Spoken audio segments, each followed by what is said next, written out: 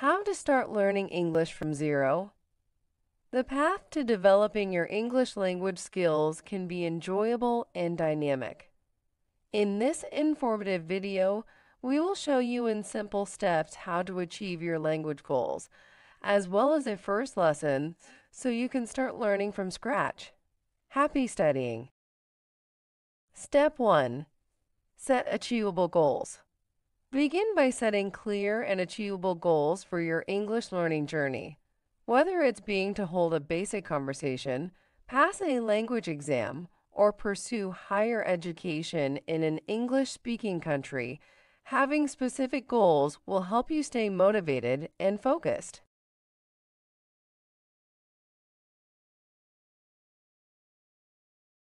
Step 2. Build a strong foundation in grammar and vocabulary. Start by learning the basics of English grammar and vocabulary. Invest time in understanding key grammar rules, such as verb tenses, subject-verb agreement, and sentence structure. Additionally, build your vocabulary by learning new words and phrases regularly. Step 3. Utilize resources such as language learning apps or online courses. Take advantage of language learning apps like Duolingo, Memrise, or Babbel, which offer interactive lessons and exercises to help you improve your English skills. Consider enrolling in online courses or hiring a tutor to receive personalized guidance and feedback. Step 4. Practice speaking and listening skills through conversational practice with native speakers. Immerse yourself in English-speaking environments by practicing speaking and listening skills with native speakers. Join language exchange programs, attend language meetups, or use online platforms like Italki or HelloTalk to connect with English speakers from around the world. Step 5. Incorporate daily language learning habits into your routine. Make a habit of incorporating English into your daily routine. Set aside dedicated time for language practice, whether it's through listening to English podcasts during your commute, reading English books before bed, or watching English movies with subtitles. Step 6. Overcome common challenges faced by beginners.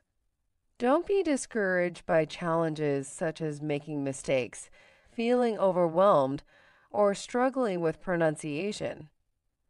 Remember that making mistakes is a natural part of the learning process and a sign that you are making progress. Seek support from fellow language learners, tutors, or language exchange partners to overcome obstacles. Step 7. Emphasize consistency and dedication in the language learning process. Stay committed to your English learning journey by being consistent and dedicated. Celebrate small victories along the way, track your progress, and reflect on how far you've come. Remember that language learning is a marathon, not a sprint, and that with perseverance and determination, you can achieve your goals.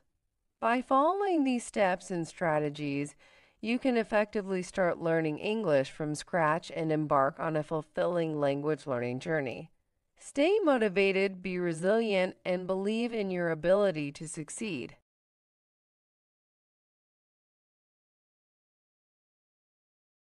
How to start learning English from zero. Hello. How are you? I'm fine, thank you. What's your name? My name is John. Nice to meet you. Please. Thank you. You're welcome. Sorry. Excuse me. Yes.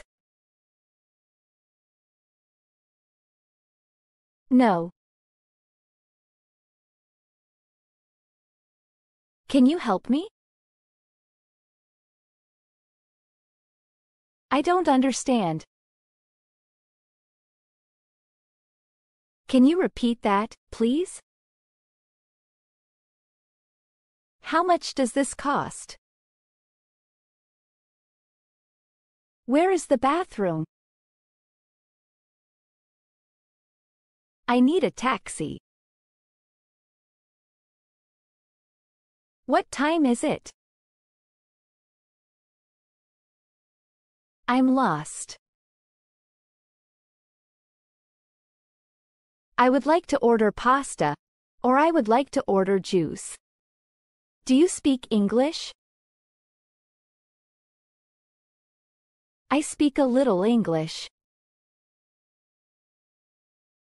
Can I have the check, please?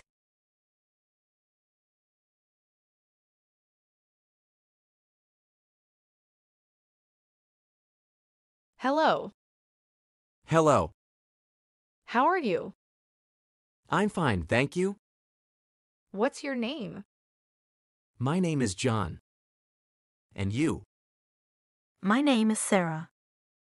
Nice to meet you. Nice to meet you too.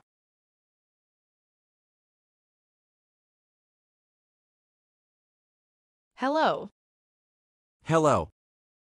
How are you? I'm fine, thank you. What's your name? My name is John. And you? My name is Sarah. Nice to meet you. Nice to meet you too.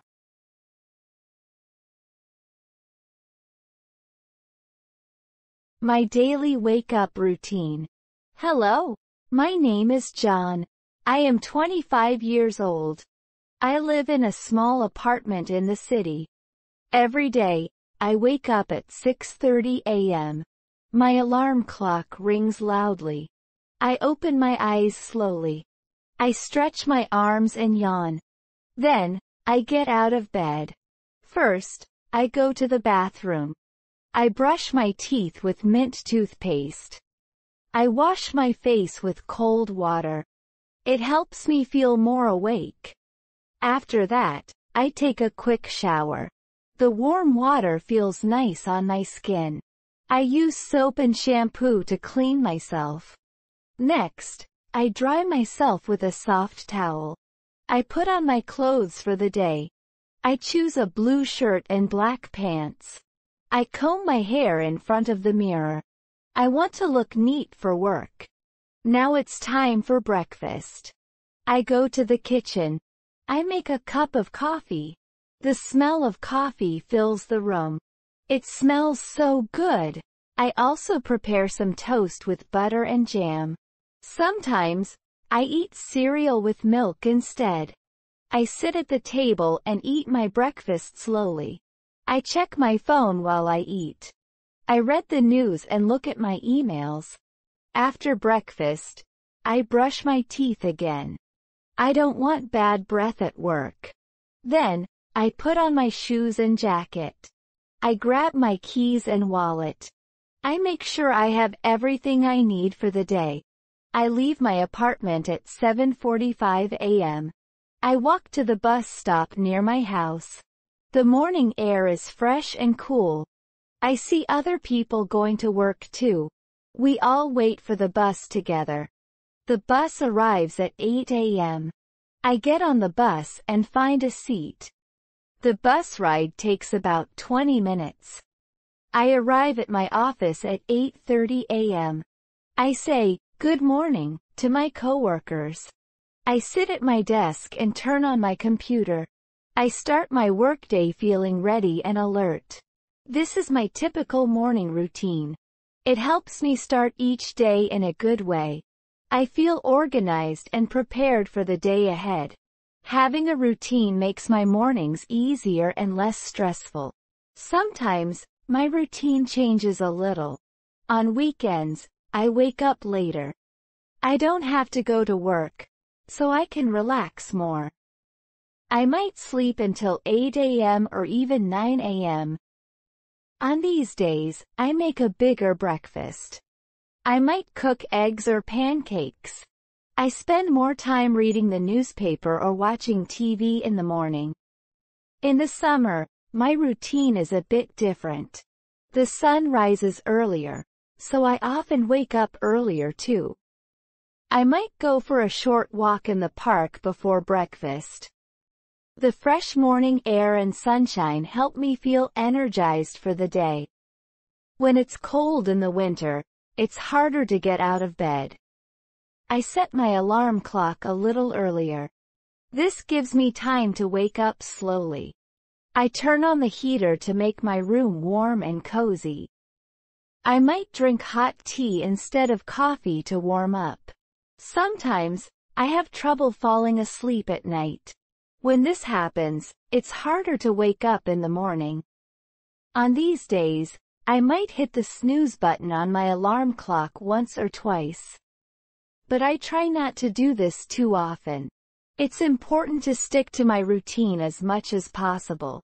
I also try to prepare some things the night before.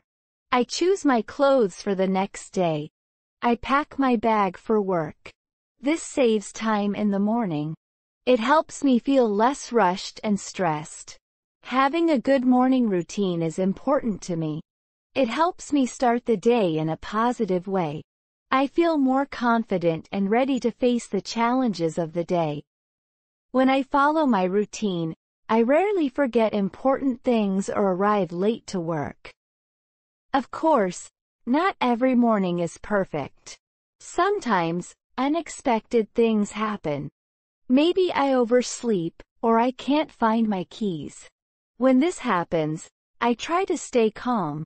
I focus on the most important parts of my routine. I always make sure to eat something, even if it's just a quick piece of fruit. I also try to go to bed at a reasonable time each night. This helps me wake up feeling rested in the morning. I aim to sleep for about 7-8 hours each night. When I get enough sleep, my morning routine is much easier to follow. On some mornings, I have extra time. When this happens, I might do some light exercises. I do some stretches or push-ups. This helps wake up my body and mind. It gives me more energy for the day ahead. I enjoy my morning routine. It gives me a sense of structure and purpose. Even on days when I don't have work, I try to follow a similar routine. It helps me make the most of each day. Having a good start to the day affects how I feel all day long.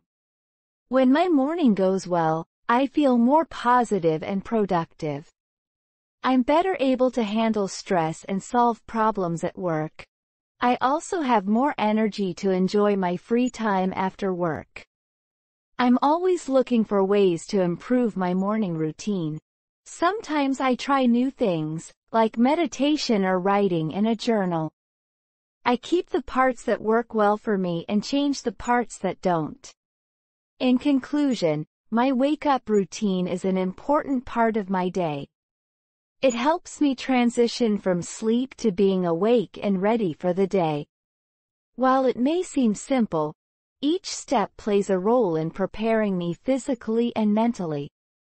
By following this routine, I set a positive tone for the rest of my day.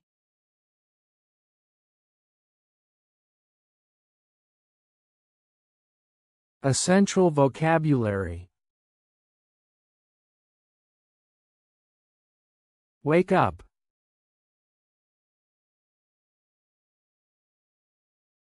Alarm clock.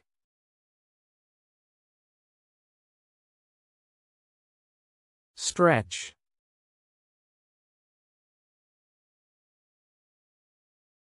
Yawn.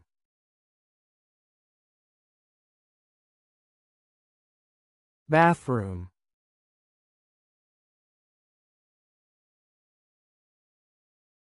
Brush teeth.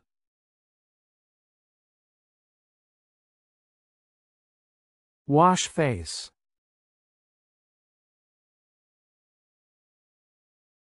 Shower.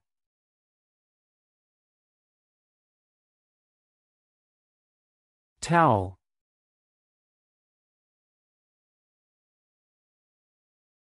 Clothes.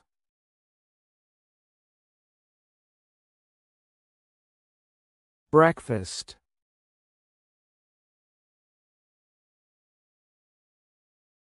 Coffee.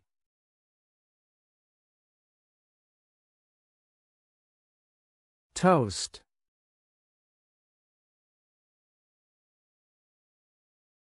Bus.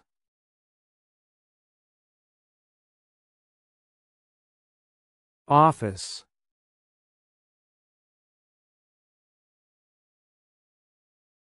Routine.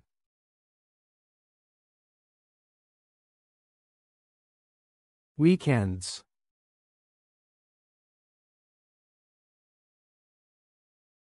Summer.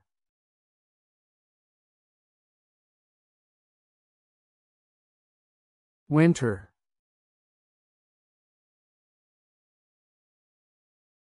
Sleep.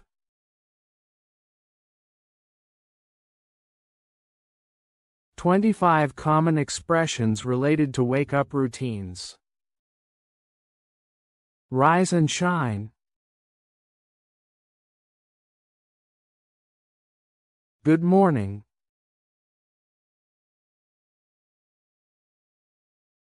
Up and at 'em.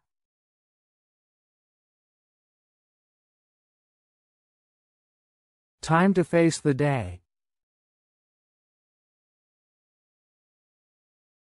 Bright and early. Hit the snooze button.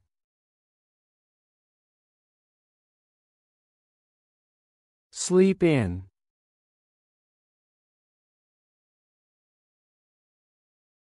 Morning person. Night owl.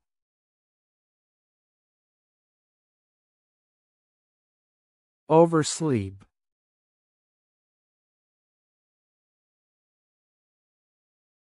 Wide awake. Fresh start.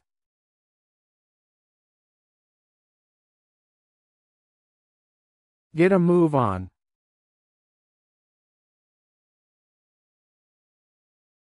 Drag oneself out of bed. Early bird catches the worm. Morning rush.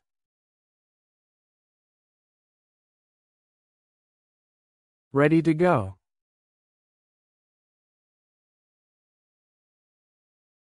Start the day right. Morning routine.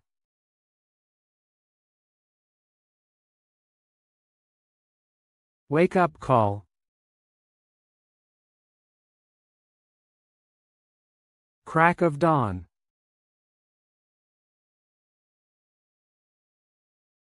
Beauty sleep.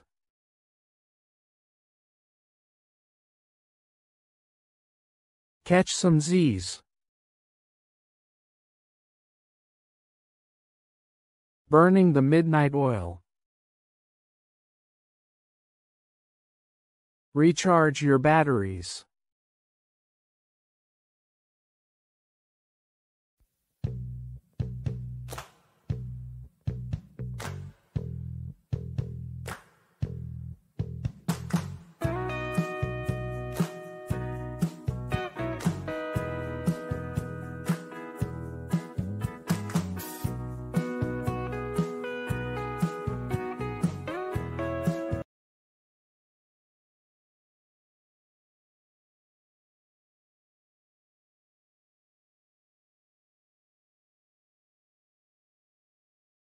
Hello, my name is John. I am 25 years old.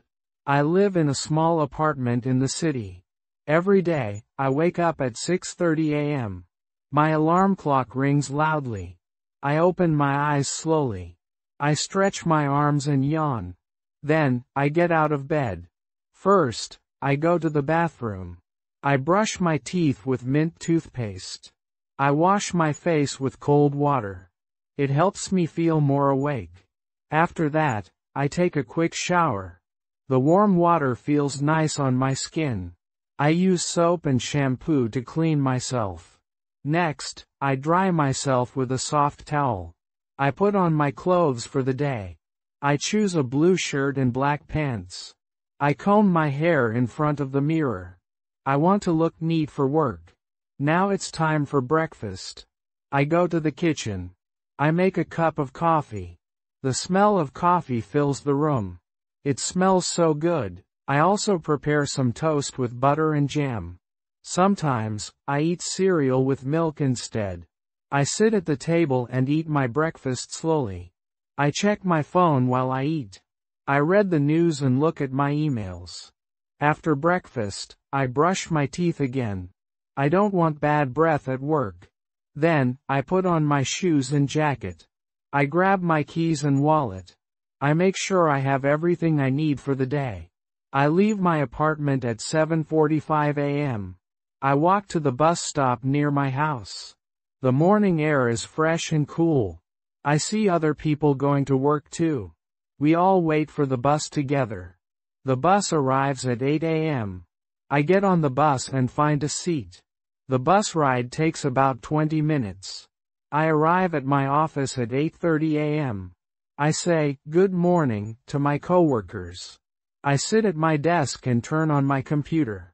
I start my workday feeling ready and alert. This is my typical morning routine.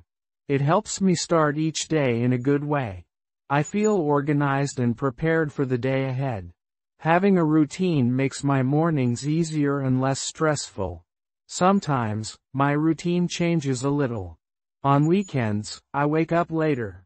I don't have to go to work, so I can relax more. I might sleep until 8 a.m. or even 9 a.m. On these days, I make a bigger breakfast. I might cook eggs or pancakes. I spend more time reading the newspaper or watching TV in the morning. In the summer, my routine is a bit different. The sun rises earlier, so I often wake up earlier too. I might go for a short walk in the park before breakfast. The fresh morning air and sunshine help me feel energized for the day. When it's cold in the winter, it's harder to get out of bed. I set my alarm clock a little earlier. This gives me time to wake up slowly. I turn on the heater to make my room warm and cozy. I might drink hot tea instead of coffee to warm up. Sometimes, I have trouble falling asleep at night. When this happens, it's harder to wake up in the morning. On these days, I might hit the snooze button on my alarm clock once or twice. But I try not to do this too often. It's important to stick to my routine as much as possible. I also try to prepare some things the night before. I choose my clothes for the next day. I pack my bag for work. This saves time in the morning. It helps me feel less rushed and stressed. Having a good morning routine is important to me. It helps me start the day in a positive way. I feel more confident and ready to face the challenges of the day. When I follow my routine, I rarely forget important things or arrive late to work. Of course, not every morning is perfect. Sometimes, unexpected things happen. Maybe I oversleep, or I can't find my keys. When this happens, I try to stay calm. I focus on the most important parts of my routine. I always make sure to eat something, even if it's just a quick piece of fruit. I also try to go to bed at a reasonable time each night. This helps me wake up feeling rested in the morning. I aim to sleep for about 7-8 hours each night. When I get enough sleep, my morning routine is much easier to follow. On some mornings, I have extra time. When this happens, I might do some light exercises. I do some stretches or push-ups. This helps wake up my body and mind. It gives me more energy for the day ahead. I enjoy my morning routine. It gives me a sense of structure and purpose. Even on days when I don't have work, I try to follow a similar routine. It helps me make the most of each day. Having a good start to the day affects how I feel all day long. When my morning goes well, I feel more positive and productive. I'm better able to handle stress and solve problems at work. I also have more energy to enjoy my free time after work. I'm always looking for ways to improve my morning routine. Sometimes I try new things, like meditation or writing in a journal. I keep the parts that work well for me and change the parts that don't. In conclusion, my wake-up routine is an important part of my day. It helps me transition from sleep to being awake and ready for the day. While it may seem simple, each step plays a role in preparing me physically and mentally. By following this routine, I set a positive tone for the rest of my day.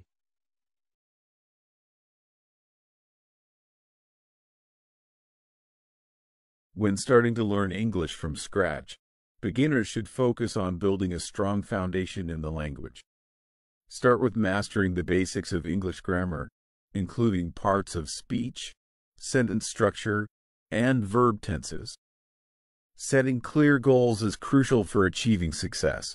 Clear goals provide direction, motivation, and a sense of purpose, helping individuals and teams stay focused and prioritize their efforts. I want to learn English because it is a widely spoken global language that will open up new opportunities for me in terms of communication, travel, and career advancement. I aim to reach an advanced level of English proficiency so that I can confidently engage in discussions, conduct business, and enjoy literature and media in the language. Setting clear goals for my English learning journey will help me stay motivated and focused on my progress. Learning basic vocabulary is essential for anyone trying to master the English language. This includes words such as cat, dog, house, book, run, eat, and happy. These words form the building blocks of communication and are crucial for everyday conversations. Expand your vocabulary by learning essential words and phrases commonly used in daily conversations. Consistent daily practice is essential for improving your language skills in English. Whether it's reading, writing, speaking, or listening, dedicating time every day to working on your English will help you make significant progress. Dedicating a few minutes every day to study English can greatly improve your language skills over time. Consistency is the key to seeing progress and development in your fluency and comprehension. Immerse yourself in the English language by surrounding yourself with English media, such as books, TV shows, and movies. Practice speaking and listening to English as much as possible to improve your language skills. Immerse yourself in the English language by surrounding yourself with music, TV shows, and simple texts. This will help you to improve your language skills and become more fluent in English. Flashcards are a great tool for learning and practicing English vocabulary, grammar, and phrases. They are effective for visual learners as they can associate words with images or use them for simple recall exercises. Using flashcards to memorize new vocabulary is an effective technique for active recall. By regularly engaging with flashcards, learners can reinforce their memory and retention of new words and phrases. Listening to English music is a fun and effective way to improve your language skills. You can immerse yourself in the rhythm, lyrics, and pronunciation while enjoying your favorite tunes. Music can serve as a helpful tool for language learners to expand their vocabulary and grasp the natural rhythm of the language. Listening to songs can expose individuals to new words and phrases, making it easier to remember and incorporate them into everyday communication. Watching English movies with subtitles can help improve language comprehension and vocabulary. Native language subtitles. Growing up in a diverse cultural environment has allowed me to appreciate various languages and their unique nuances. Practice speaking out loud in English language helps improve fluency and confidence in communication. Practicing speaking English out loud, even if you're alone, can help build confidence and improve pronunciation. Hearing your own voice can help you make necessary adjustments and gain fluency. Joining a language class can provide structured learning and personalized guidance, helping you to improve your English skills and build confidence in speaking and writing. Enrolling in a beginner's English class, either online or in person, provides a structured learning environment where you can systematically build your language skills. This can help you gain confidence in speaking, writing, and understanding English, as well as provide a solid foundation for further language development. Phonetics is the study of the sounds used in speech, including their production, combination, and variation. In English, phonetics is important for understanding and improving pronunciation. Understanding the sounds of English will help you pronounce words correctly from the start. Language learning apps are a convenient and effective way to improve language skills, offering interactive lessons, vocabulary building, and speaking practice. Apps like Duolingo, Memrise, or Babbel offer interactive ways to learn English on the go. With features such as interactive exercises, quizzes, and personalized learning paths, these apps make language learning engaging and convenient. They also provide the flexibility to practice English anytime and anywhere, making the learning process more accessible and enjoyable. Keeping a vocabulary notebook is a helpful way to enhance language learning and retention. By jotting down new words, their definitions, and example sentences, learners can reinforce their understanding and expand their language skills. This practice also encourages active engagement with the language and provides a valuable reference for future study. When learning a new language, it's important to jot down new words and phrases, along with their meanings and examples of usage to aid in memory retention and comprehensive understanding.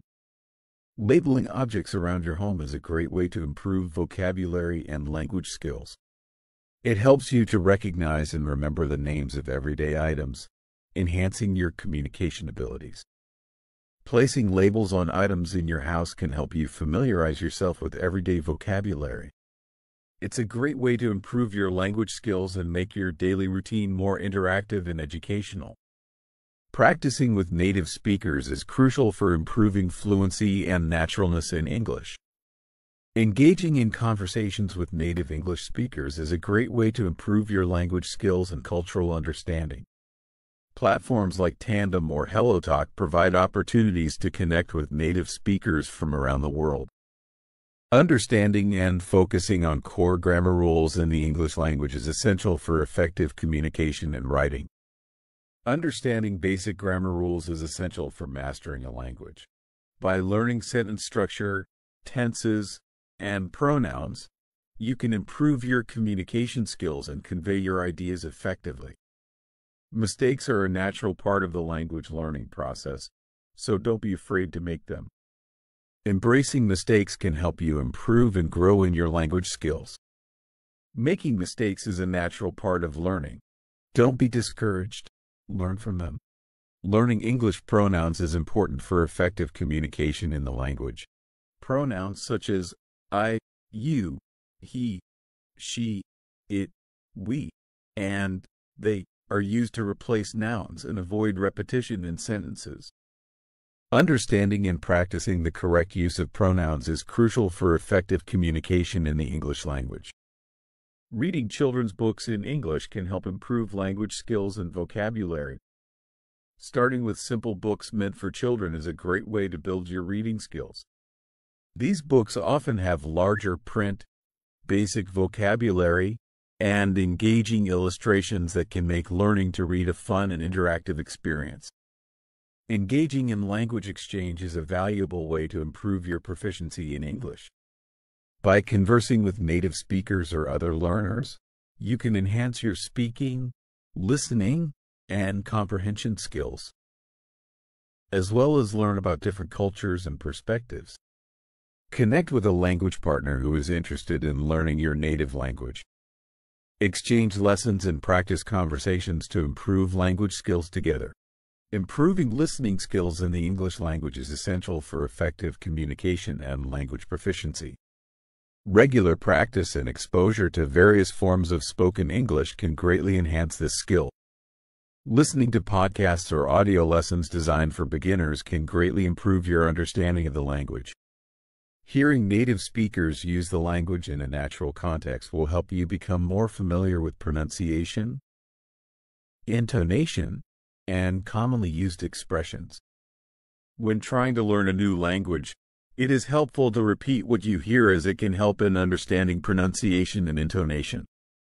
Mimicking native speakers by repeating phrases and sentences heard in conversations, shows, or recordings is an effective way to improve language fluency and accent. Creating a study schedule is essential for effective time management and academic success.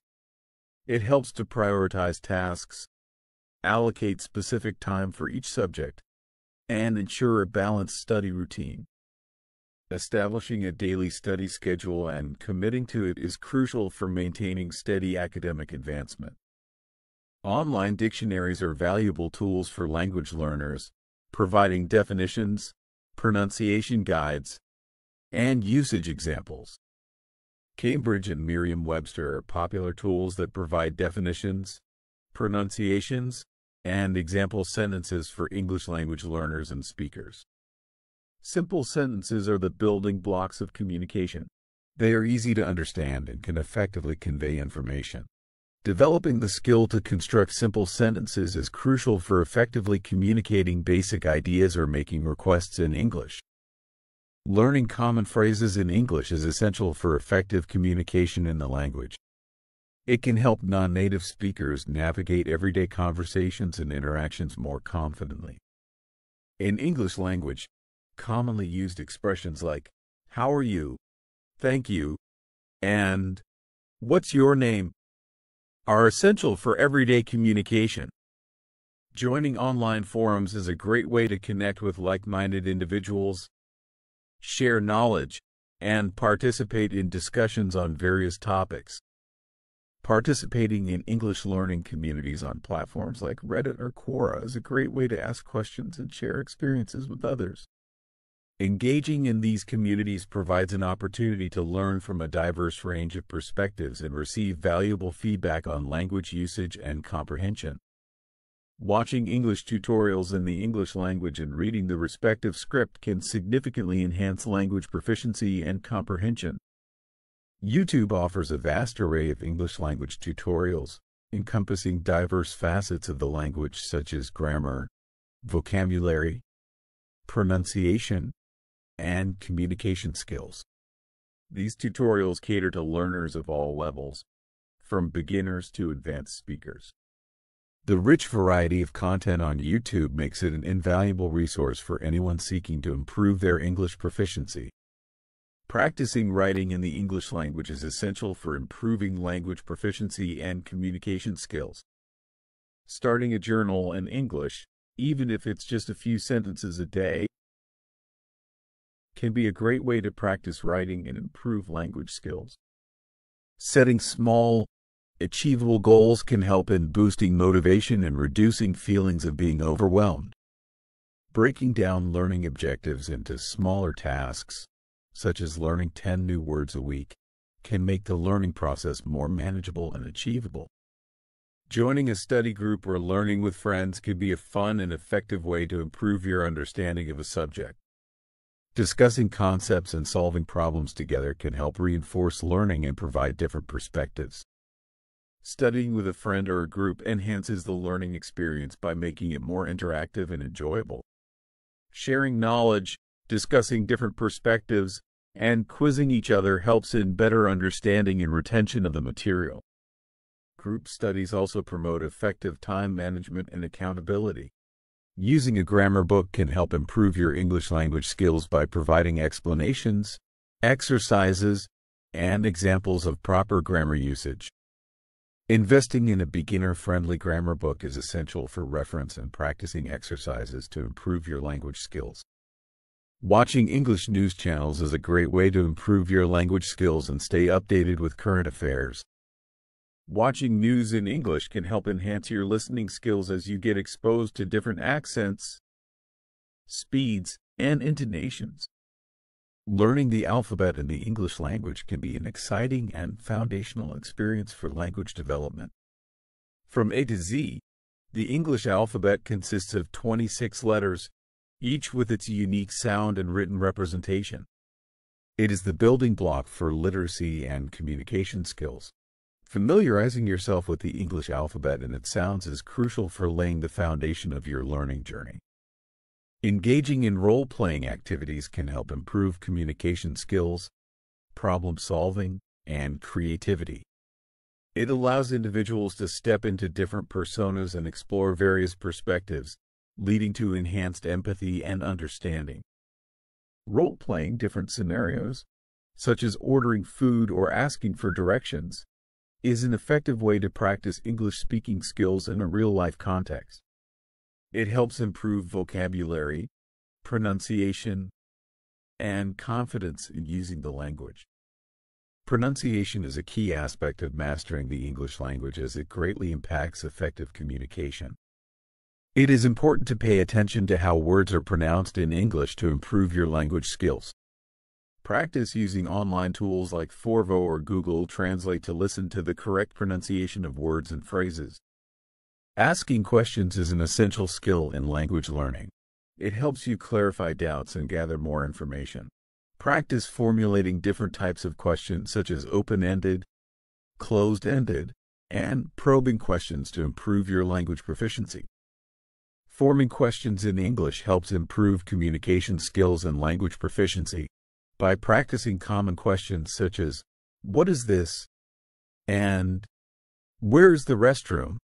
Learners can effectively engage in conversations and navigate various situations.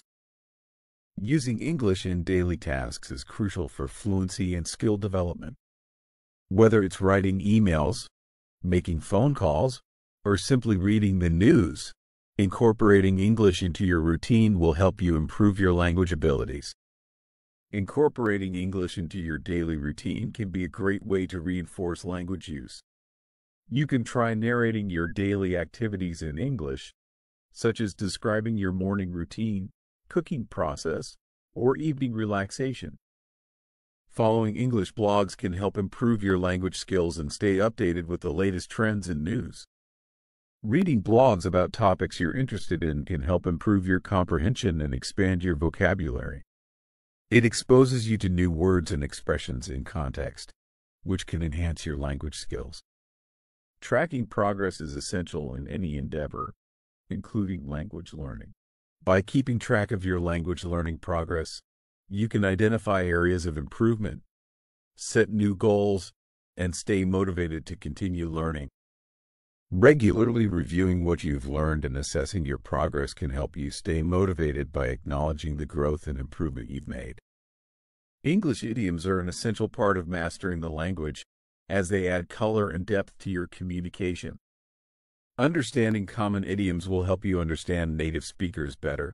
Idioms are expressions that have a figurative meaning unrelated to the literal interpretation of the words. Learning the meaning and usage of idiomatic expressions can provide valuable insight into the cultural and linguistic nuances of a language, allowing non-native speakers to communicate more effectively and comprehend the intended message of native speakers. Listening to various accents in English can improve language comprehension and communication skills. Exposing yourself to different English accents is crucial for improving your listening skills as it helps you become familiar with variations in pronunciation, intonation, and cadence. Learning basic numbers in English language is essential for everyday communication and understanding mathematical concepts. Mastering basic numbers is essential for daily activities like shopping and telling time.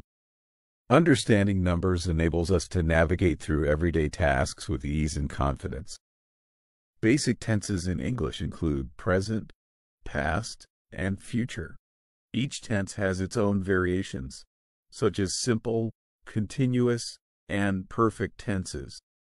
Understanding these tenses is crucial for effective communication and writing in English. The present simple tense is used to talk about daily routines and habitual actions, such as, I wake up at 7 a.m. every morning. To improve your English language skills, follow English social media accounts for exposure to authentic language use and cultural references. By following English-speaking accounts on Instagram, Twitter, or Facebook, you can immerse yourself in everyday language use, helping you to improve your language skills and gain insight into colloquial expressions and current trends. Participating in English webinars is a great way to enhance language skills and gain valuable insights from experts in various fields. It provides an opportunity to interact with like-minded individuals, learn about new trends, and expand your network. Attend free or paid webinars conducted in English to enhance your listening and comprehension skills. Engage with expert speakers and interact with fellow participants to practice understanding spoken English in various contexts. Using English in online games can improve your language skills, vocabulary, and communication abilities as you engage with players from around the world. Playing online games that require the use of English can make learning fun and interactive as it allows for practical application of language skills in a dynamic environment. Whether through word puzzles, role-playing scenarios, or interactive storytelling, these games provide an engaging platform to improve vocabulary, grammar, and pronunciation. Practicing conversational English is essential for improving language fluency and communication skills. Engaging in daily conversations allows language learners to gain confidence, expand vocabulary, and enhance their listening and speaking abilities. Improving conversational phrases and dialogues can help you feel more at ease in everyday interactions, whether at work or in social settings. By practicing and mastering common conversational exchanges, you can build confidence and strengthen your communication skills. Learning common English signs can help non-native English speakers navigate public spaces more easily. Start by familiarizing yourself with common English signs and instructions seen in public places such as restrooms, emergency exits, and parking regulations. Recording yourself speaking in English can help improve your language skills and confidence. Recording your voice to evaluate pronunciation and fluency is a helpful self-assessment technique. Comparing it to native speakers can provide valuable feedback for improvement. Flashcards are a helpful tool for learning English vocabulary and improving language skills. Digital flashcards, like those on Anki, can help you memorize new words and review them regularly. They utilize spaced repetition to optimize memory retention and are convenient for on-the-go learning. YouTube offers a wide range of channels dedicated to helping people learn English, providing diverse resources for language learners of all levels. Following English learning channels like English Addict with Mr. Duncan or BBC Learning English can greatly improve your language skills. These channels offer a wide range of engaging content, including grammar lessons, vocabulary tips, and interesting cultural insights. Learning to introduce yourself in English is an important skill for connecting with others and building relationships. It involves sharing basic information about yourself, such as your name, profession, and interests, and using polite language and appropriate greetings. When practicing introducing yourself, it's important to focus on where you're from, your profession, and other basic information about yourself. Writing short essays in English helps to improve language skills and express ideas concisely. Improving your writing skills can open up new opportunities for you. Challenge yourself to write short essays on various topics of interest to further refine your language skills and express your thoughts clearly and persuasively. Learning English greetings is essential for effective communication. Common English greetings include hello, good morning, good afternoon, and good evening. Mastering these greetings can help you in various social and professional settings. Mastering common greetings and responses is essential for starting conversations as it helps in establishing rapport and showing respect. Repetition techniques in language involve the deliberate use of repeating words, phrases, or ideas to emphasize a point or create a certain effect. This can be achieved through various methods such as alliteration, anaphora, epistrophe, and parallelism. Repetition is crucial for memorizing new vocabulary and grammar structures. Practice regularly to solidify your understanding and retention of language concepts. Engaging in English chat rooms can help improve language skills and connect with other English speakers from around the world. Engaging in chat rooms or online forums where English is the primary language can be a great way to improve your language skills and connect with like-minded individuals from around the world. English comics are a fun and effective way to learn the language, as they combine visual and written elements to engage learners of all levels. Reading comics can make learning English more enjoyable, especially for visual learners. English language workbooks are essential for building language skills and proficiency in English. Workbooks are essential tools that offer a variety of exercises and drills aimed at strengthening your grasp of grammar and expanding your vocabulary. They serve as valuable supplements to classroom instruction or self-study, allowing learners to apply and consolidate their learning in a structured manner.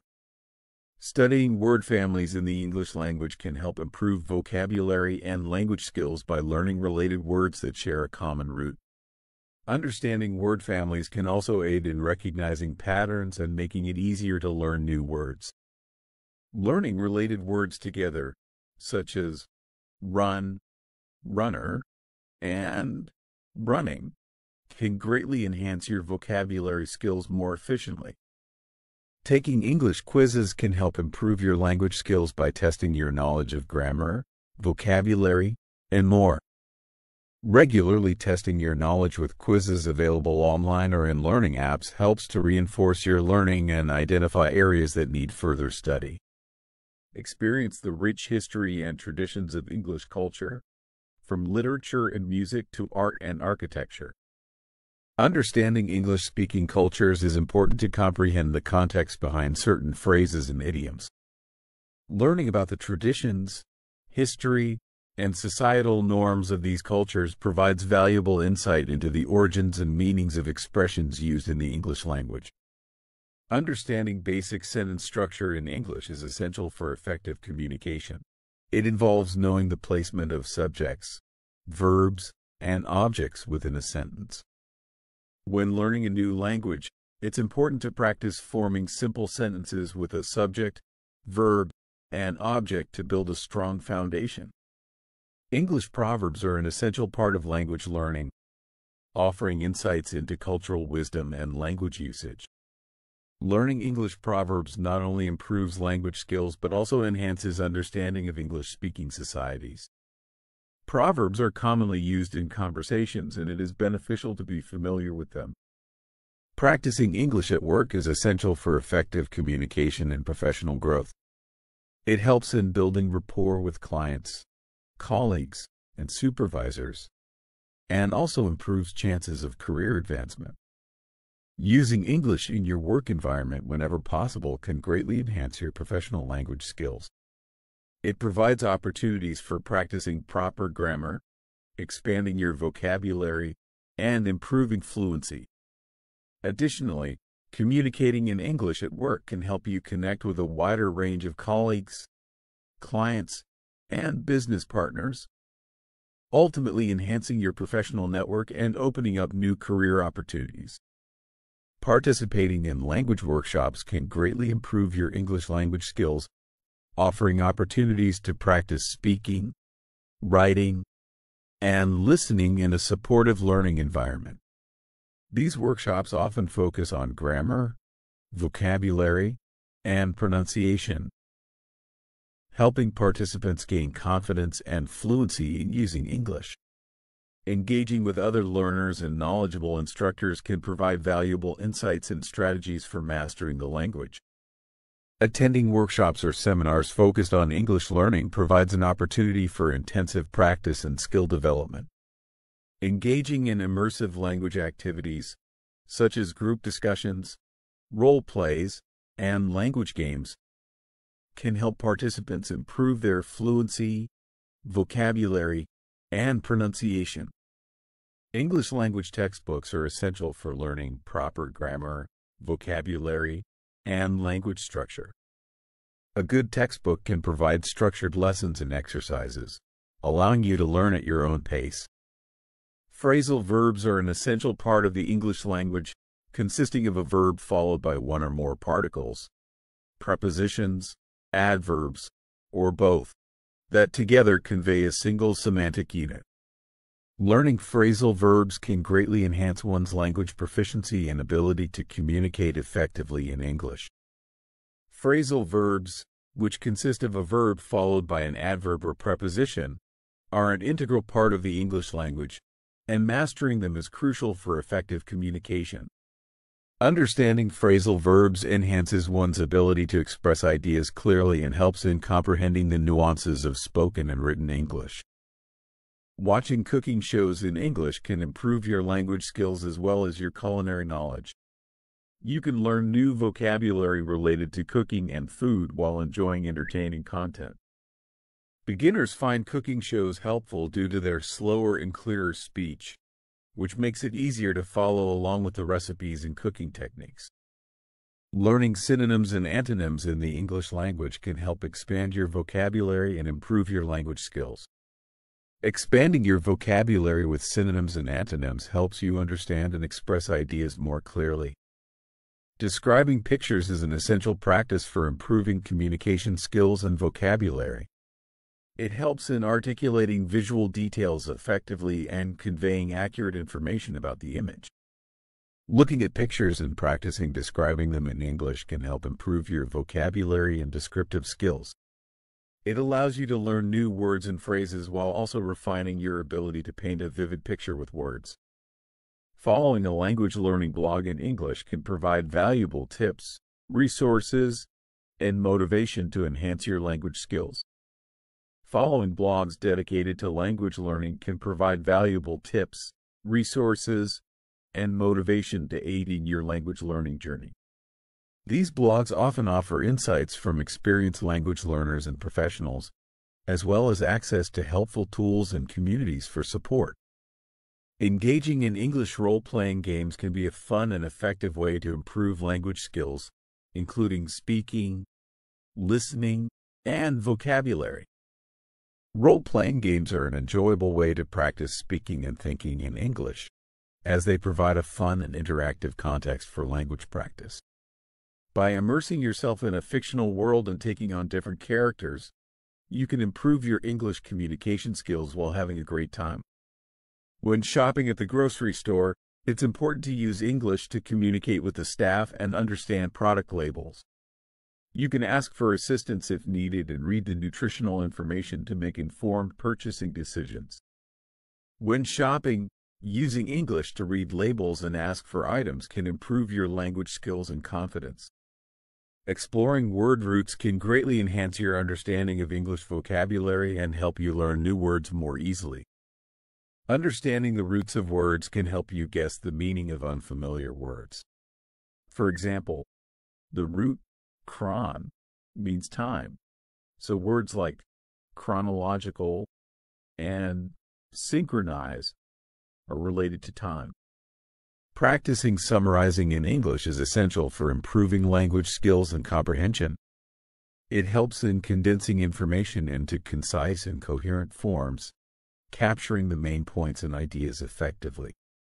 Summarizing content in your own words helps reinforce understanding and retention of the information. Watching TED Talks with subtitles in English can improve language comprehension and vocabulary acquisition. TED Talks are an excellent resource for listening to compelling content in English, especially with the aid of subtitles. They provide an opportunity to engage with a wide range of topics, ideas, and perspectives delivered by expert speakers.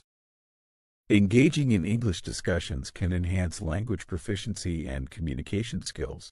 Engage in online discussions or debates on topics of interest to enhance your argumentation skills in English. You can join forums, social media groups, or specialized debate platforms to practice articulating your views and understanding different perspectives. Practicing ordering in English can help build confidence and fluency in everyday conversations, whether at a restaurant or a store.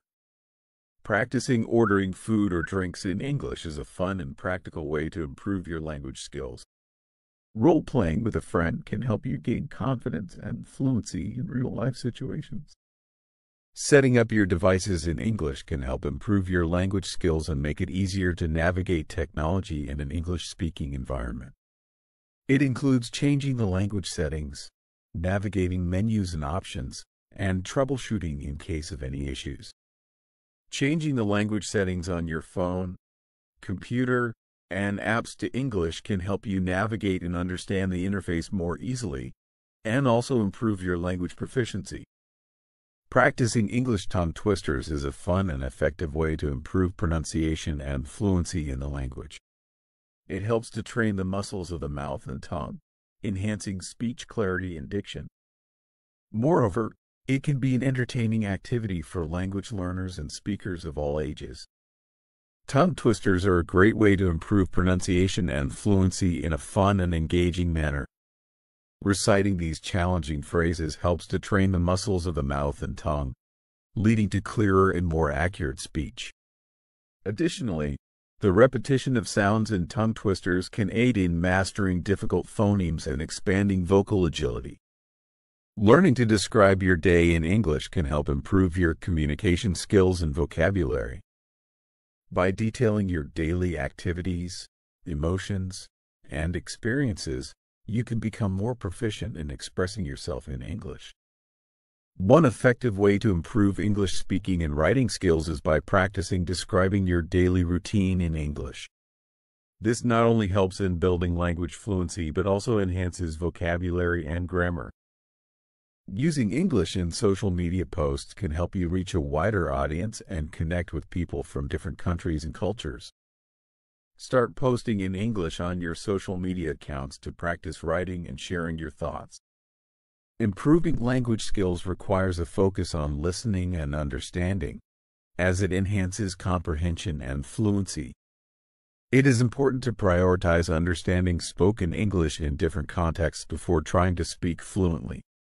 By focusing on comprehension first, one can build a strong foundation for effective communication. Joining English meetup groups can provide valuable opportunities to practice speaking and listening in English, expand vocabulary, and immerse yourself in the language and culture. Many cities have English-speaking groups that meet regularly, which can be a great opportunity for practice.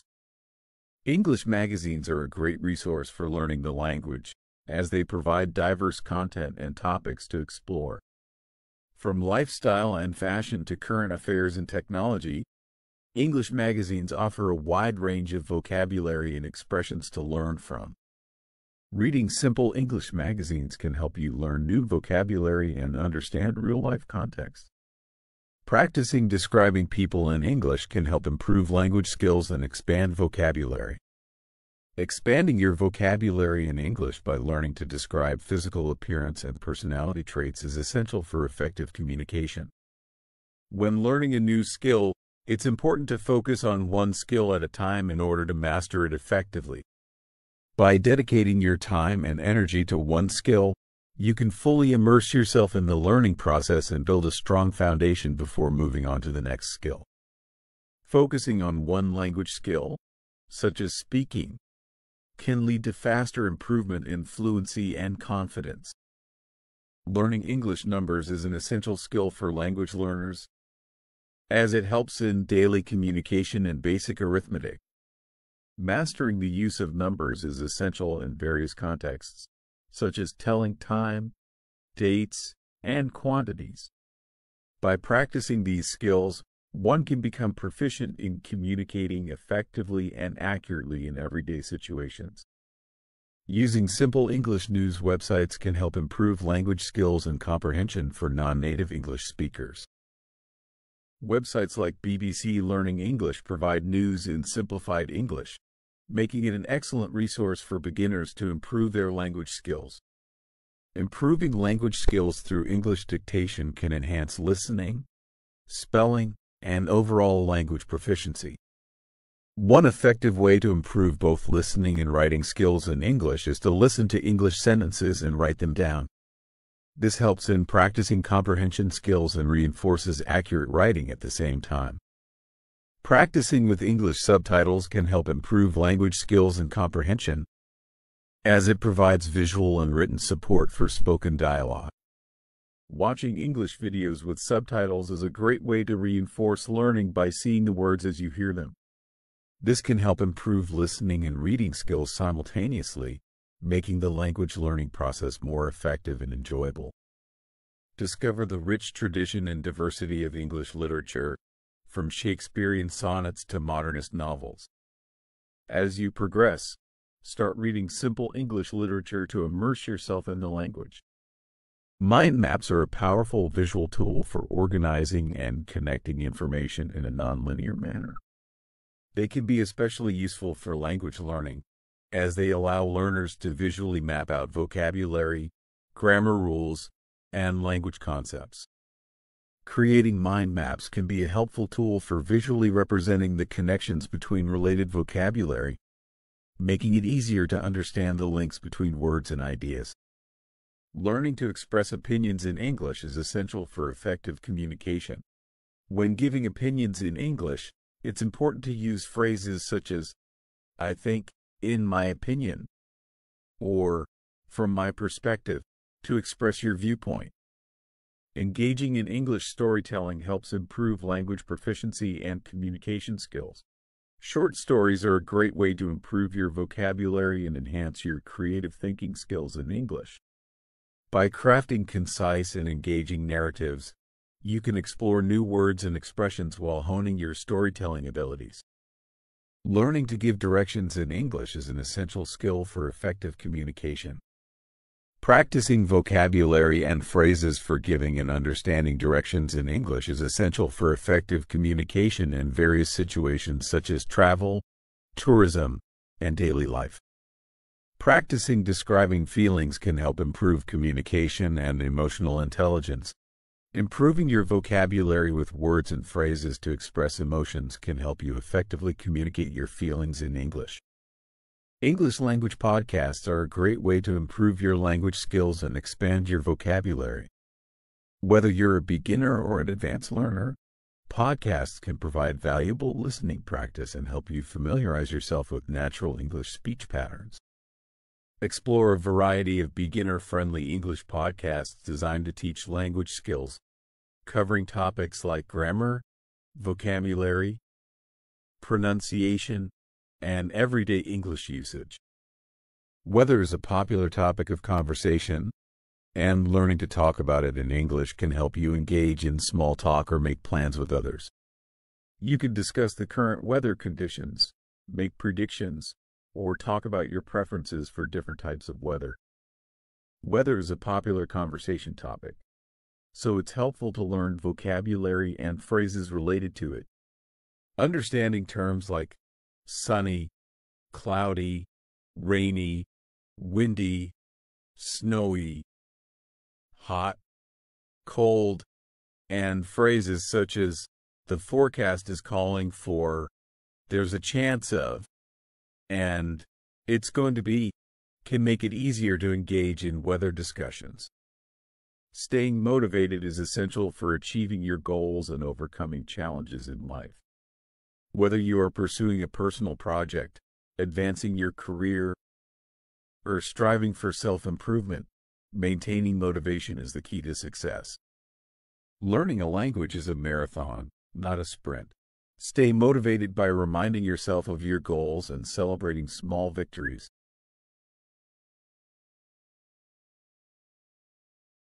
From now on, you will be exposed to a series of texts compatible with level A1 or level 1 based on the Common European Framework of Reference for Languages. They will be presented on various topics and dynamics of everyday life. Happy studying!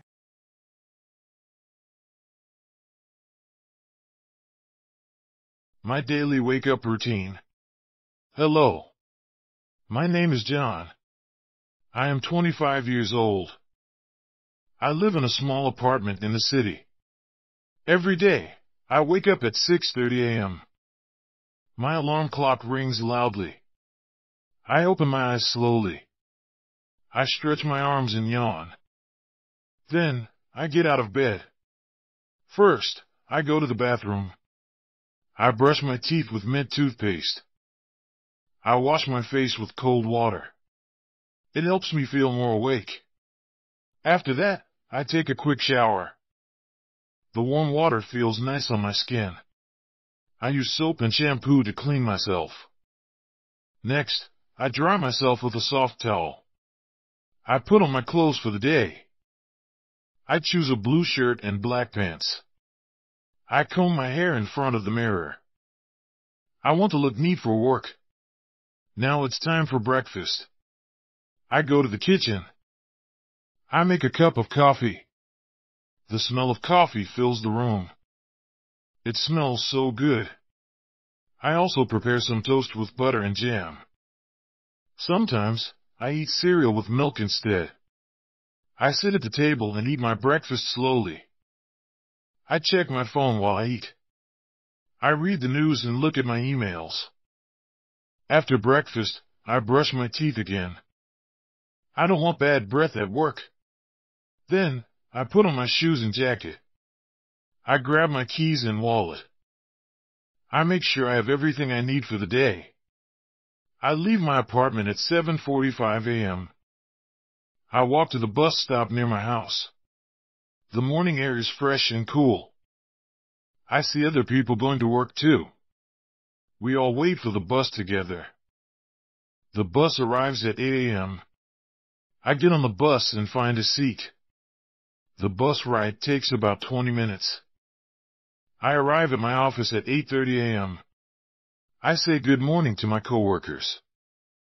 I sit at my desk and turn on my computer. I start my workday feeling ready and alert. This is my typical morning routine. It helps me start each day in a good way. I feel organized and prepared for the day ahead. Having a routine makes my mornings easier and less stressful. Sometimes, my routine changes a little. On weekends, I wake up later. I don't have to go to work, so I can relax more. I might sleep until 8 a.m. or even 9 a.m. On these days, I make a bigger breakfast. I might cook eggs or pancakes. I spend more time reading the newspaper or watching TV in the morning. In the summer, my routine is a bit different. The sun rises earlier, so I often wake up earlier too. I might go for a short walk in the park before breakfast. The fresh morning air and sunshine help me feel energized for the day. When it's cold in the winter, it's harder to get out of bed. I set my alarm clock a little earlier. This gives me time to wake up slowly. I turn on the heater to make my room warm and cozy. I might drink hot tea instead of coffee to warm up. Sometimes, I have trouble falling asleep at night. When this happens, it's harder to wake up in the morning. On these days, I might hit the snooze button on my alarm clock once or twice. But I try not to do this too often. It's important to stick to my routine as much as possible. I also try to prepare some things the night before. I choose my clothes for the next day. I pack my bag for work. This saves time in the morning. It helps me feel less rushed and stressed. Having a good morning routine is important to me. It helps me start the day in a positive way. I feel more confident and ready to face the challenges of the day. When I follow my routine, I rarely forget important things or arrive late to work. Of course, not every morning is perfect. Sometimes, unexpected things happen. Maybe I oversleep, or I can't find my keys. When this happens, I try to stay calm. I focus on the most important parts of my routine. I always make sure to eat something, even if it's just a quick piece of fruit. I also try to go to bed at a reasonable time each night. This helps me wake up feeling rested in the morning. I aim to sleep for about 7-8 hours each night. When I get enough sleep, my morning routine is much easier to follow. On some mornings, I have extra time. When this happens, I might do some light exercises.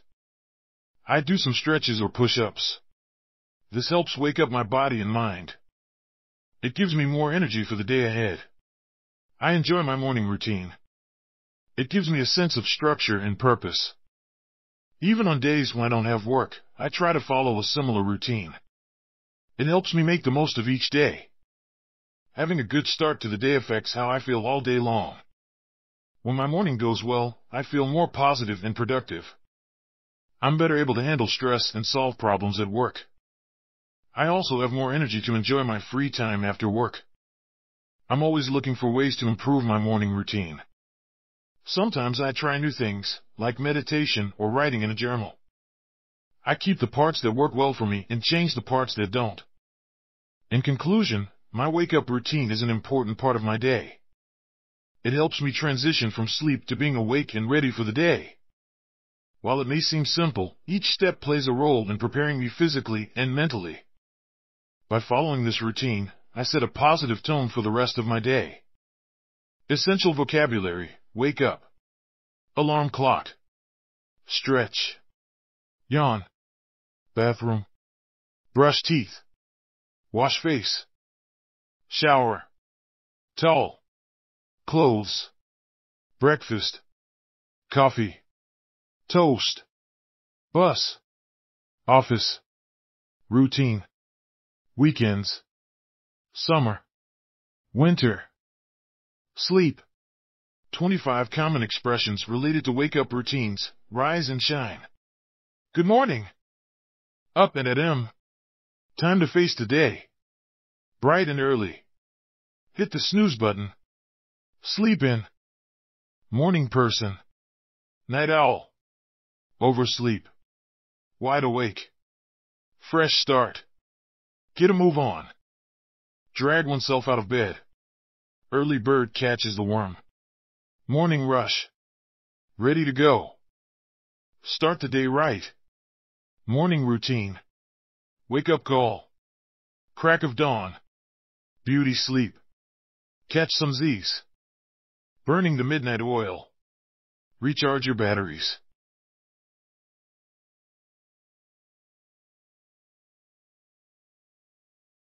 Getting ready for school. Hello. My name is Alex. I am 12 years old. I go to school every weekday. I want to tell you about how I get ready for school. My alarm clock rings at 6:30 a.m. I open my eyes slowly. I am still sleepy, but I know I need to get up. I stretch and yawn. First, I go to the bathroom. I brush my teeth with mint toothpaste. I wash my face with cool water. It helps me wake up. Then, I comb my hair. I want to look neat for school. Next, I go back to my room. I put on my school uniform. It is a blue shirt and gray pants. I put on clean socks. I tie my shoelaces carefully. Now, it's time for breakfast. I go to the kitchen. My mom makes toast for me. I eat the toast with jam. I also drink a glass of orange juice. Breakfast gives me energy for the day. After breakfast, I pack my school bag.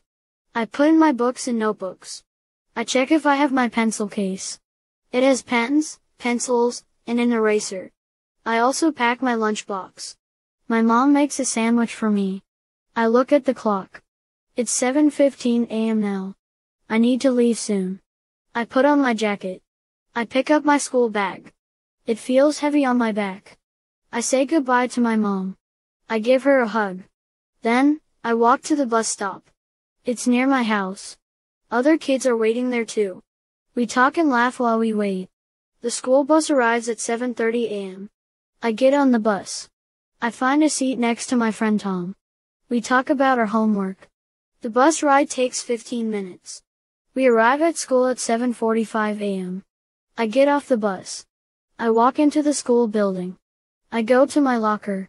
I put some books in my locker. I take out the books I need for my first class. The bell rings at 8 a.m. It's time for the first class. I sit at my desk. I feel ready for the day. I like learning new things at school. Getting ready for school is part of my daily routine. I do it every weekday.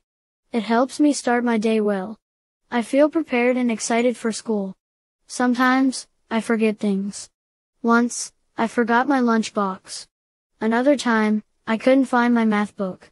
But most days, I remember everything. My mom helps me stay organized. On rainy days, I also pack an umbrella. In winter, I wear a warm coat and gloves. In summer, I put sunscreen on my face before I leave. I like choosing my clothes for non-uniform days. I pick them out the night before. This saves time in the morning. I feel happy when I wear my favorite t-shirt to school. Before I go to bed, I check my backpack. I make sure I have all my homework. I also check if there are any special items I need for the next day. Maybe a project or a book for show and tell. Sometimes, I'm excited about school. Maybe we have a fun class or a field trip. Other times, I feel nervous. Like when we have a big test. But getting ready the same way each day helps me feel calm. I try to go to bed early on school nights. This makes it easier to wake up in the morning. When I'm tired, it's hard to get ready quickly. I like to feel awake and alert at school. My best friend Lisa lives next door. Sometimes, we walk to the bus stop together. We talk about what we will do at school that day. It's fun to start the day with a friend. Getting ready for school teaches me to be responsible. I learn to manage my time. I also learn to take care of my things. These are important skills for when I grow up. I'm glad I can go to school. I know not all children can. I try to remember this when I feel lazy in the morning. It helps me feel grateful and motivated. Essential vocabulary: school, alarm clock, uniform, breakfast, backpack, books, pencil case, lunchbox, bus, classroom, teacher, homework, learn, routine, ready.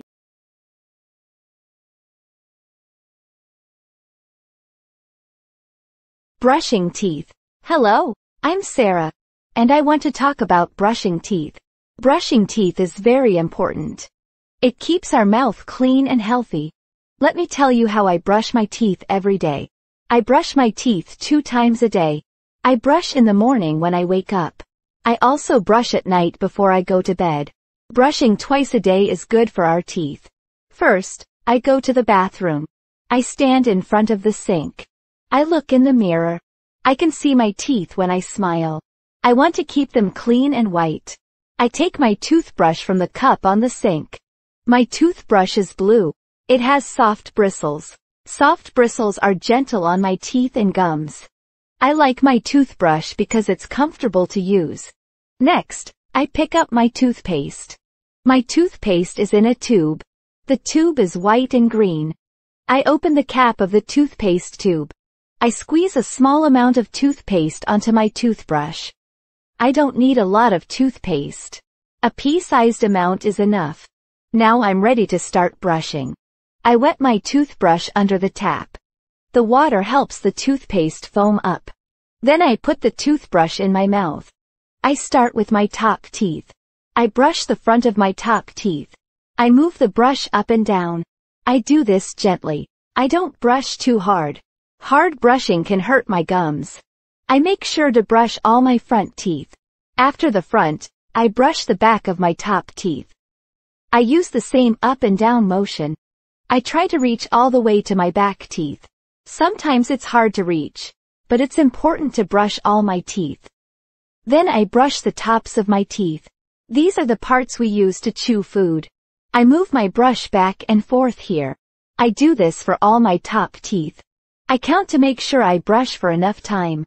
Now it's time for my bottom teeth. I do the same steps as I did for my top teeth. I brush the front, the back, and the tops of my bottom teeth. I'm careful to brush every tooth. While I brush, I can taste the toothpaste. My toothpaste tastes like mint. It makes my mouth feel fresh and clean. The taste helps me know I'm doing a good job cleaning my teeth. I brush for 2 minutes. 2 minutes is the right amount of time to clean all my teeth well. Sometimes I use a timer to make sure I brush long enough. Other times, I sing a short song in my head. When the song is over, I know I've brushed for 2 minutes. After 2 minutes, I spit the toothpaste into the sink. I don't swallow the toothpaste. Swallowing toothpaste isn't good for us. I rinse my mouth with water. I swish the water around and then spit it out. I look at my teeth in the mirror again. They look clean and shiny. My mouth feels fresh. I'm happy that I took good care of my teeth. I rinse my toothbrush under the tap. I shake off the extra water. I put my toothbrush back in the cup. I make sure it's standing up so it can dry. A dry toothbrush is better because it keeps germs away. Finally, I wipe my mouth with a towel. I clean any water or toothpaste from my face.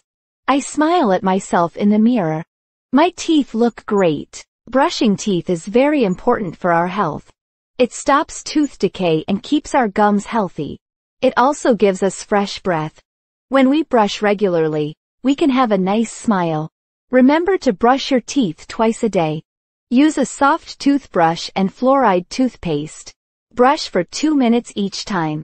Don't forget to brush all your teeth front, back, and top. If you brush your teeth well, you can have a healthy mouth. You can smile with confidence. Your dentist will be happy when you visit. Taking care of our teeth is a good habit for life. I hope this helps you understand how to brush your teeth. It's easy when you do it every day. Keep smiling and keep your teeth clean.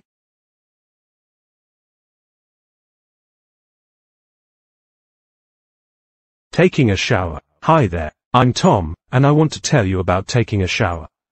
Showers are a big part of my daily routine. They help me feel clean and fresh. Let me explain how I take a shower. I usually take a shower in the morning. It helps me wake up and start my day. Sometimes, I also take a shower after exercise or on hot days.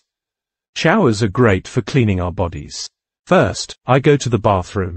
I close the door for privacy. Then, I turn on the light. The bathroom has a shower in the bathtub. There's a shower curtain to keep water inside. I take off my clothes. I put my dirty clothes in the laundry basket. The laundry basket is in the corner of the bathroom.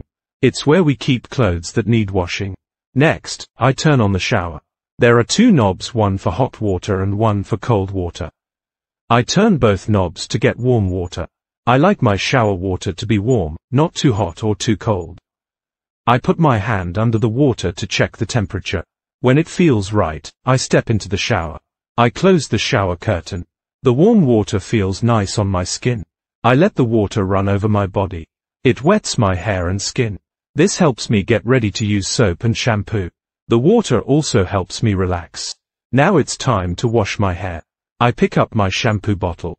I open the cap and pour some shampoo into my hand. I don't need a lot, about the size of a quarter is enough. I put the shampoo on my head. I use my fingers to rub it into my hair. I make sure to cover all of my hair, from the front to the back. The shampoo makes bubbles as I rub. After I rub the shampoo all over my hair, I rinse it out. I put my head under the water. I use my hands to help the water wash away all the shampoo. I make sure all the bubbles are gone. Next, I use body soap. I have a bar of soap in a soap dish. I pick up the soap and get it wet. Then I rub the soap all over my body. I start with my arms, then my chest, then my legs. I use a washcloth to help clean my body. The washcloth helps the soap make more bubbles. It also helps me clean better. I make sure to wash every part of my body. After I soap up, I rinse off. I stand under the water and let it wash away all the soap. I use my hands to help the water rinse my skin. I make sure all the soap is gone. Now that I'm clean, I turn off the water. I open the shower curtain. I step out of the shower onto the bath mat.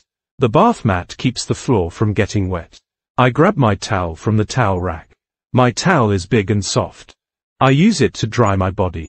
I start with my face, then my arms, then my body, and finally my legs. After I'm dry, I hang up my wet towel. I put on clean clothes. I feel fresh and ready for the day. Taking a shower makes me feel good. Before I leave the bathroom, I wipe down the shower. This keeps it clean for next time. I also open the window or turn on the fan. This helps the bathroom dry and stops mold. Taking a shower is important for staying clean. It helps remove dirt, sweat, and germs from our bodies. Showers also help us smell nice and feel refreshed. Remember to take showers regularly. Use warm water and soap to clean your body. Don't forget to wash your hair with shampoo.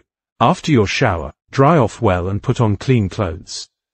I hope this helps you understand how to take a shower. It's easy and feels great. Enjoy your clean and fresh feeling after each shower.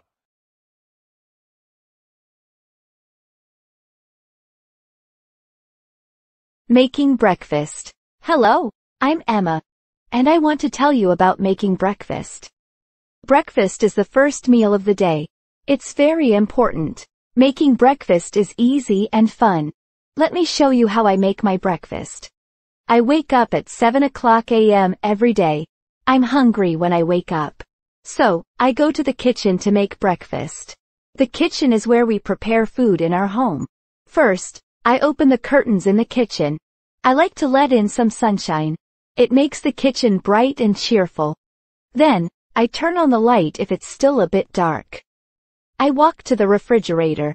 The refrigerator keeps food cold and fresh. I open the door and look inside.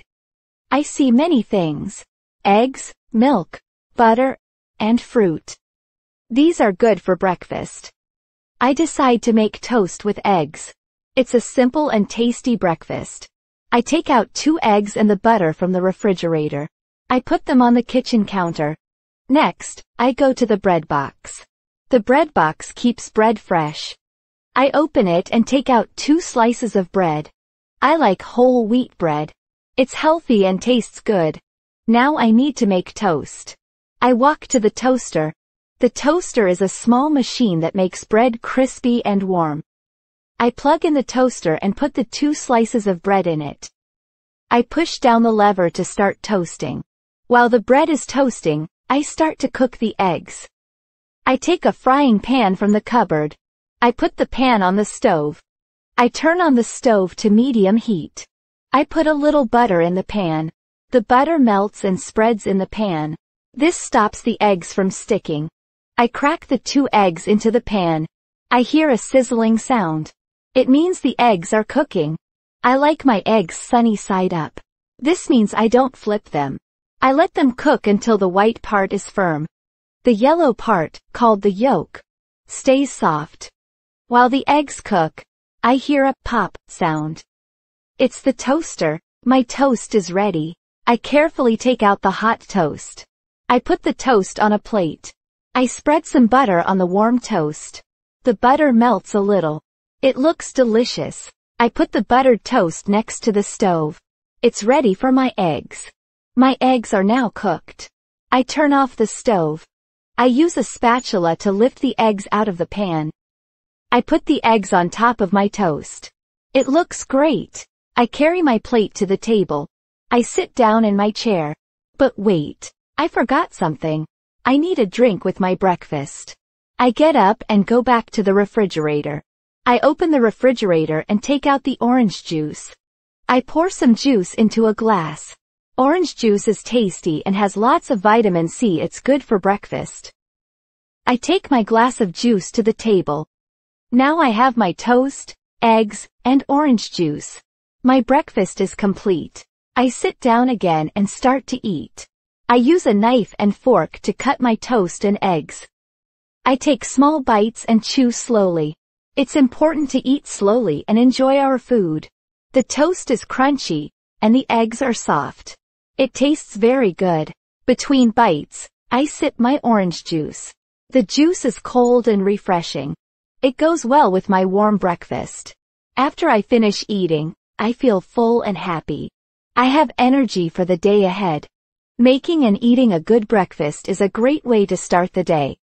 I take my dirty plate and glass to the sink. I rinse them with water.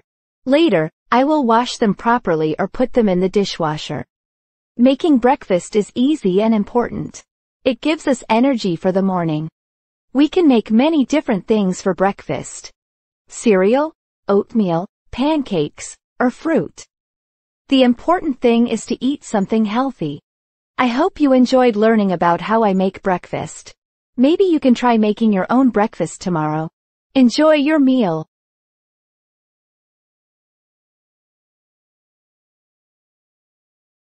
Playing with friends. Hello, I'm Sophie, and I want to tell you about playing with my friends. Playing with friends is fun. We do many activities together. Let me tell you about how we play. After school, I often play with my friends. We like to play in the park near our homes. The park has many fun things to do. There is grass, trees, and a playground. First, we walk to the park together. We talk and laugh on the way. When we get to the park, we decide what to play. There are many choices. Sometimes we play on the swings.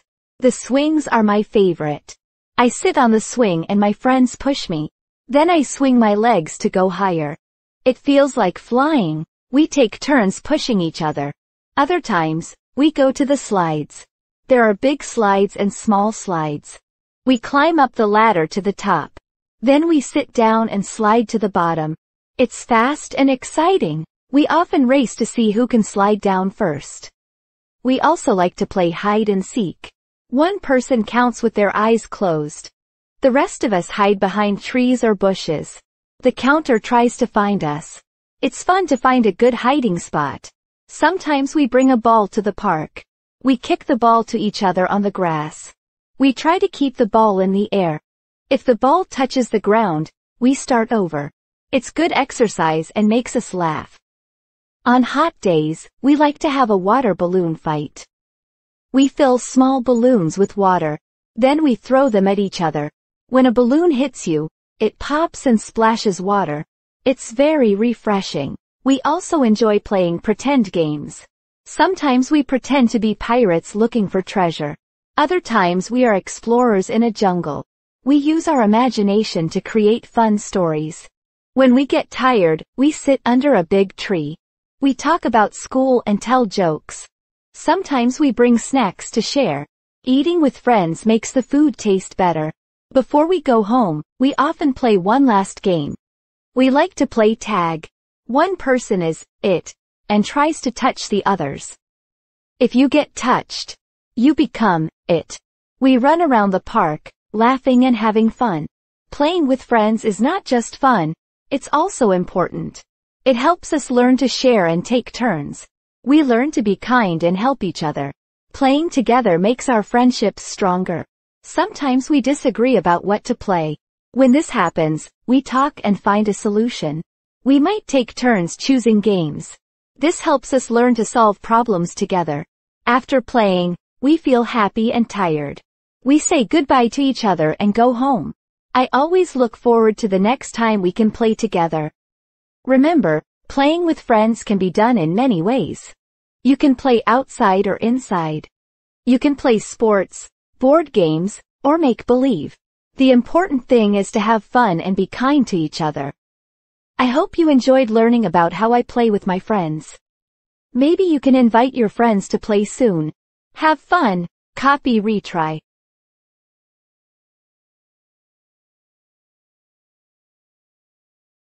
Making a smoothie. Hello, my name is Anna. Today, I want to tell you about my daily routine. I start my day with a healthy breakfast. I like to make a smoothie. A smoothie is a drink with fruits and other healthy ingredients. It is easy to make. Let me show you how I do it. First, I wake up early. I get out of bed and go to the kitchen. I turn on the lights and open the fridge. I take out some fruits. My favorite fruits for a smoothie are bananas, strawberries, and blueberries. I put the fruits on the kitchen counter. I wash the fruits very well. I use cold water to clean them. I wash the strawberries and blueberries carefully. I peel the banana and cut it into small pieces. I put all the fruits into a bowl. Next, I get my blender. A blender is a machine that mixes ingredients. I put the pieces of fruit into the blender. I also add some yogurt. Yogurt is creamy and makes the smoothie thick. I like vanilla yogurt, but you can use any flavor you like. Then, I add some milk. Milk makes the smoothie smooth and easy to drink. You can use regular milk or almond milk if you like. I pour about 1 cup of milk into the blender. After that, I put the lid on the blender. The lid is very important. It keeps the smoothie inside the blender. I press the button to start the blender. The blender makes a lot of noise. I blend the fruits and milk until the mixture is smooth. I watch the blender to make sure the smoothie is mixed well. When the smoothie is ready, I turn off the blender. I take off the lid and pour the smoothie into a glass. The smoothie looks thick and colorful. I use a straw to drink it. I love the taste of my smoothie. It is sweet and fruity. Making a smoothie is easy and fun. It is also healthy. Fruits have vitamins that are good for you. Yogurt and milk give you calcium for strong bones. I feel good after drinking my smoothie. It gives me energy for the day. Sometimes, I add other ingredients to my smoothie. I like to add honey for extra sweetness. Honey is a natural sweetener. I also add some spinach. Spinach is a green vegetable that is very healthy. It makes the smoothie green, but it tastes good. In the summer, I use ice cubes in my smoothie. Ice cubes make the smoothie cold and refreshing. I put a few ice cubes in the blender with the fruits and milk. The ice cubes make the smoothie taste even better. After I finish my smoothie, I clean the kitchen. I put the blender and the fruits away. I wash the dishes and wipe the counter. I like to keep my kitchen clean and tidy. It makes cooking easier. Making a smoothie is part of my daily routine. I enjoy it because it is quick and simple. It helps me start my day in a healthy way. I feel happy and ready to do my work. Every day, I look forward to my smoothie. It is a special part of my morning. I hope you will try making a smoothie too. It is fun and delicious. You can use your favorite fruits and enjoy a healthy drink. That is all about my smoothie routine. Thank you for reading. Have a great day.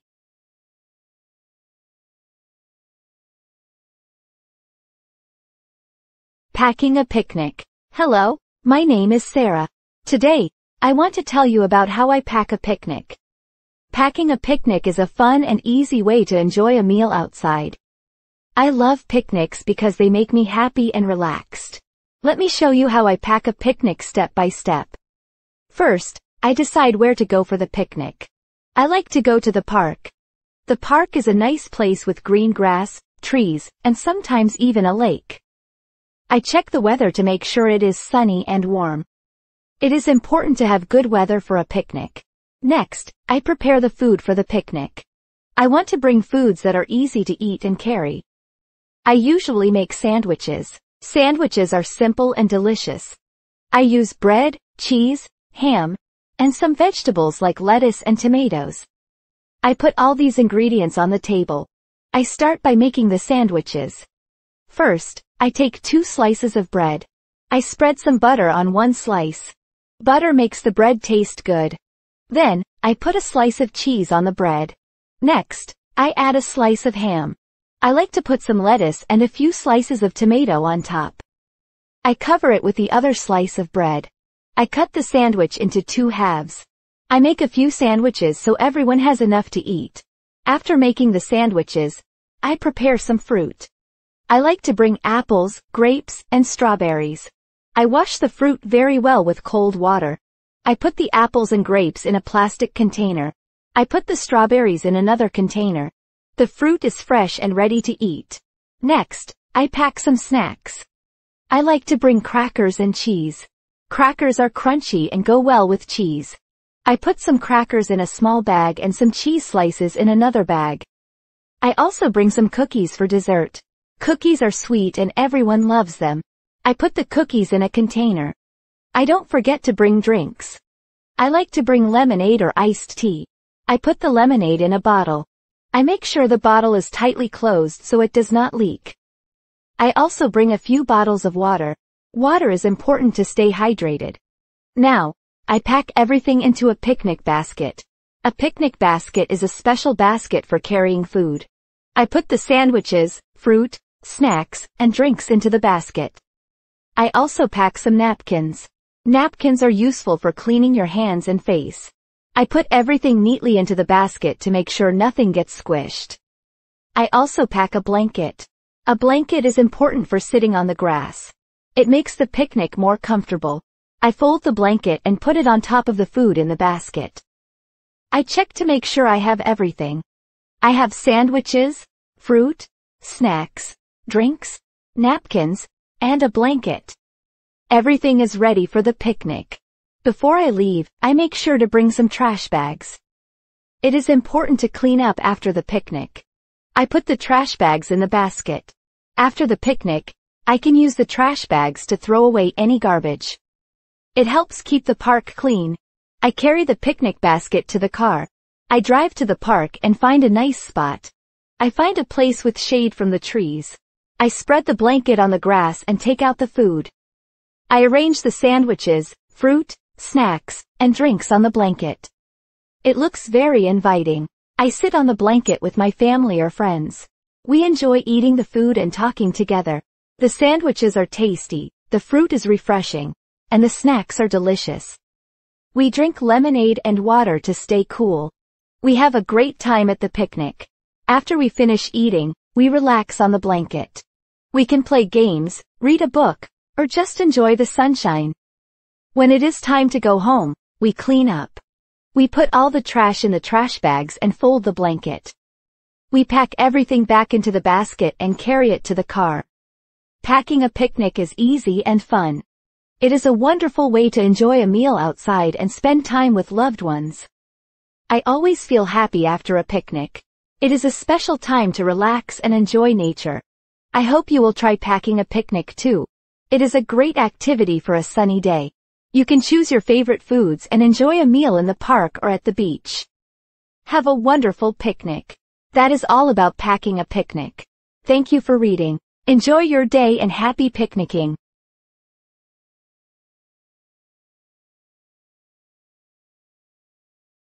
Setting the table. Hello. My name is James. Today, I want to tell you about setting the table. Setting the table is an important part of preparing for a meal. It helps us get ready to eat and makes the meal special. Let me show you how I set the table step by step. First, I start by cleaning the table. I use a cloth to wipe the table and make sure it is clean. A clean table is nice and ready for the meal. I make sure there are no crumbs or spills on the table. Next, I set the tablecloth. A tablecloth is a piece of cloth that covers the table. It makes the table look nice and protects it from spills. I spread the tablecloth evenly over the table and smooth out any wrinkles. The tablecloth is ready. Now, I need to put out the plates. I have dinner plates and salad plates.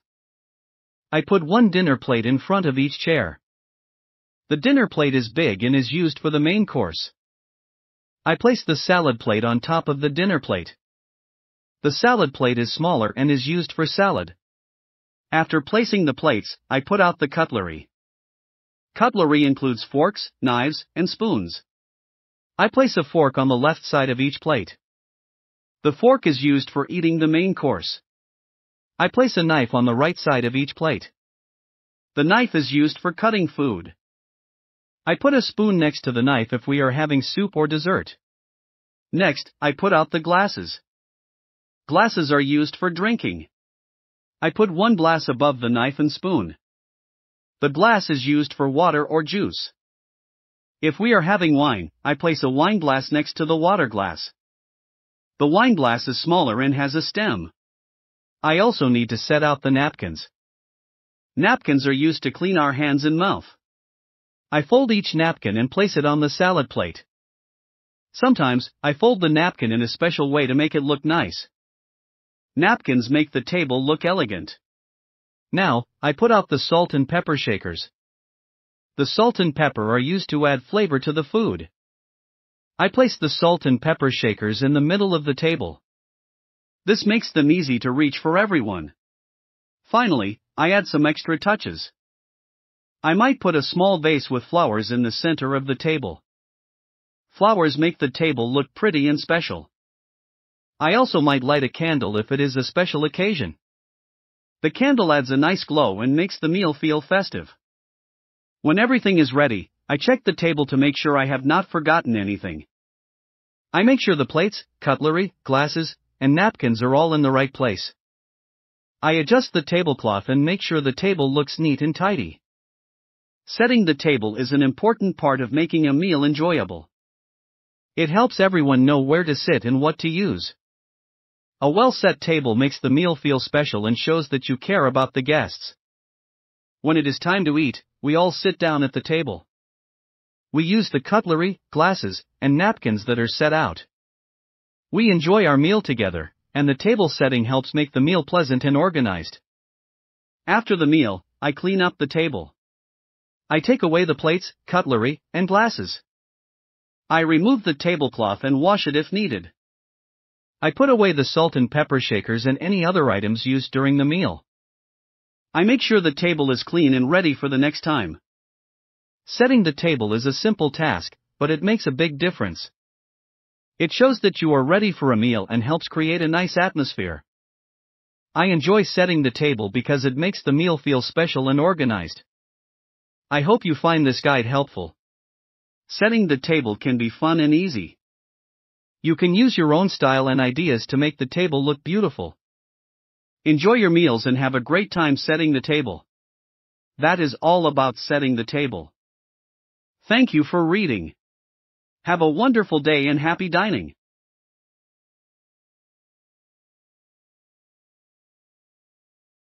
Having family dinner. Hello, my name is Emily.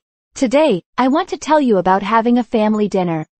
A family dinner is a special time to eat together with your loved ones. It is a time to talk, laugh, and enjoy good food. Let me share with you how we have a family dinner. First, I start by planning the dinner. I think about what we want to eat. Sometimes, I ask my family for their favorite dishes. We often have a main course, some side dishes, and dessert. I make a list of all the ingredients I need for the meal. Next, I go to the grocery store to buy the ingredients. I pick up vegetables, meat, or any other items needed for the dinner. I also buy some bread and milk if we need them.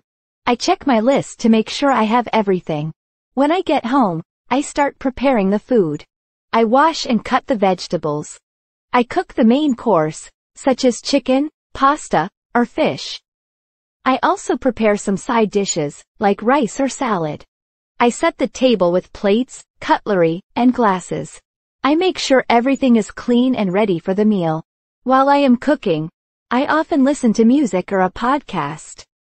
It makes cooking more fun and relaxing.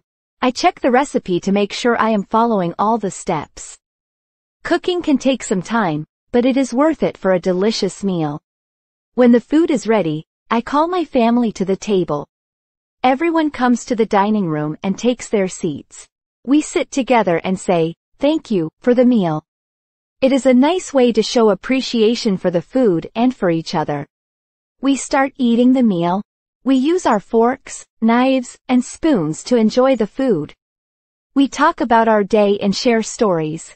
We laugh and enjoy each other's company. It is a time to connect and spend quality time together. During the meal, we try to eat slowly and enjoy each bite. We talk about our favorite parts of the meal and discuss what we did during the day. It is a special time to listen to each other and share our thoughts. After the main course, we have dessert. Sometimes we have fruit, cake, or ice cream. Dessert is a sweet ending to the meal. We enjoy the dessert and talk more with each other. It is a nice way to finish the family dinner. When everyone is done eating, we clean up the table. We put the dishes in the sink or the dishwasher. We wipe the table and put away any leftover food. We make sure the kitchen is clean and tidy. Cleaning up can be a team effort. Everyone helps with different tasks. It makes the work go faster and makes it more fun. After the kitchen is clean, we can relax and enjoy the rest of the evening. Having a family dinner is important to me. It is a time to be together, share a meal, and create memories. We all look forward to family dinners because it is a special time to connect and enjoy each other's company. I hope you enjoy your family dinners too. It is a wonderful way to spend time with the people you love. You can try different recipes and make each dinner special. Enjoy your meals and the time you spend with your family. That is all about having a family dinner. Thank you for reading. Have a great day and happy dining.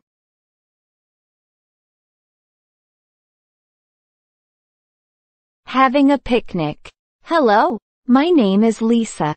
Today, I want to tell you about having a picnic. A picnic is a fun and relaxing way to enjoy a meal outside. It's a great way to spend time with family and friends in nature. Let me explain how we have a picnic from start to finish. First, I choose a nice day for the picnic. I check the weather forecast to make sure it will be sunny and warm. A sunny day is perfect for a picnic. If the weather is good, I start preparing for the picnic. Next, I decide where to go for the picnic. I like to go to a park or a beach. These places have lots of open space and beautiful views. I think about what I want to bring for the picnic and make a list of items I need. After that, I prepare the food for the picnic. I want to bring easy to eat and tasty food. I often make sandwiches, which are simple and delicious. I use bread, cheese, ham, and some vegetables like lettuce and tomatoes. I prepare the sandwiches by spreading butter on the bread, adding cheese and ham, and then adding vegetables. I cut the sandwiches into halves and place them in a container. I also prepare some fruit for the picnic. I like to bring apples, grapes, and strawberries. I wash the fruit well with cold water and put it in separate containers. Fresh fruit is perfect for a picnic. For snacks, I bring some chips and crackers. I put them in small bags so they are easy to carry. I also prepare some cookies for dessert. I put the cookies in a container to keep them fresh. Next, I pack the drinks. I like to bring lemonade or iced tea. I pour the drinks into bottles and make sure the lids are tightly closed. I also bring a few bottles of water. Staying hydrated is important, especially when you are outside. I pack everything into a picnic basket. A picnic basket is a special basket for carrying food. I place the sandwiches, fruit, snacks, and drinks in the basket. I also include some napkins for cleaning up and a few plastic utensils if needed. I make sure everything is packed carefully so that nothing gets squished. I also pack a picnic blanket. A picnic blanket is a large cloth that we sit on during the picnic. I fold the blanket and place it on top of the food in the basket. The blanket helps keep us comfortable and clean while we eat. Before we leave, I make sure to bring some trash bags. It's important to clean up after the picnic to keep the park or beach clean. I put the trash bags in the basket so I can use them later to collect any garbage. When everything is ready, I carry the picnic basket and blanket to the car. I drive to the park or beach and find a good spot. I look for a place with shade, like under a tree, to stay cool and comfortable. I spread the blanket on the ground and set out the food. I arrange the sandwiches, fruit, snacks, and drinks on the blanket. Everything looks nice and inviting. We all sit down on the blanket and enjoy our picnic. During the picnic, we eat the food and talk to each other. We share stories and laugh. We enjoy the fresh air and beautiful surroundings. It is a relaxing and enjoyable time. After we finish eating, we clean up. We use the trash bags to collect all the garbage and keep the area clean. We fold the blanket and pack everything back into the picnic basket. We make sure we leave the spot clean for others to enjoy. Having a picnic is a great way to spend time outdoors and enjoy good food with loved ones. It is simple to plan and can be a lot of fun. I always look forward to picnics because they are a special time to relax and have fun. I hope you will try having a picnic too. It is a wonderful way to enjoy a meal outside and make happy memories. Choose your favorite food, find a nice spot, and have a great time. That is all about having a picnic. Thank you for reading. Enjoy your picnics and have a great day.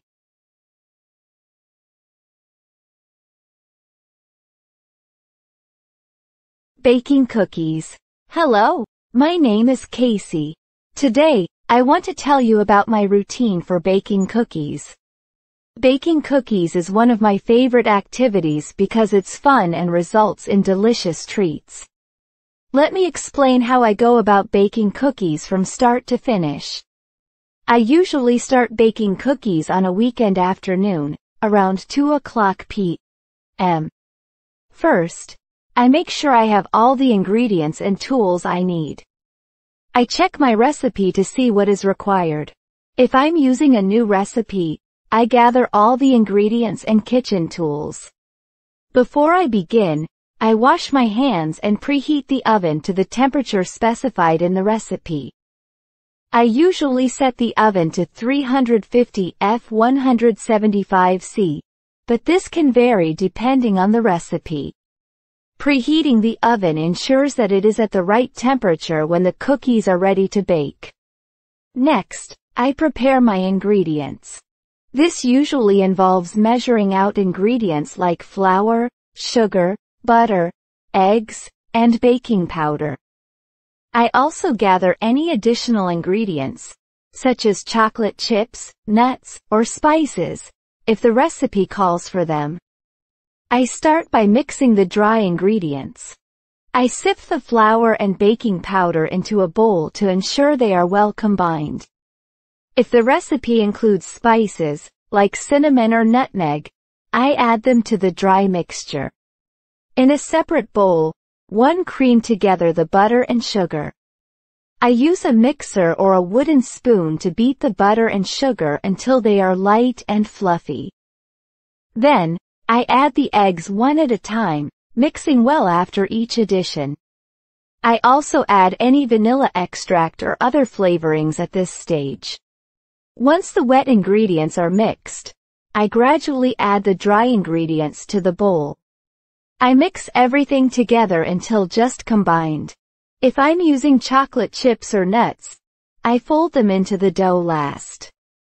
After preparing the dough, I scoop it onto a baking sheet lined with parchment paper. I use a spoon or a cookie scoop to make evenly sized dough balls. I make sure to leave enough space between each ball to allow the cookies to spread while baking. When the oven is preheated and the cookies are on the baking sheet, I place them in the oven. I bake the cookies for the time specified in the recipe, usually around 10 to 12 minutes. I keep an eye on them to make sure they don't overcook. The cookies are ready when the edges are golden brown and the centers are set. While the cookies are baking, I clean up the kitchen. I wash any mixing bowls, utensils, and measuring cups that I've used. This helps keep the kitchen tidy and ready for the next step. Once the cookies are done baking, I take them out of the oven and let them cool on the baking sheet for a few minutes. After that, I transfer them to a wire rack to cool completely. This prevents them from getting soggy and helps them cool evenly. When the cookies are cool, I store them in an airtight container to keep them fresh. If I made a large batch, I might freeze some of the cookies to enjoy later. Storing cookies properly helps them stay delicious for a longer time. Baking cookies is an important part of my routine because it allows me to be creative and enjoy sweet treats. I love experimenting with different flavors and adding mix-ins like nuts or candies.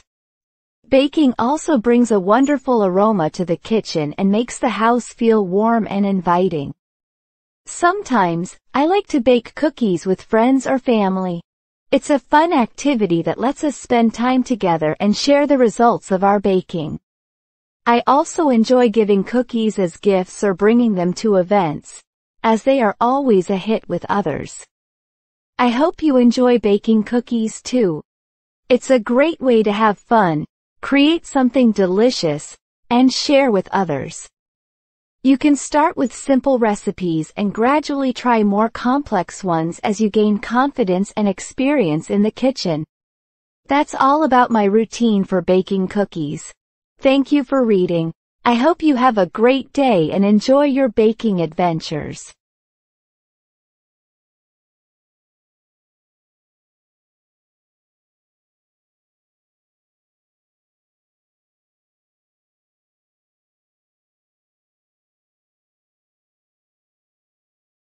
Listening to music. Hello, my name is Riley. Today, I want to tell you about my routine for listening to music.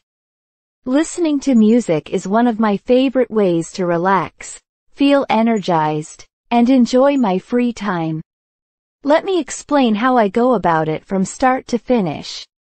I usually start listening to music in the late afternoon or evening, after finishing my daily tasks. This is a time when I can unwind and enjoy my favorite tunes. I might start around 5 o'clock p.m. or whenever I feel like relaxing. First, I decide what kind of music I want to listen to. I have different playlists for different moods. For example, I have upbeat songs for when I want to feel energized, and calming music for when I want to relax. I might choose a playlist or an album based on how I'm feeling or what I need at that moment. Once I know what I want to listen to, I choose the device I'll use. I can listen to music on my phone, computer, or a music player. I make sure the device is charged and connected to a good set of headphones or speakers. Good audio quality helps me enjoy the music even more. If I'm using a music streaming app, I open the app and search for the songs or albums I want to listen to. I might explore new releases, favorite artists, or specific genres. If I'm using a CD or vinyl record, I select the disc and place it in the player. As the music starts playing, I find a comfortable spot to sit or lie down. I like to create a relaxing environment, so I might dim the lights or sit by a window where I can see the view outside. Sometimes, I even close my eyes and let the music take me away. While listening to music, I focus on the sounds and lyrics. I enjoy paying attention to the details, like the different instruments and how they blend together. I might also sing along or tap my feet to the beat if I'm really enjoying the song. If I'm listening to music with friends or family, we might talk about our favorite songs or artists.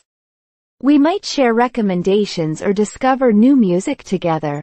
Listening to music with others can make the experience even more enjoyable and interactive. Sometimes, I create my own playlists with my favorite songs.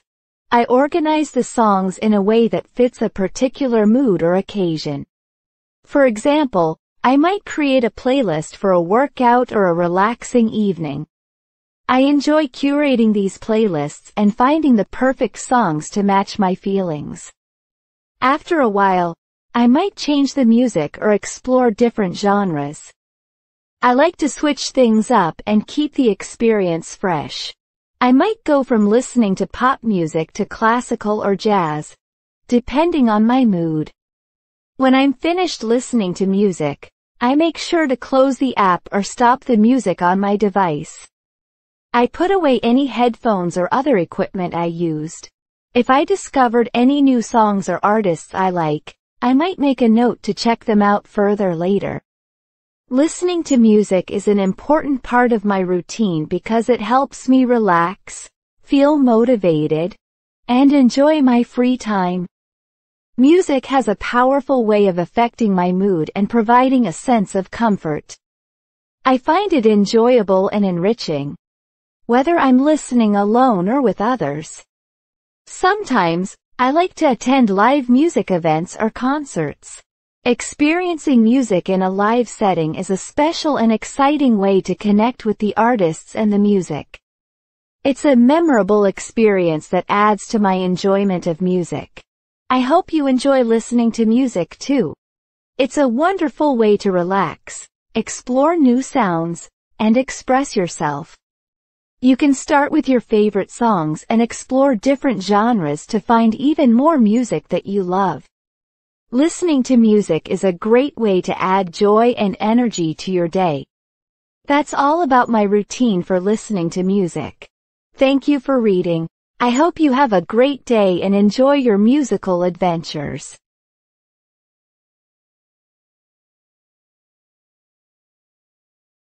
Playing a board game. Hello, my name is Taylor. Today, I want to tell you about my routine for playing a board game. Playing board games is a fun way for me to relax, spend time with friends or family, and enjoy some friendly competition. Let me explain how I go about playing a board game from start to finish. I usually start by choosing a board game. I have several games at home, so I think about which one I want to play. Sometimes, I pick a game based on how many people are playing or the type of game everyone enjoys. For example, I might choose a strategy game, a trivia game, or a classic game like Monopoly or Scrabble. Before we start, I gather everyone who will be playing. I make sure everyone knows the rules of the game. If someone is new to the game, I explain the rules clearly and answer any questions they might have. It's important that everyone understands how to play so that we can all have fun. Once everyone is ready, I set up the game. This involves laying out the game board, arranging the pieces, and getting everything in place according to the instructions. I make sure to check the game setup guide to ensure everything is set up correctly.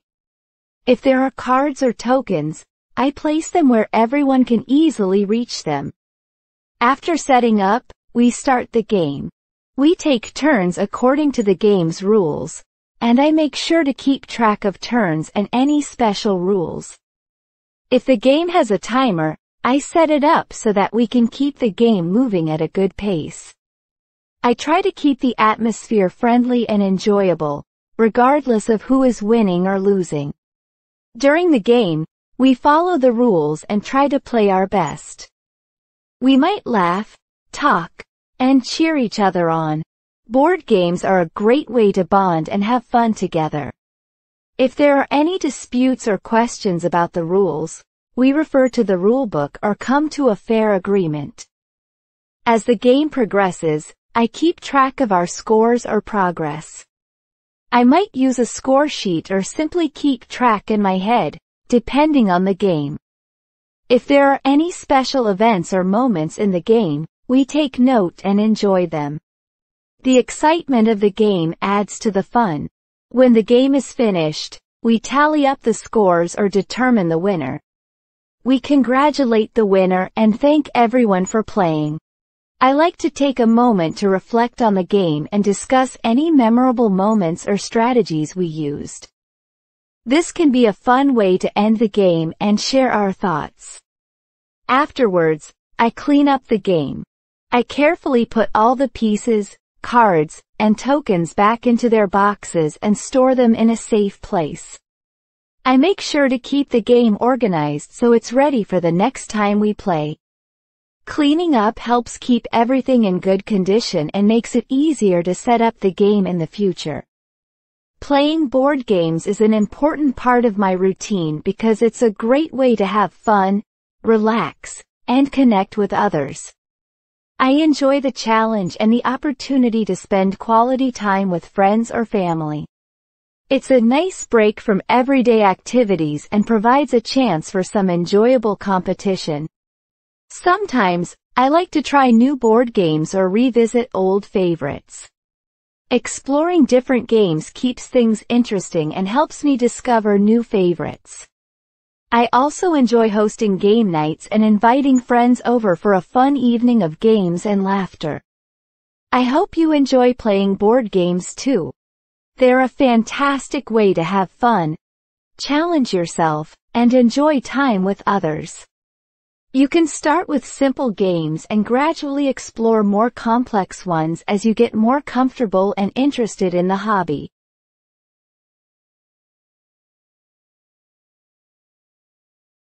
Building a puzzle. Hello. My name is Jordan.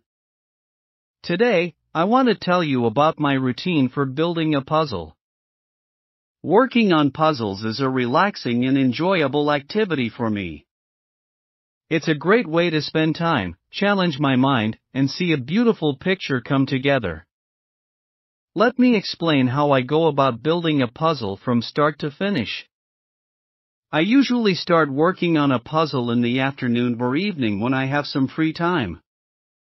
I find it's a good way to unwind and take a break from my daily routine. I might begin around 3 p.m. or after dinner. First, I choose a puzzle to work on. I have a collection of puzzles with different images and difficulty levels. I pick a puzzle based on how much time I have and how challenging I want it to be. Sometimes I choose a puzzle with a beautiful landscape or a fun theme.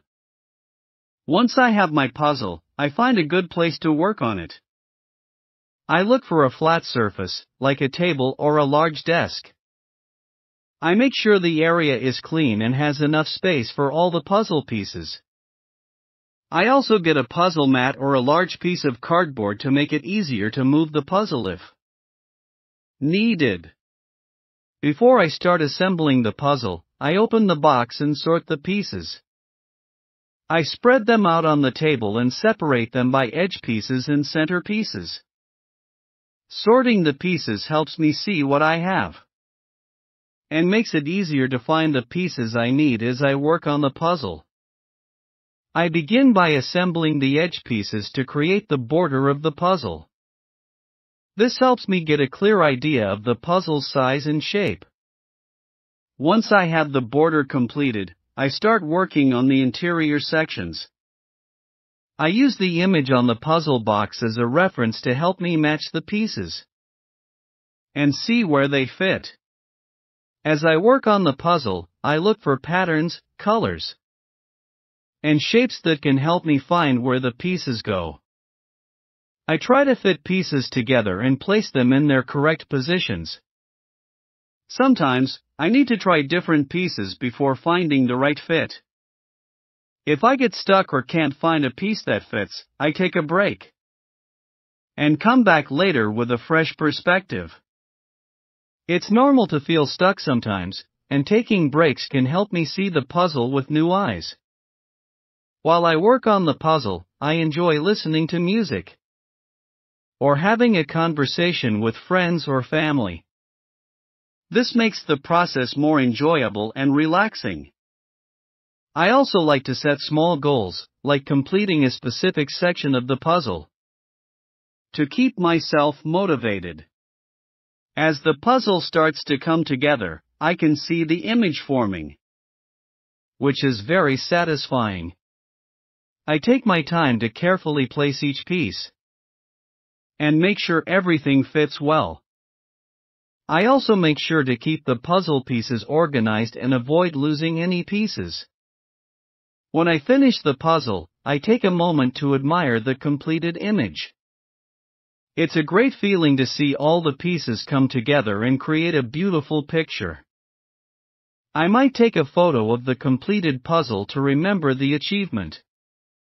After finishing the puzzle, I decide what to do with it. Sometimes, I disassemble the puzzle and store it back in the box for future use. Other times, I might frame it or display it if it's a particularly special or beautiful puzzle. I make sure to keep all the pieces together and store them safely. Building puzzles is an important part of my routine because it's a relaxing and enjoyable activity that challenges my mind. I find it rewarding to see a puzzle come together piece by piece.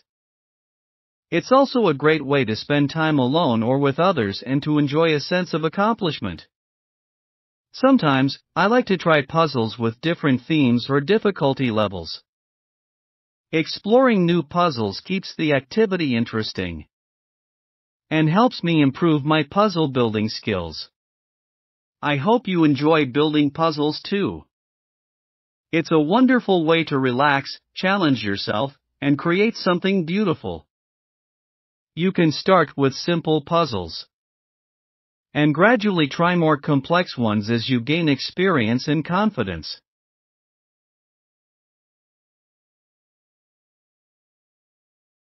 Driving to the beach. Hi there. My name is Taylor. I'd like to tell you about how I drive to the beach. Going to the beach by car is a fun and exciting way to spend the day. Here's how I do it from start to finish. First, I prepare for the trip by packing everything I need for a day at the beach. I put sunscreen, a towel, and a swimsuit in a bag. I also pack snacks, a water bottle, and a beach chair if I have one. I make sure to have my sunglasses and a hat to protect myself from the sun.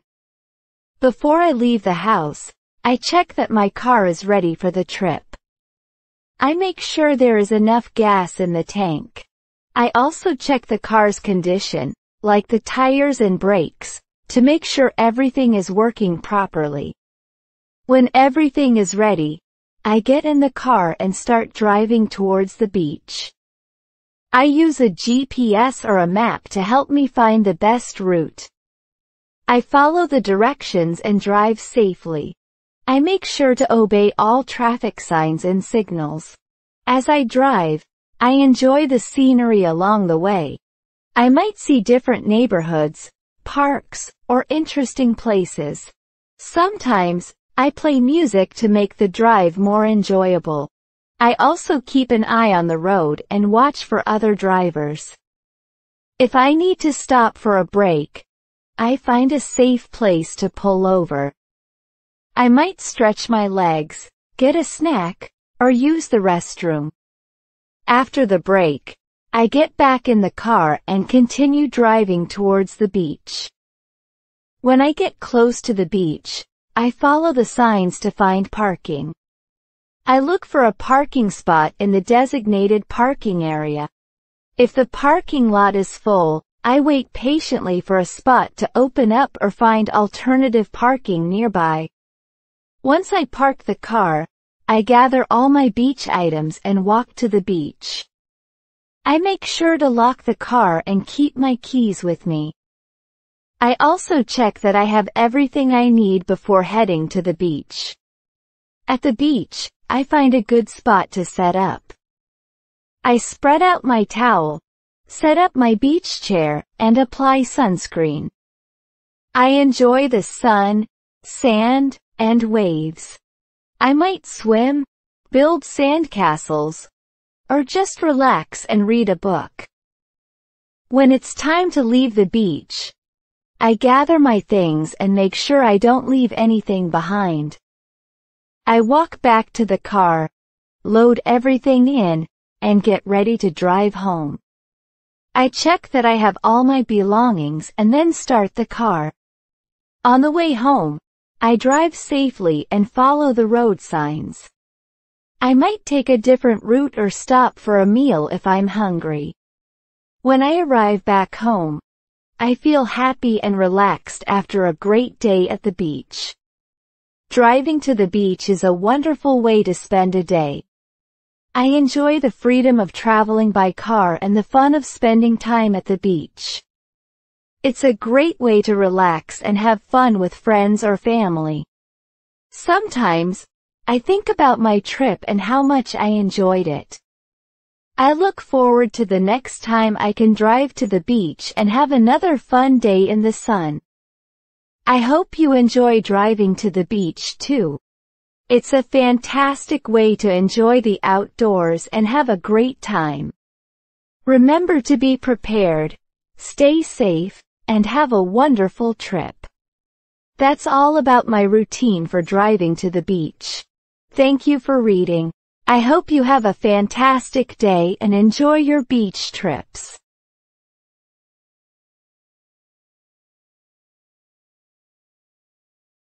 Traveling to a new city. Hi there, my name is Jordan. I want to tell you about how I traveled to a new city. Visiting a new city is always exciting, and it can be a lot of fun. Here's how I go about traveling to a new city from start to finish. First, I start planning my trip a few weeks before I go. I choose the new city I want to visit and look up information about it. I check the weather forecast to know what clothes to pack. I also find out about interesting places to visit and things to do. Next, I book my transportation. I decide if I will travel by plane, train, or bus. I book my tickets in advance to get the best price. I also make a reservation for a hotel or place to stay in the new city. Before the trip, I pack my bags. I include important items like clothes, toiletries, a phone charger, and travel documents. I make sure to pack comfortable shoes for walking and a map or guidebook to help me find my way around the new city. On the day of the trip, I get to the airport, train station, or bus terminal early. I check in for my flight or ticket and go through security if necessary. I find my gate or platform and wait for my transportation to arrive. When it's time to leave, I board the plane, train, or bus. I find my seat and get comfortable. I might read a book, listen to music, or enjoy the view as we travel to the new city. Upon arriving in the new city, I follow signs to baggage claim or the exit. I collect my luggage if I have any and look for a way to get to my hotel or accommodation. I might take a taxi, use public transportation, or walk if it is close by. When I arrive at my hotel, I check in and get my room key. I unpack my bags and settle into my room. I take a moment to relax and plan what I want to do during my visit. Once I am ready, I start exploring the new city. I use a map or GPS on my phone to help me find interesting places. I visit landmarks, try local restaurants, and enjoy sightseeing. I might also take a guided tour or join a group activity to learn more about the city. Throughout my visit, I make sure to stay safe and follow local rules. I pay attention to my surroundings and keep my belongings secure. I also ask locals for directions or recommendations if I need help. When it's time to go home, I pack my bags and check out of the hotel. I head to the transportation station or airport and prepare for the trip back. I might reflect on my visit and think about my favorite experiences. After returning home, I feel happy and satisfied with my trip. Traveling to a new city is a great way to learn about different cultures and have new experiences. I enjoy sharing stories and photos from my visit with friends and family. I hope you also enjoy traveling to new cities. It's a fantastic way to explore and discover new places. Remember to plan ahead, stay safe, and make the most of your trip. That's all about my routine for traveling to a new city. Thank you for reading. I hope you have a wonderful time on your travels and enjoy discovering new cities.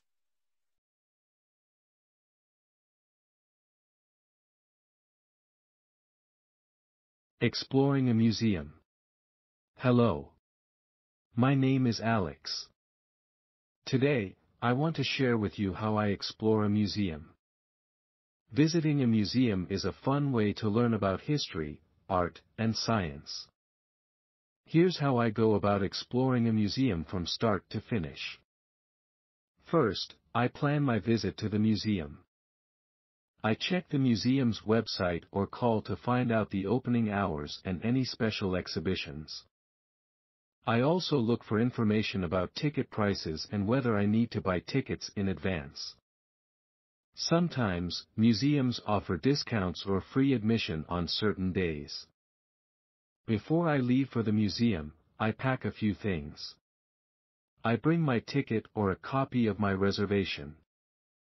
I also take a notebook and pen if I want to write down interesting information. If I need to, I prepare a map or guidebook to help me navigate the museum. On the day of the visit, I dress comfortably and wear good walking shoes, as I will be on my feet for a while. I also check the weather if I need to walk to the museum.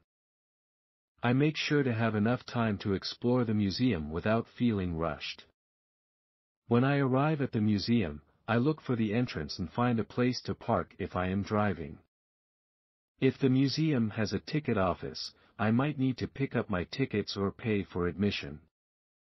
I also check if there are any special rules or guidelines for visitors. Once inside, I might visit the information desk to get a map of the museum. The map helps me find different exhibits and understand the layout.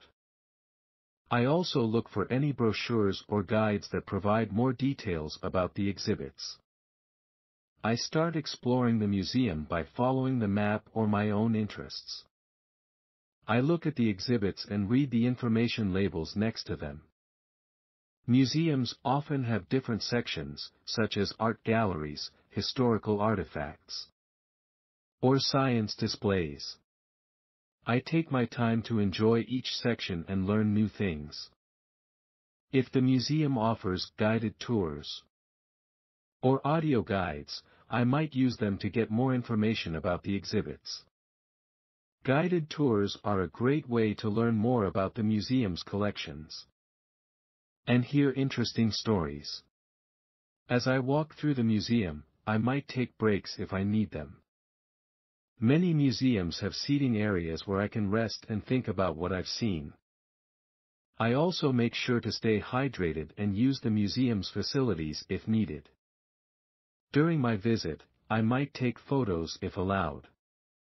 Some museums have rules about photography, so I follow their guidelines. I also respect the museum's rules and handle exhibits with care. When I finish exploring the museum, I might visit the gift shop if there is one. The shop often has souvenirs and books related to the museum's exhibits. I might buy a small item to remember my visit. Before leaving, I take a final look around and make sure I haven't forgotten anything. I check the museum's website or social media for any upcoming events or exhibitions that I might want to visit in the future. Exploring a museum is a great way to spend a day learning and discovering new things. I enjoy the experience of seeing different exhibits and gaining knowledge about various topics. It's also a fun way to spend time with friends or family. Sometimes, I like to think about my visit and reflect on what I learned. I share my experiences and favorite parts of the museum with others.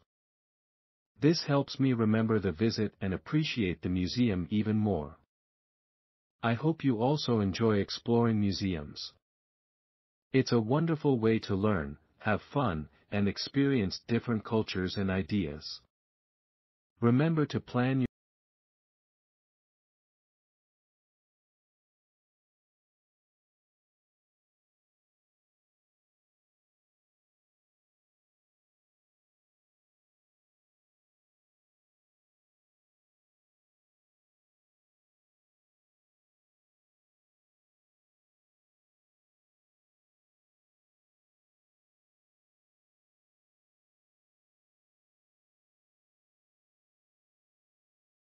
Visiting the zoo. Hello, my name is Jamie. I want to tell you about how I visit the zoo. Going to the zoo is always a fun and exciting experience. Here's how I go about visiting the zoo from start to finish. First, I plan my trip to the zoo. I check the zoo's website or call to find out the opening hours and ticket prices. I also look for any special events or exhibits that might be happening. Sometimes, the zoo has special shows or feedings that are interesting to see. Before I go to the zoo, I prepare a few things. I make sure I have my ticket or a copy of my reservation. I also pack a small bag with essentials like a water bottle, sunscreen, and a hat to protect myself from the sun. I wear comfortable clothes and shoes because I will be walking a lot. On the day of my visit, I get to the zoo early to make the most of my day. I check the weather forecast and dress appropriately. If it is sunny, I wear sunglasses and a hat. If it is rainy, I bring an umbrella or raincoat. When I arrive at the zoo, I find a place to park if I am driving. I then head to the entrance and show my ticket or pay for admission. I might get a map of the zoo at the entrance to help me find my way around. The map also shows where the different animal exhibits are located. Once inside, I start exploring the zoo. I follow the map to see different animals. I might see lions, giraffes, elephants, and monkeys. Each animal has a sign or information board that tells me more about them. I read the signs to learn interesting facts about the animals. If the zoo has a special feeding time or show, I make sure to check the schedule and find the right area. Watching animals being fed or seeing them perform can be very entertaining and educational. During my visit, I might take breaks if I need them. The zoo usually has benches or picnic areas where I can rest and have a snack. I also make sure to drink plenty of water to stay hydrated. If the zoo has a gift shop, I might visit it before I leave. The shop often has toys, souvenirs, and books about animals. I might buy a small gift to remember my visit. When I am done exploring the zoo, I head back to the entrance.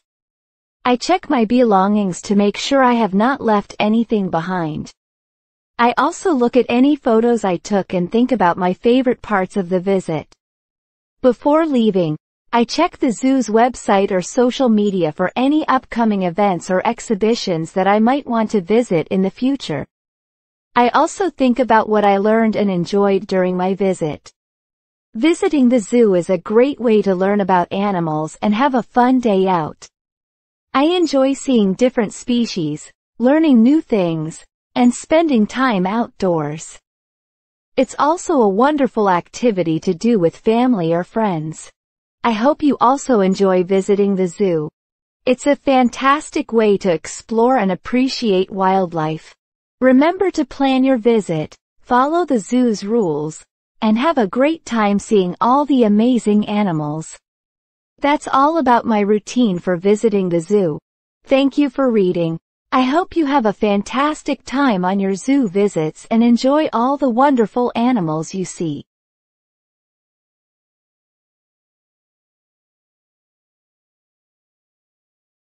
Going to a concert. Hello, my name is Taylor. I want to share with you how I go to a concert. Going to a concert is a fantastic way to enjoy live music and have a great time. Here's how I prepare for and experience a concert from start to finish. First, I plan my concert visit in advance. I find out which band or artist is performing and check the concert date and time. I also look for the venue where the concert will be held. Once I have all the details, I buy my tickets. I might buy them online or at a ticket office. Before the concert day, I prepare by making sure I have everything I need. I keep my ticket in a safe place so I can easily find it. I also check the weather forecast and choose my clothes accordingly. If the concert is outside, I might need to dress warmly or bring a raincoat. If it's indoors, I wear something comfortable. On the day of the concert, I get to the venue early to avoid missing any part of the show. I check the venue's address and plan my route. If I am driving, I look for parking options nearby. If I am taking public transportation, I make sure I know the schedule and route. When I arrive at the venue, I follow the signs to the entrance. I might need to show my ticket or go through security checks. Once inside, I find my seat or standing area. I make sure I know where the restrooms and refreshment stands are located. Before the concert starts, I take some time to look around and enjoy the atmosphere. I might buy a drink or a snack if I want. I also check out any merchandise stands where I can buy concert-themed items like t-shirts or posters. When the concert begins, I find a good spot where I can see and hear the performance well. I enjoy the music and watch the band or artist. I might sing along or dance if I feel like it. I also take photos or videos if allowed, but I make sure to be considerate of other people around me. During the concert, I stay aware of my surroundings and follow any venue rules. I respect the space of other concertgoers and avoid blocking their view. If I need to leave my spot for any reason, I do so quietly and return as soon as possible. After the concert, I might wait a little while for the crowd to clear out before leaving. I check that I have all my belongings with me. If there is a chance to meet the band or artist, I might take the opportunity to say hello or get an autograph. When I head home, I reflect on the concert and think about my favorite moments. I share my experience with friends or family and talk about the music and performance. I might also look for reviews or photos online to see how others enjoyed the show. Going to a concert is a wonderful way to enjoy live music and have a great time. I love experiencing the energy of the performance and being part of the audience. It's a fun activity to do with friends or family and creates lasting memories. I hope you also enjoy going to concerts. It's a fantastic way to experience music and have fun. Remember to plan ahead, stay safe, and enjoy the show. That's all about my routine for going to a concert. Thank you for reading. I hope you have an amazing time at your next concert and enjoy every moment of the live music experience.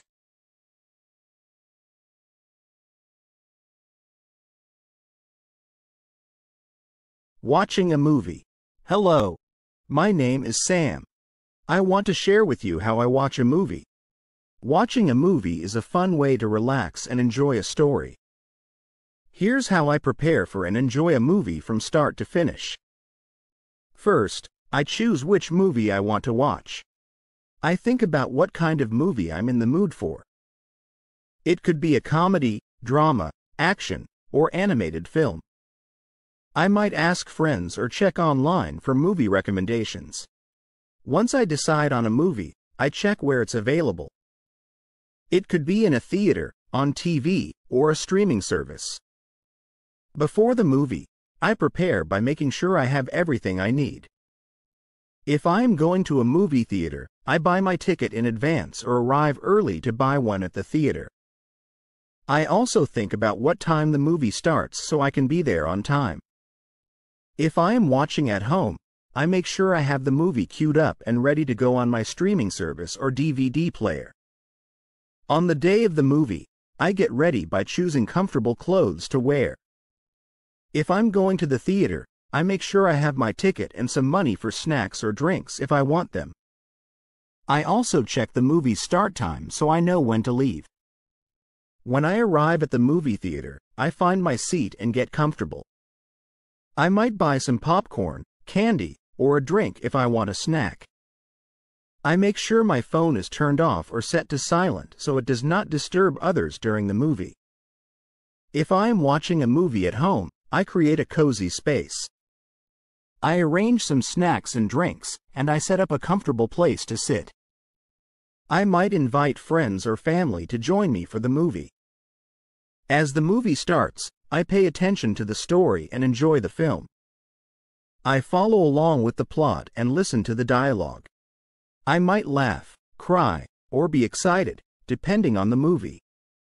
I try to stay focused and avoid distractions so I can fully enjoy the movie experience. During the movie, I might take a short break if I need to.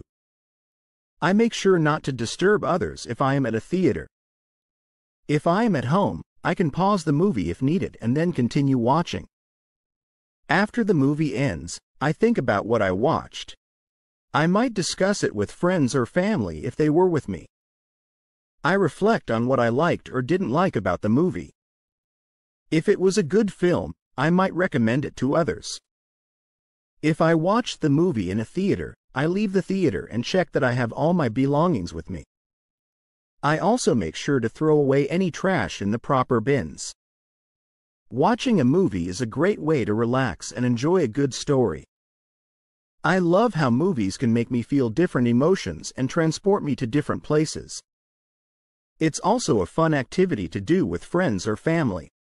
I hope you also enjoy watching movies. They are a wonderful way to entertain yourself and experience new stories. Remember to prepare ahead, enjoy the film, and make the most of your movie experience. That's all about my routine for watching a movie. Thank you for reading. I hope you have a fantastic time at your next movie and enjoy every moment of the film.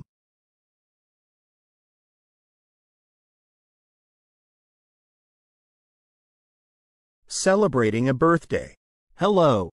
My name is Jordan. I want to share with you how I celebrate a birthday. Celebrating a birthday is a special and fun event. Here's how I plan and enjoy a birthday celebration from start to finish. First, I start by planning the birthday celebration. I decide on the date and time for the party. I also choose the location, whether it will be at home, a restaurant, or another place. I think about the number of guests I want to invite and make a list of their names. Next, I prepare invitations for the party. I can send invitations by mail, email, or use a party planning app. The invitations include the date, time, location, and any special instructions, like what to wear or if they should bring something. Before the party, I make a list of what I need to do. I plan the food and drinks for the party. I might prepare snacks, a main meal, and a birthday cake. I also think about decorations and how I want to decorate the space. Balloons, banners, and streamers are some fun ideas. On the day of the party, I get everything ready. I set up the decorations and make sure the food and drinks are prepared. I also arrange any games or activities for the guests to enjoy. If there is a birthday cake, I make sure it looks nice and is ready to serve. When the guests arrive, I greet them and make them feel welcome. I show them where they can put their coats or bags and offer them food and drinks. I might start with some light conversation or introduce guests to each other if they don't know each other. During the party, I make sure everyone is having a good time. I might play some music, organize games, or have a fun activity. I also keep an eye on the food and drinks to make sure there is enough for everyone. At some point during the party, it's time to sing "Happy Birthday" and cut the birthday cake. I gather everyone together and make a wish before blowing out the candles. I serve the cake and make sure everyone gets a slice. As the party goes on, I continue to interact with the guests and enjoy the celebration. I might take photos to remember the special day. I also thank the guests for coming and for any gifts they might have brought. When the party is ending, I start to clean up. I make sure to clear away any leftover food and put away decorations. I thank the guests again for coming and say goodbye. If there are any gifts, I carefully pack them up to take home. After the party, I might send thank you notes to the guests. This is a nice way to show appreciation for their time and gifts. I also reflect on the celebration and think about what went well and what I might want to do differently next time. Celebrating a birthday is a wonderful way to mark a special occasion and enjoy time with friends and family. I love making the day memorable and having fun with everyone. I hope you also enjoy celebrating birthdays. It's a great opportunity to have fun, make memories, and celebrate with loved ones. Remember to plan ahead, enjoy the day, and have a fantastic time. That's all about my routine for celebrating a birthday. Thank you for reading. I hope your next birthday celebration is amazing and filled with joy.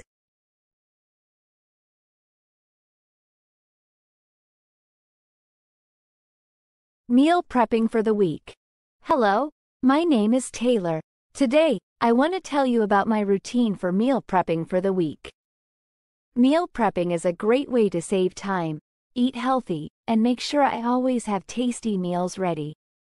Let me explain how I go about meal prepping from start to finish. I usually start my meal prep on Sunday afternoon. This is when I have some extra time to plan and prepare my meals for the week. I begin by making a list of the meals I want to prepare.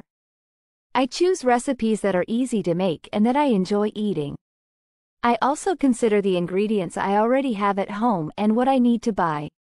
Once I have my meal plan, I make a shopping list. I write down all the ingredients I need for the recipes I've chosen. This helps me make sure I don't forget anything when I go to the grocery store. I also check if I have any staple items, like spices or cooking oil, to ensure I have everything ready. Next, I go to the grocery store and buy the ingredients on my list. I like to choose fresh fruits and vegetables and buy high-quality meat or plant-based proteins. I also pick up any other items I might need, like containers for storing the meals. When I get home, I start by organizing my kitchen.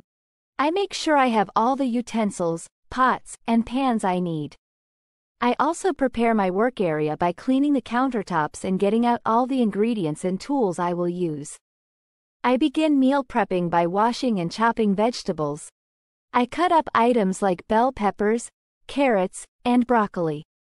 I also prepare any fruits I plan to use. This makes it easier to cook and assemble the meals later. After prepping the vegetables, I cook the proteins. If I'm making chicken, I season it and bake it in the oven. If I'm using tofu or beans, I cook them on the stove. I also prepare grains like rice or quinoa. Cooking these ingredients in bulk saves time and makes meal assembly faster. While the proteins and grains are cooking, I start assembling some of the meals. I use containers to portion out the ingredients for each meal. I create balanced meals by combining proteins, vegetables, and grains. For example, I might prepare chicken with roasted vegetables and rice, or a veggie stir-fry with tofu and quinoa. I also prepare some snacks and easy-to-grab items, like cut-up fruits, yogurt, or nuts. Having healthy snacks ready helps me stay on track with my eating goals and prevents me from reaching for unhealthy options. Once all the meals are assembled, I label each container with the meal name and the date. This helps me keep track of what's in each container and ensures I eat everything before it goes bad. I also store the meals in the refrigerator or freezer, depending on how long I plan to keep them. After finishing the meal prep, I clean up my kitchen. I wash the dishes, wipe down the countertops, and put away any leftover ingredients. Cleaning up helps me keep my kitchen organized and ready for the next time I cook. Meal prepping is an important part of my routine because it helps me stay organized and eat healthy throughout the week. By preparing meals in advance, I save time during busy weekdays and avoid the temptation of unhealthy takeout. It also allows me to enjoy a variety of meals and ensures I always have something tasty to eat. Sometimes, I like to try new recipes and experiment with different ingredients. This keeps meal prepping interesting and helps me discover new favorite dishes. I also enjoy sharing my meal prep tips with friends and family, as it's a great way to help others save time and eat well. I hope you enjoy meal prepping too. It's a practical and rewarding way to stay organized, save time, and eat healthy. You can start by planning a few meals and gradually build up to more elaborate meal prep routines. Meal prepping is a great way to make your week easier and more enjoyable. That's all about my routine for meal prepping for the week. Thank you for reading. I hope you have a great day and enjoy your meal prepping adventures.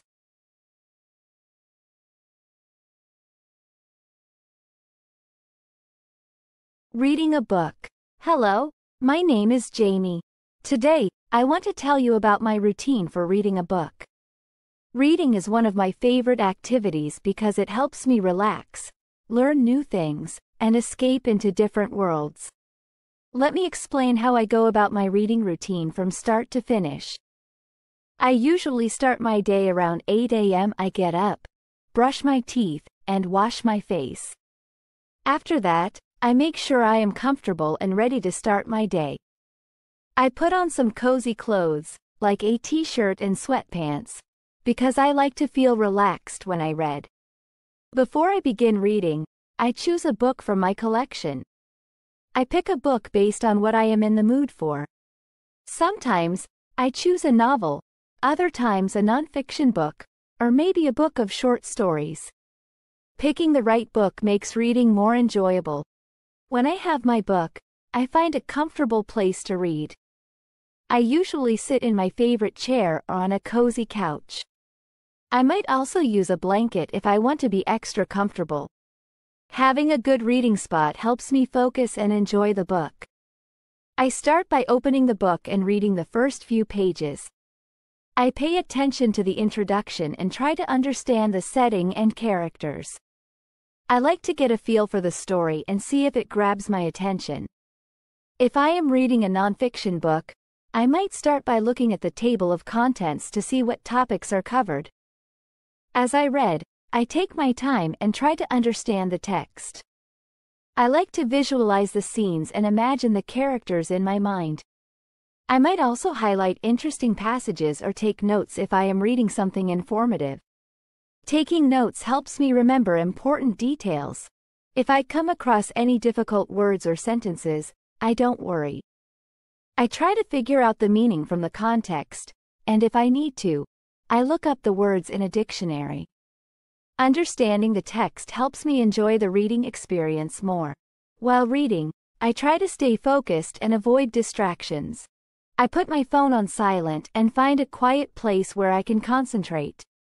Sometimes, I take short breaks to rest my eyes or stretch, especially if I am reading for a long time.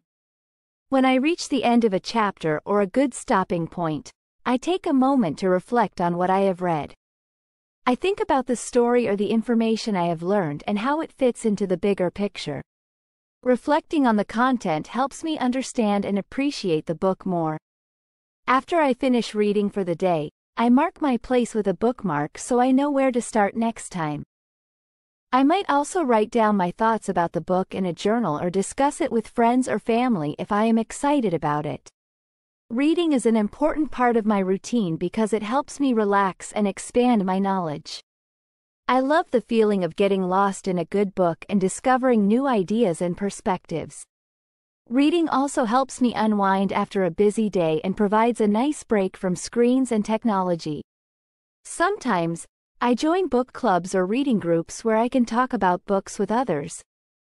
These groups are a great way to share opinions, get recommendations, and discover new books that I might not have found on my own. I also like to set reading goals for myself. Whether it's reading a certain number of books in a year or exploring different genres, setting goals helps me stay motivated and enjoy reading even more. I hope you enjoy reading books too. It's a wonderful way to explore new worlds, learn new things, and relax. You can start with books that interest you and gradually try different genres and authors. Reading is a great way to enrich your life and enjoy your time. That's all about my routine for reading a book. Thank you for reading. I hope you have a great day and enjoy your reading adventures.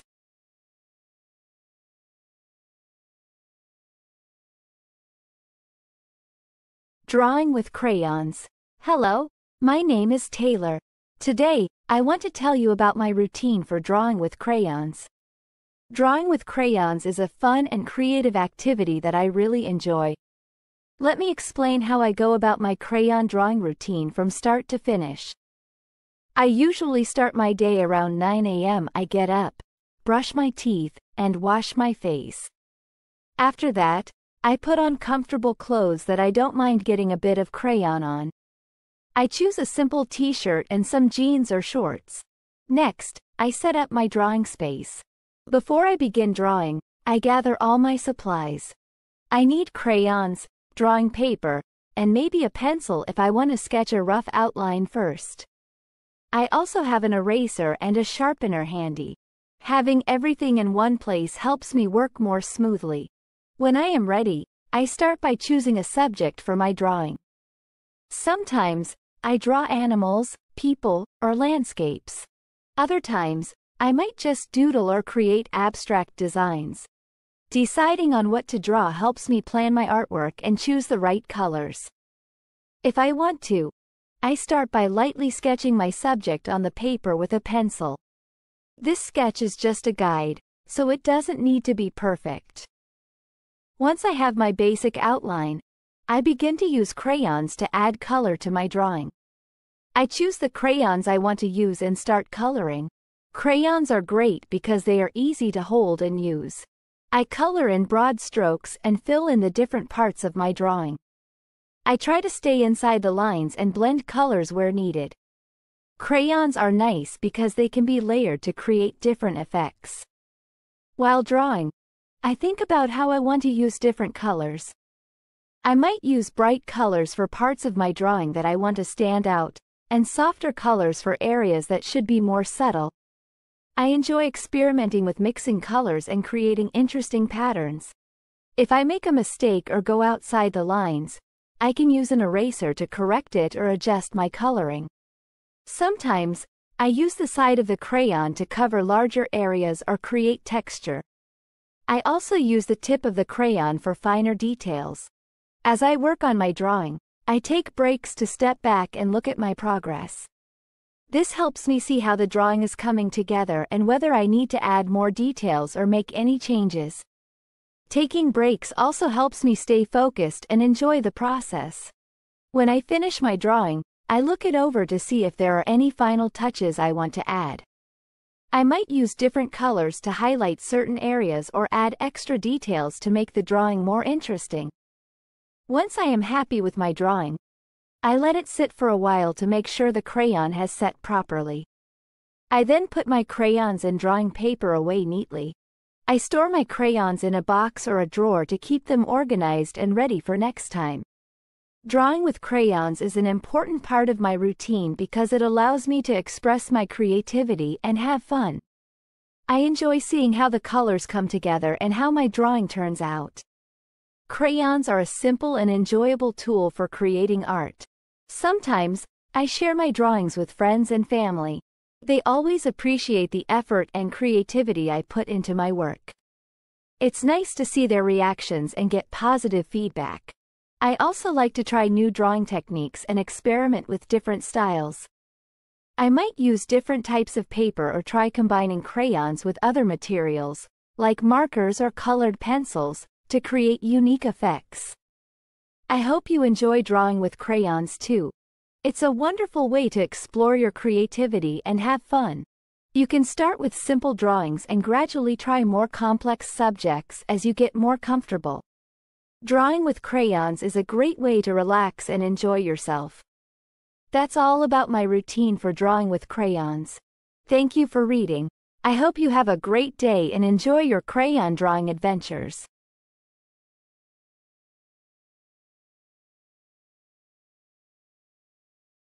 Painting with watercolors. Hello, my name is Morgan.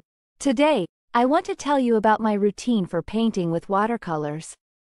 Painting with watercolors is a relaxing and creative activity that I really enjoy. Let me explain how I go about my watercolor painting routine from start to finish. I usually start my day early. Around 8 a.m. I wake up, brush my teeth, and wash my face. After that, I get dressed in comfortable clothes that I don't mind getting a little paint on. I wear a simple t-shirt and jeans or shorts. I also make sure my painting area is set up and ready. Before I begin painting, I gather all my supplies. I need watercolor paints, watercolor paper, brushes, a palette, and a cup of water. I also have some paper towels or rags nearby to clean my brushes and wipe off any excess paint. Having everything organized helps me work more efficiently. When I am ready, I start by choosing a subject for my painting. Sometimes, I paint landscapes, flowers, or even abstract designs. I might look at a photo or simply use my imagination. Deciding on a subject helps me plan my painting and choose the right colors.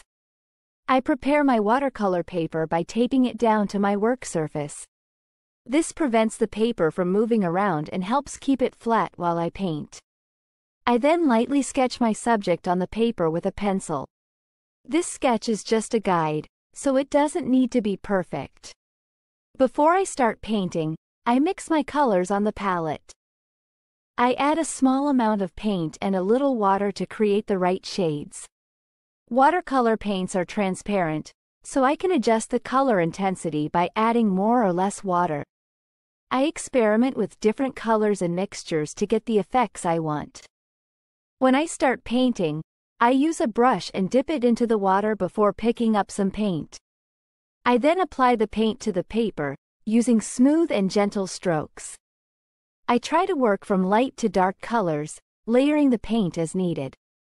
Watercolors blend well, so I take advantage of this by creating soft transitions between colors. As I paint, I pay attention to the details and try to capture the essence of my subject. I might add more water or paint to create different textures and effects. Watercolor painting is all about experimenting and seeing how the colors interact on the paper. If I make a mistake or want to correct something, I use a clean, damp brush to gently lift off some of the paint. Watercolor is forgiving in this way, allowing me to adjust and fix areas as I go along. During the painting process, I take short breaks to step back and look at my work from a distance. This helps me see how the painting is coming together and whether any adjustments are needed.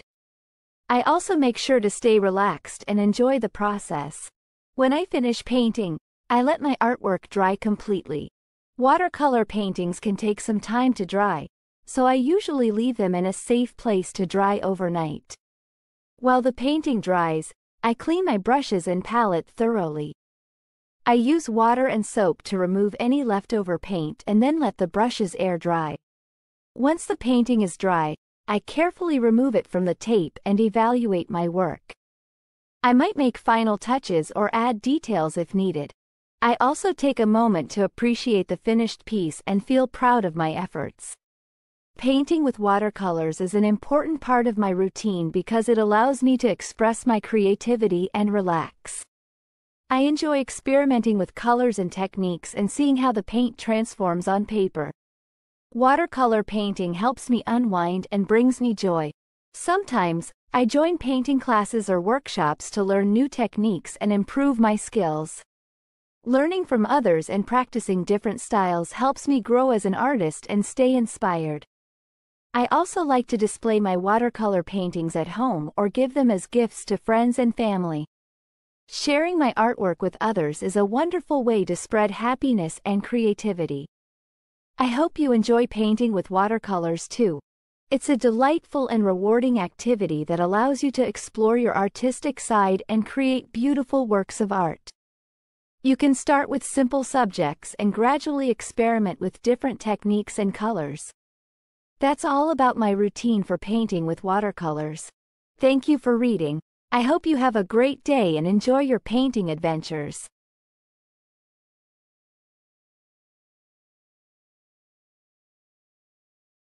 Rollerblading in the park. Hello, my name is Casey. Today, I want to tell you about my routine for rollerblading in the park. Rollerblading is a fun and exciting activity that helps me stay fit and enjoy the outdoors. Let me explain how I go about rollerblading in the park from start to finish. I usually start my day early. Around 7 a.m. I get out of bed, brush my teeth, and wash my face.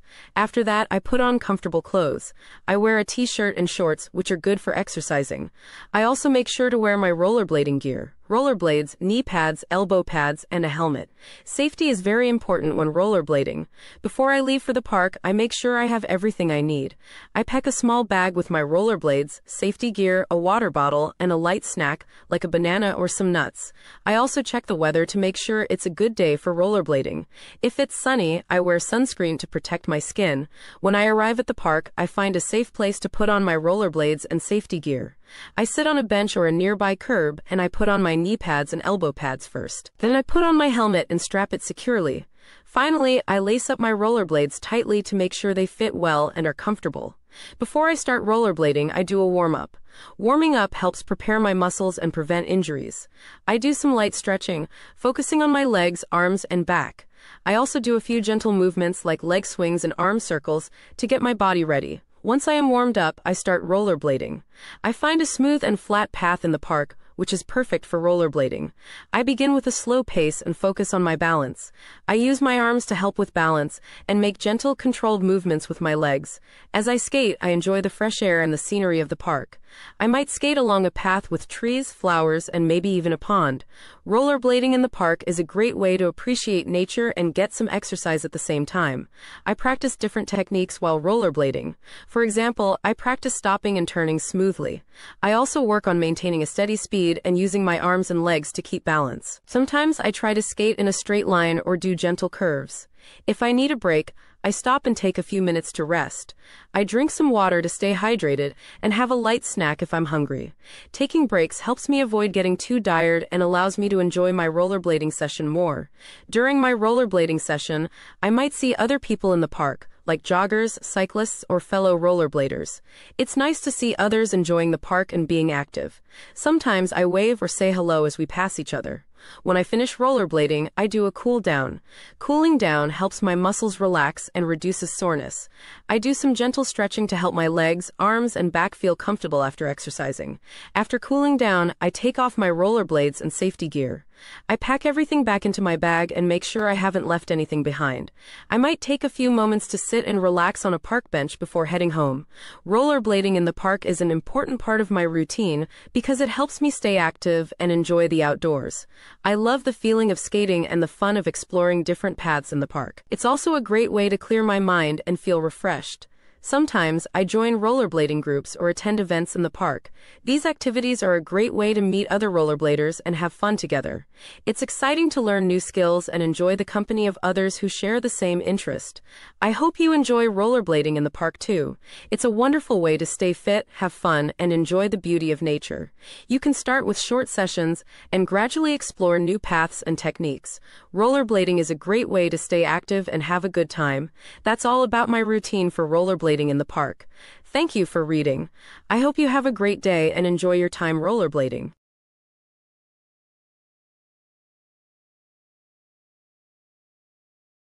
Jumping rope. Hello. My name is Alex. Today, I want to tell you about my routine for jumping rope. Jumping rope is a fun and effective exercise that helps me stay fit and healthy. Let me explain how I go about my jumping rope routine from start to finish. I usually start my day early. Around 6:30 a.m. I get out of bed, brush my teeth, and wash my face. After that, I get dressed in comfortable clothes that are good for exercising. I wear a t-shirt, shorts, and a pair of sneakers. The sneakers help support my feet and provide good grip when I jump. Before I start jumping rope, I make sure I have everything I need. I check my jump rope to make sure it's in good condition. I also have a water bottle ready to stay hydrated while I exercise. If it's sunny outside, I might wear a hat or apply sunscreen to protect my skin. When I'm ready, I start with a warm-up. Warming up is important to prepare my muscles and reduce the risk of injury. I begin with some light jogging in place and do dynamic stretches, like arm circles and leg swings. This helps get my blood flowing and my body ready for jumping rope. Next, I start jumping rope. I hold the handles of the rope and swing it over my head. As the rope comes down, I jump over it with both feet. I try to keep a steady rhythm and jump lightly on the balls of my feet. Jumping rope is a great way to improve my coordination and cardiovascular fitness. I start with a few minutes of jumping rope at a moderate pace. As I get more comfortable, I might increase the speed and try different jumping techniques. For example, I might do single leg jumps or alternate between jumping with one foot and then the other. If I need a break, I stop and take a few deep breaths. I drink some water to stay hydrated and rest for a minute or two. Taking breaks helps me avoid getting too tired and allows me to jump rope more effectively. Sometimes, I use jumping rope as part of a workout routine. I might do a series of exercises that includes jumping rope, body weight exercises like squats and push-ups, and stretching.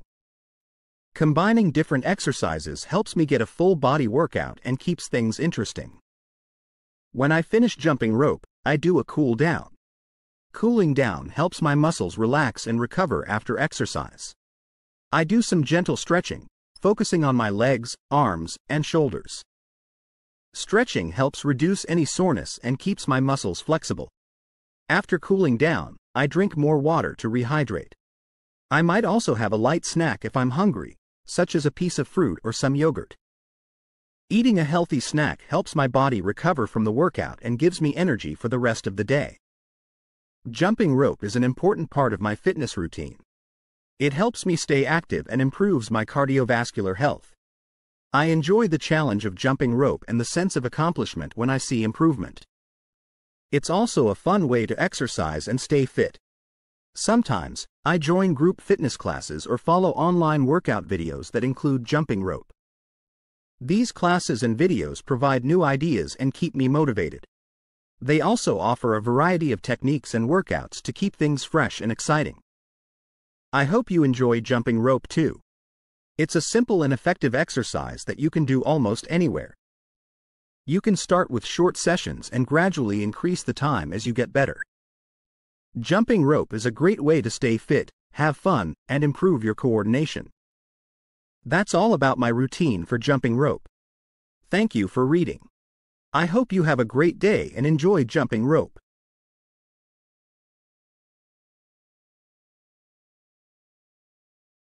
Playing basketball. Hello, my name is Jamie. Today, I want to tell you about my routine for playing basketball. Basketball is a fantastic sport that helps me stay active, have fun, and improve my skills. Let me explain how I enjoy playing basketball from start to finish. I start my day early in the morning. I usually wake up at 7 a.m. After getting out of bed, I brush my teeth and wash my face. Then, I get dressed in comfortable sportswear. For basketball, I wear a t-shirt, basketball shorts, and a pair of good basketball shoes. The shoes are important because they provide support and grip on the court. Before heading to the basketball court, I make sure I have everything I need. I pack my basketball in my bag and also bring a water bottle to stay hydrated. I might also bring a towel and a spare shirt just in case I get too sweaty. I check the weather to decide if I need to wear a light jacket or not. When I arrive at the basketball court, I first check in if there's a booking system. Then I go to the locker room or a designated area to get ready. I change into my basketball gear and lace up my shoes tightly to avoid any injuries. Before starting the game or practice, I do a warm-up. Warming up is very important to prepare my muscles and prevent injuries. I do some light jogging around the court and some dynamic stretches like high knees and leg swings. I also practice dribbling the basketball to get a feel for the ball and improve my ball handling skills. Once I am warmed up, I start with some drills. Drills help me improve specific skills needed for basketball. I practice shooting from different spots on the court, dribbling with both hands and passing the ball accurately. I focus on my technique and try to be consistent with my movements. When practicing shooting, I aim for the hoop and try to make as many shots as possible. I practice different types of shots, such as free throws, layups, and jump shots. Each type of shot helps me become a better player and improve my overall game. I also work on my defensive skills. This includes practicing how to block shots, steal the ball, and stay in front of my opponent. Good defense is important because it helps prevent the other team from scoring. After practicing individual skills, I like to play a game. Whether it's a full court game or just a pickup game with friends, playing games helps me use the skills I've practiced in a real situation. We play on teams and try to score points by shooting the ball into the hoop. I focus on teamwork, passing, and communicating with my teammates. During the game, I stay focused and give my best effort. I listen to my coach or teammates' instructions and try to follow the game plan. I also stay positive and encourage my teammates, as playing basketball is more enjoyable when we support each other. When the game or practice is over, I do a cool down. Cooling down helps my muscles relax and recover. I do some gentle stretching to reduce any soreness and prevent injuries. I stretch my legs, arms, and back to feel more comfortable after playing. I drink some water to rehydrate and might have a healthy snack, like a banana or some yogurt. It's important to replenish my energy and help my body recover from the physical activity. After playing basketball, I like to take a shower to clean off sweat and feel refreshed.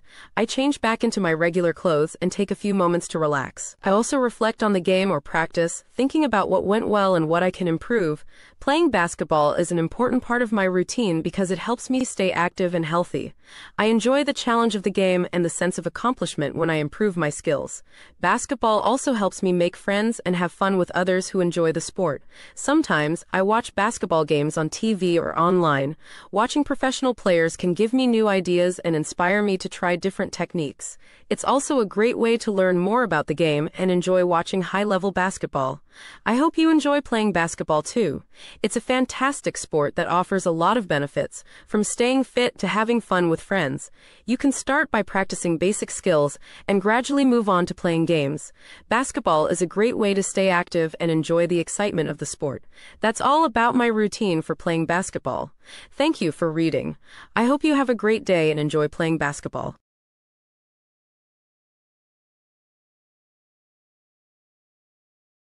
Going for a run. Hello. My name is Alex. Today, I want to tell you about my routine for going for a run. Running is a fantastic way to exercise, clear my mind, and enjoy the outdoors. Let me explain how I go for a run from start to finish. I wake up early in the morning, usually around 6 a.m. I start my day by brushing my teeth and washing my face. After that, I get dressed in comfortable running clothes. I wear a lightweight t-shirt, running shorts, and a pair of running shoes. It's important to wear clothes that are breathable and shoes that provide good support. Before I leave the house, I make sure I have everything I need. I pack a small water bottle to stay hydrated while running. I also check the weather to decide if I need a hat or a light jacket. If it's sunny, I wear sunscreen to protect my skin from the sun. When I'm ready, I start with a warm-up. Warming up is important to prepare my muscles and reduce the risk of injury. I do some gentle stretching, like reaching for my toes and stretching my legs. I also do a short, slow jog to get my body ready for the run. I usually start my run with a light pace. I find a comfortable rhythm and focus on my breathing. I breathe in through my nose and out through my mouth. Keeping a steady pace helps me run longer without getting too tired. As I run, I pay attention to how my body feels. I listen to my legs, feet, and breathing. If I start to feel any discomfort or pain, I slow down or take a short break. It's important to listen to my body and not push too hard. I like to run in different places to keep things interesting. Sometimes, I run around my neighborhood, and other times I visit a nearby park or trail.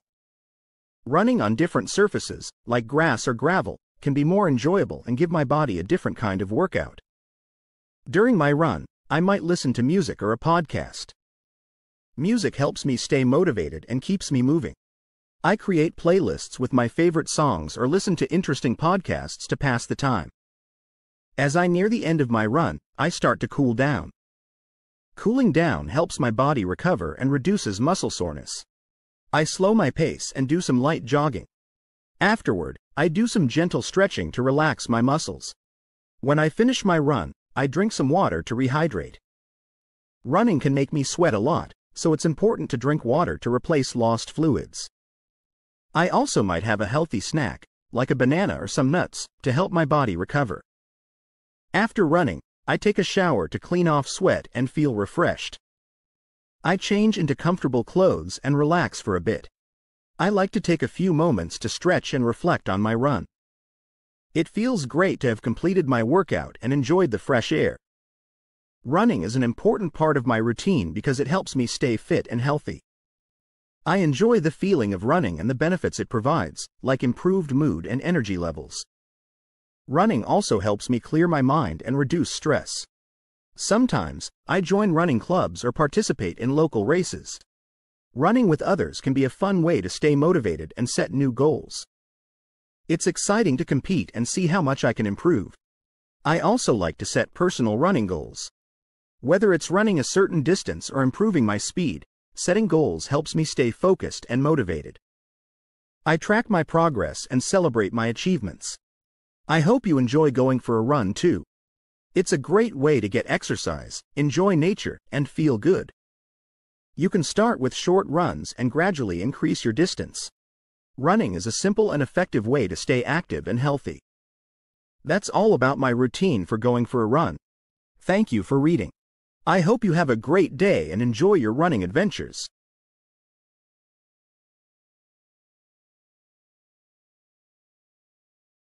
Doing yoga.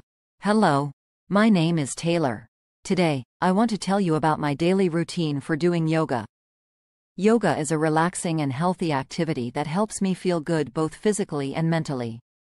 Let me explain how I practice yoga from start to finish. Every morning, I wake up at 6:30 a.m. I start my day by brushing my teeth and washing my face. After that, I get dressed in comfortable clothes. For yoga, I usually wear a t-shirt and yoga pants. These clothes are stretchy and comfortable, which makes it easier to move. Before I begin my yoga practice, I make sure I have everything I need. I find a quiet and clean space in my home where I can practice without interruptions. I also have a yoga mat ready. The mat provides a comfortable surface for me to do yoga poses and helps prevent slipping. I start my yoga session with a warm-up.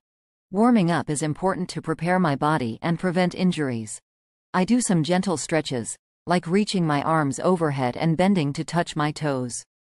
I also do some light movements, like marching in place or gentle twists, to get my muscles ready. Once I am warmed up, I begin my yoga practice. I start with some basic poses, like the mountain pose and downward facing dog. These poses help me stretch and strengthen my body. I focus on my breathing and try to move slowly and mindfully. During my practice, I follow a series of poses. Each pose has a name and a specific way to do it. For example, the warrior pose helps build strength, while the child's pose is great for relaxation. I hold each pose for a few breaths and try to stay balanced and focused. As I practice yoga, I pay attention to how my body feels. I listen to my body and do not push myself too hard.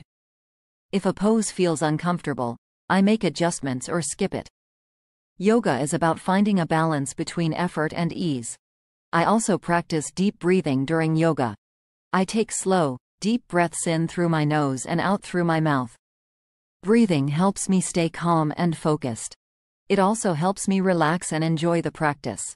Sometimes, I use yoga props, like blocks or straps, to help me with certain poses. These props can make it easier to reach the ground or support my body in different ways. They are helpful tools to improve my practice. After doing yoga poses, I spend some time in a relaxation pose called Savasana. In this pose, I lie on my back with my arms and legs relaxed. I close my eyes and focus on my breathing. Savasana helps me relax and feel the benefits of my yoga practice. When I finish my yoga practice, I take a few moments to sit quietly and reflect. I think about how my body feels and how my mind is at ease. Yoga helps me feel centered and calm, and I like to take a moment to appreciate that feeling. I also drink some water after yoga to stay hydrated. Yoga can make me sweat, so it is important to drink water to replenish lost fluids. I might also have a light snack if I am hungry, like a piece of fruit or some yogurt. Doing yoga is an important part of my daily routine. It helps me stay flexible, strong, and relaxed. I enjoy practicing yoga because it makes me feel good and helps me manage stress. Yoga also improves my balance and posture, which is great for overall health. Sometimes, I join yoga classes or watch online videos to learn new poses and techniques. Learning from a teacher or instructor helps me improve my practice and try new things. It is always exciting to discover new aspects of yoga. I also like to practice yoga in different places. Sometimes, I do yoga in my living room, and other times, I practice outside in the garden or at a park. Practicing in nature can be very refreshing and enjoyable. I hope you enjoy doing yoga too. It is a wonderful activity that can help you feel relaxed and healthy. You can start with simple poses and gradually try more challenging ones. Yoga is a great way to take care of your body and mind. That is all about my routine for doing yoga. Thank you for reading. I hope you have a great day and enjoy your yoga practice.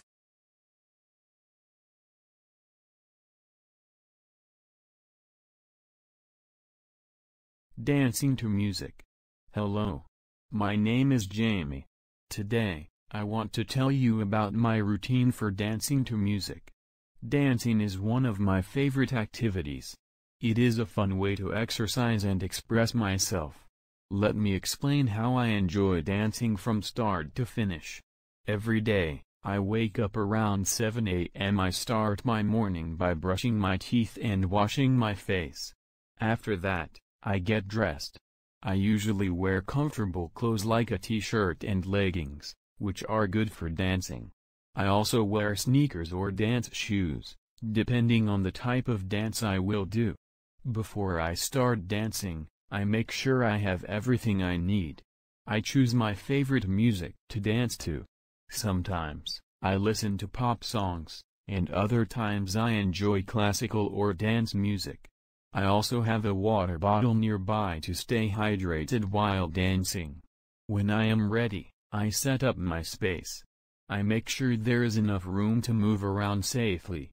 I clear any obstacles, like furniture or toys, from the area where I will dance. I also check the volume of my music. I like to play it loud enough to enjoy but not too loud to disturb others. I start my dance session with a warm-up. Warming up is important to prepare my muscles and prevent injuries. I do some gentle stretches, like reaching for the sky and touching my toes. I also do a few light movements to get my blood flowing. After warming up, I start dancing.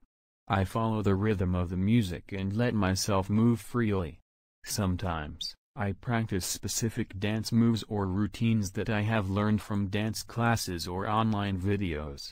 I enjoy trying new moves and improving my skills. When I dance, I feel happy and energized. Dancing is a great way to express my emotions and creativity. I love how the music makes me feel and how it helps me relax. I might dance with my arms, legs, and even jump or spin around. During my dance session, I take short breaks to catch my breath and drink some water.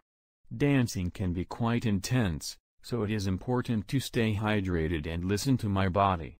If I feel tired, I rest for a few minutes and then get back to dancing. Sometimes, I dance with friends or family. Dancing together is a lot of fun. We can learn new moves from each other, have dance battles, or just enjoy moving to the music. It is a great way to bond and share the joy of dancing. If I am preparing for a special event or performance, I practice my routine regularly. I work on perfecting my moves and making sure I know the routine well. Practicing helps me feel confident and ready for the performance. When I finish dancing, I cool down by doing some gentle stretches. Cooling down helps my muscles relax and prevent soreness. I might stretch my arms, legs, and back to feel more comfortable. After dancing, I might take a shower to freshen up. I also make sure to drink more water and eat a healthy snack if I am hungry. A light snack, like a piece of fruit or some nuts, helps me recover from dancing. Dancing to music is an important part of my routine. It keeps me active, helps me express myself, and brings me joy. I enjoy dancing every day because it is a great way to have fun and stay healthy. Sometimes, I attend dance classes or workshops to learn new styles and techniques. Learning from a teacher and practicing with others helps me improve and try new things. It is always exciting to discover new ways to dance. I also enjoy watching dance performances and videos for inspiration. Seeing other dancers perform can give me new ideas and motivate me to try different moves. It is a great way to learn and enjoy the art of dance. I hope you enjoy dancing to music too. It is a wonderful activity that can make you feel happy and fit. You can dance alone, with friends, or join a dance class. Dancing is a fun way to enjoy music and express yourself. That is all about my routine for dancing to music. Thank you for reading. I hope you have a great day and enjoy dancing.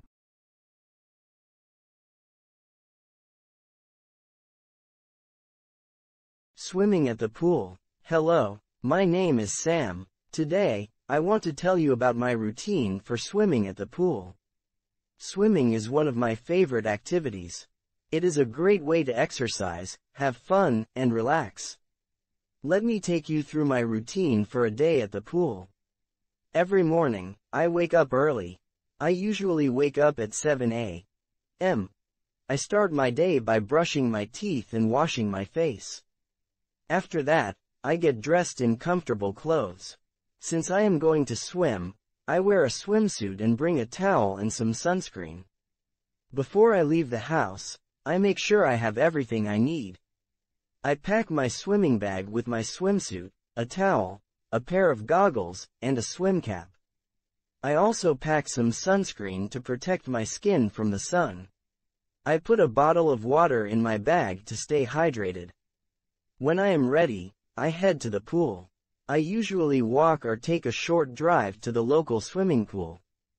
The pool is a large area filled with water. There are usually lanes for swimming, and sometimes there is a diving board and a shallow area for children. When I arrive at the pool, I check in at the front desk. I might need to pay for a ticket or show my membership card. After that, I go to the changing room to get ready. I change into my swimsuit and put my clothes and other items into a locker. I make sure the locker is locked so that my belongings are safe. Before I start swimming, I apply sunscreen to protect my skin from the sun. I put on my goggles and swim cap. The goggles help me see underwater, and the swim cap keeps my hair out of my face. Now, I am ready to swim. I start with a warm-up. I do some gentle stretching and light swimming to get my muscles ready. Warming up helps prevent injuries and makes my swim more enjoyable. I begin my swim by doing some laps. Laps are when you swim back and forth in the pool. I swim at a steady pace and focus on my technique. I practice different strokes, like freestyle, breaststroke, backstroke, and butterfly. Each stroke is different and uses different muscles. As I swim, I take breaks to rest and catch my breath. I use the time to drink some water and relax. Staying hydrated is important, especially when you are swimming and exercising. Sometimes, I swim with friends or family members. We have fun racing each other or playing water games. Swimming with others makes the experience more enjoyable and exciting. We can cheer each other on and share tips to improve our swimming skills. If the pool has a diving board, I like to use it for some fun jumps. I climb up the ladder, take a deep breath, and jump into the water. It is a thrilling way to enjoy the pool and practice my diving skills. After swimming, I cool down by doing some easy swimming and stretching. Cooling down helps my muscles relax and recover. I might swim slowly for a few laps and do some gentle stretches to ease any tension in my muscles. When I am finished swimming, I go back to the changing room. I take a shower to rinse off the chlorine from the pool. Chlorine is used to keep the pool clean, but it can make my skin and hair feel dry. After showering, I change back into my clothes and gather my belongings from the locker. Before I leave the pool, I drink some more water to stay hydrated. I also make sure to clean up any trash and leave the area tidy for others. I like to take a moment to relax and enjoy the feeling of a good swim. Swimming at the pool is an important part of my routine. It helps me stay fit, relax, and have fun. I enjoy the feeling of being in the water and the exercise it provides. Swimming also helps me clear my mind and feel refreshed. Sometimes, I take swimming lessons to improve my skills. Learning new techniques and getting feedback from a coach helps me become a better swimmer. It is always exciting to see how much I can improve. I also like to swim for special occasions or events. Sometimes, there are swimming competitions or pool parties. These events are a lot of fun and a great way to enjoy swimming with friends and family. I hope you enjoy swimming at the pool too. It is a wonderful activity that is good for your health and brings a lot of joy. You can swim laps, play games, or just relax in the water. Swimming is a great way to stay active and have fun. That is all about my routine for swimming at the pool. Thank you for reading. I hope you have a great day and enjoy your time at the pool.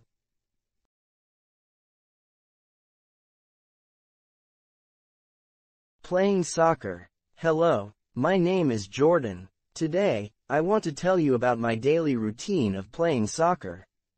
Soccer is one of my favorite sports. It is a fun way to exercise, and I enjoy playing with my friends. Let me explain how I play soccer from start to finish. Every day, I wake up early in the morning. I usually wake up at 6:30 a.m. I start my day by brushing my teeth and washing my face. After that, I get dressed in comfortable clothes. Since I am going to play soccer, I wear a t-shirt, shorts, and my favorite soccer socks. I also put on my soccer shoes. These shoes have special grips to help me run better on the field. Before I leave the house, I eat a healthy breakfast. I usually have cereal with milk and some fruit, like bananas or apples. It is important to eat a good breakfast to have energy for playing soccer. I also drink a glass of water to stay hydrated. When I am ready, I grab my soccer bag. Inside my bag, I have my soccer ball, a water bottle, and a towel. I also pack an extra pair of socks and a change of clothes in case I get too sweaty. I make sure I have everything I need before I leave the house. I head to the soccer field, which is a short walk from my home. When I arrive at the field, I see other players getting ready for practice or games. The field is a large, open space with green grass. There are 2 goals on each end of the field. When practice starts, I join my team. We start with a warm-up to get our muscles ready. We do exercises like jogging, stretching, and jumping jacks. Warming up helps prevent injuries and prepares us for the game. After warming up, we start practicing different soccer skills. We practice dribbling the ball, which means moving the ball with our feet while running. We also practice passing, which is when we kick the ball to a teammate. Passing is important because it helps us work together as a team. Next, we practice shooting. Shooting is when we try to kick the ball into the goal. We take turns shooting and trying to score points. It is exciting to see if we can get the ball past the goalkeeper and into the net. Sometimes, we play small games to practice our skills. We divide into teams and play a friendly match. Playing games helps us learn how to work together and use the skills we practiced. It is also a lot of fun to compete and see who can score the most goals. During the practice, I drink water to stay hydrated. Playing soccer can be very tiring, so it is important to drink water regularly. If the weather is hot, I take extra breaks to cool down and rest. After practice, we cool down by stretching. Stretching helps our muscles relax and prevents soreness. We also talk about what went well during practice and what we can improve. It is a good time to discuss strategies and plan for future games. When practice is over, I pack up my things and head home. I put my soccer ball, water bottle, and towel back into my bag. I also change into clean clothes. If I have time, I might practice some more at home or play a few games with friends. When I get home, I take a shower to clean off the sweat from practice. I also eat a healthy lunch to refuel my body. I might have a sandwich, some vegetables, and a piece of fruit. Eating well helps me recover and get ready for the next practice or game. Playing soccer is an important part of my daily routine. It keeps me active and healthy. I enjoy the teamwork and the challenge of the game. Soccer also helps me make friends and have fun. Sometimes, I watch soccer games on TV to learn new skills and strategies. Watching professional players helps me see how the game is played at a high level. I try to practice the techniques I see and improve my own skills. I also participate in soccer games and tournaments. These events are exciting because we compete against other teams. It is a great way to test our skills and see how well we play as a team. Before bed, I think about the day's practice and how I can improve. I feel happy and accomplished after a good practice. Playing soccer is a great way to stay active and enjoy sports. I hope you enjoy playing soccer too. It is a fun and healthy activity that you can do with friends or by yourself. You can practice dribbling, passing, and shooting to get better. Soccer is a great way to stay fit and have fun. That is all about my routine for playing soccer. Thank you for reading. I hope you have a great day and enjoy playing soccer.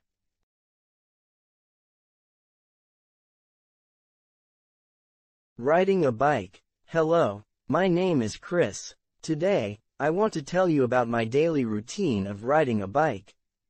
Riding a bike is a fun and healthy way to get around. It helps me stay fit and explore my neighborhood. Let me share with you how I ride my bike from start to finish. Every morning, I wake up at 7 o'clock. I get out of bed and start my day. I brush my teeth and wash my face. After that, I get dressed. I wear comfortable clothes, like a t-shirt, shorts, and sneakers. I also put on a helmet to keep my head safe while riding. Before I leave the house, I check my bike. I make sure the tires are full of air. If the tires are flat, I use a pump to add air. I also check the brakes to make sure they work well. I adjust the seat if needed so that I am comfortable while riding.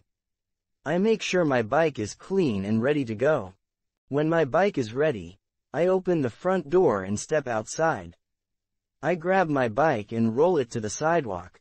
I put on my helmet and hop on the bike. I start by pedaling slowly and getting used to the bike's movement. I ride down my street. I ride at a steady pace, not too fast and not too slow. As I ride, I look around and enjoy the sights. I see the houses, trees, and flowers. Sometimes, I see my neighbors walking or jogging. I smile and say, hello, to them.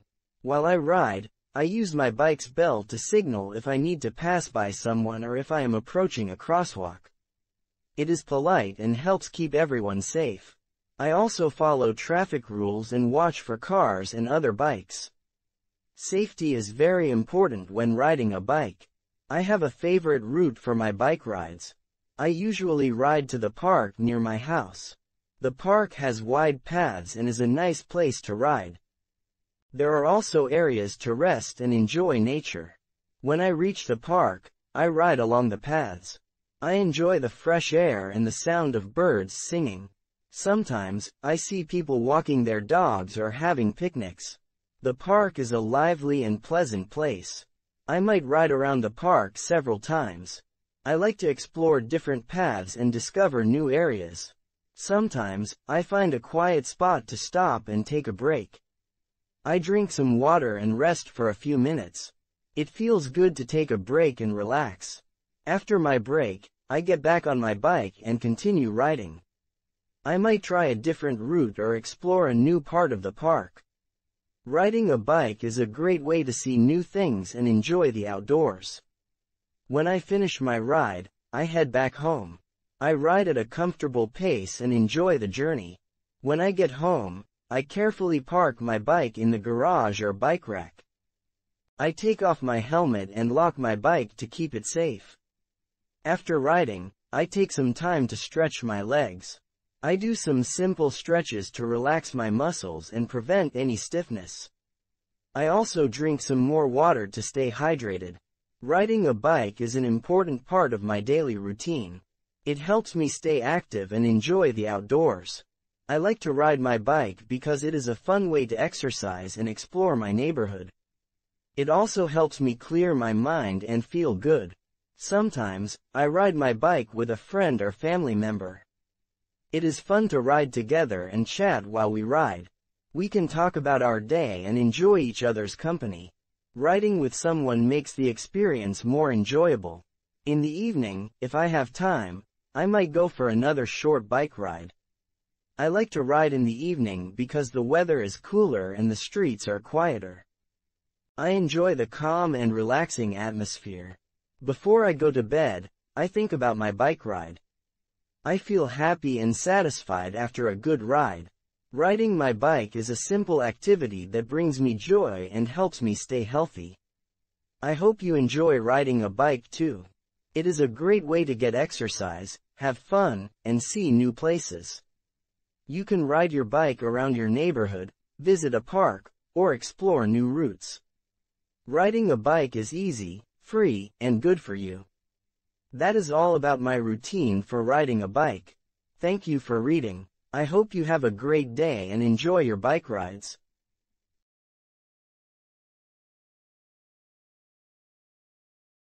Going for a walk. Hello, my name is Alex. Today, I want to tell you about my daily routine of going for a walk. Going for a walk is one of my favorite activities. It is a simple and enjoyable way to get exercise and enjoy the outdoors. Let me take you through my routine step by step. Every morning, I wake up at 7 o'clock. I get out of bed and start my day. I brush my teeth and wash my face. After that, I get dressed. I wear comfortable clothes for walking, like a t-shirt, shorts, and sneakers. It is important to wear good shoes for walking. Before I leave the house, I make sure I have everything I need. I take my keys, phone, and a small bottle of water. I put the water in a pocket of my jacket. If it is sunny, I also take a hat and some sunscreen. Sunscreen helps protect my skin from the sun. When I am ready, I go outside. I open the front door and step into the fresh air. I take a deep breath and feel the cool breeze. I like to walk in the morning because it is quiet and peaceful. I start walking down my street. I walk at a steady pace. As I walk, I look around and enjoy the sights.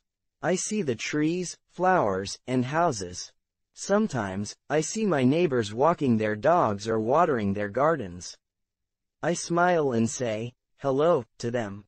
During my walk, I listen to music or an audiobook. I use my headphones to listen to my favorite songs or an interesting story. Music makes walking more enjoyable and fun. An audiobook helps me relax and pass the time. As I walk, I pay attention to how my body feels. I make sure I am walking comfortably and not too fast. I take small sips of water to stay hydrated. If it is a hot day, I drink more water to keep cool. I have a favorite route for my walk. I usually walk to the park near my house. The park is a nice place with green grass, trees, and a small lake. There are also walking paths and benches where people can sit and rest. When I reach the park, I walk around the lake. I like to watch the ducks swimming in the water. Sometimes, I see people fishing or feeding the ducks. It is nice to see families enjoying the park together. I continue walking along the paths in the park. I see children playing on the playground and people having picnics. The park is a lively place, and it makes me happy to see everyone having a good time. Sometimes, I stop and sit on a bench for a few minutes. I take a break and enjoy the view. I watch the birds and listen to the sounds of nature. It is a peaceful and relaxing moment. After resting, I continue my walk. I explore different parts of the park and discover new things. I might see a beautiful flower garden or a new playground. It is always exciting to find something new. As I walk back home, I feel good and refreshed. Walking is a great way to clear my mind and get some exercise. It helps me start my day with energy and a positive attitude. When I get home, I take off my shoes and relax for a few minutes. I might stretch my legs and do some light exercises to cool down. I also drink some more water to stay hydrated. Going for a walk is an important part of my daily routine. It helps me stay healthy and enjoy the outdoors. I like to walk every day because it is good for my body and mind. It is also a great way to explore my neighborhood and discover new things. Sometimes, I walk with a friend or family member. It is fun to chat and enjoy each other's company while walking. We talk about our day and share stories. Walking with someone makes the time go by quickly. In the evening, if I have time, I might go for another short walk. I enjoy walking in the evening because the weather is usually cooler. I like to watch the sunset and see the stars. It is a relaxing way to end the day. Before I go to bed, I think about how my walk went. I feel happy and satisfied after a good walk. It is a simple activity that brings me joy and helps me stay healthy. I hope you enjoy going for a walk too. It is a wonderful way to get exercise and enjoy the outdoors. You can explore your neighborhood, visit a park, or just walk around your local area.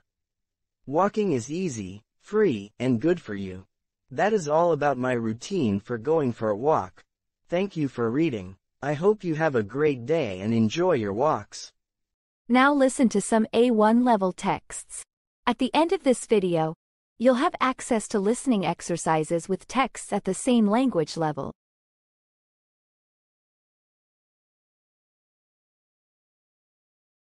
Riding a Ferris wheel. Hello, my name is Jordan. I want to tell you how I ride a Ferris wheel. Riding a Ferris wheel is a fun and exciting experience. Here's how I prepare for and enjoy a ride on this iconic amusement ride from start to finish. First, I choose a day to visit an amusement park or fair where the Ferris wheel is located. I check the weather to make sure it will be a pleasant day, as riding a Ferris wheel is often more enjoyable when the weather is nice.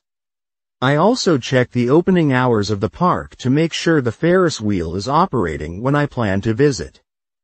Before going to the park, I prepare by wearing comfortable clothes and shoes. I also bring some money or a ticket if required for the Ferris wheel ride.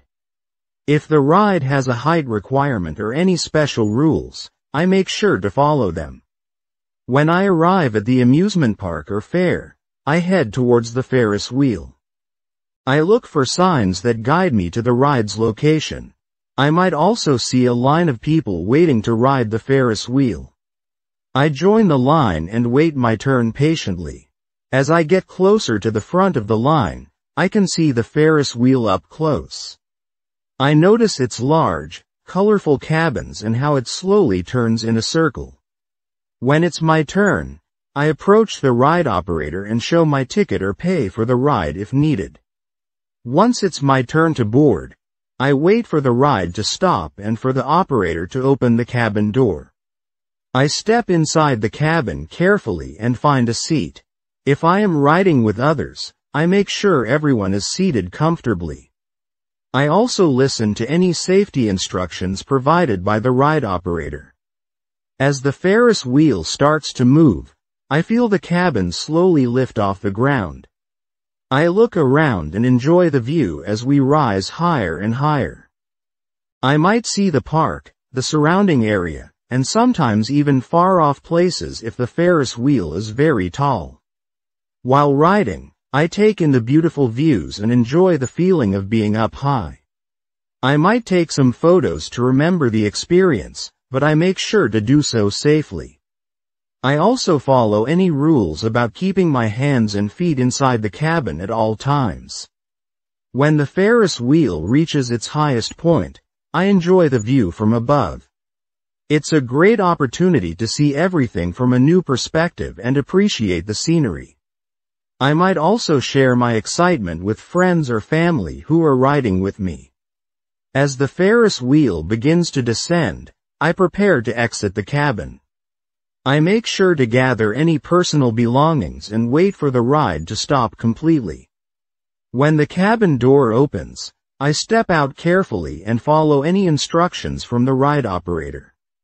After riding the Ferris wheel, I might visit other attractions in the park or enjoy some snacks. I also take a moment to reflect on the fun experience and the amazing views I saw from up high. Riding a Ferris wheel is a wonderful way to experience the thrill of an amusement ride and enjoy a great view. I love the feeling of floating high above the ground and the excitement of seeing the world from a different angle. I hope you also enjoy riding a Ferris wheel. It's a fantastic way to have fun and take in beautiful sights. Remember to plan your visit, follow safety instructions, and enjoy every moment of the ride. That's all about my routine for riding a Ferris wheel. Thank you for reading. I hope you have a great time on your next Ferris wheel ride and enjoy the incredible views.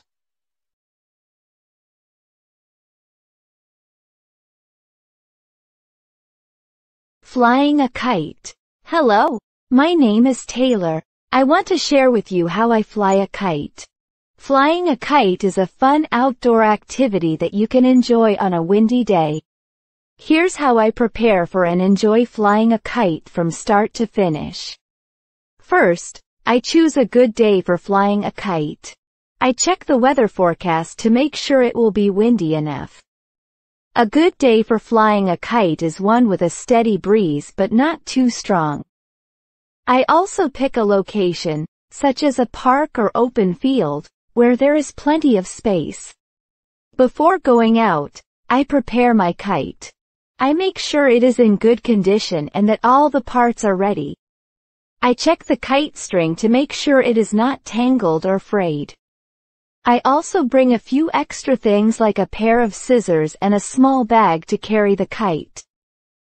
When I arrive at the chosen location, I find a clear, open area to fly my kite. I make sure there are no trees, power lines, or obstacles around. I lay out my kite and kite string on the ground and untangle any knots if necessary. Next, I prepare to launch the kite. I hold the kite by the frame and make sure it is positioned correctly. I also get ready to run a little, as this helps the kite lift off the ground. I start by letting out some of the kite string and then hold the kite up, facing into the wind. As I feel the wind, I begin to run slowly. The kite starts to rise into the air. I keep holding the kite string tightly and adjust the angle of the kite to keep it flying smoothly.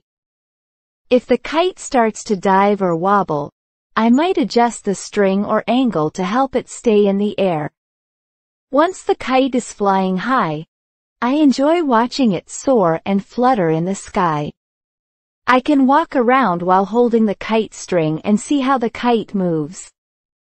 I might also try different tricks, like flying the kite in circles or making it dive and climb. If the wind becomes too strong or too weak, I adjust the length of the kite string. For strong winds, I let out more string to give the kite more room. For lighter winds, I might pull in some of the string to keep the kite stable. When I am ready to land the kite, I slowly reel in the string while guiding the kite down. I try to land the kite gently on the ground, making sure it does not crash. I carefully gather the kite and string and make sure everything is packed up neatly. After flying the kite, I check to make sure it is in good condition and clean up the area where I was flying. I also put away my kite and any extra equipment I used. Flying a kite is a wonderful way to enjoy the outdoors and have fun on a windy day. I love the feeling of seeing the kite dance in the sky and the sense of accomplishment when it flies smoothly. I hope you also enjoy flying a kite. It's a great way to spend time outside, experience the wind, and have a good time. Remember to choose the right day, prepare your kite, and have fun flying it high. That's all about my routine for flying a kite. Thank you for reading. I hope you have a fantastic time flying your own kite and enjoying every moment of the experience.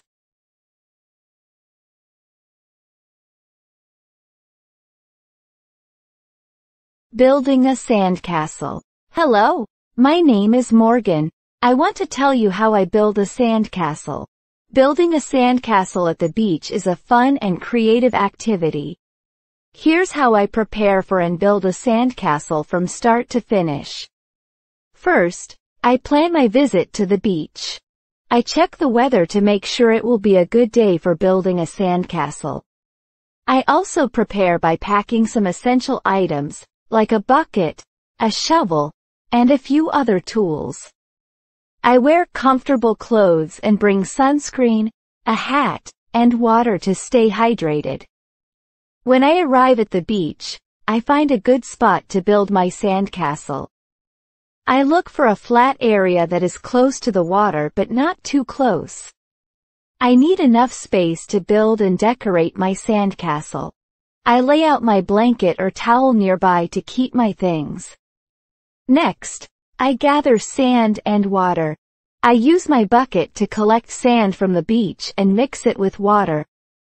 I need to make sure the sand is wet enough to hold its shape but not too wet. I mix the sand and water well until it is the right consistency. Now, I start building my sandcastle. I use the bucket to create the base of the castle. I fill the bucket with the wet sand, pack it tightly, and then flip it over to create a tower. I gently tap the bucket to release the sand and make a strong tower. I repeat this process to make more towers and parts of the castle. After the base is done, I use my shovel and hands to shape the sand. I create walls, draw windows, and make pathways.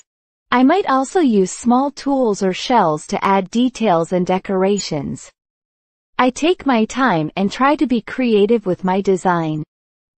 If I want to add more features, like flags or decorations, I can use sticks, seaweed, or other natural materials from the beach. I place them on top of the towers or around the castle to make it look even better. I can also build moats or bridges around the castle using more sand and water. While building, I make sure to stay hydrated and take breaks if needed. I enjoy the process and have fun seeing my sandcastle come to life. I might also take photos to remember my creation. When I'm finished building my sandcastle, I take a moment to admire my work. I look at the details and see how the castle looks overall. I might also share my creation with friends or family and show them the sandcastle. Before leaving the beach, I make sure to clean up my area. I pick up any tools, shells, or materials I used. I also check that I leave the beach as clean as I found it, so others can enjoy it too. Building a sandcastle is a wonderful way to have fun at the beach and use my creativity. I love how the sand can be shaped into different forms and how building a sandcastle can be a relaxing and enjoyable activity. I hope you also enjoy building sandcastles. It's a great way to spend time outdoors, be creative, and have fun. Remember to plan ahead, bring the right tools, and enjoy every moment of your sandcastle building experience. That's all about my routine for building a sandcastle. Thank you for reading. I hope you have a fantastic time at the beach and create amazing sandcastles of your own.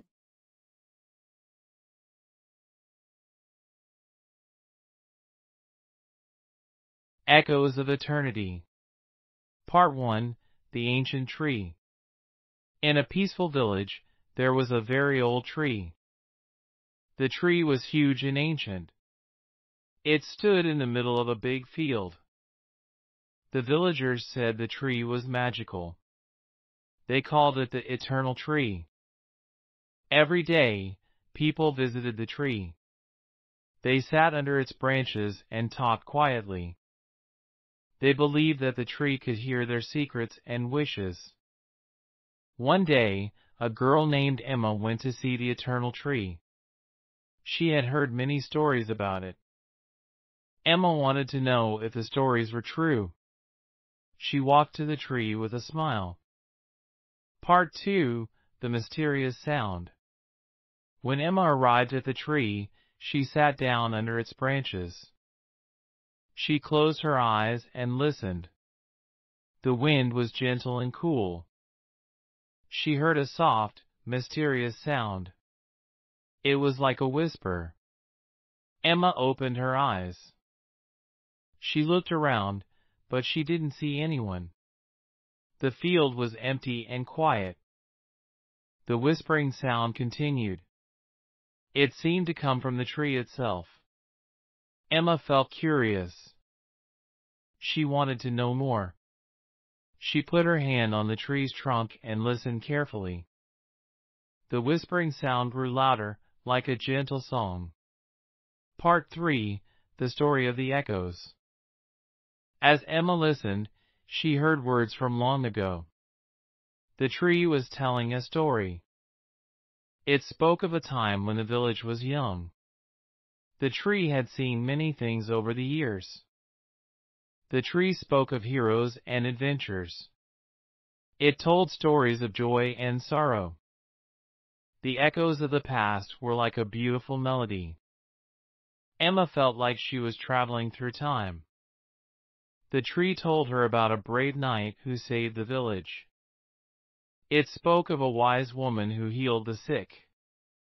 The stories were full of magic and wonder. Part 4: The Message. The eternal tree had a message for Emma. It said, "You are a part of our story. Your future will be filled with adventure and kindness. Remember the echoes of the past." Emma felt happy and inspired. She understood that the tree was sharing its wisdom with her. She promised to remember the stories and the message. The tree's whispers became softer. The wind was gentle again. Emma thanked the eternal tree and stood up.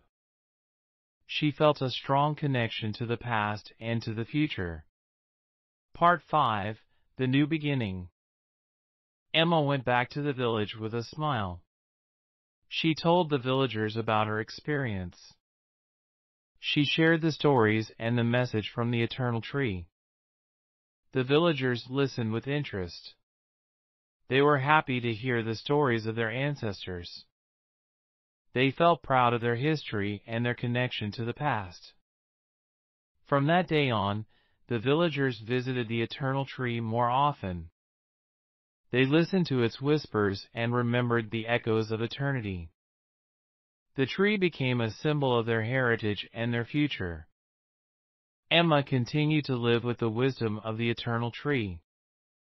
She embraced adventure and kindness in her life. She carried the echoes of the past with her always. The eternal tree continued to stand tall in the field. It whispered its stories to those who listened. The echoes of eternity lived on, sharing their magic with anyone who cared to hear.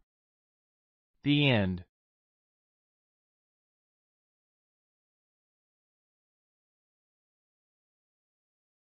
The Midnight Masquerade. Part 1: The Invitation. In a small town, there was a big, beautiful house. One day, everyone in the town got an invitation. The invitation was for a special party called the Midnight Masquerade. The invitation said, "Come to the big house at midnight. Wear a mask and enjoy the party." Everyone was excited. They talked about the party all day. They wondered what would happen. No one had been to a party like this before. A young girl named Anna was very curious. She wanted to go to the midnight masquerade. She found an old mask in her attic. It was colorful and shiny. Part 2: The Big House.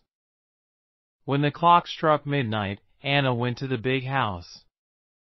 The house was decorated with lights and balloons. It looked magical. There were many people wearing masks. They were all smiling and laughing. Anna put on her mask and walked inside. She saw a big room with a dance floor. Music played softly, and people danced gracefully. Anna felt happy and a little nervous. She walked around the room and saw many different masks. Some were funny, and others were very elegant. Everyone was having a good time. Part 3: The Mysterious Host. A tall person in a beautiful mask appeared. The person was wearing a long, flowing cape. The mask was shiny and silver. The guests gathered around the mysterious host. The host spoke, "Welcome to the Midnight Masquerade. Tonight, we have a special game. Find the golden mask and you will win a prize." Everyone started looking for the golden mask. Anna joined the search. She looked around the big house, checking behind curtains and under tables. Part 4, The Secret Room. While searching, Anna found a hidden door. The door was small and covered with a curtain. She opened it carefully and went inside. The room was dark but full of old books and candles. Anna saw something shiny in the corner. It was a golden mask. She picked it up and felt excited. The mask was beautiful and very special. Suddenly, the mysterious host appeared. The host smiled and said, "Congratulations. You found the golden mask. You are the winner of the Midnight Masquerade." Part 5, The Special Prize. The host gave Anna a special prize. It was a small, golden locket.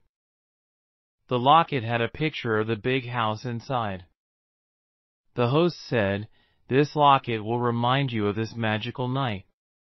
Keep it as a memory." Anna thanked the host and put the locket around her neck. She felt very happy. The party continued with music and dancing. Everyone enjoyed the night and had fun. As the party came to an end, Anna left the big house. She looked at the stars and felt grateful for the wonderful experience. The Midnight Masquerade was a night to remember. From that day on, Anna wore the golden locket with pride. It reminded her of the magical night and the fun she had. The Midnight Masquerade became a special memory for her.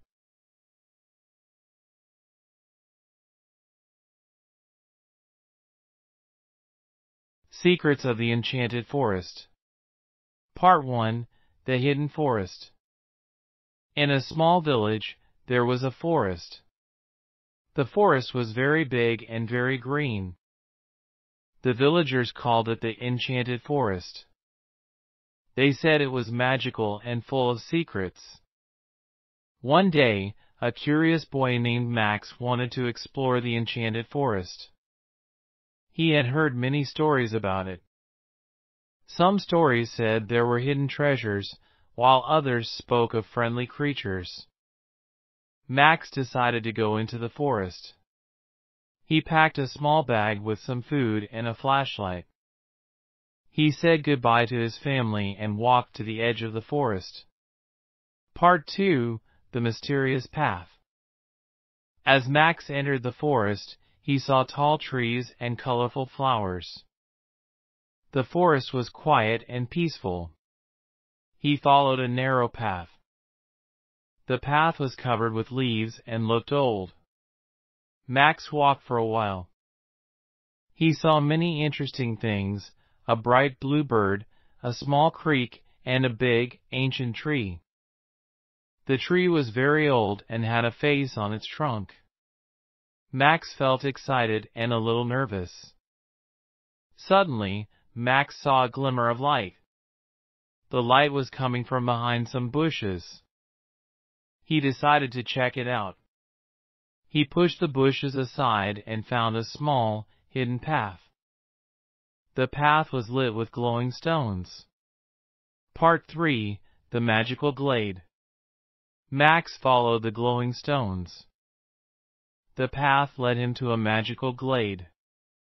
The glade was a beautiful, open space in the forest. There were sparkling flowers and a clear, blue pond in the center. In the pond, Max saw fish that shimmered like stars. The flowers around the pond changed colors. It was like a scene from a fairy tale. Max felt like he was in a dream. In the middle of the glade, there was a big, old book on a pedestal. The book was covered with golden patterns. Max approached the book and opened it carefully. Part 4, The Book of Secrets. The book was filled with stories and drawings. It told the secrets of the enchanted forest. Max read about the magical creatures that lived there, like talking animals and helpful fairies. The book also had a map. The map showed hidden places in the forest. One place was marked with a red star. The book said that this place was a special treasure spot. Max was excited. He decided to follow the map and find the treasure. He looked at the map and saw that the red star was close to the big, ancient tree he had seen earlier. Part 5, The Hidden Treasure. Max followed the map back to the big tree. He looked around the tree and saw a small, hidden door in the trunk. The door was covered with vines. Max carefully opened the door. Inside, he found a small chest. The chest was old and covered with dust. He opened it and found beautiful, shiny stones and a note. The note said, "This treasure is a gift for those who are kind and brave. Use it wisely and remember the magic of the enchanted forest."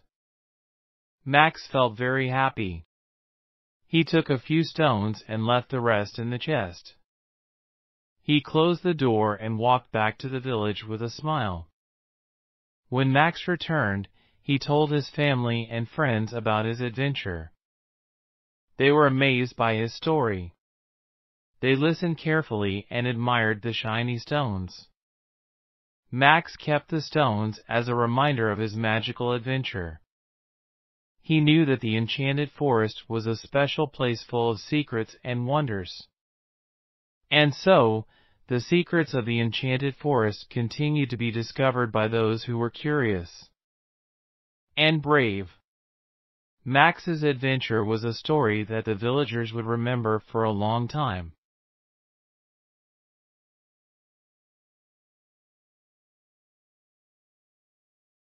Shadows of the Night.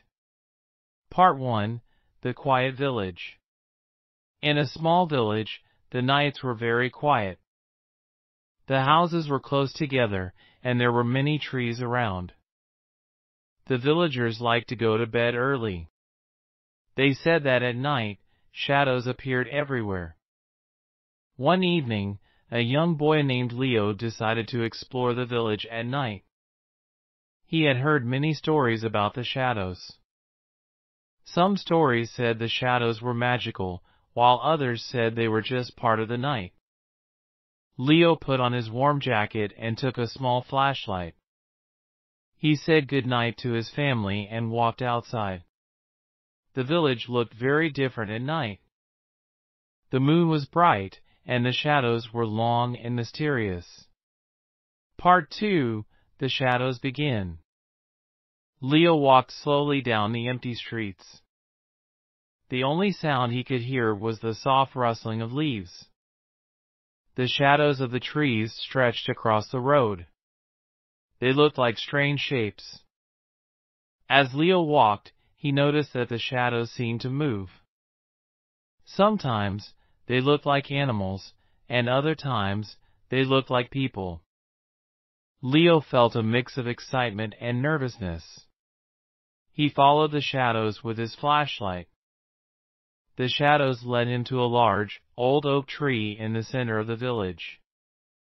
The tree was very tall, and its branches reached high into the sky. Part 3, The Mysterious Figure. Under the oak tree, Leo saw a shadow that looked different from the others. This shadow was shaped like a person. It was not clear, but it seemed to be watching him. Leo felt a bit scared, but also curious. He decided to approach the shadow. As he got closer, he saw that the shadow was actually a tall figure with a long cloak. The figure was standing still and did not move. Leo took a deep breath and said, "Hello? Is someone there?" The figure slowly turned around. It had a friendly face and smiled at Leo. The figure said, "Hello, Leo. I have been waiting for you." Leo was surprised. "How do you know my name?" The figure replied, "I am the guardian of the night shadows. I watch over the village at night." Part 4, The Secret of the Shadows. The guardian explained that the shadows were not just ordinary shapes. They were special. They carried stories and memories from the past. The guardian said, "Each shadow has a story to tell. They remind us of important things from our history." The guardian showed Leo how to listen to the shadows. By paying close attention, Leo could hear whispers and soft sounds. The shadows told stories of the village's past, about old celebrations, past heroes, and happy times. Leo listened carefully and heard wonderful stories. He felt like he was traveling back in time. The shadows showed him how the village had grown and changed over the years. Part 5, The Lesson of the Night. The guardian said, "The shadows remind us of our history and our connection to the past. They help us remember who we are and where we come from." Leo thanked the guardian for the wonderful experience. He felt grateful for the chance to learn about the village's history through the shadows. As the night went on, the shadows began to fade as the first light of dawn appeared. The guardian said goodbye and disappeared into the morning light. Leo walked back to his home with a smile. He felt that the night had been magical. The shadows had shared their secrets and stories with him. The next day, Leo told his family and friends about his adventure. They were amazed and listened carefully. They were happy to learn that the shadows were not scary but full of history and stories. From that night on, Leo looked at the shadows in a new way. He knew they were more than just dark shapes, they were reminders of the past and keepers of stories.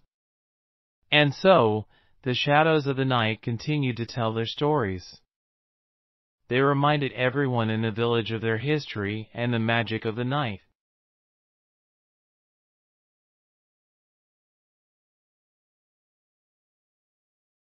The Crystal Chronicles. Part 1, The Hidden Crystal. In a small, peaceful town, there was a legend about a magical crystal. The crystal was said to have great powers. It was hidden in a secret place, and many people wanted to find it. One day, a curious girl named Mia found an old map in her attic. The map showed a path leading to a hidden crystal. Mia was excited. She decided to follow the map and find the crystal. Mia packed a small bag with some snacks and a flashlight. She looked at the map and saw that the path started in the forest near her town. She put on her hiking boots and set off towards the forest. Part 2, The Journey Begins. Mia entered the forest. The trees were tall, and the forest was quiet. She followed the path on the map.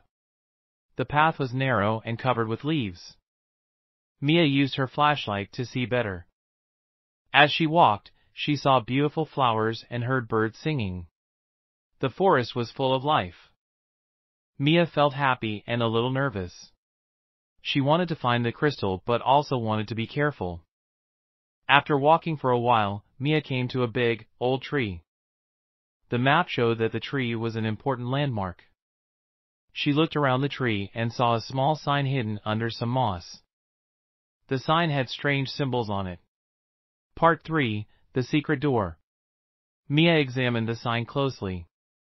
She noticed that the symbols matched some symbols on the map. The sign seemed to be a clue. She looked around the base of the tree and found a small, hidden door.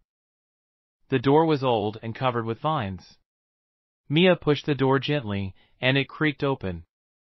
Inside, she found a dark tunnel. She took a deep breath and walked into the tunnel, using her flashlight to guide her way. The tunnel was cool and damp. Mia walked carefully, watching for any signs of danger. After walking for a few minutes, she saw a soft light at the end of the tunnel. She felt excited and quickened her pace. Part 4, The Crystal Cave. When Mia reached the end of the tunnel, she found herself in a beautiful cave. The cave was filled with sparkling crystals. The crystals glowed in many colors: blue, green, red, and purple. The light from the crystals filled the cave with a magical glow. In the center of the cave, there was a large crystal on a pedestal. It was the biggest crystal Mia had ever seen. It was clear and shone with a bright, white light. Mia approached the crystal slowly. She felt a warm, gentle energy coming from it. She reached out and touched the crystal. It felt smooth and cool in her hand. Part 5, The Magic of the Crystal. As Mia touched the crystal, she felt a rush of energy. The crystal seemed to come alive.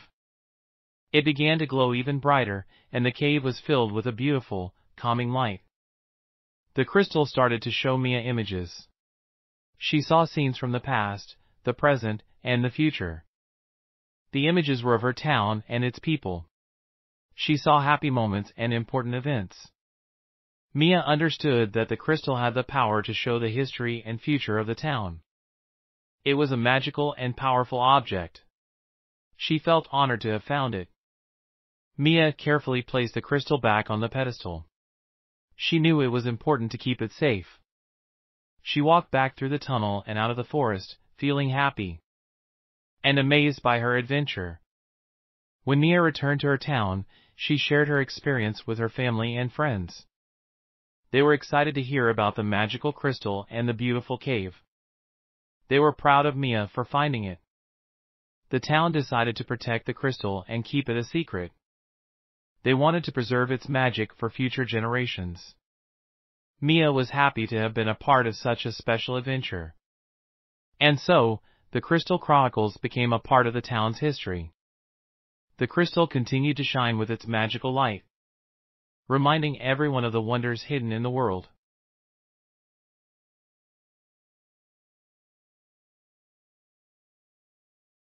A Dance with Destiny. Part 1, The Town Festival. In a small, lively town, there was a big festival every year. The festival was full of music, dancing, and fun. The townspeople looked forward to it all year long. One year, a young girl named Lily was very excited. She had been practicing dancing for the festival. Lily loved to dance and wanted to show her new moves to everyone. The festival was a special event for the town. There was a big stage in the town square where people performed. The festival had many colorful decorations and delicious food. Everyone was happy and excited. Part 2, The Mysterious Invitation. A few days before the festival, Lily received a mysterious invitation. The invitation was written in fancy letters and said, "Join us for a special dance at the festival. Your destiny awaits." Lily was curious. She wondered what the special dance would be. She decided to practice extra hard for the festival. She wanted to be ready for anything. On the day of the festival, Lily wore a beautiful dress and comfortable shoes. She felt ready and excited. She walked to the town square, where the festival was already in full swing. Part 3, The Enchanted Dance. As the festival continued, Lily noticed a beautiful, sparkling dance floor set up in a corner of the square. It was different from the other dance areas. The dance floor seemed to glow with a magical light. A group of dancers in elegant costumes began to perform on the special dance floor. They moved gracefully and with perfect harmony. The dance was enchanting and mesmerizing. Lily watched the dancers with amazement. They looked like they were dancing with the stars. The music was soft and magical, and the lights changed colors with every step. Part 4, The Dance of Destiny. A kind man in a suit approached Lily. He said, "You have a special invitation to join the enchanted dance. Your time has come." Lily felt both nervous and excited. She had been practicing her own dance, but this was something different. The man led her to the magical dance floor. He said, "Just follow the music and let your heart guide you." As the music played, Lily began to dance. She felt the magic of the dance floor beneath her feet. The lights and music made her feel like she was floating. Lily danced with joy and grace. Her movements matched the music perfectly. The magical lights swirled around her, and she felt like she was part of a beautiful dream. Part 5, The Moment of Destiny.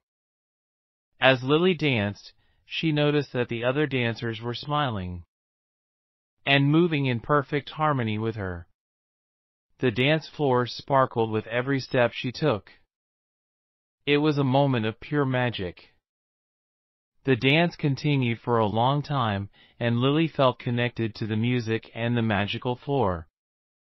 She realized that the special dance was a chance to show her true self and share her love for dancing with others. When the music finally came to an end, the crowd cheered and clapped. Lily felt proud and happy. The mysterious man came to her and said, "You danced beautifully. You have found your destiny." Lily thanked the man and everyone who had danced with her. She felt that the dance was a special moment that she would always remember. The festival ended with a grand celebration. The townspeople enjoyed the rest of the evening with music, food, and laughter. Lily's dance was the highlight of the festival. From that day on, Lily continued to dance with joy and passion. She knew that the special dance at the festival was a magical moment that had shown her the importance of following her dreams and embracing her destiny.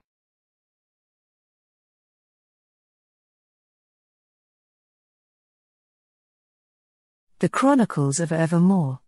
Part 1, The Mysterious Book. In a small town, there was a cozy library. The library had many old books. One day, a young girl named Clara found a very old book in a hidden corner. The book was called The Chronicles of Evermore. The book had a golden cover and was very dusty. Clara carefully opened it and saw beautiful illustrations and strange words. She felt excited and curious. She decided to take the book home and read it. When Clara started reading, she discovered that the book told stories about a magical land called Evermore. Evermore was a place full of wonders and mysteries. Part 2, The Magical Map. As Clara continued to read, she found a special map inside the book. The map showed the land of Evermore. It had many places marked with stars, forests, castles, and mountains. There was also a big red X on the map. Clara was fascinated. She decided to explore Evermore, even if it was just in her imagination. She followed the map and read about the magical places and creatures that lived there. The book described Evermore as a land of adventure. There were talking animals, friendly fairies, and ancient treasures. Clara felt like she was part of the stories. Part 3, The Journey Begins. One night, as Clara read the book, something amazing happened. The room around her began to glow with a soft light. Clara looked at the book, and it seemed to come alive. The pages shimmered, and the map on the page started to move. Suddenly, Clara found herself in a magical forest. The trees were tall and covered with sparkling leaves. She saw colorful flowers and heard the sounds of cheerful animals. Clara realized that she was no longer in her room. She was in Evermore. She followed the map and walked towards the red X. She felt excited and a little nervous. The adventure had begun. Part 4: The Enchanted Castle. As Clara walked through the forest, she came to a big, enchanted castle. The castle had tall towers and shining walls. It looked like something from a fairy tale. At the castle gate, Clara met a friendly fairy. The fairy said, "Welcome to the castle of Evermore. We have been waiting for you." The red X on the map marks a special treasure. The fairy led Clara inside the castle. The rooms were filled with sparkling lights and magical objects. Clara felt amazed and happy. She followed the fairy to a grand hall where the treasure was hidden. Part 5: The Treasure of Evermore. In the grand hall, Clara saw a beautiful chest covered with jewels. The chest was locked, but the fairy gave her a special key. Clara used the key to open the chest. Inside the chest, Clara found a glowing crystal. The crystal was bright and colorful. It had a warm, gentle light. The fairy explained, "This is the heart of Evermore. It holds the magic of our land." The fairy thanked Clara for finding the treasure and said, "You are now a part of the Chronicles of Evermore. Your bravery and curiosity have brought magic to our land." Clara felt very proud and happy. She knew that her adventure had been special. She said goodbye to the fairy and the enchanted castle. Part 6: Back to Reality. The room around Clara began to glow again. She found herself back in her cozy room, holding the old book. The book's cover was still golden, and the pages were as beautiful as before. Clara looked around and smiled. She had been on a magical adventure and found the heart of Evermore. The Chronicles of Evermore had come alive, and she had become part of the story. Clara placed the book on her bookshelf, feeling grateful for the adventure. She knew that the magic of Evermore would always be with her. From that day on, Clara continued to read and imagine new adventures.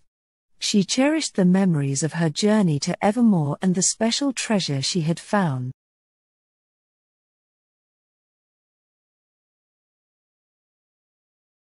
The Starlight Quest. Lily and Sam.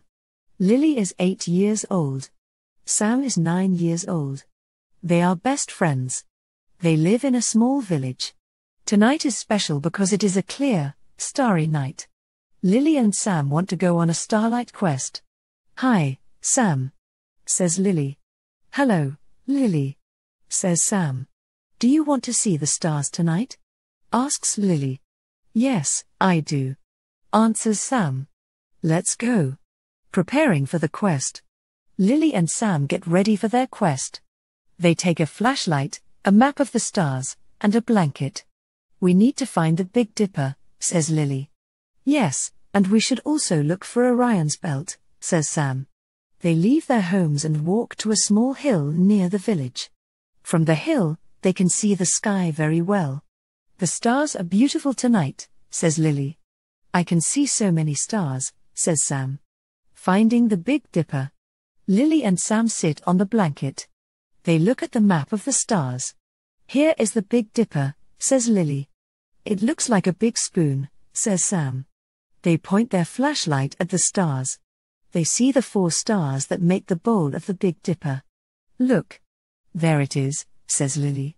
"We found it," says Sam. Searching for Orion's belt. Next, Lily and Sam look for Orion's belt. "Orion's belt has 3 stars in a row," says Lily. "Let's find it on the map," says Sam. They look up at the sky. "I see the 3 stars," says Sam. "They are very bright," says Lily. "We found Orion's belt too," says Sam. The shooting star. While looking at the stars, Lily and Sam see a shooting star. "Wow, look," says Lily. "It's so fast," says Sam. They make a wish on the shooting star. "I wish for more fun nights like this," says Lily. I wish for good adventures with my friends, says Sam. The night sky. Lily and Sam continue to look at the night sky. They see the moon. The moon is big and round. The moon is very bright, says Lily. It lights up the night, says Sam. They talk about the stars and planets. They see a few airplanes flying high in the sky. Look at those airplanes, says Sam. They are so far away, says Lily. Going home. It gets late, and Lily and Sam decide to go home. This was a great night, says Lily. Yes, it was, says Sam. We saw many stars and made a wish. They pack up their things and walk back to their homes. Goodbye, Sam, says Lily. Goodbye, Lily, says Sam. At home. Lily gets home and tells her parents about the night. We saw the Big Dipper and Orion's belt, says Lily. We also saw a shooting star. Sam also tells his parents about the adventure. It was a clear night, and we found many stars, says Sam. We had a great time. The next day, Lily and Sam are still excited. They talk about the Starlight Quest at school. It was the best night ever, says Lily. I agree, says Sam. I can't wait for our next adventure. The end. Lily and Sam had a wonderful time on their Starlight Quest. They saw many stars, made wishes, and enjoyed the night sky. They look forward to more adventures together under the stars.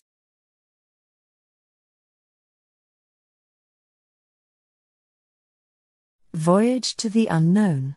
Lara and Leo. Lara is 11 years old. Leo is 12 years old. They are friends. They live in a small town by the sea. Today is a special day. Lara and Leo are going on a boat trip. They call it their voyage to the unknown. Hi, Leo, says Lara. Hello, Lara, says Leo. Are you ready for our boat trip? Asks Lara. Yes, I am, answers Leo. Let's go. Preparing for the voyage. Lara and Leo get ready for their trip. They take a small boat, some snacks, and a map of the sea.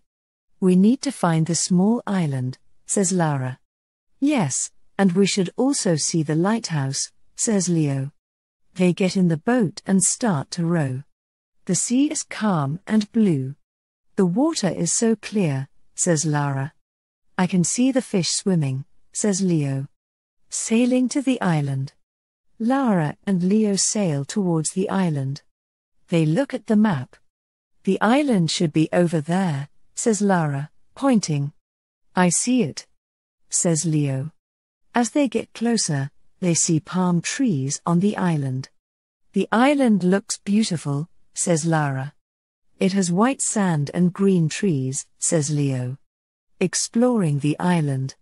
Lara and Leo arrive at the island. They park their boat on the sand. They get out and start to explore. Let's walk around the island, says Lara. Good idea, says Leo. They find seashells and colorful stones on the beach. Look at this big seashell, says Leo. It's very pretty, says Lara. They also find a small cave.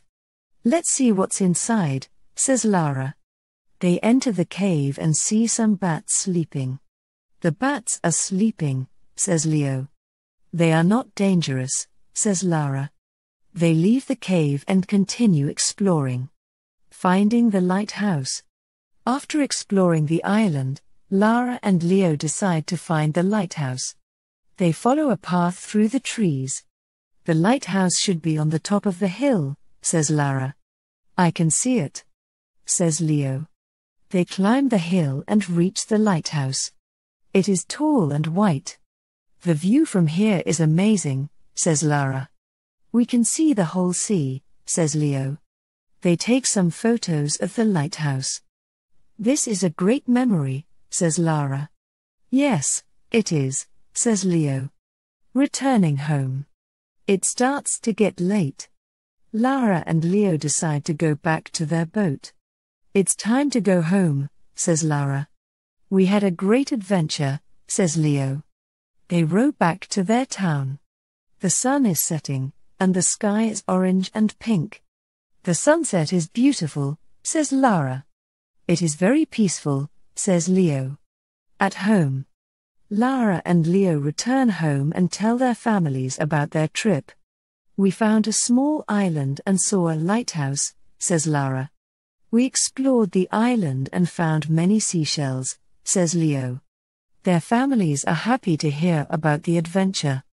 You had a wonderful day, says Lara's mom. We did, says Lara and Leo together. The next day, Lara and Leo are still excited. They talk about their voyage at school. The island was so nice, says Lara. And the lighthouse was very tall, says Leo. They look forward to their next adventure together. Where should we go next? Asks Lara. Maybe another island, suggests Leo. That sounds like a good idea, says Lara. The end. Lara and Leo had a great time on their voyage. They discovered a new island, saw a lighthouse, and made wonderful memories. They are ready for their next adventure and can't wait to explore more.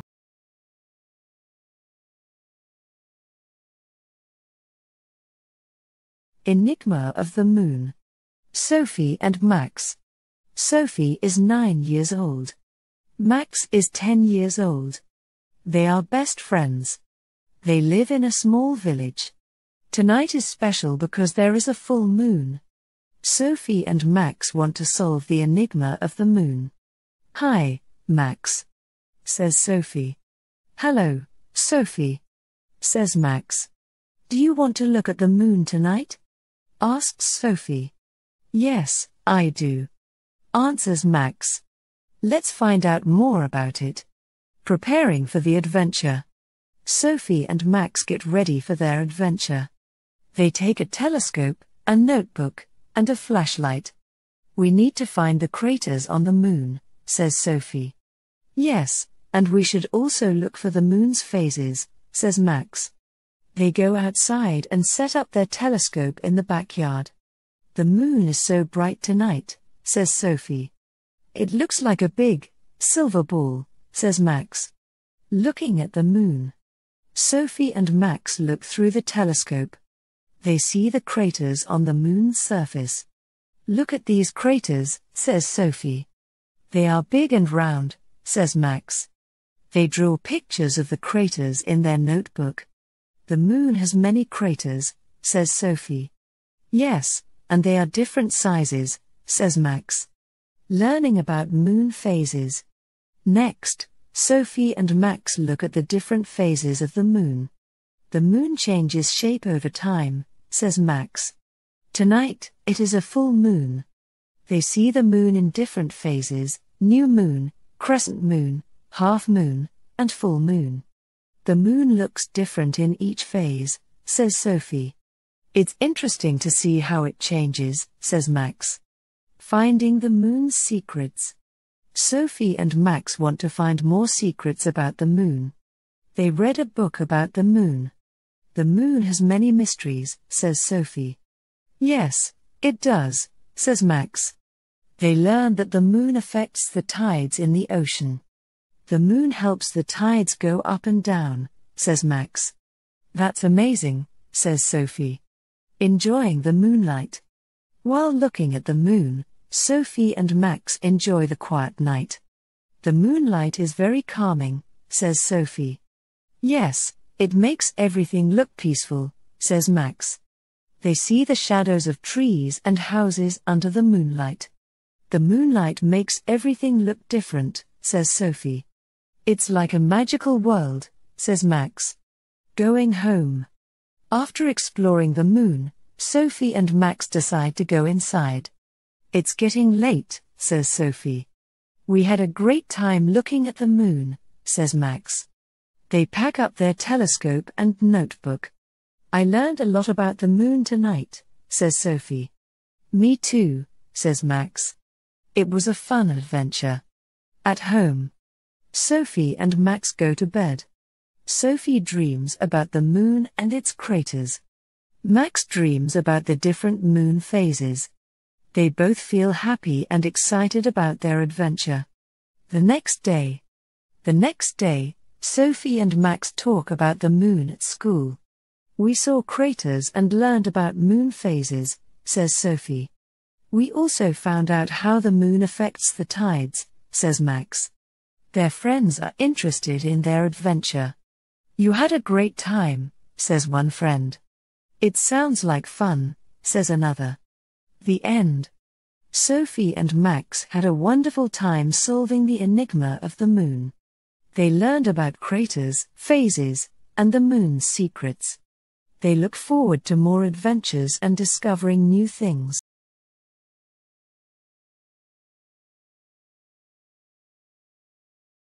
The Cursed Mirror. Ella and Jack. Ella is 10 years old.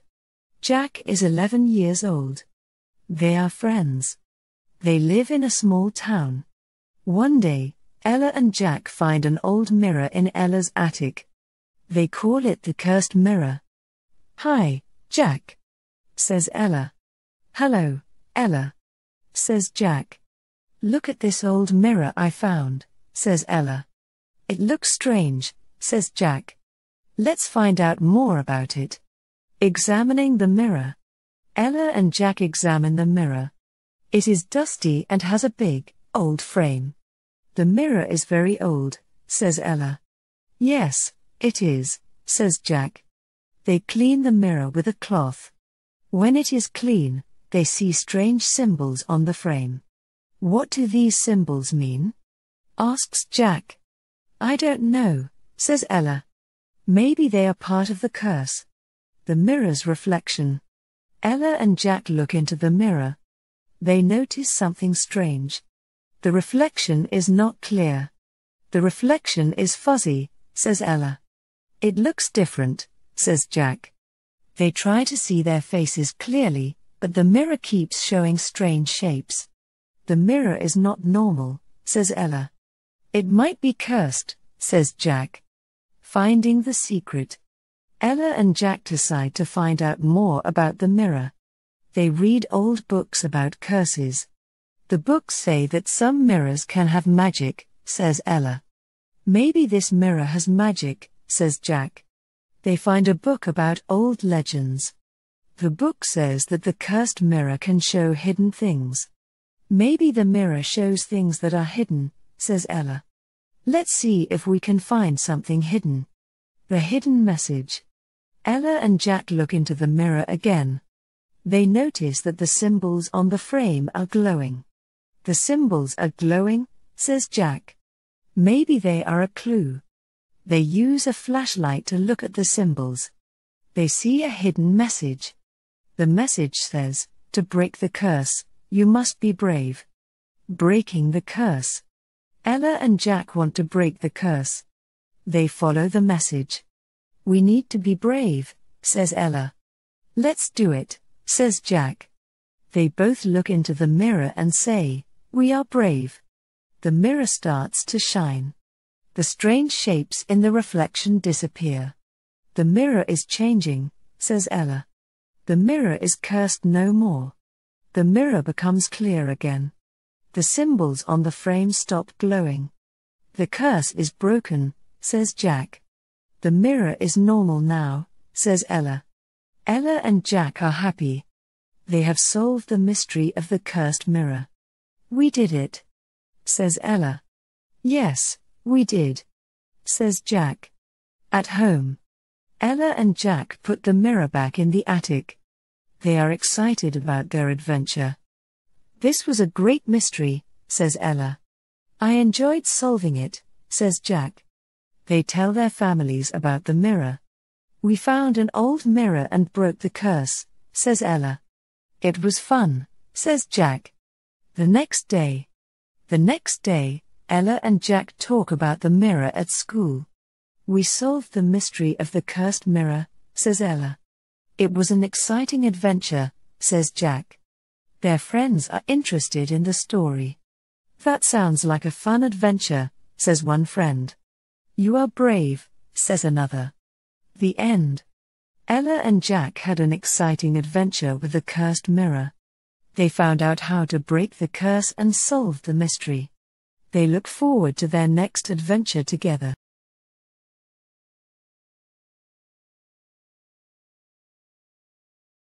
The Phantom of the Opera House. Emily and Tom. Emily is 11 years old.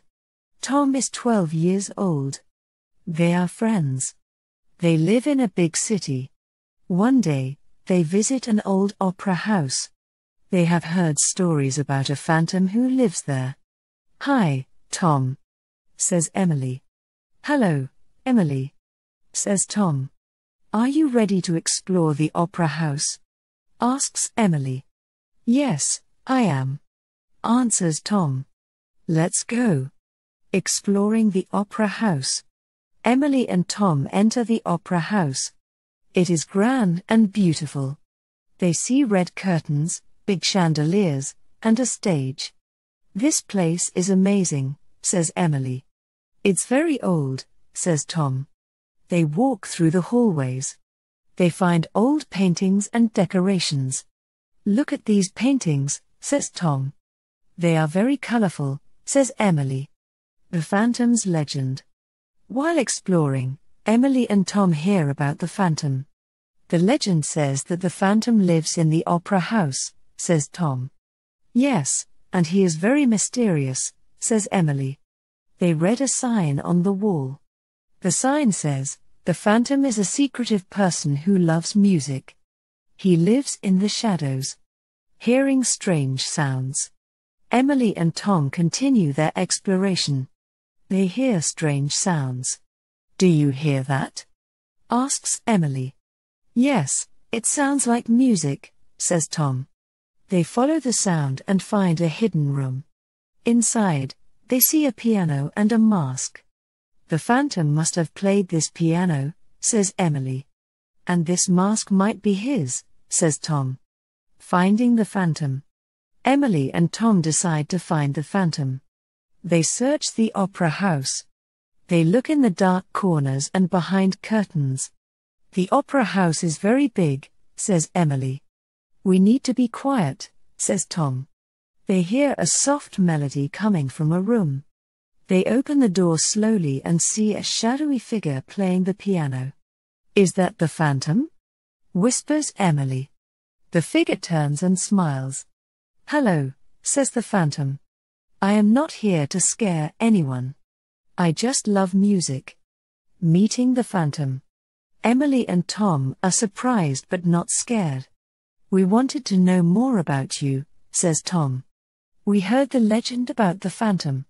The phantom talks to them about music and the opera house. "I play the piano here because I love music," says the phantom. "This is my special place." Saying goodbye.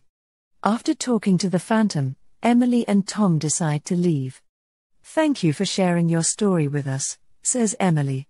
"Yes, it was nice to meet you," says Tom. The phantom smiles and says, "Goodbye. Enjoy your visit." At home. Emily and Tom return home and tell their families about their visit. "We met the phantom, and he is very kind," says Emily. "He loves music and lives in the opera house," says Tom. Their families are interested in the story. "You had a unique adventure," says Emily's mom. "It sounds like a fun visit," says Tom's dad. The next day. Emily and Tom talk about the opera house at school. "The phantom was not scary at all," says Emily. "He was friendly and loved music," says Tom. Their friends are excited about the story. "That sounds like a great adventure," says one friend. "I would love to visit the opera house too," says another. The end. Emily and Tom had an interesting adventure at the opera house. They met the phantom and learned about his love for music. They look forward to more adventures and discovering new stories.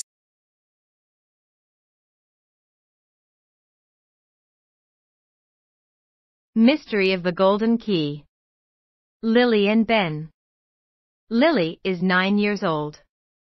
Ben is 10 years old. They are best friends. They live in a small town. One day, they find a golden key in Lily's backyard. They want to solve the mystery of the golden key. "Hi, Ben," says Lily. "Hello, Lily," says Ben. "Look at this golden key I found," says Lily. "It looks special," says Ben. "Let's find out what it opens." Finding clues. Lily and Ben decide to find what the key opens. They look around Lily's house. They check drawers, doors, and old boxes. "The key might open something important," says Lily. "Yes, let's keep looking," says Ben. They find an old, dusty chest in the attic. "This chest might be the one," says Lily. "Let's try the key," says Ben. Unlocking the chest. Lily and Ben put the golden key into the lock of the chest.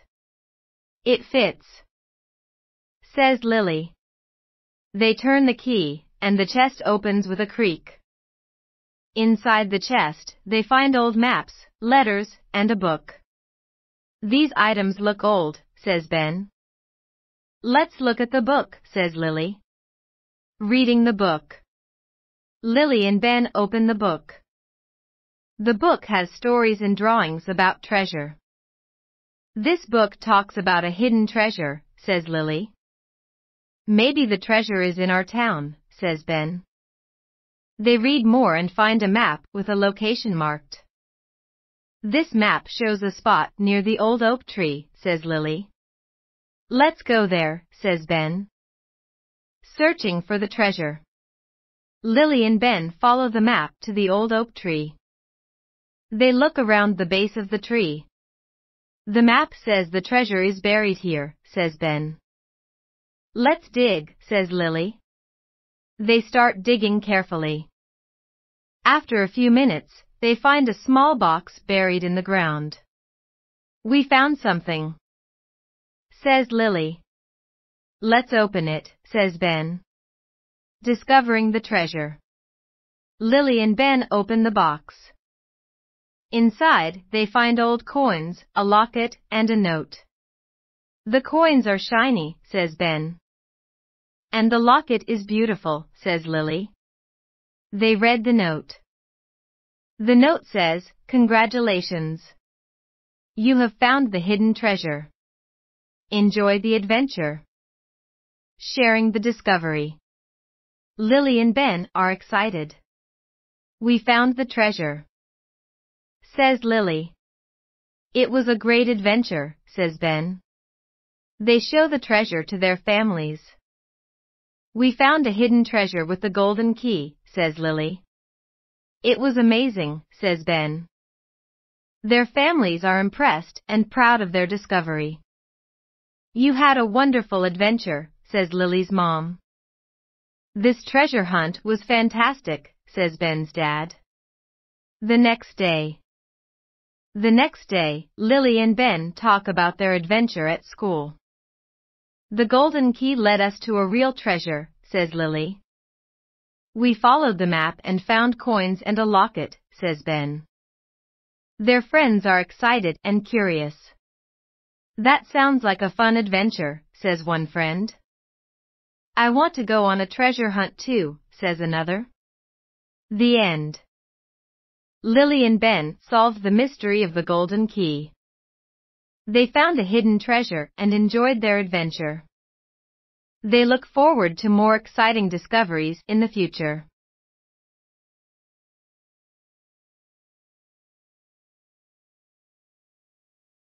Dreams of the Sea. Anna and Mark. Anna is 28 years old. Mark is 30 years old. They are good friends. They live in a coastal town. One day, they find an old journal in Anna's attic. The journal talks about a mysterious sea voyage. "Hi, Mark," says Anna. "Hello, Anna," says Mark. "Look at this old journal I found," says Anna. "It talks about a sea voyage," says Mark. "Let's see what it says." Exploring the journal. Anna and Mark sit down to read the journal. It belongs to an old sailor who wrote about his dreams of discovering a hidden island. The journal mentions a secret island, says Anna. It could be interesting, says Mark. The journal describes a map and clues leading to the island. We should follow these clues, says Anna. Yes, let's start our adventure, says Mark. Preparing for the journey. Anna and Mark prepare for their journey. They pack a backpack with essentials, including the journal, a map, and some snacks.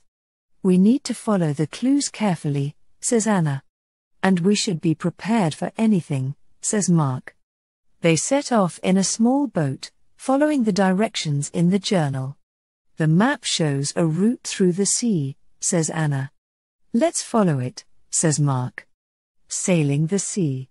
Anna and Mark sail across the sea. They see beautiful waves, seagulls, and a bright blue sky. The sea is calm today, says Mark. It's a perfect day for sailing, says Anna. As they follow the map, they find a series of small islands. We need to find the island mentioned in the journal, says Anna. It should be marked on the map, says Mark. Finding the hidden island. After some time, Anna and Mark spot an island that matches the description in the journal. This must be the island, says Anna. Let's explore it, says Mark. They anchor their boat and explore the island. They find hidden paths, beautiful beaches, and old ruins. The island is amazing, says Anna. It looks like a place from a story, says Mark. Discovering the treasure. While exploring the ruins, Anna and Mark find a chest buried in the sand. This could be what the journal described, says Mark. Let's open it, says Anna. They open the chest and find old coins, jewelry, and a letter. The treasure is real, says Mark. And the letter has a message. The letter thanks the finder for discovering the treasure and explains its history. This treasure belonged to a famous sailor, says Anna. It was hidden here many years ago. Returning home. Anna and Mark return home with the treasure. They tell their families about their adventure. We followed the clues and found a hidden island, says Anna. We discovered a real treasure, says Mark. Their families are amazed and excited. You had a wonderful adventure, says Anna's mom. It sounds like a great journey, says Mark's dad. The next day, Anna and Mark talk about their adventure at work. The hidden island was beautiful, and the treasure was incredible, says Anna. We enjoyed every moment of the journey, says Mark. Their colleagues are interested in their story. That sounds like an amazing experience, says one colleague. I would love to go on a sea adventure too, says another. The end. Anna and Mark had an exciting adventure and discovered a hidden island with a treasure. They followed the clues from an old journal and enjoyed their journey at sea. They look forward to more adventures and new discoveries.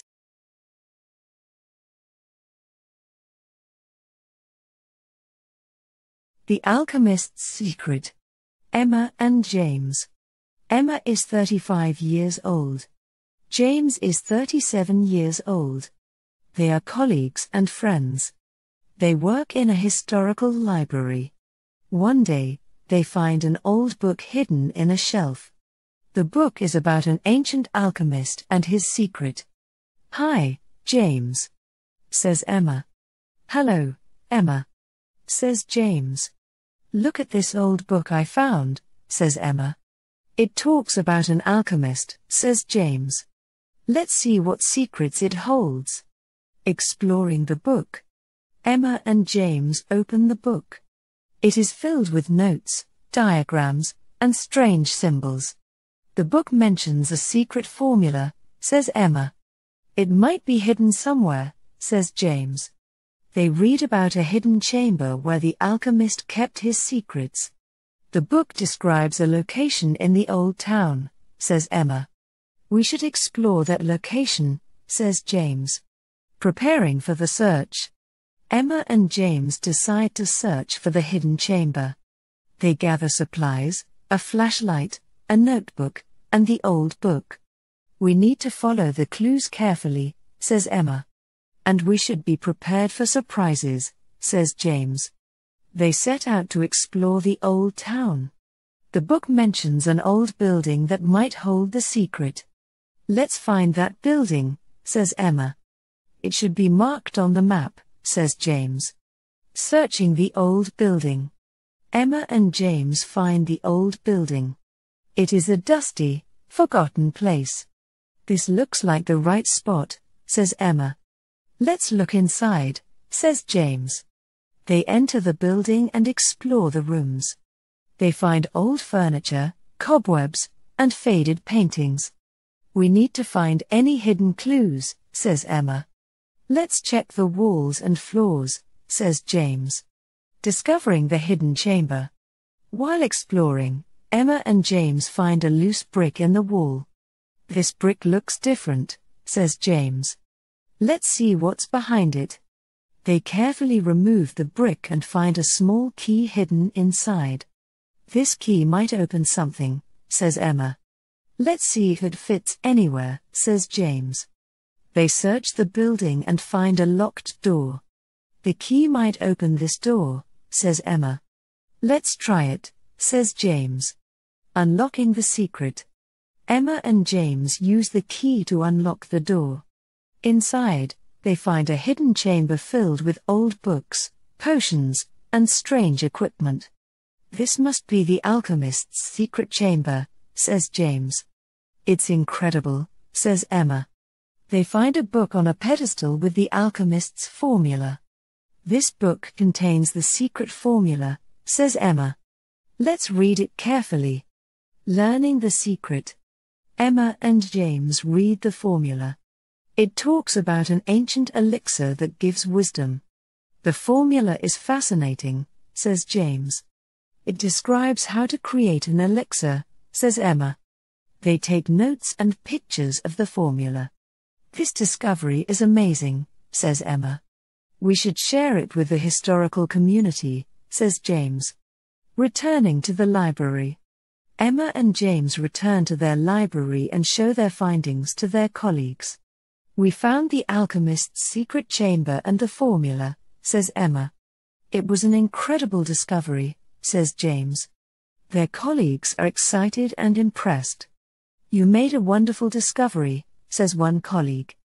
This is a great find for our historical collection, says another. The next day, Emma and James talk about their adventure at work. The hidden chamber was fascinating, and the formula is intriguing, says Emma. We enjoyed every moment of the search, says James. Their friends are interested in their story. That sounds like an amazing adventure, says one friend. I would love to explore a hidden chamber too, says another. The end. Emma and James uncovered the alchemist's secret by finding a hidden chamber and discovering an ancient formula. Their adventure was exciting and rewarding, and they look forward to more discoveries in the future.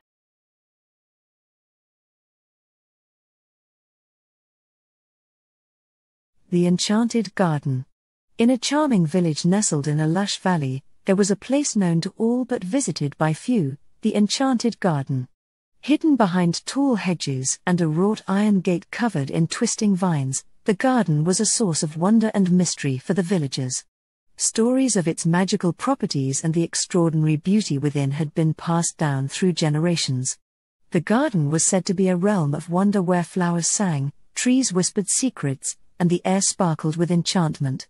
Despite these tales, the garden remained largely unexplored, as it was rumored that only those with a pure heart and a true purpose could enter its magical confines. Among the villagers was a young girl named Lily. Lily was known for her curiosity and kindness. She had always been fascinated by the stories of the Enchanted Garden and dreamt of experiencing its wonders firsthand. She often spent her days imagining what lay beyond the iron gate and reading about magical gardens in books. One sunny afternoon, while wandering near the garden's gate, Lily noticed a small, golden key lying in the grass. The key was ornate, with delicate engravings of flowers and leaves. Lily picked up the key, feeling a strange sense of excitement and anticipation. She wondered if this key could be the one that would unlock the gate to the enchanted garden. With the key clutched tightly in her hand, Lily approached the gate. She found that the gate was slightly ajar, as if inviting her in. Lily took a deep breath and pushed the gate open. As she stepped through, she was greeted by a breathtaking sight. The enchanted garden was a world of vibrant colors and enchanting scents. The flowers were unlike any Lily had ever seen. They glowed with a soft light and seemed to hum with a gentle melody. The trees were tall and majestic, with leaves that shimmered in shades of gold and silver. The air was filled with the sweet fragrance of blooming flowers and the sound of chirping birds. Lily felt a sense of wonder and joy as she explored the garden. She wandered along winding paths lined with colorful blossoms and stopped to admire a crystal-clear fountain that sparkled in the sunlight. The garden seemed to be alive with magic, and Lily marveled at its beauty. As she continued her exploration, Lily came across a small, quaint cottage nestled among the trees. The cottage had a thatched roof and was covered in ivy. A warm, golden light shone from its windows, and Lily felt a sense of comfort and curiosity. She approached the cottage and knocked on the door. The door creaked open, and an elderly woman with a kind face and twinkling eyes greeted Lily. "Welcome to the enchanted garden, dear," the woman said with a gentle smile. "I am Elowen, the guardian of this magical place. How may I assist you?" Lily introduced herself and explained that she had always dreamed of visiting the enchanted garden and was curious about its magic. Elowen listened with interest and invited Lily inside the cottage. The interior was warm and inviting, filled with shelves of ancient books, jars of herbs, and cozy furnishings. Elowen explained that the garden was a place of enchantment and harmony, where nature and magic were intertwined. The garden was known to grant wishes and offer guidance to those who sought it with a pure heart. However, only those who truly understood and respected the magic of the garden could unlock its greatest secrets. Lily listened intently as Elowen spoke. She learned that the garden had been created by a wise sorceress who wanted to preserve the beauty and magic of nature. The garden had the power to heal, inspire, and bring joy to those who visited it. Elowen had been entrusted with the task of caring for the garden and ensuring that its magic was used wisely. Elowen told Lily that the garden held a series of challenges designed to test the heart and mind of those who sought its magic. These challenges would reveal whether a visitor was worthy of the garden's greatest gifts. Lily, eager to prove her sincerity and respect for the garden, decided to take on the challenges. The first challenge was the trial of wisdom. Elowen led Lily to a clearing where a large, ancient tree stood. The tree's bark was covered in intricate carvings and glowing runes. At the base of the tree was a small, ornate box with a riddle inscribed on it. The riddle read, "I am not alive, yet I grow. I don't have lungs, yet I need air. I don't have a mouth, yet I need water. What am I?" Lily thought carefully about the riddle. She pondered the clues and reflected on the nature of the garden. After a moment of contemplation, she realized that the answer was a flame. She opened the box to find a beautiful, glowing ember that represented the essence of wisdom. Elowen smiled and praised Lily for her insight. The ember would guide her through the remaining challenges, providing her with wisdom and clarity. The second challenge was the trial of courage. Elowen led Lily to a hidden grove where a series of stone pillars were set up in a circle. Each pillar had a magical aura, and Lily could see that the pillars were surrounded by a shimmering mist. To complete the challenge, Lily had to navigate through the mist and touch each pillar in turn. The mist was filled with illusions and distractions designed to test her bravery and resolve. Lily took a deep breath and stepped into the mist, focusing on her goal. As she moved through the grove, Lily encountered illusions of frightening creatures and daunting obstacles. However, she remained calm and determined, trusting in her courage and the wisdom she had gained. She touched each pillar and emerged from the mist with a sense of accomplishment. Elowen commended Lily for her bravery and presented her with a silver amulet that symbolized her courage. The amulet would protect her and guide her through her journey in the garden. The final challenge was the trial of compassion. Elowen led Lily to a beautiful meadow where a small, injured creature lay on the ground. The creature was a delicate, magical being with iridescent wings and a gentle demeanor. Lily approached the creature with empathy and care. She used her knowledge of herbs and healing to tend to its wounds and comfort it. As she worked, she spoke kind words and offered her support, showing true compassion and kindness. The creature, healed and comforted, revealed itself to be a guardian spirit of the garden. It thanked Lily for her compassion and presented her with a golden flower that represented the essence of kindness and love. Elowen praised Lily for completing the trials with grace and sincerity. She explained that the golden flower was a symbol of the garden's greatest gift, the ability to bring harmony and joy to others. Lily had proven herself worthy of the garden's magic and had demonstrated a deep understanding of its true meaning. As a token of gratitude, Elowen gifted Lily a small, enchanted vial filled with the essence of the garden. The vial contained a magical liquid that could bring a touch of the garden's enchantment to her own world. Lily thanked Elowen and prepared to leave the garden, feeling a deep sense of fulfillment and wonder. With the vial in hand and a heart full of gratitude, Lily stepped back through the gate and returned to her village. The enchanted garden remained a place of mystery and magic, but Lily's journey had revealed its true essence to her. Lily used the enchanted vial to bring a touch of magic and beauty to her village.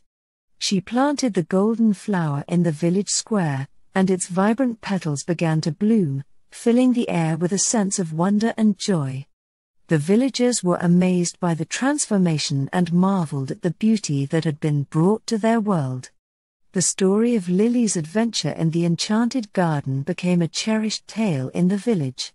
It inspired the villagers to appreciate the magic in their own lives and to approach the world with kindness, wisdom, and courage. The garden's enchantment had bridged the gap between its mystical realm and the everyday world, bringing a new sense of harmony and wonder to the village. And so, the enchanted garden became a symbol of the beauty and magic that could be found in the simplest of things. Lily's journey had revealed that true enchantment lay not just in the garden's wonders, but in the heart of those who sought to understand and share its magic. The end.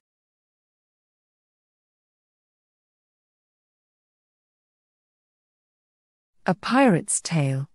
Once upon a time, in the bustling port city of Seabreeze, there was a famous legend of a pirate ship and its daring crew. The ship, known as the Sea Serpent, was captained by the notorious pirate, Captain Blackthorn. His tales of adventure, treasure, and daring escapades were whispered in the taverns and told in every corner of the city. Captain Blackthorn was a charismatic and cunning leader, known for his striking black hat and fierce demeanor. His ship, the Sea Serpent, was feared across the seas for its speed and firepower. The pirate crew was a motley group of brave sailors, each with their own unique skills and stories. They were bound together by loyalty, courage, and the promise of adventure. Among the many stories told about Captain Blackthorn, the most famous was the tale of the lost island of Etheria, a mythical place said to be filled with unimaginable riches and guarded by magical creatures.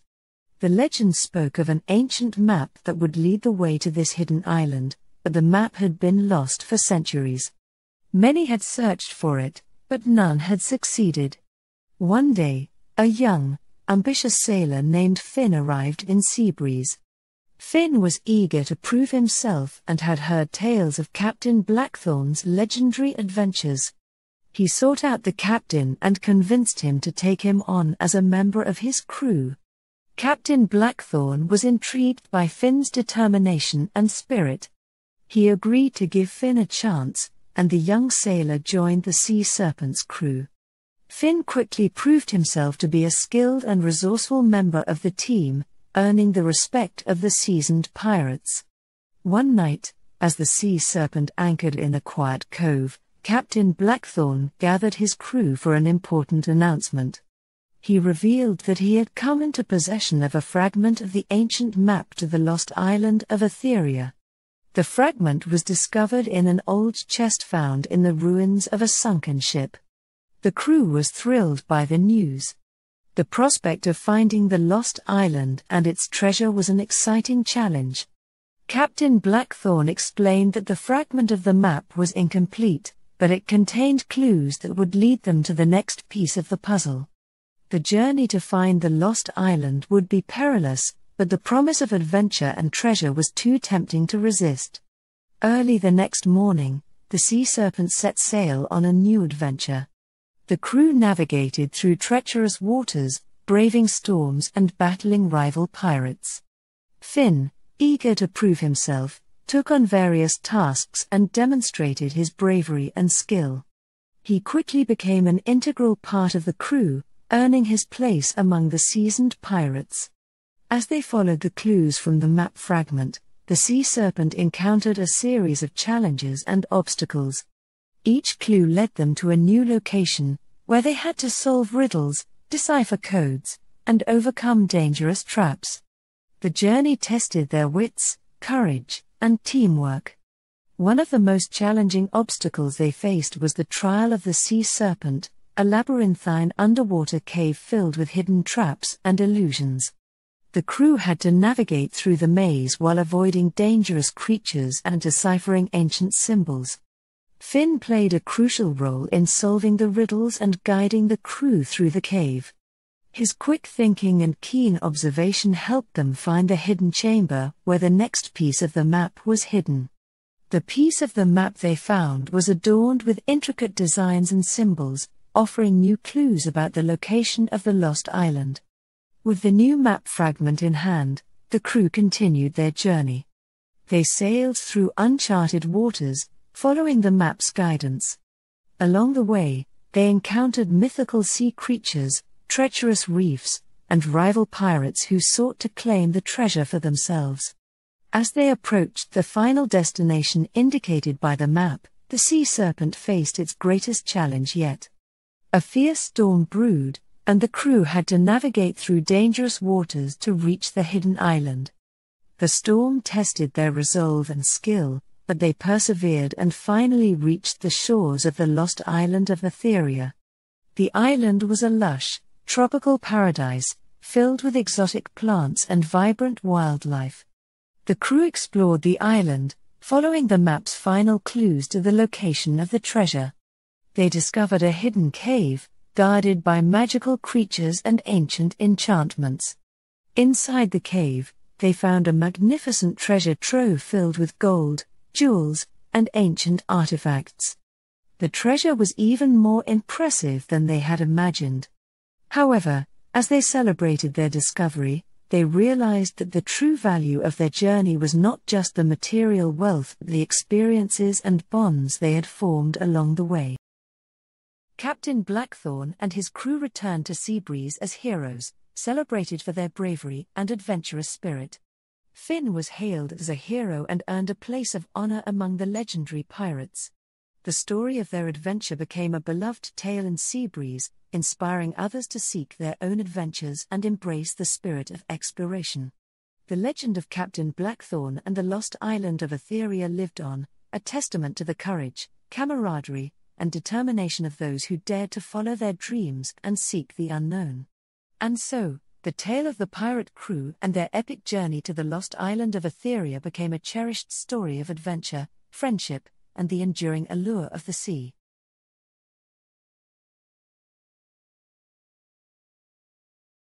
Legends of the Northern Lights. Nina and Alex. Nina is 12 years old. Alex is 13 years old. They are good friends. They live in a small town in the north. Tonight, they want to see the Northern Lights. They have heard many legends about them. "Hi, Alex," says Nina. "Hello, Nina, says Alex. Are you ready to see the northern lights? Asks Nina. Yes, I am, answers Alex. Let's go. Preparing for the adventure. Nina and Alex get ready for their adventure. They take warm clothes, a blanket, and a camera. We need to find a good place to see the northern lights, says Nina. Yes, and we should be patient, says Alex. They go outside and walk to a hill near their town. This hill is a good place, says Nina. We can see the sky clearly from here, says Alex. Waiting for the northern lights. Nina and Alex sit on the blanket and wait. The sky is dark, and they see many stars. The stars are beautiful, says Nina. Yes, they are, says Alex. They wait for a while. Suddenly, they see something amazing. Look at the sky, says Nina. It's starting to change color. Seeing the northern lights. The northern lights start to appear. They see green, pink, and purple lights dancing in the sky. The northern lights are so colorful, says Alex. They look like a magic show, says Nina. Nina and Alex take pictures with their camera. These lights are amazing, says Nina. I've never seen anything like this, says Alex. Legends of the Northern Lights. While watching the Northern Lights, Nina and Alex talk about the legends they have heard. One legend says that the Northern Lights are the spirits of animals, says Nina. Another legend says they are the lights of a great fire, says Alex. They enjoy listening to the legends and watching the lights. The legends make the Northern Lights even more special, says Nina. Yes, they do, says Alex. The end of the adventure. After some time, the Northern Lights start to fade. It's getting late, says Nina. We saw a great show, says Alex. Nina and Alex pack up their things and start to walk home. This was a wonderful night, says Nina. I'm glad we saw the Northern Lights, says Alex. At home. Nina and Alex get home and tell their families about their adventure. We saw the Northern Lights and learned about the legends, says Nina. It was an amazing experience, says Alex. Their families are happy to hear about their adventure. You had a great night, says Nina's mom. We did, says Nina and Alex together. The next day, Nina and Alex talk about the Northern Lights at school. The lights were so beautiful, says Nina. And the legends were very interesting, says Alex. Their friends are excited about the story. That sounds like a magical night, says one friend. I want to see the Northern Lights too, says another. The end. Nina and Alex had a magical night watching the Northern Lights. They enjoyed the colors and the legends about them. They look forward to more adventures and discovering new wonders.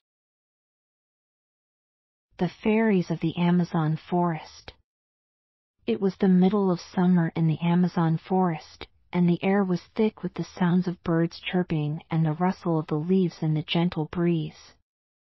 Luna, the oldest fairy in the forest, sat perched on a branch overlooking the river, her eyes filled with worry. The once clear and sparkling waters were now murky and polluted, and the vibrant colors of the flowers and trees seemed to fade. As Luna watched the forest suffer, she knew she had to do something. She called a meeting with the other fairies, her voice strong and determined. Fairies of the Amazon forest, our home is in danger, Luna began. We must discover the cause of this pollution and work together to save our beloved forest. The fairies listened intently, their eyes wide with concern. They knew Luna was wise and kind, and they trusted her to lead them in this mission. With a plan in place, Luna and the fairies set off into the forest, following the polluted river to its source. They flew past trees and bushes, over streams and meadows, until they reached the edge of the forest where a large factory stood belching out smoke and waste. Chapter 1, Part 2. The fairies gasped in horror at the sight before them. The factory loomed large and imposing, its smokestacks billowing dark clouds into the sky.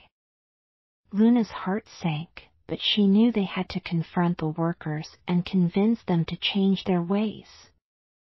With determination in her eyes, Luna flew towards the factory, the other fairies following close behind.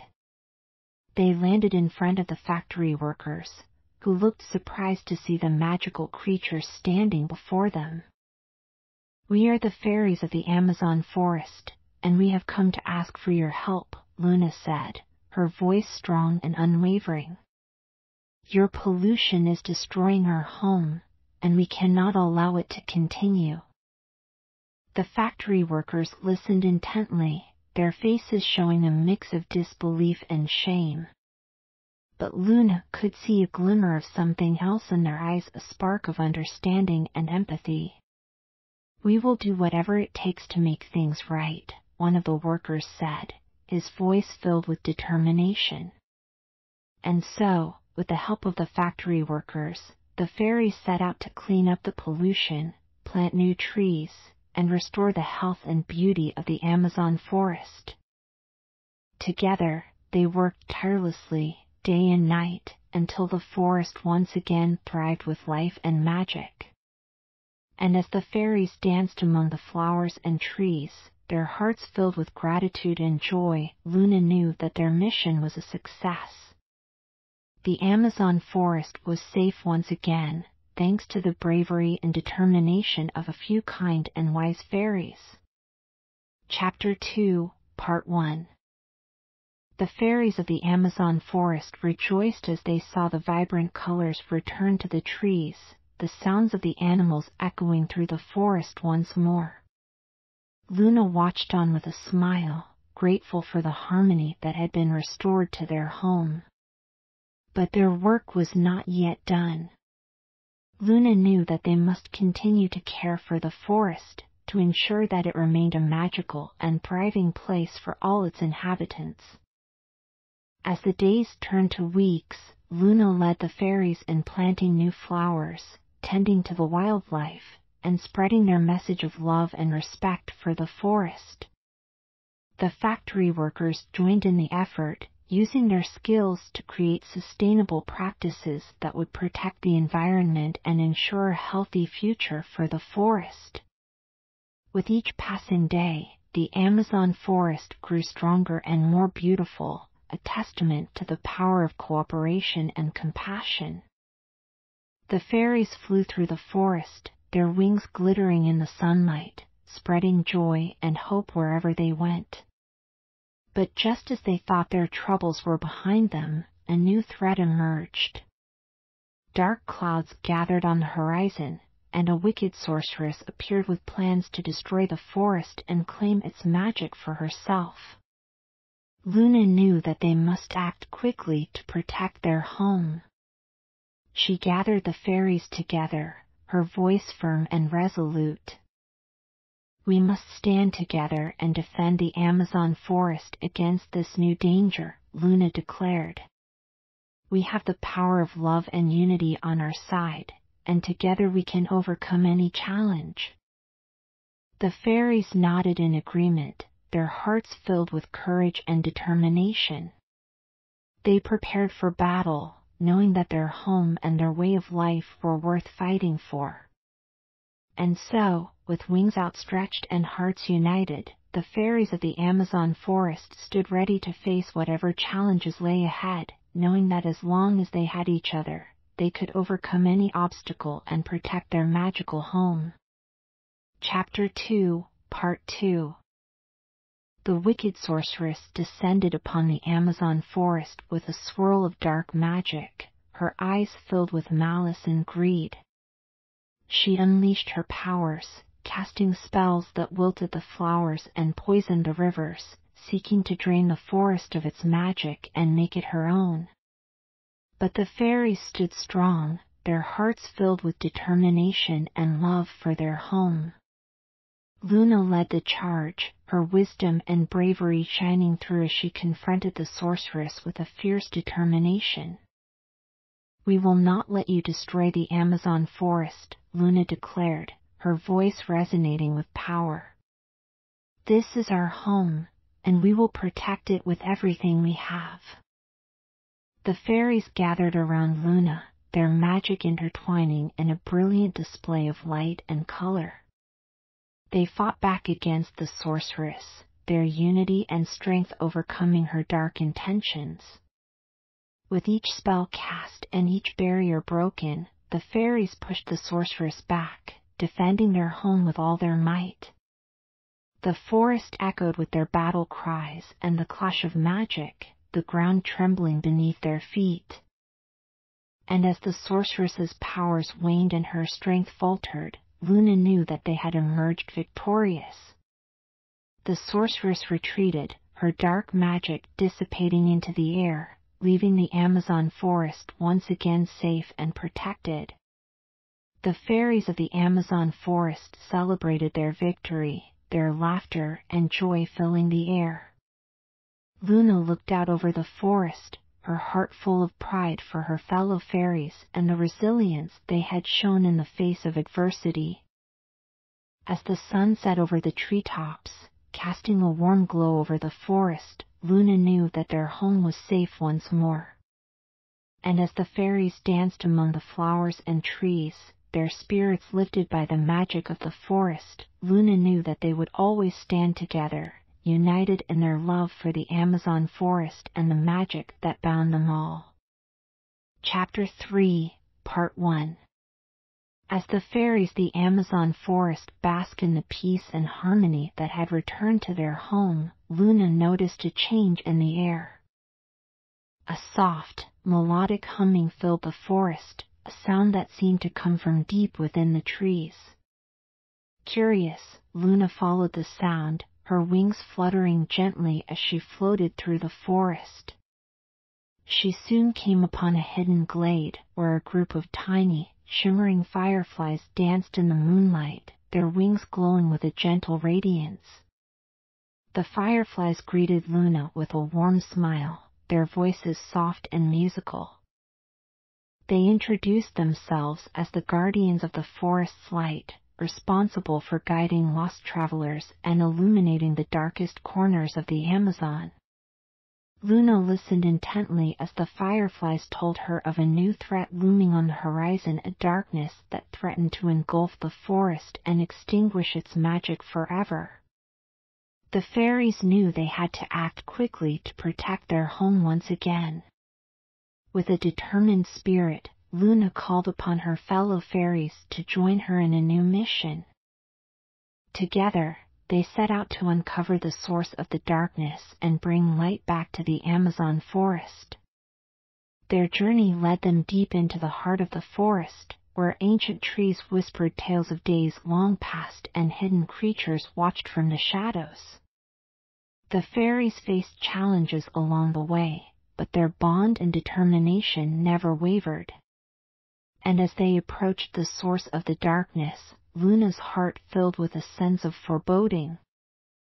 The air grew colder, and the once vibrant colors of the forest faded into a dull, lifeless gray. But Luna knew that they had to press on, for the future of the Amazon forest depended on their courage and strength. With the fireflies by their side, the fairies continued their quest, ready to face whatever darkness lay ahead. Chapter 3, Part 2. At the heart of the darkness, the fairies a deep, cavernous cave shrouded in shadows. Luna could sense a malevolent presence lurking within, its icy grip sending chills down her spine. The fair hesitated for a moment, the weight of the darkness pressing down on them.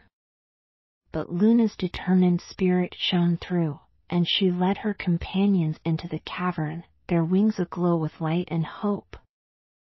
As they ventured deeper into the cave, the darkness seemed to intensify, swallowing the fairies' light and causing their courage to falter. But Luna urged them on, her voice strong and unwavering. "We must confront the darkness and drive it out of our forest," Luna said, her eyes shining with determination. "Together, we can overcome any challenge that stands in our way." The fairies gathered around Luna, their hearts united in a bond of friendship and bravery. They unleashed their magic, casting beams of light that pierced through the shadows and banished the darkness from the cave. And as the light filled the cavern, the fairies saw a magnificent sight before them, a crystal-clear pond surrounded by glowing flowers and shimmering butterflies. The source of the darkness had been revealed, and the fairies knew they had triumphed once again. Luna and her companions worked together to restore the pond to its former beauty, the water sparkling in the light of their magic. The darkness that had threatened to consume the forest was banished, and the Amazon forest was safe once more. The fairies rejoiced, their laughter ringing through the trees as they danced in celebration of their victory. Luna looked around at her fellow fairies, her heart filled with pride and gratitude for their courage and unwavering spirit. As the fireflies flitted around them, their wings casting a warm light over the forest, Luna knew that the fairies of the Amazon forest would always stand together, united in their love for their home and the magic that bound them all. Chapter 4, Part 1. The fairies of the Amazon forest continued to bask in the light and beauty that had been restored to their home. The pond sparkled with a newfound radiance, the flowers bloomed with vibrant colors, and the forest hummed with life and magic. But Luna knew that their work was far from over. She could sense a disturbance in the air, a whisper of darkness that lingered on the edges of the forest, threatening to disrupt the harmony they had fought so hard to achieve. One day, as Luna and her fellow fairies flew through the treetops, they heard a cry for help coming from the depths of the forest. They followed the sound, their hearts racing with concern, until they came upon a wounded deer lying on the forest floor, its eyes filled with pain and fear. Luna knelt beside the deer, her touch gentle and soothing. She listened as the deer told her of a powerful sorcerer who had come to the forest, seeking to harness its magic for his own dark purposes. The fairies knew they had to act quickly to protect their home from this new threat.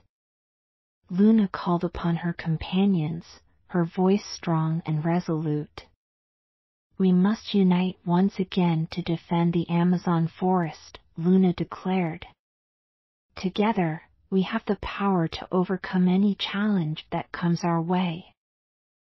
The fairies nodded in agreement, their hearts filled with determination. They set out to confront the sorcerer and put an end to his evil schemes before it was too late. As they journeyed through the forest, they encountered obstacles and dangers at every turn. But the fairies faced them with courage and grace, their bond stronger than ever as they worked together to protect their home. And as they approached the sorcerer's lair, Luna's heart pounded with a mixture of fear and determination. She knew that this battle would be their greatest challenge yet, but she also knew that as long as they stood together, they could overcome anything that stood in their way. Chapter 4, Part 2. The fairies of the Amazon forest stood at the edge of the sorcerer's lair, a dark and imposing fortress that loomed before them. Luna could feel the dark magic crackling in the air, sending shivers down her spine. But she held her head high, her eyes shining with determination. With a deep breath, Luna led her companions into the sorcerer's lair, their wings pulsing with a soft glow that pushed back against the shadows. The air grew colder as they ventured deeper into the fortress, the darkness thickening around them like a heavy shroud. But the fairies pressed on, their resolve unwavering as they faced the sorcerer and his malevolent magic. The sorcerer stood before them, a sinister grin on his face as he summoned dark energy to unleash upon the fairies.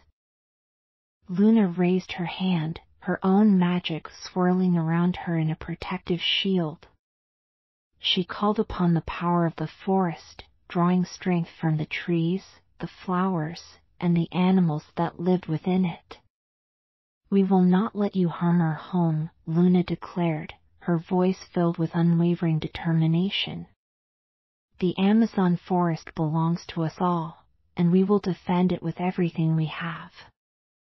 The fairies joined their powers with Luna, creating a dazzling display of light and magic that clashed against the sorcerer's dark spells. The air crackled with energy as the two forces battled, each determined to win at all costs. But in the end, it was the power of unity, love, and courage that triumphed. The sorcerer's dark magic faltered and faded, leaving him powerless against the combined strength of the fairies. With a final burst of light, the sorcerer was banished from the forest, his dark influence vanquished. The fairies stood victorious, their hearts filled with pride and joy at having protected their home once more. As they flew back through the forest, their laughter mingling with the rustle of the leaves and the songs of the birds, Luna knew that the fairies of the Amazon forest would always stand together in unity and love, ready to defend their home against any threat that dared to come their way. Chapter 5, Part 1. After their victory over the evil sorcerer, the fairies of the Amazon forest continued to watch over and protect their beloved home. The sounds of laughter and joy once again filled the air, as the forest thrived under their care and magic.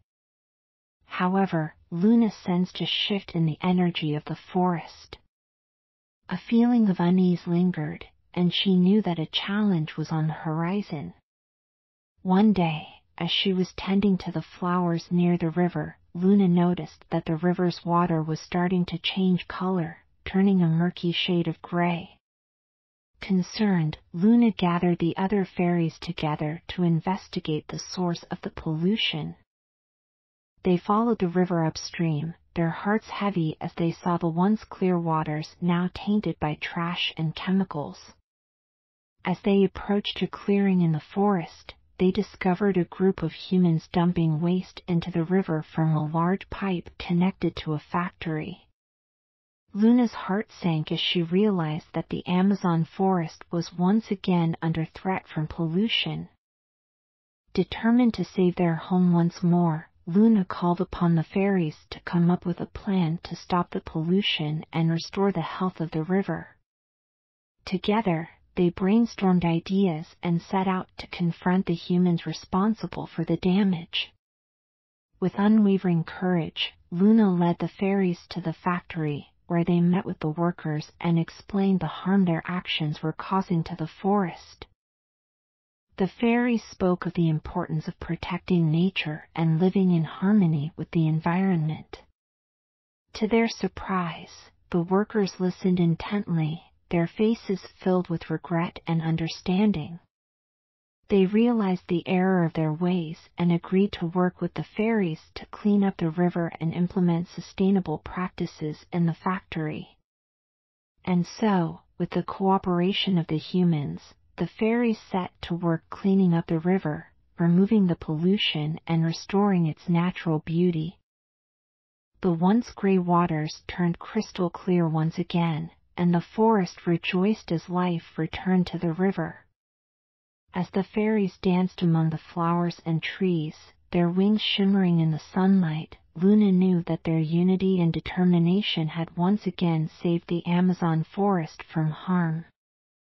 And as they continued to care for their home and protect its magic, Luna felt a deep sense of pride in the fairies and the bond they shared with the enchanted forest. Chapter 5, Part 2. With the river restored to its former beauty, the fairies of the Amazon forest reveled in the success of their efforts. The forest once again teemed with life, the air filled with the vibrant colors and sounds of nature. But Luna knew that their work was not yet. The fairies had to ensure that the forest remained protected from further harm, and that all who lived within its enchanting borders respected and cared for its delicate balance. As they continued to watch over the forest and its inhabitants, Luna noticed a group of animals gathering near the edge of the forest, their eyes filled with worry. The fairies approached them, eager to offer their help and support. The animals, led by a wise old jaguar, explained to Luna that their homes were being destroyed by deforestation and that many of their friends were losing their habitats. Luna's heart ached at their tale of woe, and she knew they had to act quickly to save the animals and their homes. Calling upon her fellow fairies, Luna devised a plan to protect the animals and prevent further deforestation in the forest. They worked tirelessly, planting new trees, creating safe havens for the animals, and spreading awareness about the importance of preserving the forest. With the help of the fairies and the cooperation of the humans living near the edge of the forest, Luna and her companions were able to establish protected areas for the animals and ensure that the forest remained a sanctuary for all its inhabitants. As the animals returned to their homes, their eyes filled with gratitude and joy, Luna knew that their efforts had not been in vain. The Amazon forest was once again a thriving and harmonious place, where fairies, animals, and humans coexisted in peace and unity. And as the fairies danced under the starlit sky, their wings aglow with the magic of the forest, Luna felt a deep sense of contentment and pride. The fairies of the Amazon forest had proven once again that with courage, compassion, and unity, they could overcome any challenge and protect their enchanted home for generations to come. Chapter 6, Part 1. As the fairies of the Amazon forest continued to protect and care for their beloved home, Luna noticed a sense of peace and harmony settling over the land. The animals frolicked among the trees, the flowers bloomed brightly, and the river flowed crystal clear, a testament to the care and dedication of the fairies and their allies. One day, as Luna and her companions were exploring a remote part of the forest, they stumbled upon a hidden grove filled with mystical crystals that sparkled with an otherworldly light. The fairies marveled at the beauty of the crystals, their colors shifting and shimmering in the sunlight. Curious about the origin of the crystals, Luna consulted with the wise old owl who lived in the tallest tree in the forest. The owl, with his keen insight and vast knowledge, revealed that the crystals held a special power that could enhance the magic of the forest and strengthen its protective barrier. Realizing the significance of the crystals, Luna called upon the fairies to work together to harness their power and help the forest thrive even more. They gathered the crystals and imbued them with their own magic, creating a network of enchanted energy that flowed through the forest, amplifying its natural beauty and vitality. As the crystals glowed with a brilliant light and the magic of the forest intensified, Luna felt a sense of gratitude and awe for the wonders of nature and the bonds that united them all. With the crystals now a part of the forest, the fairies knew that their home was more protected than ever before. But their work was far from over, and Luna could sense a new adventure on the horizon. With a bright smile and a heart full of hope, she looked out over the enchanting forest, knowing that no matter what challenges lay ahead, the fairies of the Amazon forest would face them together, united in their love for their magical home. Chapter 6, Part 2. As the fairies of the Amazon forest basked in the enchanting glow of the crystals and the renewed magic of their home, Luna sensed a shift in the energy of the forest once again. She knew that anew awaited them, filled with challenges and opportunities to further protect and preserve their magical home. One evening, as Luna sat by the river, admiring the shimmering reflections of the stars on the water's surface, a soft and melodic hum filled the air.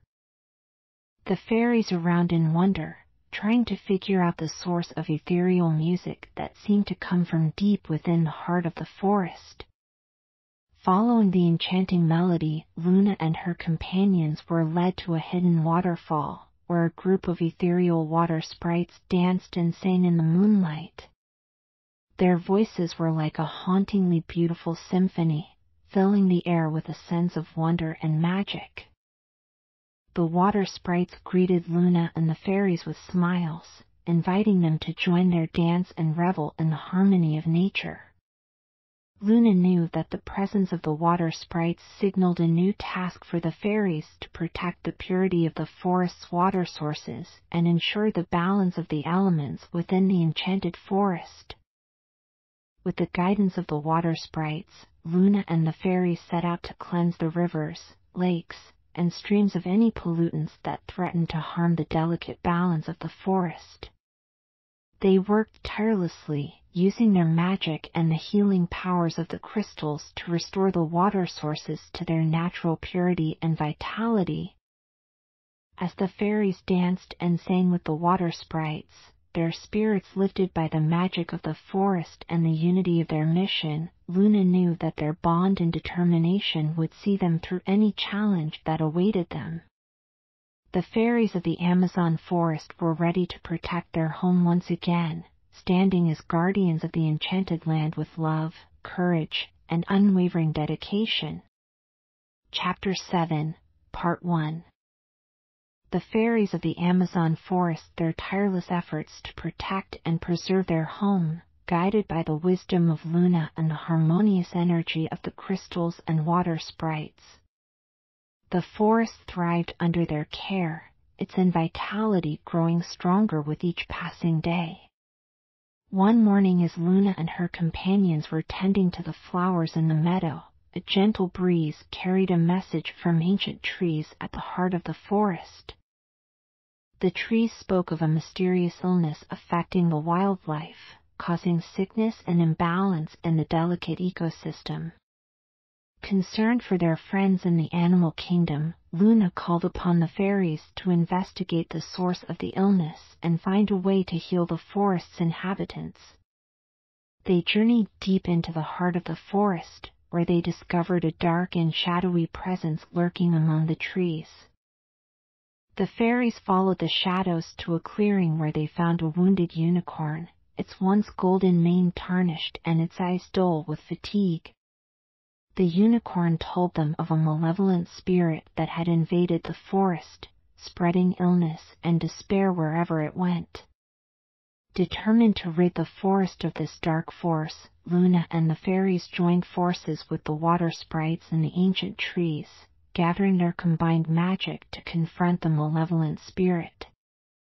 They created a protective circle of light and love, drawing upon the healing energy of the crystals to banish the darkness from the forest. The malevolent spirit howled in rage as the fairies' power washed over it, dispelling its harmful influence and restoring balance to the forest. The sunlight broke through the canopy once more, bathing the clearing in warm, golden light. With a sense of relief and joy, Luna and the fairies watched as the unicorn's mane regained its luster and its eyes sparkled with renewed vigor. The animals of the forest emerged from their hiding places, their voices raised in songs of gratitude and joy. As the fairies danced and celebrated with their newfound friends, Luna knew that their bond and unity had once again triumphed over darkness. The Amazon forest was safe and vibrant, a haven of magic and harmony thanks to the unwavering dedication of Luna and the fairies who called it home. Chapter 7, Part 2.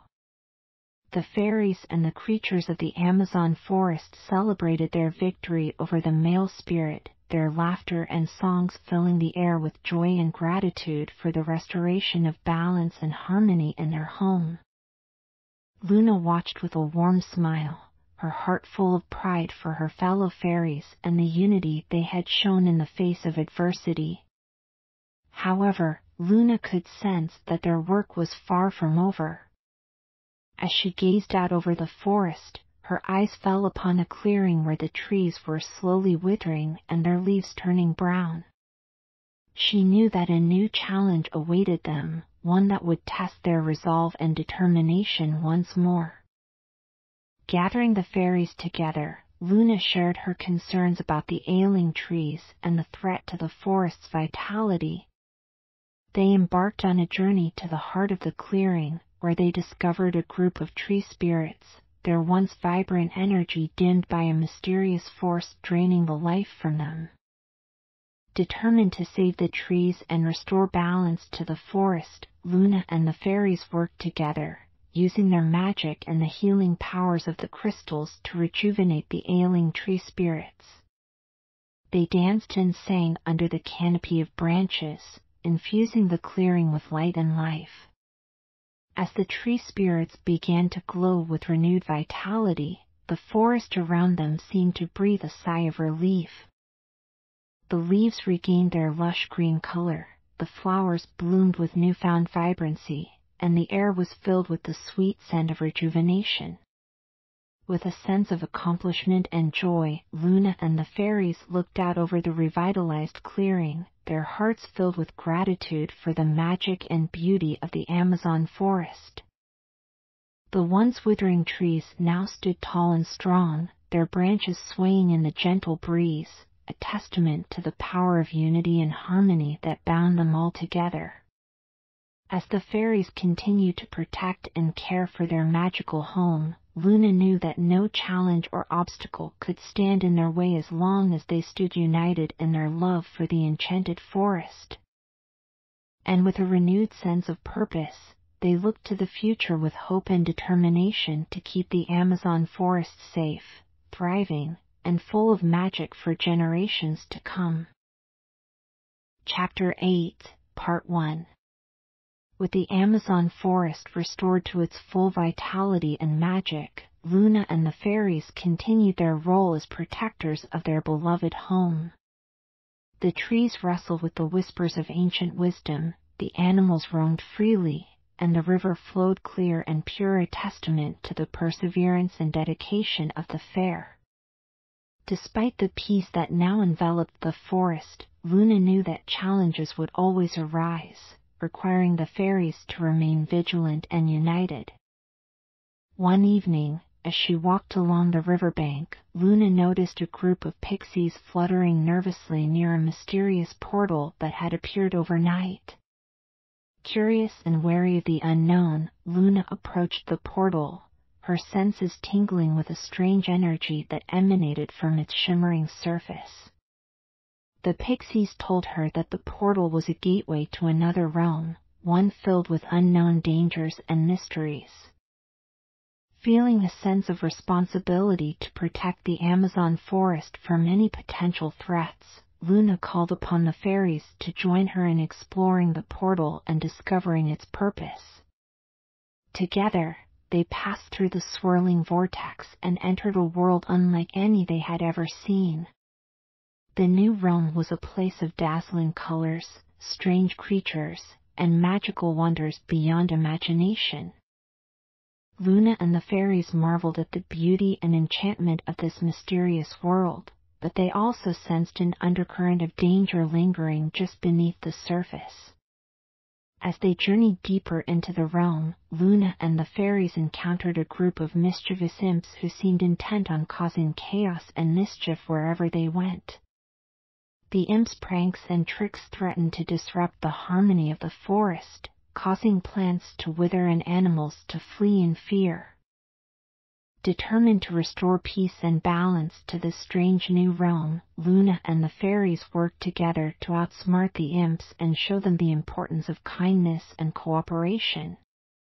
They used their magic and the power of the crystals to counteract the chaos caused by the imps, bringing order and harmony back to the realm. As the imps watched in awe at the fairies' display of unity and magic, Luna knew that they had once again triumphed over adversity. The Amazon forest and the new realm were safe and protected, and Luna and the fairies proved that with courage, compassion, and cooperation, they could overcome any challenge that came their way. Chapter 8, Part 2. With the balance restored in the new realm and the mischief of the imps quelled, Luna and the fairies returned to the Amazon forest, their hearts filled with pride and relief.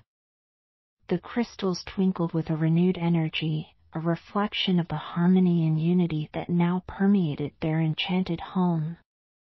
As they flew through the forest, Luna noticed a change in the air, a sense of a powerful presence watching over them. The animals sensed it too, their movements becoming more cautious and reverent as they approached a clearing adorned with ancient stone ruins. Curious and intrigued by the energy that seemed to emanate from the ruins, Luna led the fairies to investigate further. As they approached the stone structures, a figure emerged from the shadows, a majestic unicorn, its horn gleaming in the sunlight with an aura of magic and wisdom. The unicorn introduced itself as Celestia, the guardian of the forest's magical energy and protector of the ancient secrets hidden within the ruins. Celestia explained that the ruins held a source of immense power that, if harnessed correctly, could amplify the magic of the forest and protect it from any future threats. Realizing the importance of safeguarding the ancient magic of the ruins, Luna and the fairies worked in unison with Celestia, the water sprites, the tree spirits, and all the creatures of the forest to unlock the secrets within the ancient stones.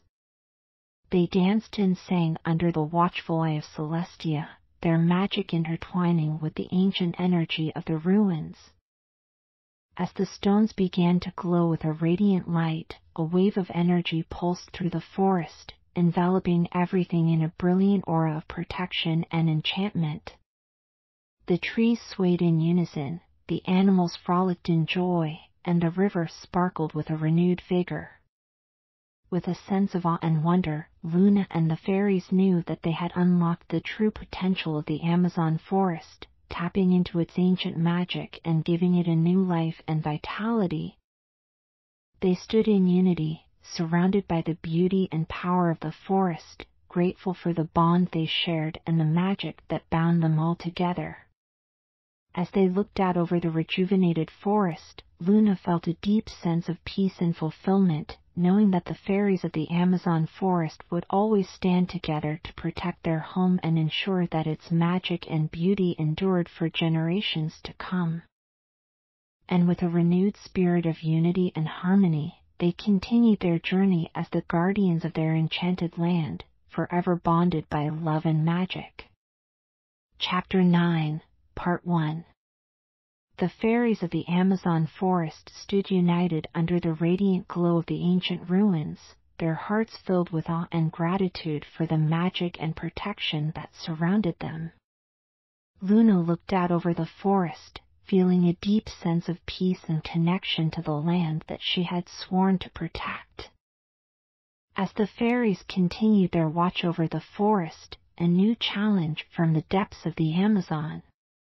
Luna noticed a group of creatures known as shadow beings lurking at the outskirts of the forest, their dark presence casting a foreboding shadow over the once vibrant land. Determined to confront the darkness and preserve the harmony of their home, Luna called upon the fairies to stand together against this new threat. They ventured into the darkest corners of the forest, following the trail of the shadow beings to their hidden lair.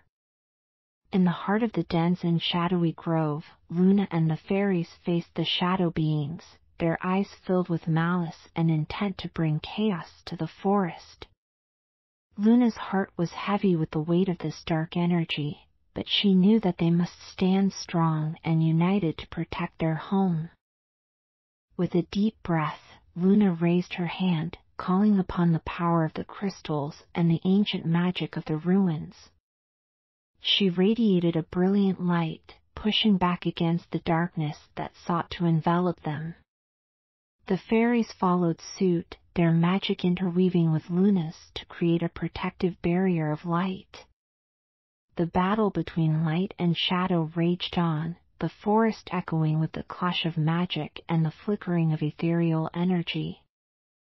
The fairies stood firm, their resolve unwavering as they pushed back against the shadow beings with a united force.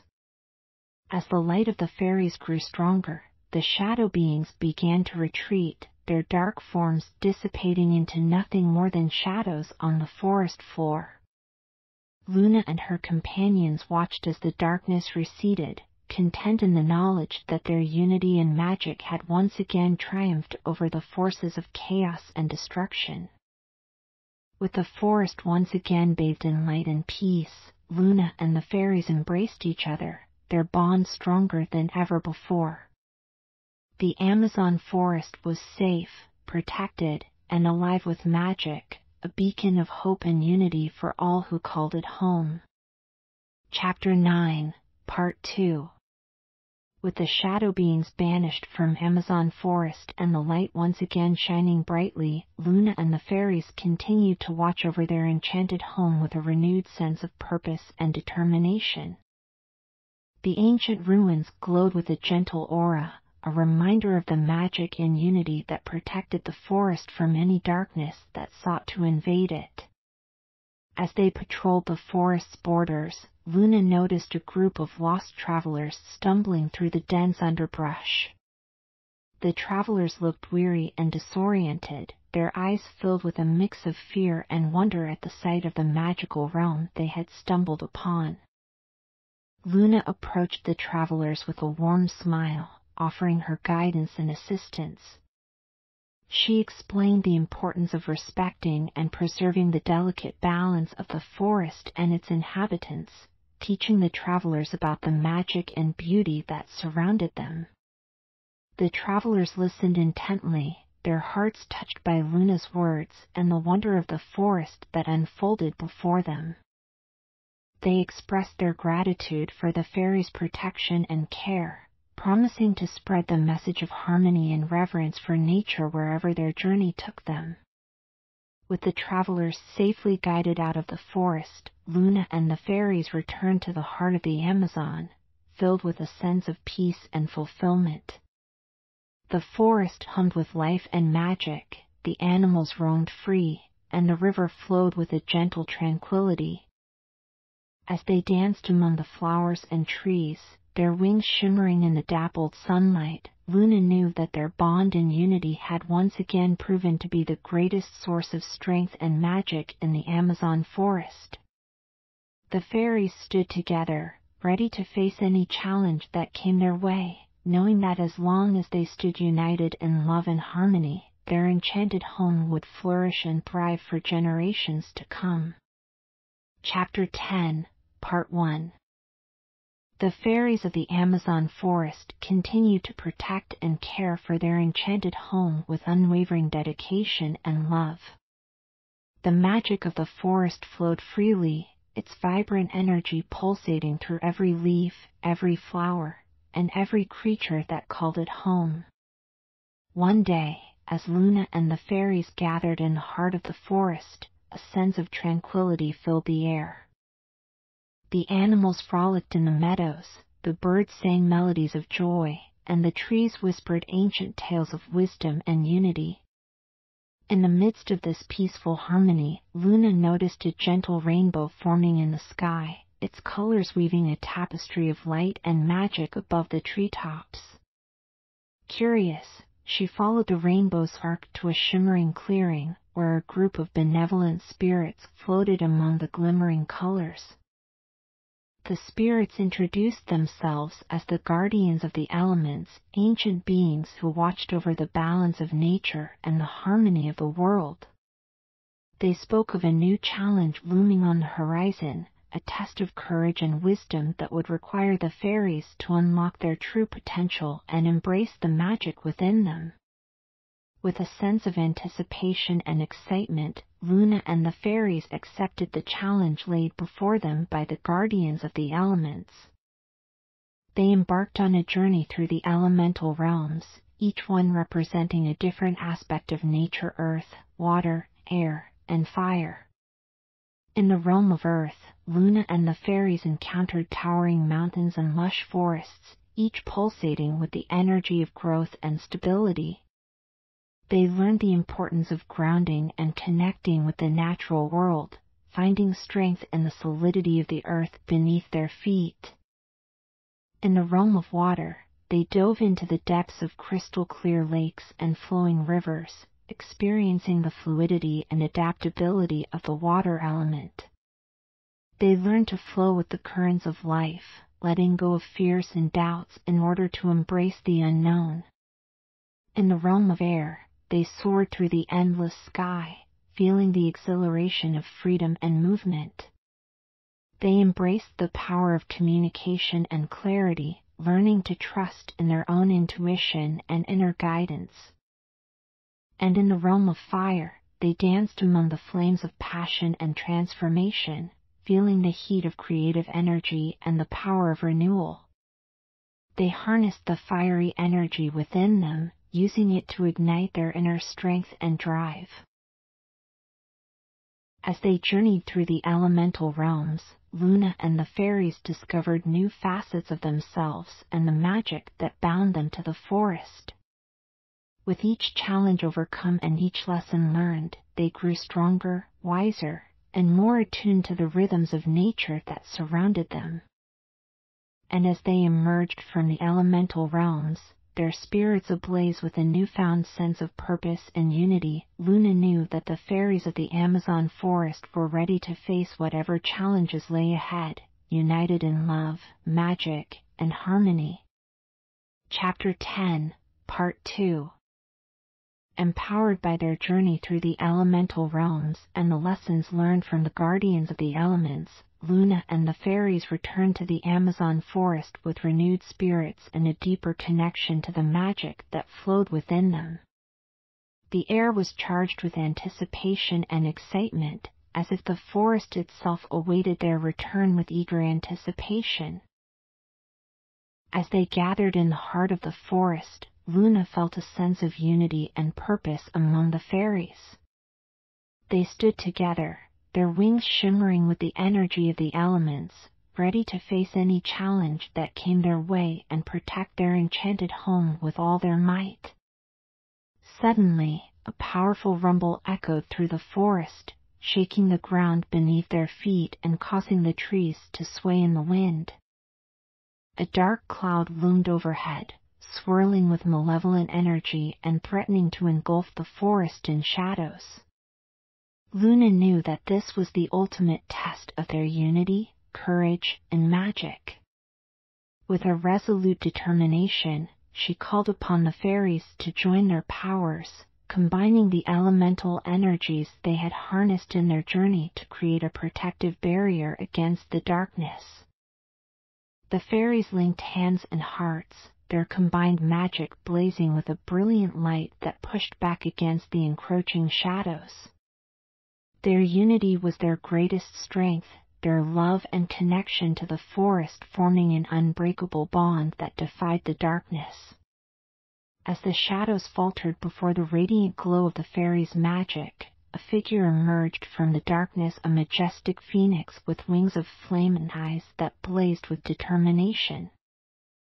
The phoenix spoke with a voice of wisdom and power, thanking the fairies for their bravery and unity in the face of adversity.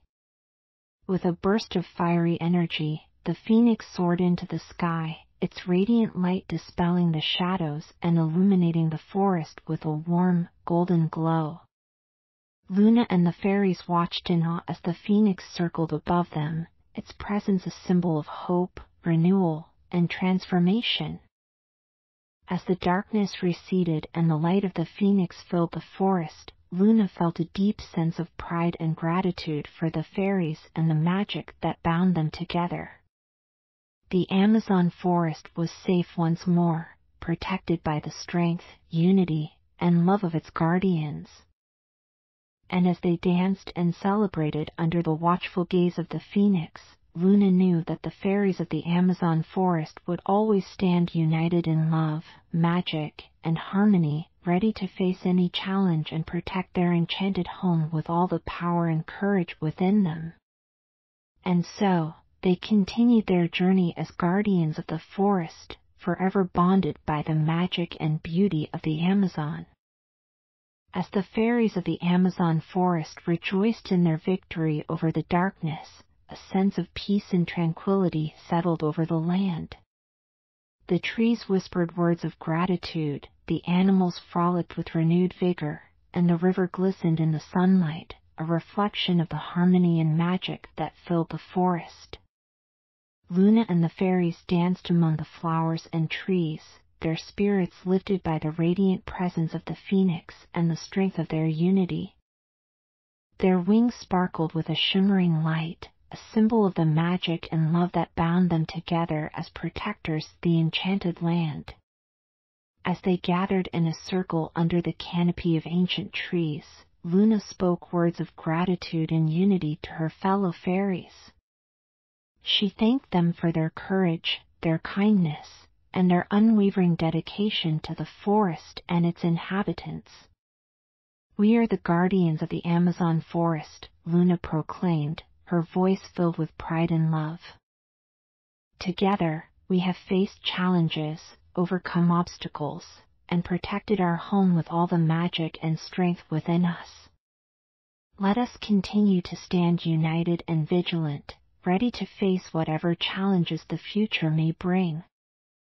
The fairies nodded in agreement, their hearts filled with a deep sense of purpose and determination. They knew that their bond and unity were their greatest gifts, and that as long as they stood together in love and harmony, the magic of the Amazon forest would endure for eternity.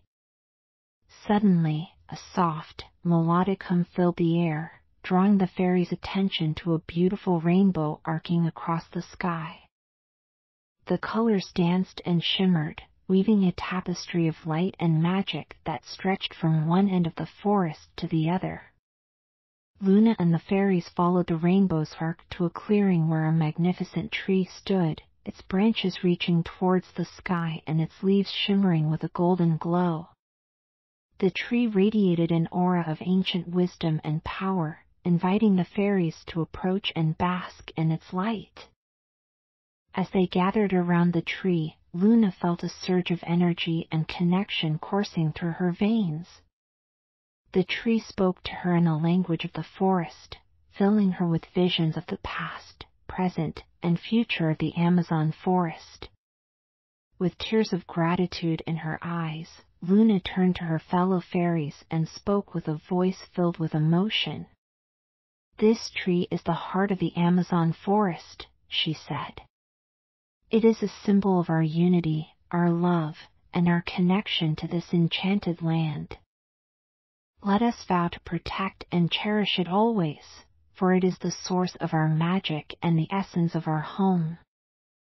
And as the fairies stood in awe of the majestic tree, their hearts brimming with love and determination, Luna knew that their journey as guardians of the Amazon forest was far from over, but together they would continue to protect, nurture, and honor the magic and beauty of their beloved home for all time. Chapter 10, Part 2. The fairies of the Amazon forest gathered around the majestic tree, their hearts filled with awe and reverence for the ancient that stood before them. The tree's branches swayed gently in the breeze, its leaves whispering secrets of the forest's past and visions of its vibrant future. Luna reached out and placed her hand upon the bark of the tree, feeling a surge of powerful energy coursing through her. The tree's wisdom flowed into her being, filling her with a deep sense of connection to the forest and its magic. "The heart of the Amazon forest," Luna spoke, her voice resonating with a mixture of awe and gratitude. "May we always honor and protect the spirit of this tree, for it is the essence of our home and the source of our strength." The fairies nodded in solemn agreement, their eyes alight with determination and respect for the tree that stood as a symbol of unity and harmony. They knew that as long as they remained connected to the heart of the forest, their bond would never waver, and their magic would continue to thrive. As they stood in silence, a gentle glow emanated from the tree, enveloping the fairies in a warm, comforting light. The ancient tree seemed to communicate with them through a silent language of the forest, filling their hearts and minds with visions of hope, peace, and boundless magic. With renewed determination and a sense of purpose, Luna and the fairies pledged to protect and cherish the Amazon forest and all its inhabitants. They vowed to stand united in love, magic, and harmony, ready to face any challenge that threatened their enchanted home. And as they basked in the radiant energy of the tree, surrounded by the beauty and magic of the forest, Luna knew that their journey as guardians of the Amazon forest would continue, guided by the wisdom of the ancient tree, their unity, and their unwavering love for the enchanted land they called home. And so, they stood together, a shining beacon of light and magic in the heart of the Amazon, forever bound by the spirit of unity and the magic of the forest. Chapter 10, Part 3. As the fairies of the Amazon stood in the presence of the ancient tree, a sense of peace and renewal washed over them. The tree's energy filled them with a deep connection to the forest and a profound understanding of their role as its protectors and caretakers. Luna turned to her fellow fairies, her eyes shining with a profound of purpose and determination. "We are the guardians of the Amazon forest," she spoke, her voice resonating with power and conviction. "United in love and magic, we will continue to protect and preserve this enchanted land for all eternity." The fairies nodded in agreement, their hearts filled with the knowledge that their bond and unity were their greatest strengths. They pledged to stand together, to watch over the forest with unwavering dedication, and to ensure that its magic and beauty would endure for generations to come. Suddenly, a soft, ethereal melody filled the air, echoing through the treetops and weaving a tapestry of light and sound around the fairies.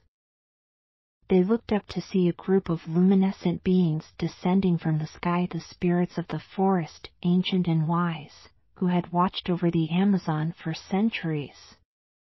The forest spirits glowed with a gentle radiance, their eyes filled with a deep wisdom and knowledge of the land. They spoke of the interconnectedness of all living beings, of the importance of balance and harmony in the forest, and of the eternal magic that bound them together. With a sense of reverence and awe, Luna and the fairies listened to the forest spirits' words, feeling their presence as a guiding light in the enchanted land. The spirits bestowed upon them a blessing, infusing the fairies with a heightened sense of magic and unity that would guide them in their mission to protect the Amazon forest. And as the spirits ascended back into the skies, their glow fading into the distant horizon, Luna and the fairies knew that they were never alone. The spirits of the forest would watch over them, guide them, and remind them of the deep connection that bound all living beings to the magic of the Amazon. With a renewed sense of purpose and unity, Luna and the fairies embraced each other, their wings shimmering with the light of the ancient tree and the blessing of the forest spirits. They knew that as long as they stood together, united in love and magic, the Amazon forest would forever remain a beacon of hope, peace, and harmony in the heart of the enchanted world. And so, they continued their journey as guardians of the Amazon forest, forever bound by the spirit of unity, the magic of the forest, and the wisdom of the land. And so, with their hearts filled with the magic and wisdom of the forest, Luna and the fairies stood united in their dedication to protect and preserve the Amazon. As they returned to their duties, a sense of peace and harmony pervaded the enchanted land, a testament to their unwavering commitment to the forest's well-being. The fairies continued to watch over the Amazon, tending to its flowers, caring for its wildlife, and preserving its natural beauty. With each passing day, their bond with the forest grew stronger, their magic intertwined with the ancient energies that flowed through the trees and rivers. As they danced in the moonlit groves and sang with the creatures of the night, Luna knew that their work as guardians of the Amazon was far from over. But with their unity, love, and connection to the ancient spirits of the land, she was confident that they would overcome any challenge that came their way. Through the trials they faced and the victories they achieved, Luna and the fairies discovered that true magic lay not only in the powers they held, but in the unity that bound them together.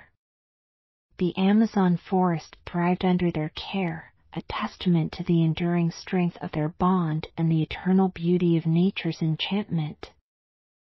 And as they continued their journey as protectors of the Amazon, Luna and the fairies knew that their story would be forever intertwined with the magic and wonder of the forest.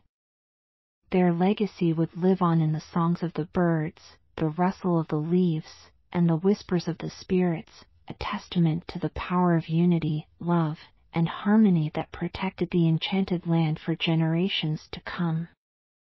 As the fairies of the Amazon forest continued to protect and preserve their beloved home, Luna and her companions felt a deep sense of gratitude for the magic beauty that surrounded them. The forest thrived under their care, its vibrant energy pulsating through every leaf, every flower, and every creature that called it home.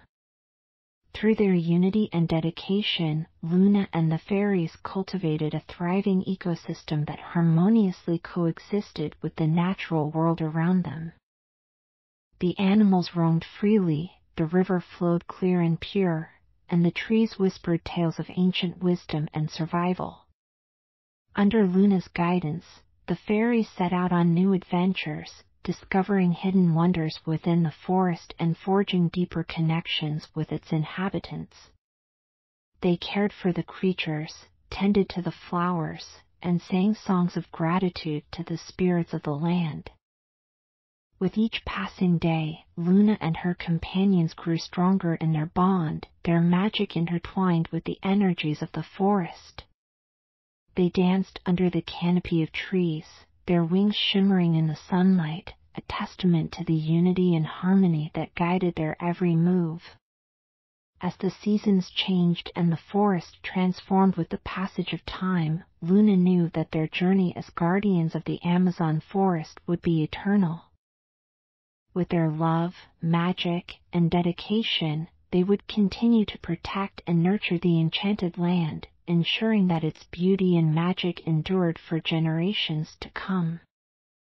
And as they danced under the moonlit sky, their laughter mingling with the rustle of the leaves and the songs of the creatures, Luna felt a deep sense of peace and contentment in the knowledge that the fairies of the Amazon forest would always stand united in love, magic, and harmony, ready to face any challenge and protect their enchanted home with all the power and courage within them. And so, they continued their journey as stewards of the forest, forever bound by the spirit of unity, the magic of the forest, and the wisdom of the enchanted land. Chapter 10, Part 4. The fairies of the Amazon forest continue to protect and nurture their beloved home, their bond with the enchanted land growing stronger with each passing day. Luna and her companions danced among the flowers and trees, their laughter echoing through the forest in a symphony of joy and harmony.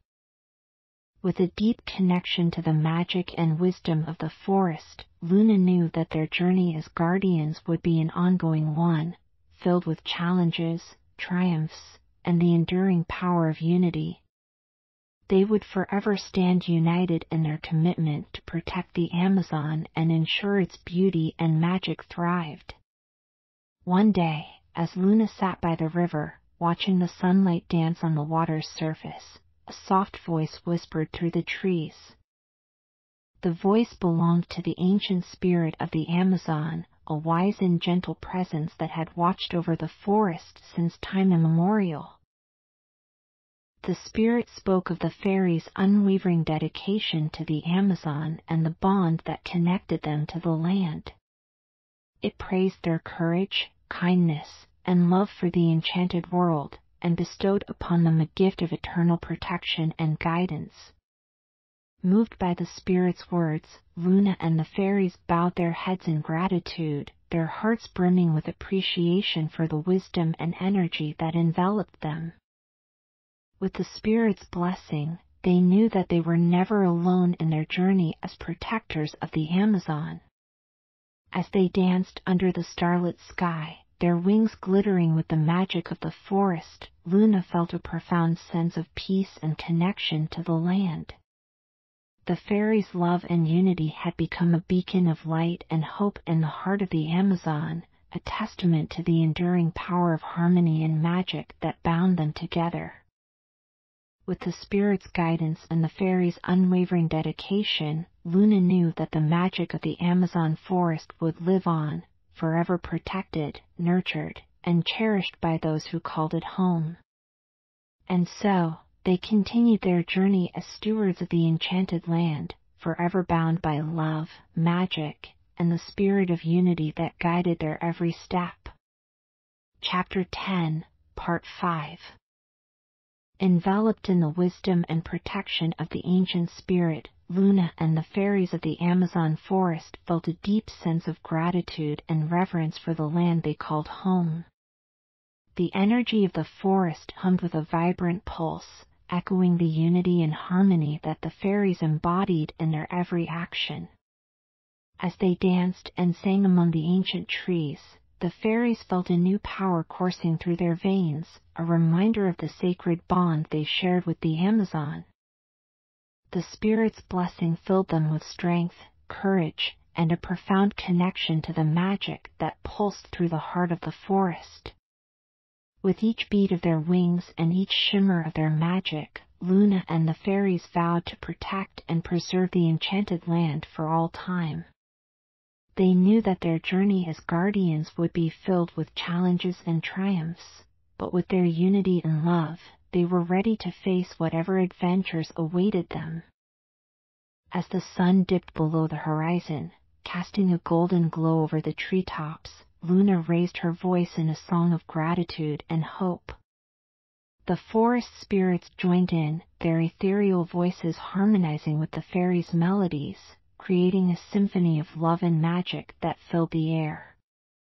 In that moment, as the spirits of the Amazon danced in the moonlight alongside the fairies, Luna felt a profound sense of peace and purpose settle in her heart.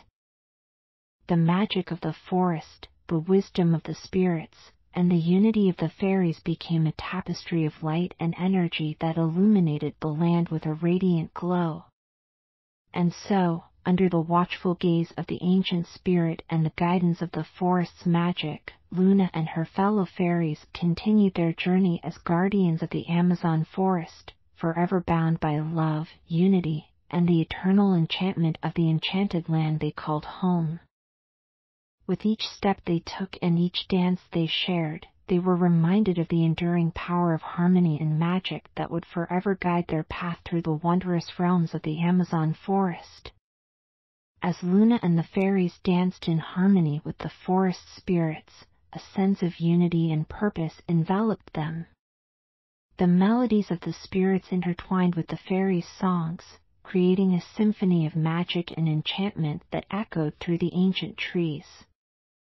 With each step they took and each breath they shared, Luna and her companions felt the interconnectedness of all living beings in the Amazon. The love and unity they embodied became a beacon of light and hope, guiding them through the wondrous and majestic realms of the enchanted land. Under the watchful gaze of the ancient spirit and the guidance of the forest magic, Luna and the fairies continued their journey as stewards of the forest.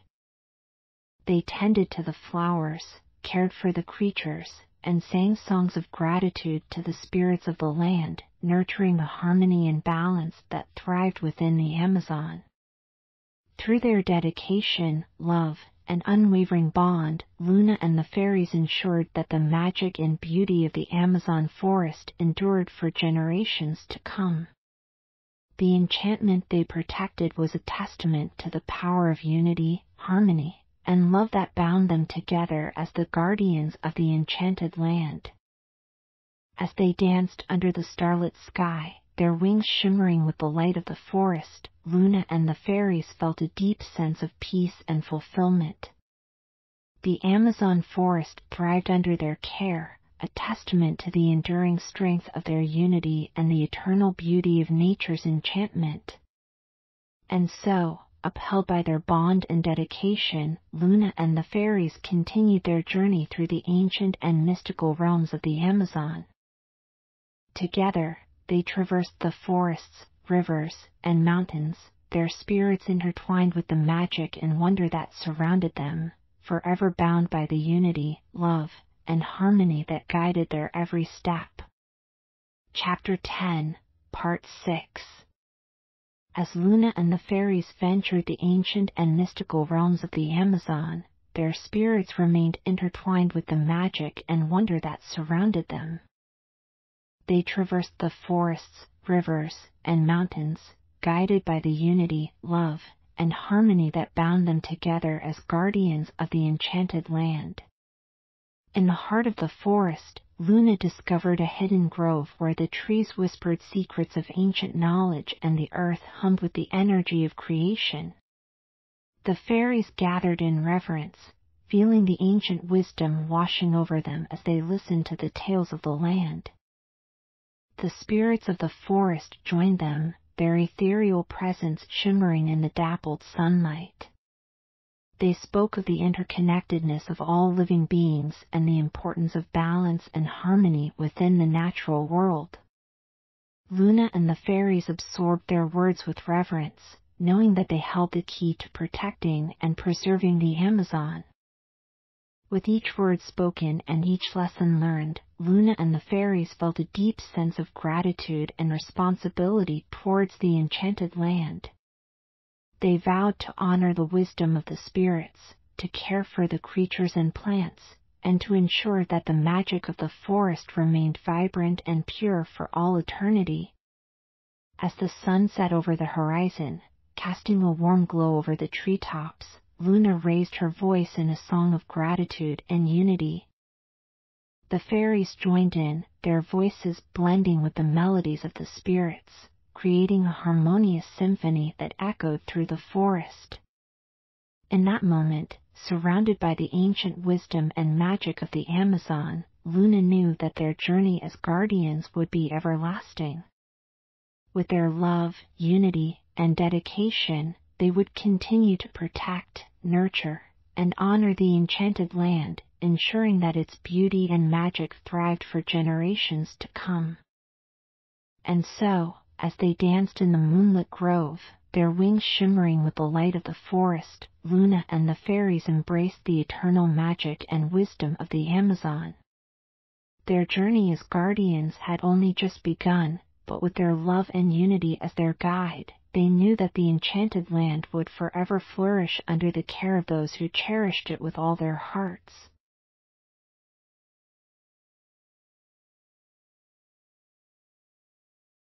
Tales of the Moonlit Forest. It was the cusp of autumn in the moonlit forest, a time when the air was crisp with the promise of change, and the leaves began to turn shades of crimson and gold. Elara Windrider stood at the edge of the forest, her heart pounding with a mixture of fear and determination. The moon hung low in the sky, casting silvery glow over the ancient trees that loomed before her. As she took her first step into the forest, a shiver ran down her spine. The felt charged with magic, and the whispers of the trees seemed to beckon her deeper into the shadows. Elara's senses were heightened, her intuition guiding her through the winding paths as she ventured further into the heart of the moonlit forest. Chapter 1. Part 2. Elara's footsteps were muffled by the thick carpet of fallen leaves that blanketed the forest floor. The moonlit pools glimmered like liquid silver, their reflections dancing with an otherworldly beauty. She felt a sense of awe and wonder at the mystical creatures that flitted through the trees, their eyes glowing with ancient wisdom. As she navigated through the enchanted glades and past the hidden ruins, Alara couldn't shake the feeling that she was being watched. It was then that she first caught sight of him, Kale, the guardian of the forest. Tall and mysterious, with eyes that held a hint of both danger and kindness, he emerged from the shadows like a figure from a dream. Their meeting was fraught with tension and unspoken words, but Alara sensed that Kale held the key to unlocking the secrets of the curse that plagued her village. As they journeyed together through the moonlit forest, their bond deepened, sparks of a forbidden romance igniting between them.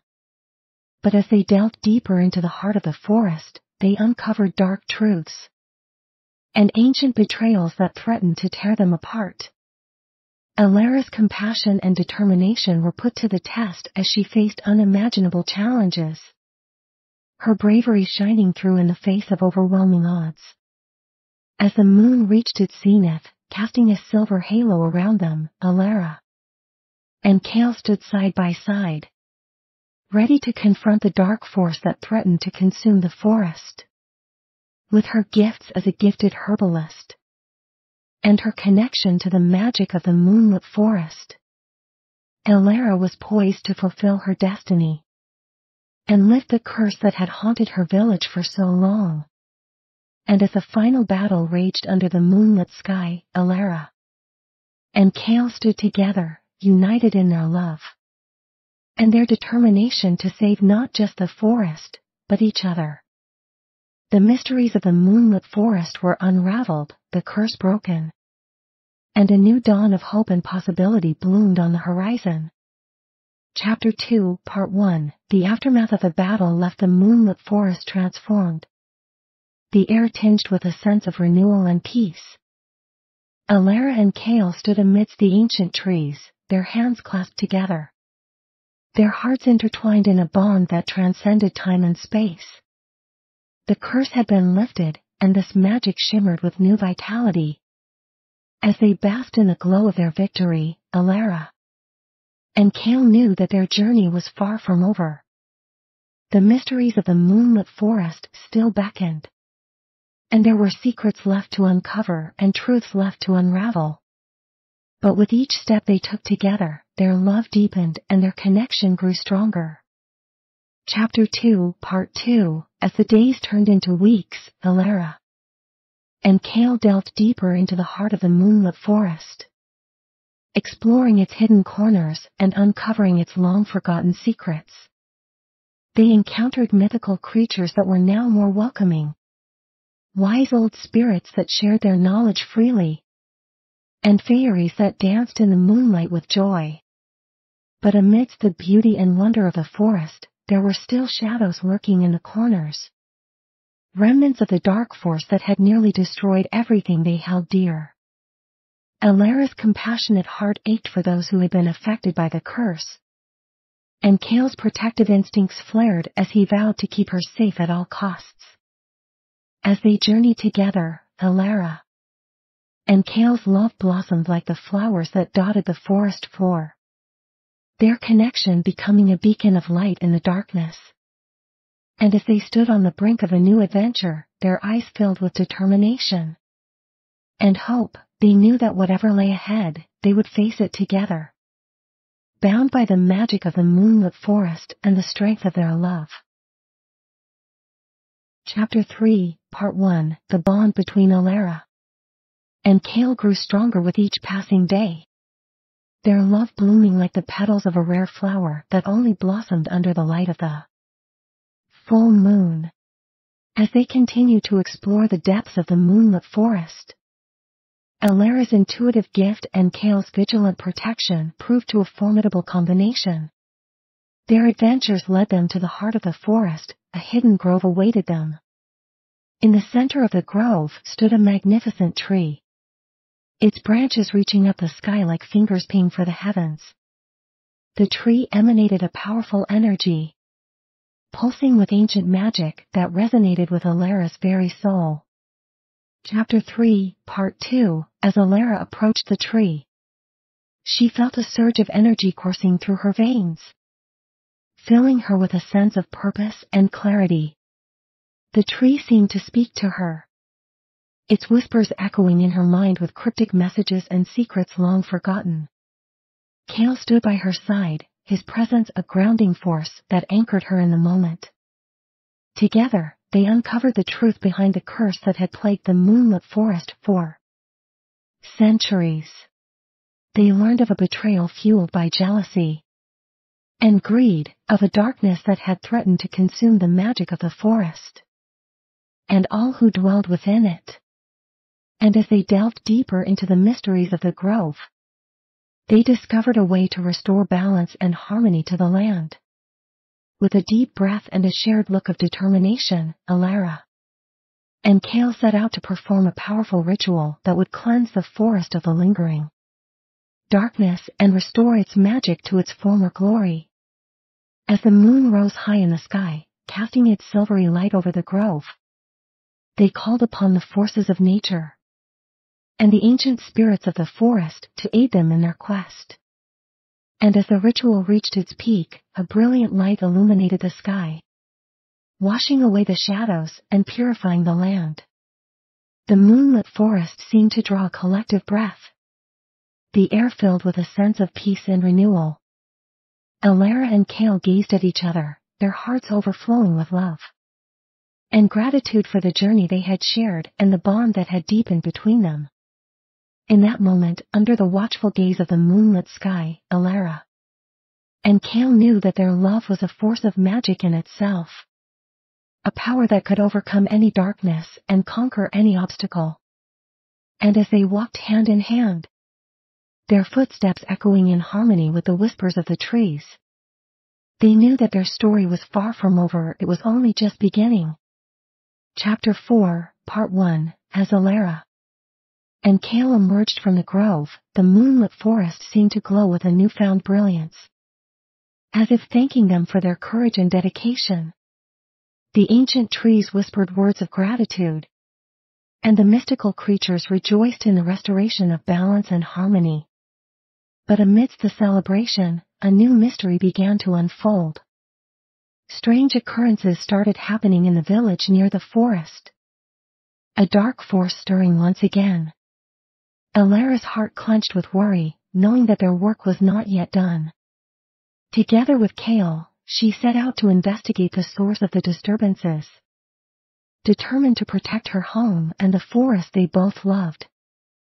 Chapter 4, Part 2. As they journeyed back to the village, Alara and Kale encountered eerie omens and unsettling signs that hinted at a malevolent presence lurking in the shadows. Whispers of a curse echoed through the air, sending a chill down Alara's spine. But she refused to let fear grip her, drawing strength from the bond she shared with Kale and the knowledge that they had overcome darkness before. Upon reaching the village, they discovered that the villagers had fallen ill, their bodies racked with a mysterious ailment that no ordinary remedy could cure. Alara's heart broke at the sight of her friends and neighbors suffering, and she knew that they needed to act swiftly to uncover the truth behind the curse that had befallen them. With Kale by her side, Alara delved into the heart of the village, searching for clues and connecting the dots that would lead them to the source of the darkness. Together, they pieced together fragments of ancient prophecies and cryptic symbols, their minds working in tandem to unravel the mystery that threatened to consume the village and the forest once more. And as the moon rose high in the sky, casting its silvery light over the village, Alara and Kale stood united, ready to face whatever challenges lay ahead. With determination in their hearts and magic at their fingertips, they set out to confront the darkness head-on, their love shining like a beacon of hope in the face of uncertainty. Chapter 5, Part 1. The village was shrouded in an eerie silence as Alara and Kale searched for the source of the curse that had befallen it. The air was thick with tension, and the moon's glow cast long shadows that seemed to twist and curl like malevolent fingers reaching out to ensnare them. But Alara's determination and Kale's steadfast presence bolstered her resolve, and together they pressed on, determined to lift the darkness that threatened to consume their home. As they delved deeper into the heart of the village, they discovered a hidden chamber that bore ancient runes and symbols etched into its stone walls. Alara's intuition flared as she recognized the markings, her heart racing with a mix of fear and excitement. This chamber held the key to the curse that had gripped the village, and Alara knew that unraveling its secrets would be no easy task. Chapter 5, Part 2, As Alara and Kale studied the ancient runes, a sense of foreboding washed over them. The symbols spoke of sacrifice and betrayal, of a darkness that had been unleashed centuries ago, and now sought to wreak havoc once more. Alara's mind raced as she connected the dots, piecing together fragments of lore and legend that painted a grim picture of the curse that plagued their village. With a deep breath, Alara and Kale prepared to perform a ritual that would banish the curse and restore peace to the village.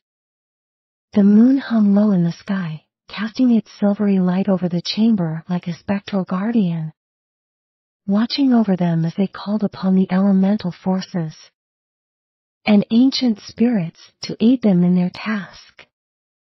As the ritual reached its climax, a surge of power filled the chamber, illuminating the runes and symbols with a brilliant glow. The air crackled with energy, and Alara felt the weight of centuries-old magic pressing down upon her. But she stood firm, her heart imbued with the strength of her love for Kale and her determination to protect her home. And as the final incantation echoed through the chamber, a burst of light erupted from the runes, dispelling the darkness that had gripped the village. The curse was broken, the shadows banished, and a sense of peace descended upon the village once more. Alara and Kale embraced, their hearts filled with relief and gratitude, knowing that their love and bravery had once again triumphed over the forces of darkness. Chapter 6, Part 1. The village breathed a collective sigh of relief as the curse lifted, and the darkness had plagued them lifted like a heavy shroud. The villagers' eyes shone with gratitude as they gathered around Alara and Kale, their saviors who had brought light back to their homes. But amidst the celebrations, a new challenge emerged. A shadowy figure appeared on the outskirts of the village, its presence ominous and foreboding. Alara's heart skipped a beat as she recognized the figure. It was a remnant of the ancient darkness they had battled before, a lingering echo of the curse that still sought to wreak havoc. With a determined glint in her eye, Alara knew that the battle was far from over. She gripped Kale's hand tightly, drawing strength from their shared bond as they prepared to confront the dark force once and for all. Chapter 6, Part 2. The shadowy figure loomed closer, its dark presence sending a chill through the air. Alara and Kale stood their ground, ready to face their final challenge. The moon rose high in the sky, casting a silvery glow over the village, illuminating the dark figure with an ethereal light. As the figure drew near, its true form began to reveal itself, a twisted being of nightmares and ancient lore, a creature born of darkness and despair. Alara's heart clenched with fear, but she refused to let it paralyze her. With Kale at her side, she channeled her inner strength and courage, ready to confront the darkness head-on. With a fierce battle cry, Alara and Kale launched into action, their movements fluid and graceful as they danced with the shadowy figure. Spells flew from Alara's fingertips, weaving a tapestry of light and energy that clashed against the darkness with a ferocity that shook the ground beneath them. And as the moon watched silently from above, a final burst of light erupted from Alara and Kale, a brilliant flare of magic that engulfed the shadowy figure in its radiant glow. The darkness let out a piercing scream that echoed through the night. And then, with a burst of light, it dissipated, leaving behind a sense of peace and tranquility that settled over the village like a comforting blanket. As the villagers cheered and celebrated their victory, Alara and Kale stood side by side, their hands clasped together, their hearts beating as one. The moonlit sky smiled down upon them, its light casting a gentle glow over the village, a reminder of the love and bravery that had conquered the darkness once and for all. And in that moment, Alara knew that no matter what challenges lay ahead, as long as she had Kale by her side, they could overcome anything. Chapter 7, Part 1. The village basked in the glow of their hard-won victory. The darkness that once plagued them now a distant memory. Alara and Kale were hailed as heroes, their names whispered with reverence and gratitude by the villagers whose lives they had saved. But amidst the celebrations, a bittersweet realization dawned on Alara. Their journey in the moonlit forest was coming to an end. As she stood on the edge of the village, gazing out at the sprawling trees that marked the entrance to the forest, Alara felt a pang of longing in her heart. The moonlit forest had become a second home to her, a place of magic and mystery, of love and courage. But she knew that it was time to say goodbye, to move forward with Kale by her side. Chapter 7, Part 2. As the sun began to set on the horizon, casting a warm golden light over the village, Alara and Kale made their way to the edge of the moonlit forest. The ancient trees loomed tall and proud, their leaves rustling in a gentle breeze that seemed to whisper a farewell. Alara reached out to touch the silver bark, feeling the thrum of magic beneath her fingertips. With Kale's hand in hers, Alara took one last look back at the village, at the people she had grown to love and the memories they had shared. She felt a bittersweet mix of emotion, sadness at leaving behind the place that had changed her life, but also hope for the future that awaited her beyond the forest's borders. And as they stepped into the moonlit forest one final time, Alara felt a sense of peace wash over her. The magic of the forest surrounded her like a warm embrace, its whispers of ancient secrets and untold stories promising new adventures yet to come. With Kale by her side, she walked forward into the unknown, her heart full of love and gratitude for the journey that had brought them together. And as the moon rose high in the sky, casting its silvery light over the forest, Alara and Kale disappeared into the shadows, their laughter and footsteps fading into the night.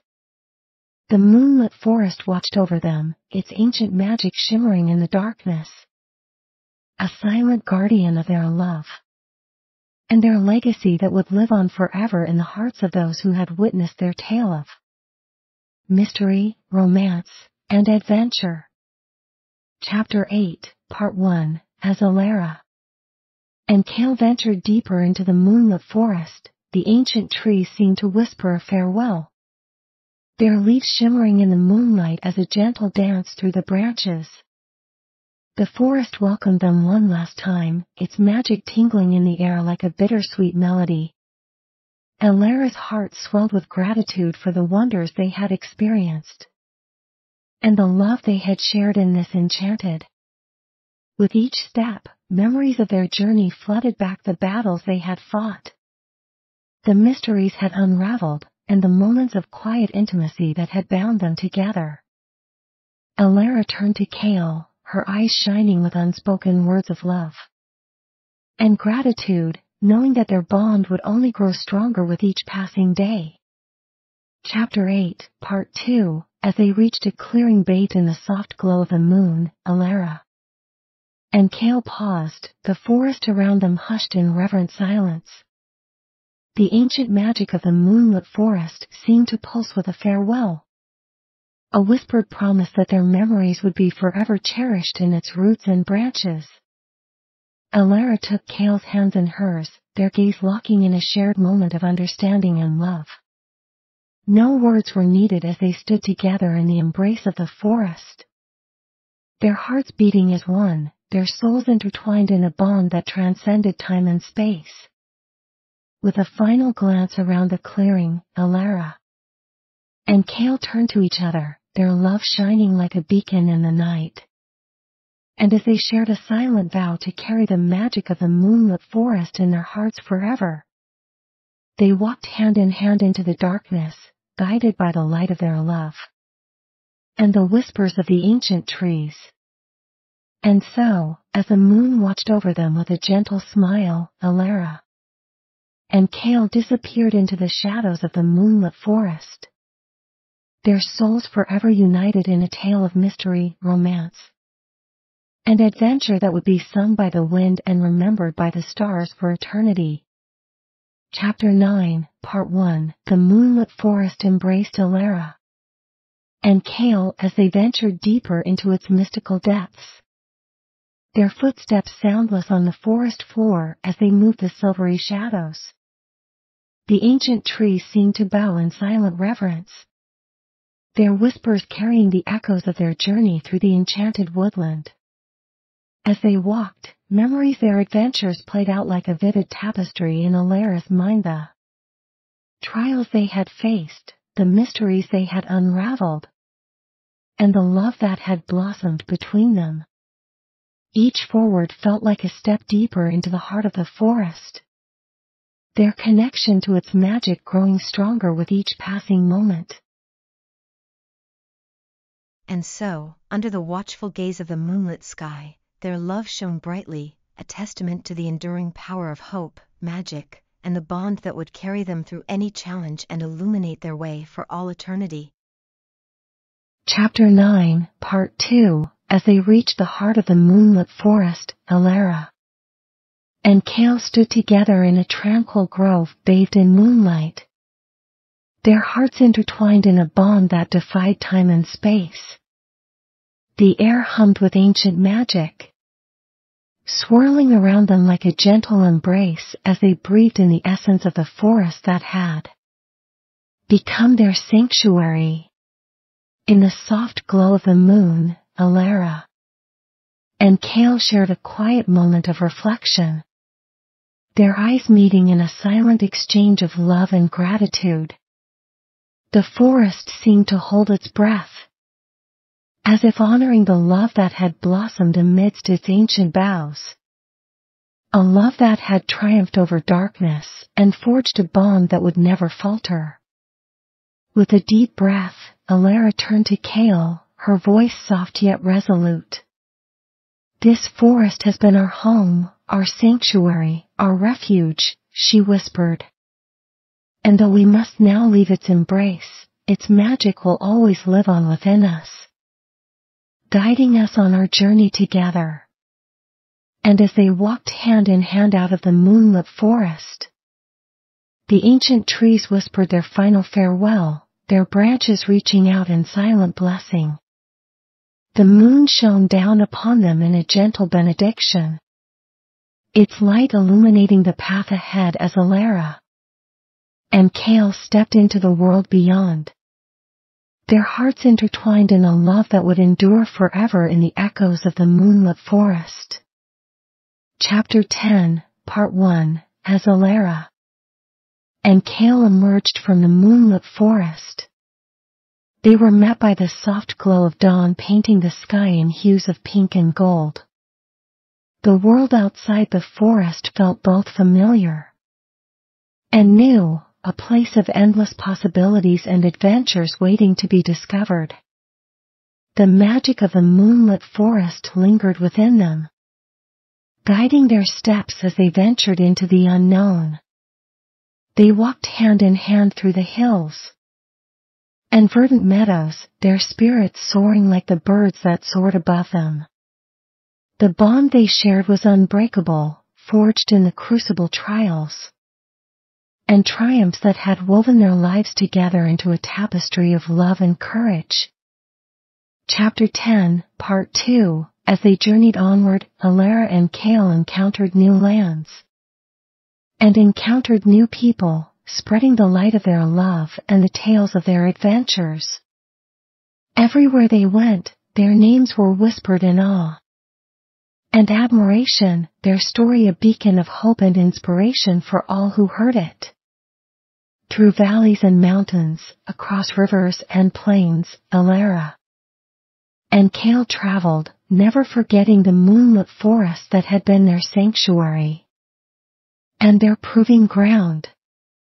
They carried its magic in their hearts, a guiding star that illuminated the path ahead and led them to new horizons. And as the sun set on the horizon, casting a warm glow over the world, Alara and Kale found themselves standing at the edge of a vast sea, the waves crashing against the shore in a symphony of sound. The sea stretched out before them, its endless expanse a mirror of the infinite possibilities that lay ahead. With a smile and a shared glance, Alara and Kale stepped onto the beach and felt the sand beneath their feet, the salty breeze of the ocean filling their lungs. Hand in hand, they gazed out at the horizon, ready to embark on a new adventure together. Their love a beacon of light that would guide them through whatever trials and triumphs awaited them on the journey ahead. And as the moon rose high in the sky, casting its silvery light over the sea, Alara and Kale knew that their story was far from over, it was only just beginning. In the embrace of the night and the whisper of the ocean, they walked forward into the future with hearts full of love and a promise to each other. And so, under the watchful gaze of the moonlit sky, their love shone brightly, a testament to the enduring power of hope, magic, and the bond that would carry them through any challenge and illuminate their way for all eternity. And so, under the watchful gaze of the moonlit sky, their love shone brightly, a testament to the enduring power of hope, magic, and the bond that would carry them through any challenge and illuminate their way for all eternity. As Alara and Kale stood on the beach, the moon reflected in the shimmering surface of the sea, casting a path of silver light that seemed to lead to the horizon and beyond. The gentle lull of the waves and the cry of the seagulls created a peaceful melody that underscored the moment of quiet reflection between the pair. Alara turned to Kale, her eyes filled with a mixture of nostalgia and excitement. Our journey has been beyond anything I could have imagined, she said, her voice soft but firm. But I know that whatever lies ahead, as long as we face it together, we can overcome any challenge and find joy in every moment. Kale's eyes met hers, a silent promise of unwavering support and devotion shining in their depths. Our destiny is intertwined, Alara, he replied. Together, we are stronger than any foe, more resilient than any trial, and more in love than any couple in the world. Our story is far from over, it is a never-ending adventure that we will continue to write together. With that, Alara and Kale stepped forward into the surf, the waves caressing their feet as they walked hand in hand into the vast expanse of the sea. The moon watched over them, a silent witness to their unbreakable bond and the love that would guide them through the challenges and triumphs that awaited them on the next chapter of their epic journey. And as they disappeared into the horizon, their shared laughter and the echo of their love mingling with the sea breeze. The moon cast its final blessing upon them, a silver glow illuminating their path as they embraced the future together, ready to face whatever adventures lay ahead. Chapter 11, Part 1. The sea stretched out before Alara and Kale, its vast expanse glittering under the moonlight like a blanket of diamonds. The rhythmic sound of the waves crashing against the shore was a comforting lullaby as they walked hand in hand along the beach, their footsteps leaving imprints in the wet sand. As they ventured further into the night, the stars above winked down at them in silent approval, their twinkling lights a reminder that they were never truly alone. Alara and Kale's bond glowed like a beacon in the darkness, a force that transcended time and distance, guiding them forward on their shared path. Chapter 11, Part 2. With each step they took, Alara and Kale felt the weight of their journey behind them and the promise of the unknown ahead. The sea whispered secrets of distant lands and uncharted waters, beckoning them to sail into the horizon and discover new adventures waiting on the other side. They paused at the water's edge, the cool waves lapping at their feet, and shared a moment of quiet contemplation. The moon hung low in the sky, casting a silvery path across the sea that seemed to stretch endlessly into the distance. Alara turned to Kale, her eyes filled with determination and a fierce love that spoke volumes in their shared silence. Kale took her hands in his touch a grounding force that anchored her in the present moment. Together, we are unstoppable, he said, his voice a soothing whisper amidst the gentle roar of the waves. Let's embark on this new adventure, Alara, and let our love be the compass that guides us through whatever comes our way. And with a nod and a smile, Alara and Kale took a deep breath, ready to step forward into the unknown. The moonlit sea shimmered in anticipation, a reflection of the endless possibilities that awaited them on their next chapter, a tale of love, magic, and adventure that would continue to unfold under the watchful gaze of the moon and the stars above.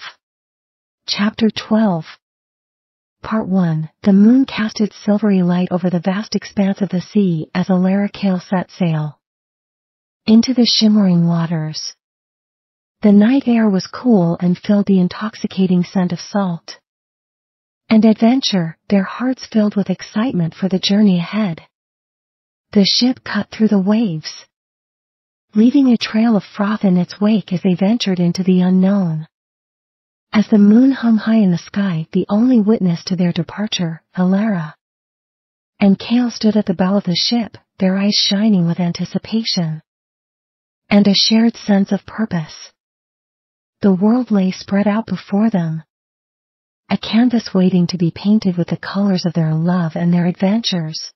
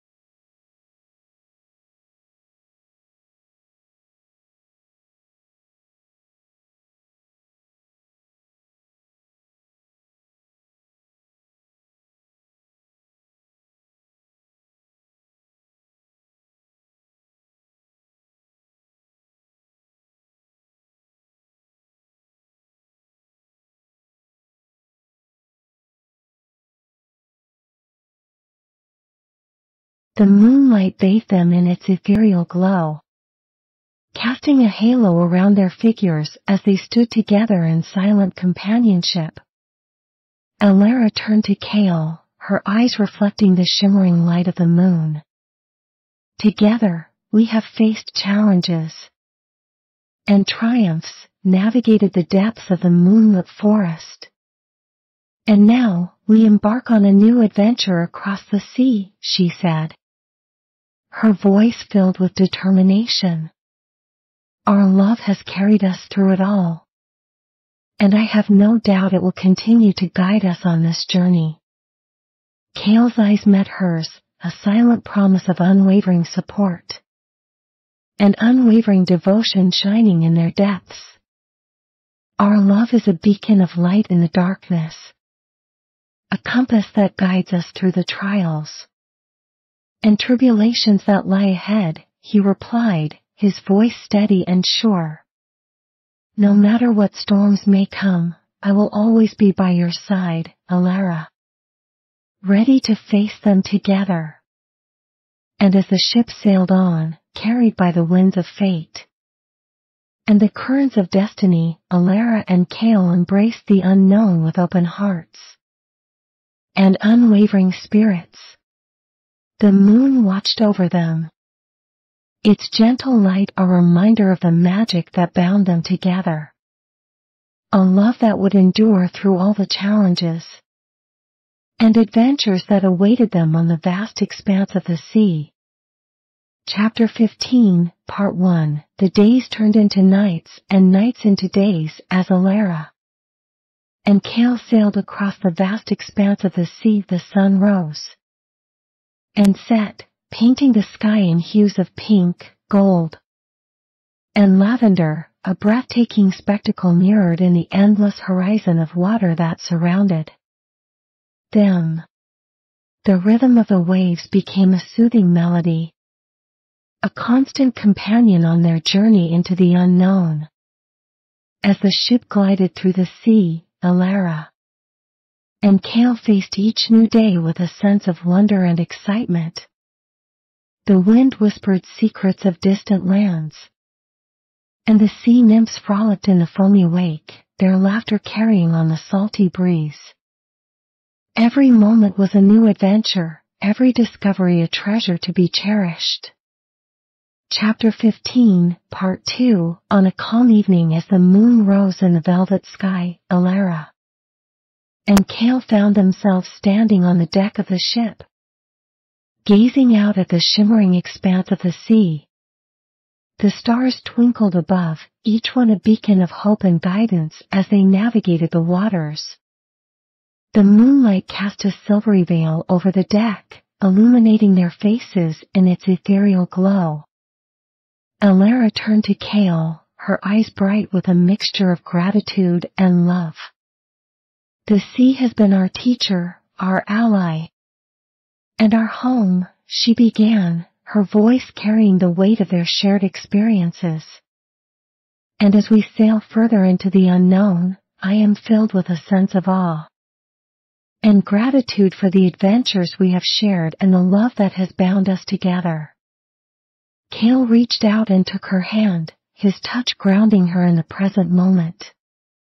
Our journey has been a testament to the strength of our bond and the power of our love, he replied, his voice like a gentle caress. Together, we have faced storms and calms, challenges and triumphs. And through it all, our love has carried us through like a north star guiding us home. And as the night deepened, Alara and Kale stood together, ready to face whatever the sea had in store for them. The moon watched over them with a gentle smile, its light casting a path of silver on the water before them, a reminder of the magic that bound them together and the beauty that lay ahead in their shared journey.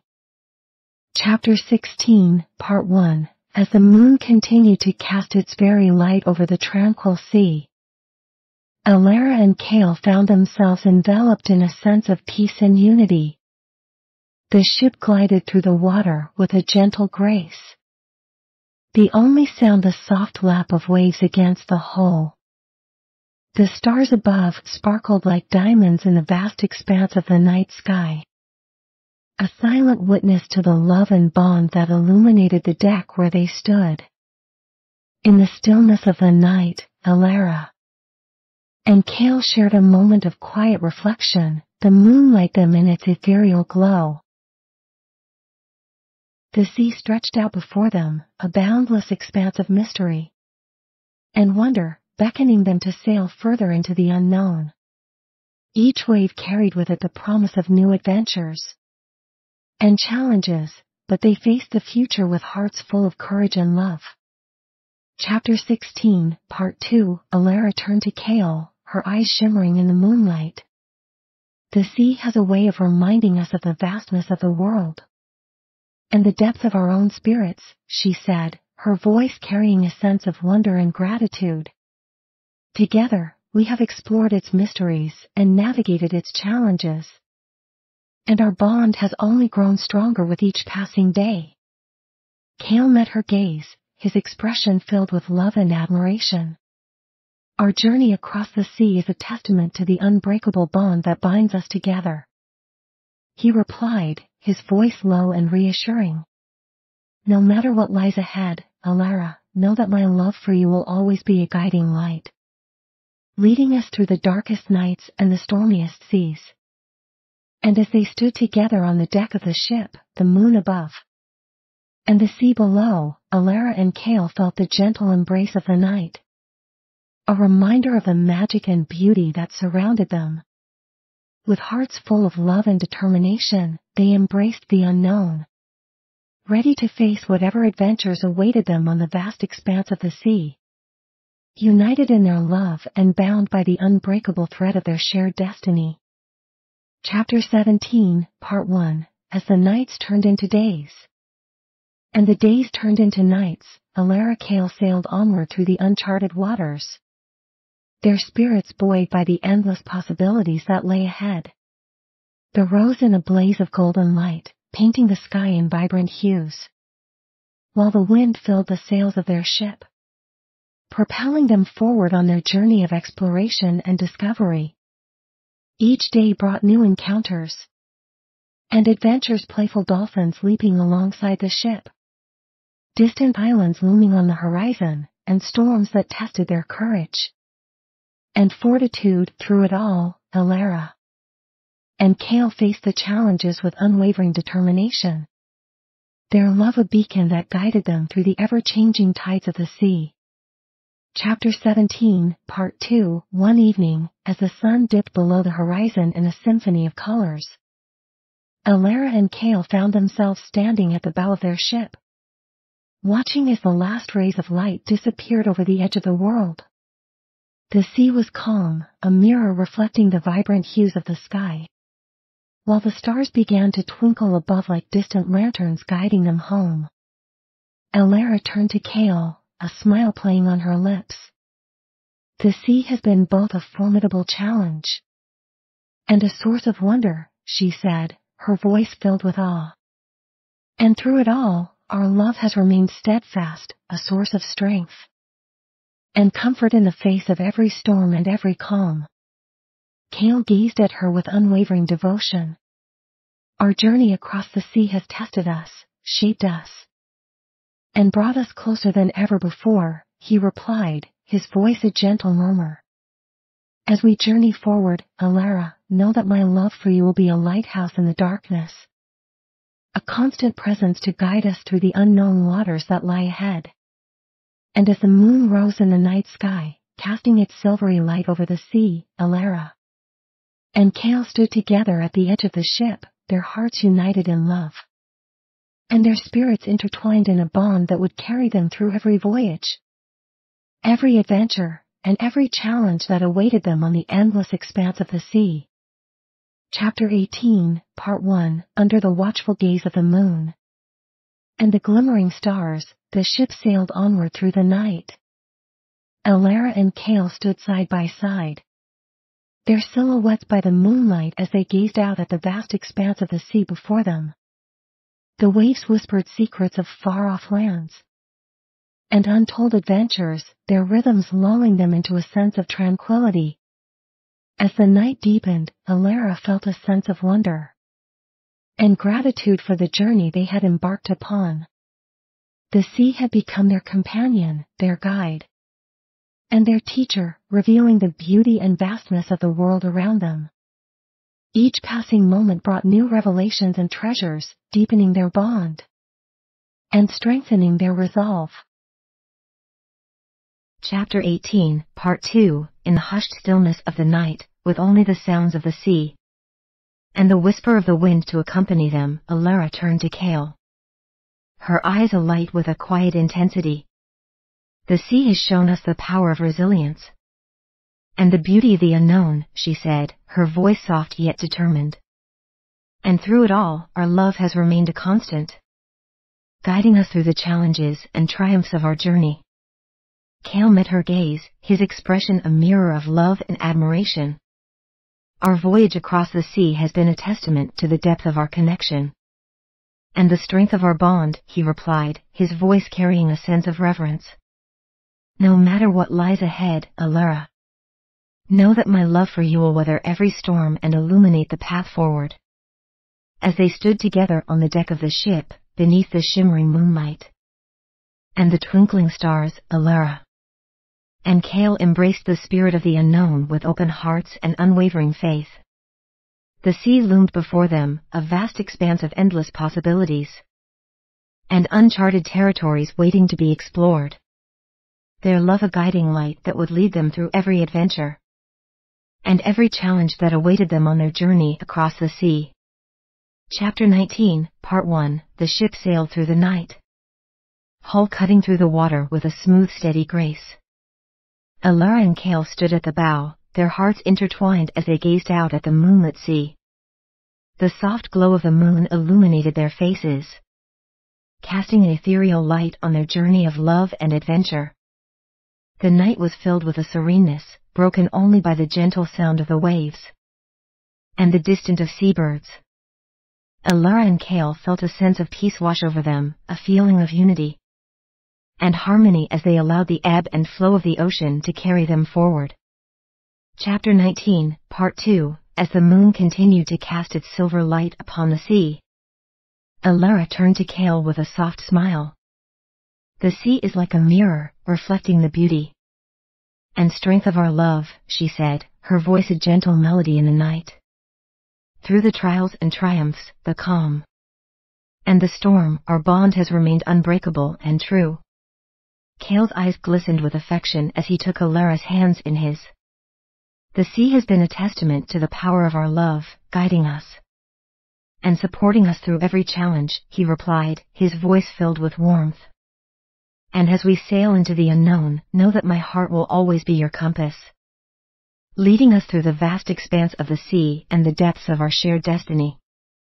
The ship sailed on, a vessel of love and adventure under the watchful eye of the moon and the twinkling stars. Alara and Kale stood united, ready to face whatever lay ahead, their hearts beating as one, their love a guiding light in the darkness of the sea. Chapter 20, Part 1. The moon hung high in the sky, casting a silvery path across the sea as Alara and Kale sailed onward into the night. The stars shimmered above, their twinkling lights guiding the way as they cut through the gentle waves. The night air was cool and filled with a sense of magic and possibility, the open sea stretching out in all directions like a vast canvas of adventure. Alara and Kale stood at the bow of the ship, their hearts intertwined in the beauty of the moment. The moonlight danced on the water, illuminating their faces in its soft glow as they shared a companionable silence, each lost in their thoughts and the wonder of the night. Chapter 20, Part 2. In the quiet of the night, with only the sound of the sea and the creaking of the ship to accompany them, Alara turned to Kale, her eyes reflecting the moon's radiance. The sea has been both a challenge and a gift, she said, her voice carrying a sense of reflection. Through it all, our love has been a beacon, guiding us home through the darkest nights and the fiercest storms. Kale met her gaze, a tender smile playing on his lips. Our journey across the sea has shown us the depth of our bond. And the strength of our love, he replied, his voice steady and full of emotion. Together, we have weathered every trial and triumph. And I know that as long as we are by each other's side, there is nothing we cannot overcome. As they stood together, bathed in the moon's soft light, Allura and Cale felt a sense of peace and unity that transcended words. The journey across the sea had been a testament to their love, a testament to their courage. And as the ship sailed on, carried by the wind and the stars, they embraced the unknown with open hearts and minds ready to face whatever adventures and challenges awaited them as they sailed into the endless expanse of the sea.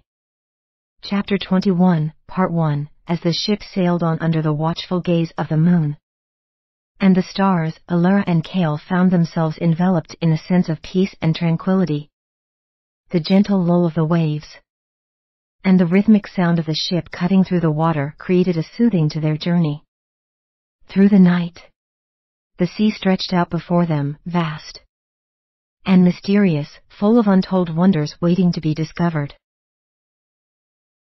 At the bow of the ship, Allura and Cale stood side by side, the moonlight casting a soft glow on their faces. In this moment of serenity and connection, they felt the weight of their shared experiences and the strength of their bond. They were united in their love and their desire for adventure, ready to face whatever challenges lay ahead. Chapter 21, Part 2, Under the Canopy of Stars and the luminous glow of the moon, Allura turned to Cale. Her eyes filled with warmth and affection. The sea has been a vessel of wonder and discovery, a testament to the boundless beauty of the world, she said. Her voice a symphony of emotion. Through it all, our love has been a constant, a source of light in the darkness and a compass guiding us forward. Cale's gaze met hers, a mirror of love and devotion. Our journey across the sea has been a testament to our resilience and unity, he replied, his voice a gentle echo in the night. No matter the challenges that lie ahead, Allura, know that my heart beats as one with yours, leading us through the unknown waters and the endless expanse of the sea. As the ship sailed on, carried by the wind and the currents, Allura and Cale embraced the night, the sea, and the boundless adventure that awaited them. The moon and the stars bore witness to their love, their courage, and their unbreakable spirit as they continued their voyage through the endless expanse of the sea, united in their shared journey of discovery and love. Chapter 22, Part 1, The voyage across the sea continued under the moonlit sky. The ship cutting through the waves with a purpose and determination. Allura and Cale stood together at the cool sea air tousling their hair as they gazed out at the horizon. The sea stretched out endlessly before them, a vast expanse of and possibility that beckoned them onward. As the ship sailed on, Allura felt a sense of gratitude for the journey they had embarked upon. The sea had been a source of challenges and wonders, a companion and a guide as they navigated its depths and currents.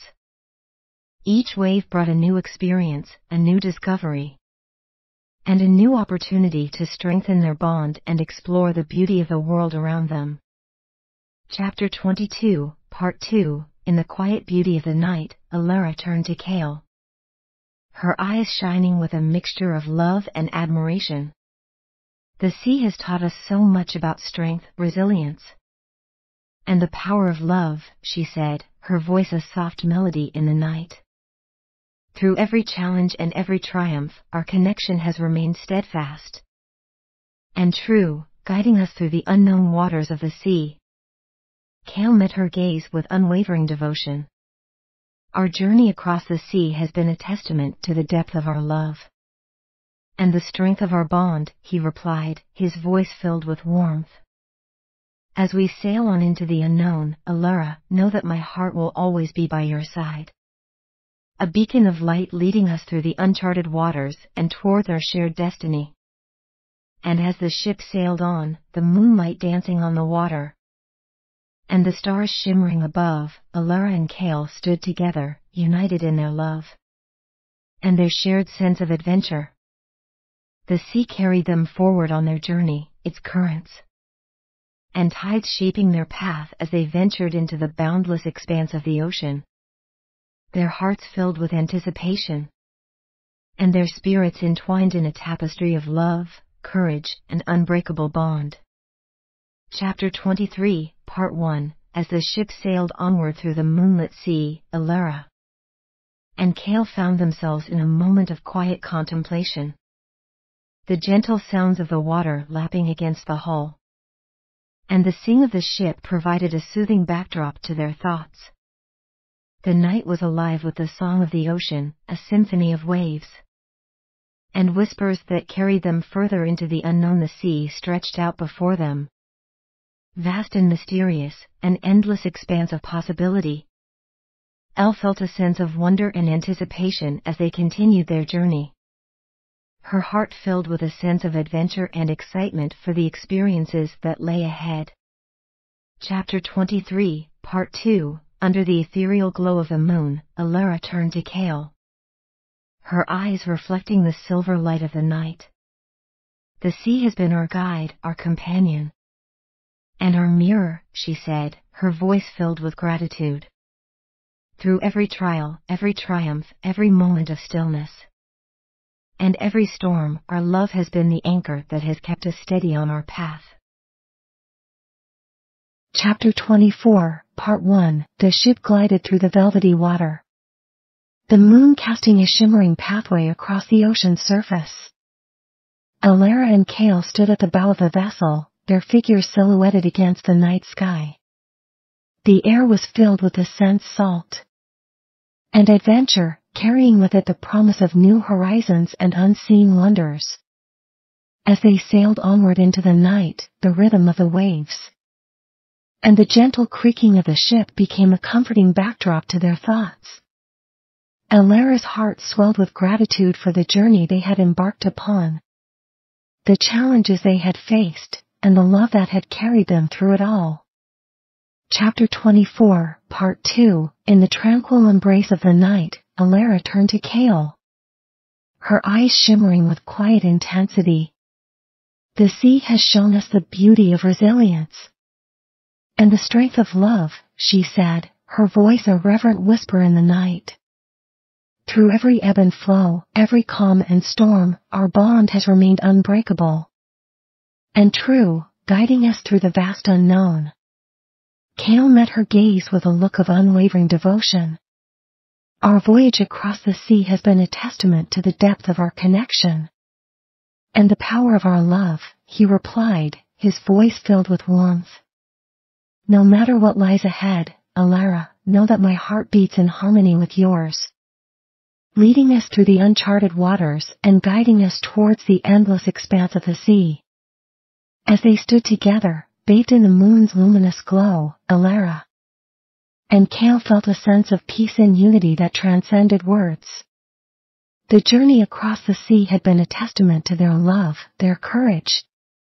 And as the ship sailed on, carried by the wind and the stars, they embraced the mystery and the magic of the night, ready to face whatever adventures and challenges awaited them on the boundless expanse of the sea. Chapter 25, Part 1. The moon continued to cast its silvery light over the sea as Alara and Kale sailed onward into the night. The ship glided through the tranquil waters, the only sound the gentle lap of the waves against the hull. Alara and Kale stood together at the bow, their hearts united in the beauty of the moment as the sea stretched out around them, a vast expanse of mystery and wonder. The night was alive with the song of the ocean, melodies of waves and wails that seemed to serenade them on their journey. The stars above twinkled like diamonds in the sky, guiding the way as the ship cut through the inky depths of the sea. Every moment held a promise of adventure, every ripple in the water a harbinger of discovery. Chapter 25, Part 2. In the quiet of the night, Alara turned to Kale, her eyes shining with a mixture of love and reverence. The sea has been our home, our sanctuary, and our playground, she said, her voice a melody in the night. Through every challenge and every triumph, our bond has remained steadfast. Our love strong and true. Kale met her gaze with a look of unwavering devotion. Our journey across the sea has shown us the depths of our courage and the power of our love, he replied, his voice steady and full of emotion. As we sail onward into the unknown, Alara, know that my heart beats in tune with yours. Our love guiding us through the uncharted waters and towards the boundless horizons that await us. And as the ship sailed on, carried by the wind and the currents, Alara and Kale embraced the night, the sea, and the endless adventure that awaited them. The moon and the stars bore witness to their love, their journey, and their unyielding spirit as they continued their passage through the vast expanse of the ocean. United in their shared quest for discovery, courage, and enduring love. Chapter 26, Part 1. The moon hung high in the sky, casting a path of silver light over the sea as Alara and Kale sailed onwards into the night. The ship cut through the waves with a steady grace. The gentle lull of the ocean carrying them towards new horizons. The night was alive with magic and possibility, the stars above twinkling like celestial guiding lights. Standing at the bow of the ship, Alara and Kale shared a moment of quiet reflection, the rhythmic of the sea and the cool night air enveloping them in a blanket of serenity. The vast expanse of the ocean stretched out before them, a canvas waiting to be painted with the adventures and discoveries that lay ahead. Chapter 26, Part 2. In the soft glow of the moonlight, Alara turned to Kale, her eyes shining with a mixture of love and admiration. The sea has been a place of wonder and challenges, of beauty and mystery, she said, her voice filled with gratitude. Through every moment, every trial, and every joy, our love has been a steadfast anchor, guiding us through the vast unknown. Kale met her gaze with a look of unwavering devotion. Our voyage across the sea has been a testament to the depths of our bond and the strength of our love, he replied, his voice a soft rumble in the night. As we journey into the uncharted waters ahead, Alara, know that my heart beats in time with yours, our love a compass that will lead us through every wave and every storm. With their hearts intertwined and their spirits united, Alara and Kale stood together on the ship, ready to face whatever adventures and challenges awaited them on the boundless expanse of the sea. The moonlight danced on the water, the stars shimmered above, and the night whispered of endless possibilities and new beginnings as they continued on their journey, united in their love and bound by their shared destiny.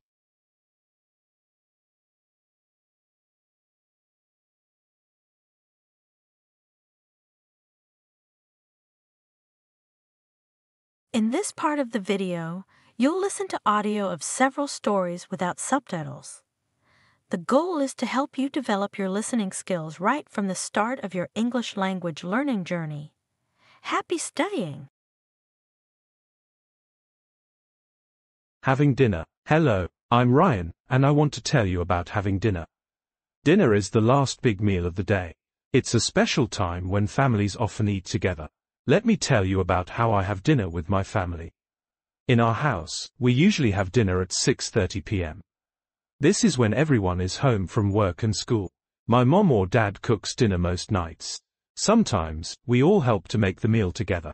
The first thing we do is set the table. I help by putting out the plates. We use white plates for dinner. My sister puts out the forks, knives, and spoons. We call these utensils. We put a fork on the left side of the plate and a knife and spoon on the right side. Next, we put out glasses for water or juice. We place the glasses above the knife on the right side of the plate. Sometimes, we use napkins too. We fold the napkins and put them next to the forks. While we set the table, we can smell the food cooking. Good smells come from the kitchen. It makes us hungry. We hear the sounds of pots and pans as our parents cook. When the table is ready, we wash our hands. It's important to have clean hands before we eat. We use soap and warm water. We wash our hands for about 20 seconds. That's about as long as it takes to sing, "Happy Birthday," twice. After our hands are clean, we sit down at the table. We each have our own seat. I sit next to my sister, and my parents sit across from us. We wait for everyone to be seated before we start eating. Once everyone is at the table, we serve the food. Sometimes we put the food in big bowls or on plates in the middle of the table. Other times, our parents put food on our plates for us. We always say, "Please," and "Thank you," when we ask for food. Today, we're having chicken, rice, and vegetables for dinner. The chicken is cooked in the oven. It's golden brown and smells great. The rice is white and fluffy. We have green beans and carrots for our vegetables. They add color to our plates. Before we start eating, we sometimes say grace. This is a short prayer to say thank you for our food. Other families might have different traditions before they eat. After this, we can start our meal. We use our utensils to eat. We hold our fork in our left hand and our knife in our right hand. We use the knife to cut the chicken into smaller pieces. Then we use our fork to pick up the food and eat it. It's polite to take small bites and chew with our mouth closed. We try not to talk with food in our mouths. These are good table manners that help make dinner pleasant for everyone. While we eat, we talk about our day. My dad asks me about school. I tell him about the math test I had today. My sister talks about her soccer practice. My mom tells us about a funny thing that happened at her work. Talking together is a nice part of dinner time. We eat slowly and enjoy our food. If we want more of something, we ask politely, "Could you please pass the rice?" Is a nice way to ask. We try to eat all the food on our plates, especially our vegetables. Vegetables are good for our health. Sometimes, we have dessert after dinner. Dessert is a sweet treat, like ice cream or cake. We don't have dessert every night, so it's special when we do. Tonight, we have apple pie for dessert. It's warm and smells like cinnamon. When we finish eating, we help clean up. We take our plates to the kitchen. We scrape any leftover food into the trash can. Then we rinse our plates and put them in the dishwasher. The dishwasher is a machine that cleans our dishes. We also help wipe the table clean. We use a cloth to remove any crumbs or spills. This keeps our dining area nice and tidy for the next meal. After dinner, we often spend time together as a family. Sometimes we watch a TV show or play a board game. Other times, my sister and I do our homework while our parents read or work on the computer. Having dinner together is more than just eating food. It's a time for our family to connect. We share our experiences and listen to each other. It helps us feel close as a family. Dinner time can be different in other families. Some families might eat later or earlier. They might eat different foods based on their culture or preferences. Some people might eat dinner alone or with friends. All of these ways are okay. It's important to eat a balanced dinner. A balanced meal has different types of food. We try to have protein, like chicken or fish. We also eat carbohydrates, like rice or potatoes. Vegetables are very important too. They give us vitamins and minerals. Sometimes, we have special dinners. On birthdays, we might go to a restaurant. At Christmas, we have a big family dinner with our grandparents and cousins. These special dinners are fun and memorable. We also learn about table manners during dinner. We learn to use our utensils properly. We practice saying, "Please," and "Thank you." We learn to wait until everyone is served before we start eating. These are important social skills. Dinner time is also a chance to try new foods. Sometimes our parents cook a new recipe. We might not like every new food, but it's good to try different things. Our tastes can change as we grow older. After dinner, it's important to clean the kitchen. We put leftover food in containers and store them in the refrigerator. We wash the pots and pans that we used for cooking. Keeping the kitchen clean helps us be ready for the next meal. Having a regular dinner time is good for families. It gives structure to our day. We know that at 6:30 p.m., we'll be together for a meal. This routine can be comforting, especially on busy days. Dinner is also a time when we can practice our language skills. For people learning English, dinner time is a great opportunity to practice speaking. You can learn new words for foods and practice asking and answering questions. Sometimes, we invite friends or neighbors for dinner. This is a nice way to spend time with others. When we have guests, we might make a special meal. We use our best dishes and make sure the house looks nice. In some families, children help with cooking dinner. This is a good way to learn about food and how to prepare meals. It's fun to help in the kitchen, but it's important to be safe. We always ask an adult before using knives or the stove. During dinner, we try not to use our phones or watch TV. This helps us focus on each other and our conversation. It's a time to disconnect from technology and connect with our family. Eating dinner together has many benefits. Studies show that children who eat dinner with their families often do better in school. They also might be less likely to have problems with drugs or alcohol when they're older. After dinner and before bed, we might have a small snack. This could be a piece of fruit or a small yogurt. It's not good to eat a big meal right before sleeping, but a light snack is okay. I hope you enjoyed learning about how we have dinner in my family. Remember, dinner time can be different for every family, but the important thing is to enjoy your meal and the company of others. Bon appétit. Reading a bedtime story. Hello, I'm Lily, and I want to tell you about reading a bedtime story. Reading before bed is a special time. It helps us relax and get ready to sleep. Let me tell you how we read bedtime stories in my family. Every night after dinner and before bed, we have story time. It usually starts at 8 p.m. This is when I'm in my pajamas and ready for bed. My mom or dad reads the story to me. First, I go to my bedroom. My bedroom has a bookshelf full of books. I look at all the books and choose one for tonight's story. Sometimes I pick my favorite book. Other times I choose a new book we haven't read before. After I pick a book, I climb into my bed. My bed is cozy and warm. I have soft blankets and fluffy pillows. I sit up in bed and wait for my parent to come. My mom or dad comes into my room. They sit on the edge of my bed or in a chair next to it. I show them the book I chose. They smile and ask if I'm ready for the story. Before we start reading, we make sure everything is ready. I have a glass of water on my bedside table in case I get thirsty. My favorite stuffed animal, a teddy bear named Mr. Cuddles, sits next to me. The room is quiet, and we have a small lamp on for light. Now we're ready to begin the story. My parent opens the book. They show me the cover and read the title. We look at the picture on the cover and talk about what the story might be about. As they read, my parent shows me the pictures in the book. The pictures help me understand the story better. They are colorful and fun to look at. Sometimes I point to things in the pictures and ask questions. My parent reads the story slowly and clearly. They use different voices for different characters in the book. This makes the story more exciting and fun. I listen carefully to every word. Sometimes my parent stops reading and asks me questions about the story. They might ask what I think will happen next or how a character feels.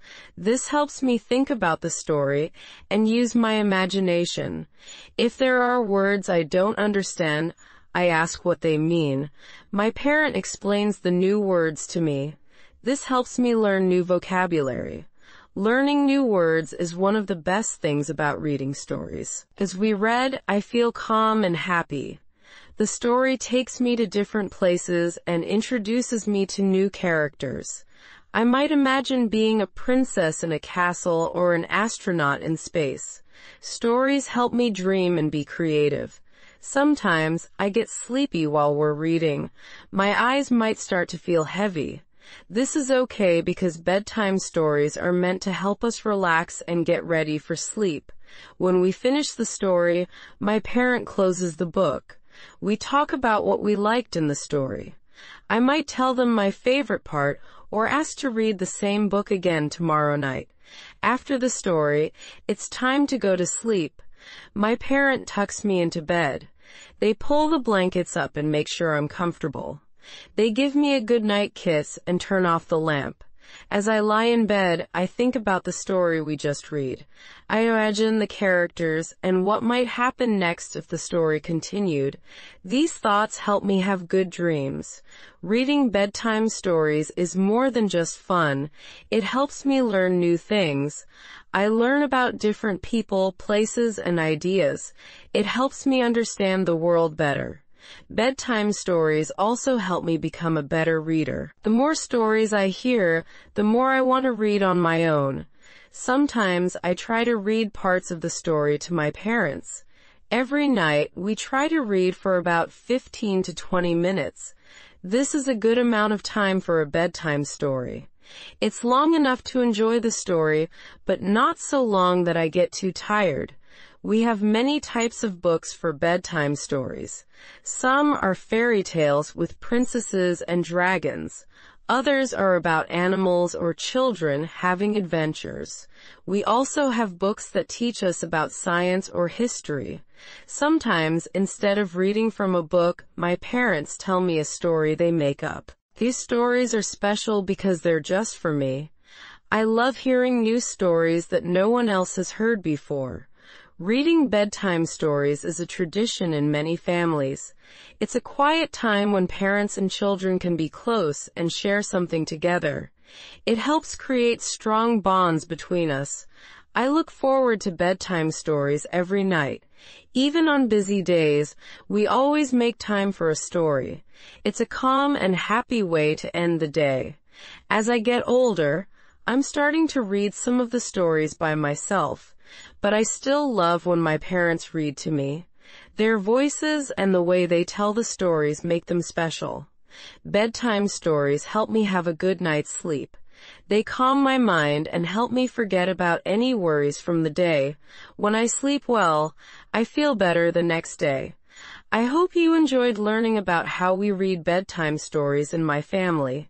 Maybe you can start reading bedtime stories too. Sweet dreams and happy reading.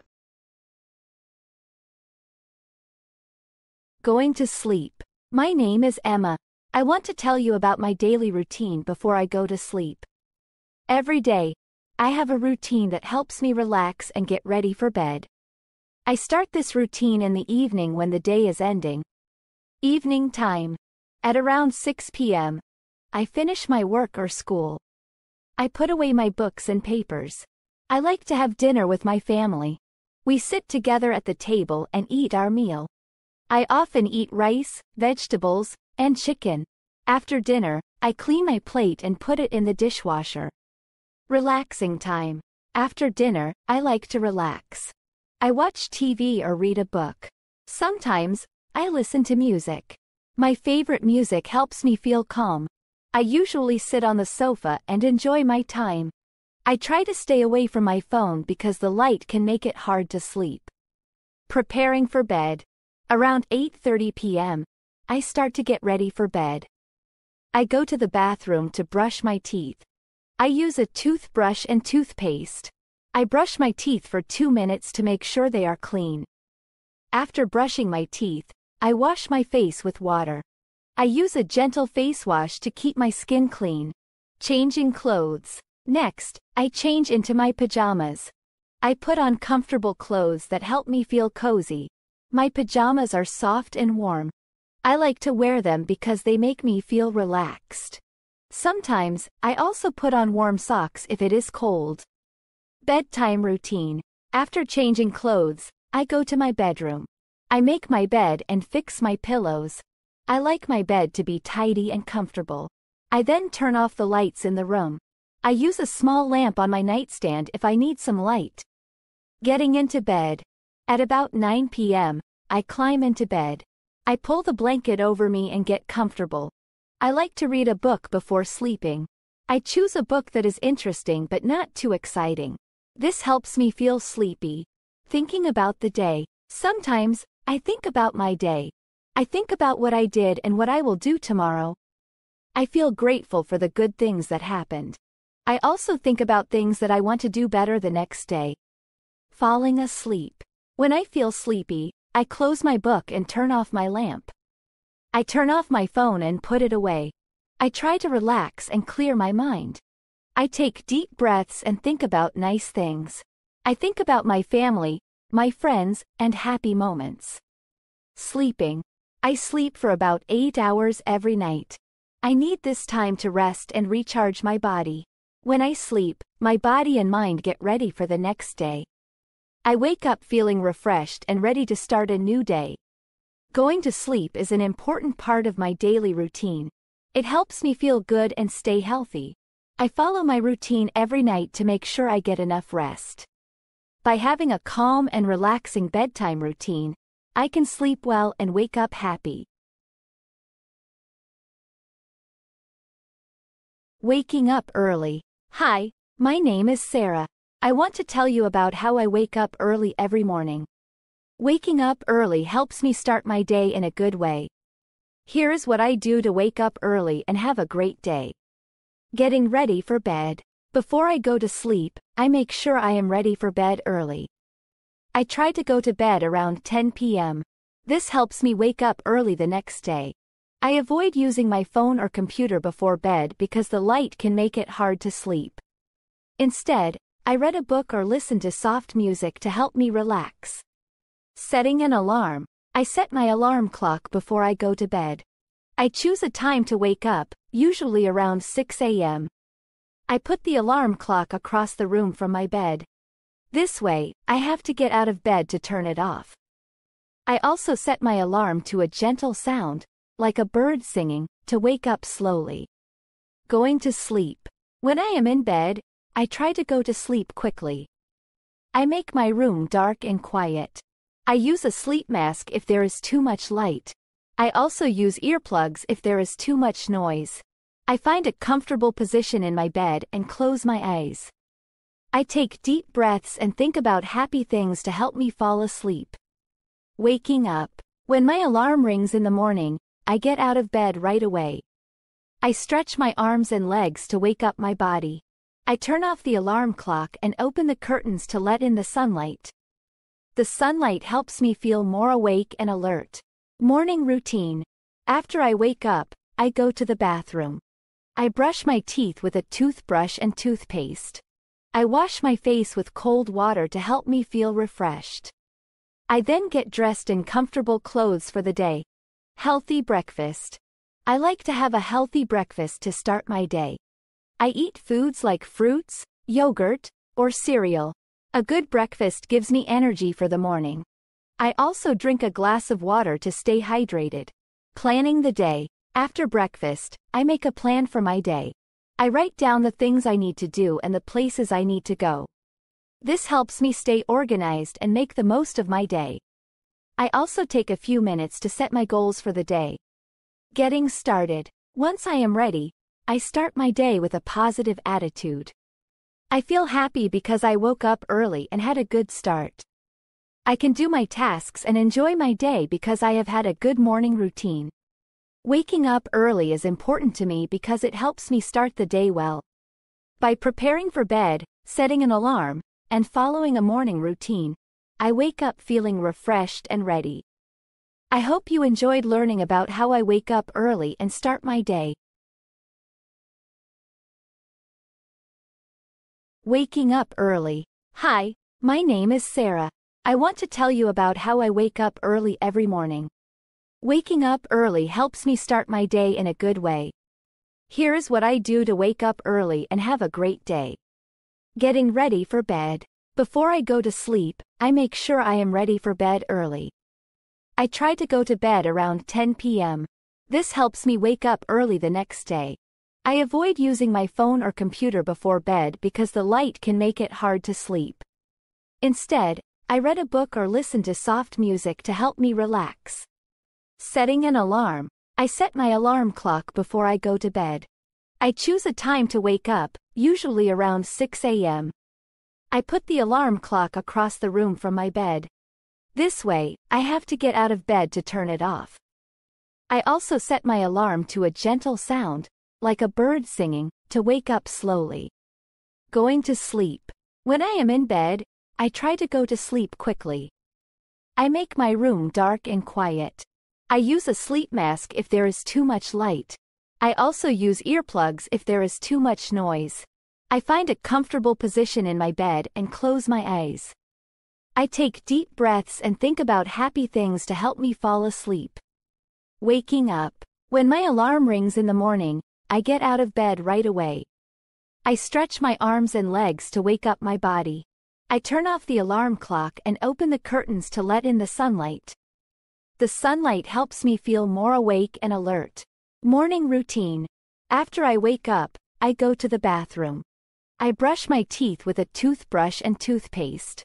I wash my face with cold water to help me feel refreshed.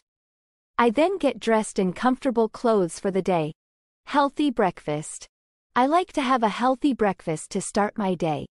I eat foods like fruits, yogurt, or cereal. A good breakfast gives me energy for the morning. I also drink a glass of water to stay hydrated. Planning the day. After breakfast, I make a plan for my day. I write down the things I need to do and the places I need to go. This helps me stay organized and make the most of my day. I also take a few minutes to set my goals for the day. Getting started. Once I am ready, I start my day with a positive attitude. I feel happy because I woke up early and had a good start. I can do my tasks and enjoy my day because I have had a good morning routine. Waking up early is important to me because it helps me start the day well. By preparing for bed, setting an alarm, and following a morning routine, I wake up feeling refreshed and ready. I hope you enjoyed learning about how I wake up early and start my day. Stretching in the morning. Hello, my name is Jack. I want to share with you how I stretch in the morning. Stretching helps me feel good and ready for the day. Here is what I do every morning to start my day with stretching. Waking up. I wake up at around 6:30 a.m. When my alarm rings, I get out of bed and stretch my arms. I take a deep breath and stand up slowly. I try to stretch my body a little bit to wake up my muscles. Preparing to stretch. Before I start stretching, I make sure my room is warm and comfortable. I wear comfortable clothes like a t-shirt and shorts. I also make sure I have enough space to move around. I usually stretch on a soft mat or carpet. Starting with simple stretches. I begin my stretching routine with simple stretches. First, I stretch my arms above my head. I reach up as high as I can and hold the stretch for a few seconds. This helps my arms and shoulders wake up. Stretching my legs. Next, I stretch my legs. I sit down on the floor with my legs straight in front of me. I reach for my toes and hold the stretch. This helps my hamstrings and lower back feel better. I also do a stretch where I bend one leg and bring my foot toward my bottom. This helps stretch my quadriceps. Doing some yoga poses. I like to do a few yoga poses in the morning. One of my favorite poses is the cat-cow stretch. I get on my hands and knees and arch my back up and then down. This stretches my back and helps me feel relaxed. Another yoga pose I like is the downward dog pose. I put my hands and feet on the ground and lift my hips up. I try to keep my body in a straight line. This stretches my legs, back, and arms. Stretching my neck and shoulders. I also stretch my neck and shoulders. I gently tilt my head to one side and hold the stretch for a few seconds. Then I switch to the other side. I do the same with my shoulders, rolling them forward and backward. Finishing my routine. After I finish stretching, I take a few deep breaths. I feel more awake and ready for the day. Stretching helps me feel good and gives me energy. I also drink a glass of water to stay hydrated. Getting ready for the day. Once I finish my stretching routine, I get dressed in my clothes for the day. I like to have a healthy breakfast and then start my daily activities. Stretching in the morning makes me feel prepared and positive. Stretching in the morning is an important part of my routine. It helps me wake up my body and feel good for the day ahead. By stretching my arms, legs, back, and neck, I start my day feeling relaxed and ready. I hope you enjoyed learning about my morning stretching routine. Making my bed. Hello, my name is Lily. I want to tell you about how I make my bed every morning. Making my bed is an important part of my daily routine. It helps my room look neat and makes me feel organized.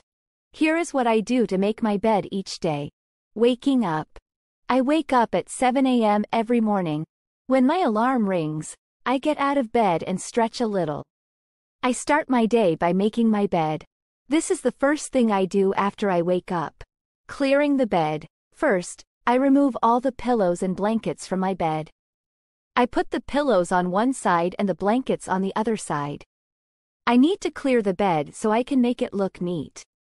Straightening the sheets. Next, I smooth out the bed sheets. I pull the sheets tight and make sure there are no wrinkles. I tuck the edges of the sheets under the mattress.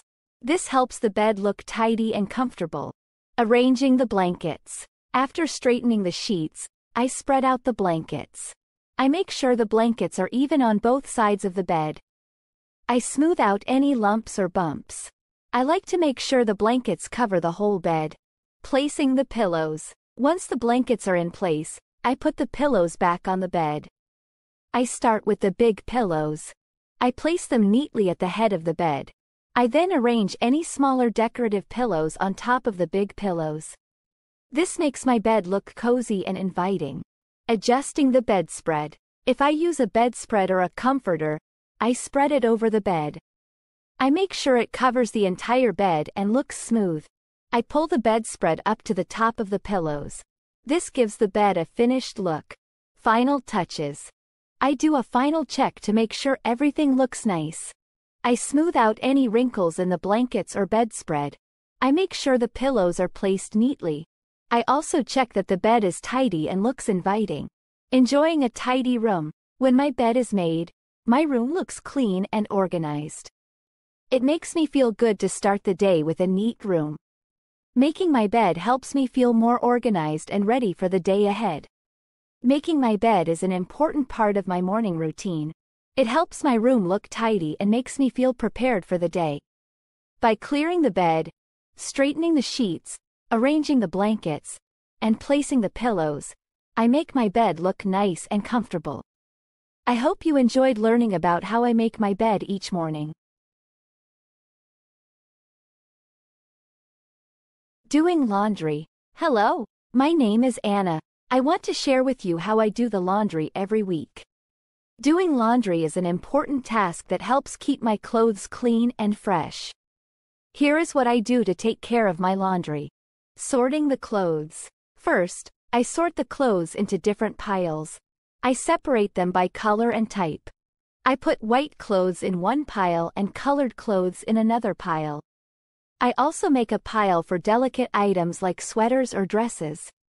Sorting helps keep the colors from bleeding and prevents damage to delicate fabrics. Preparing the washing machine. Next, I prepare the washing machine. I open the lid or door of the machine and make sure it is empty. I add detergent to the machine.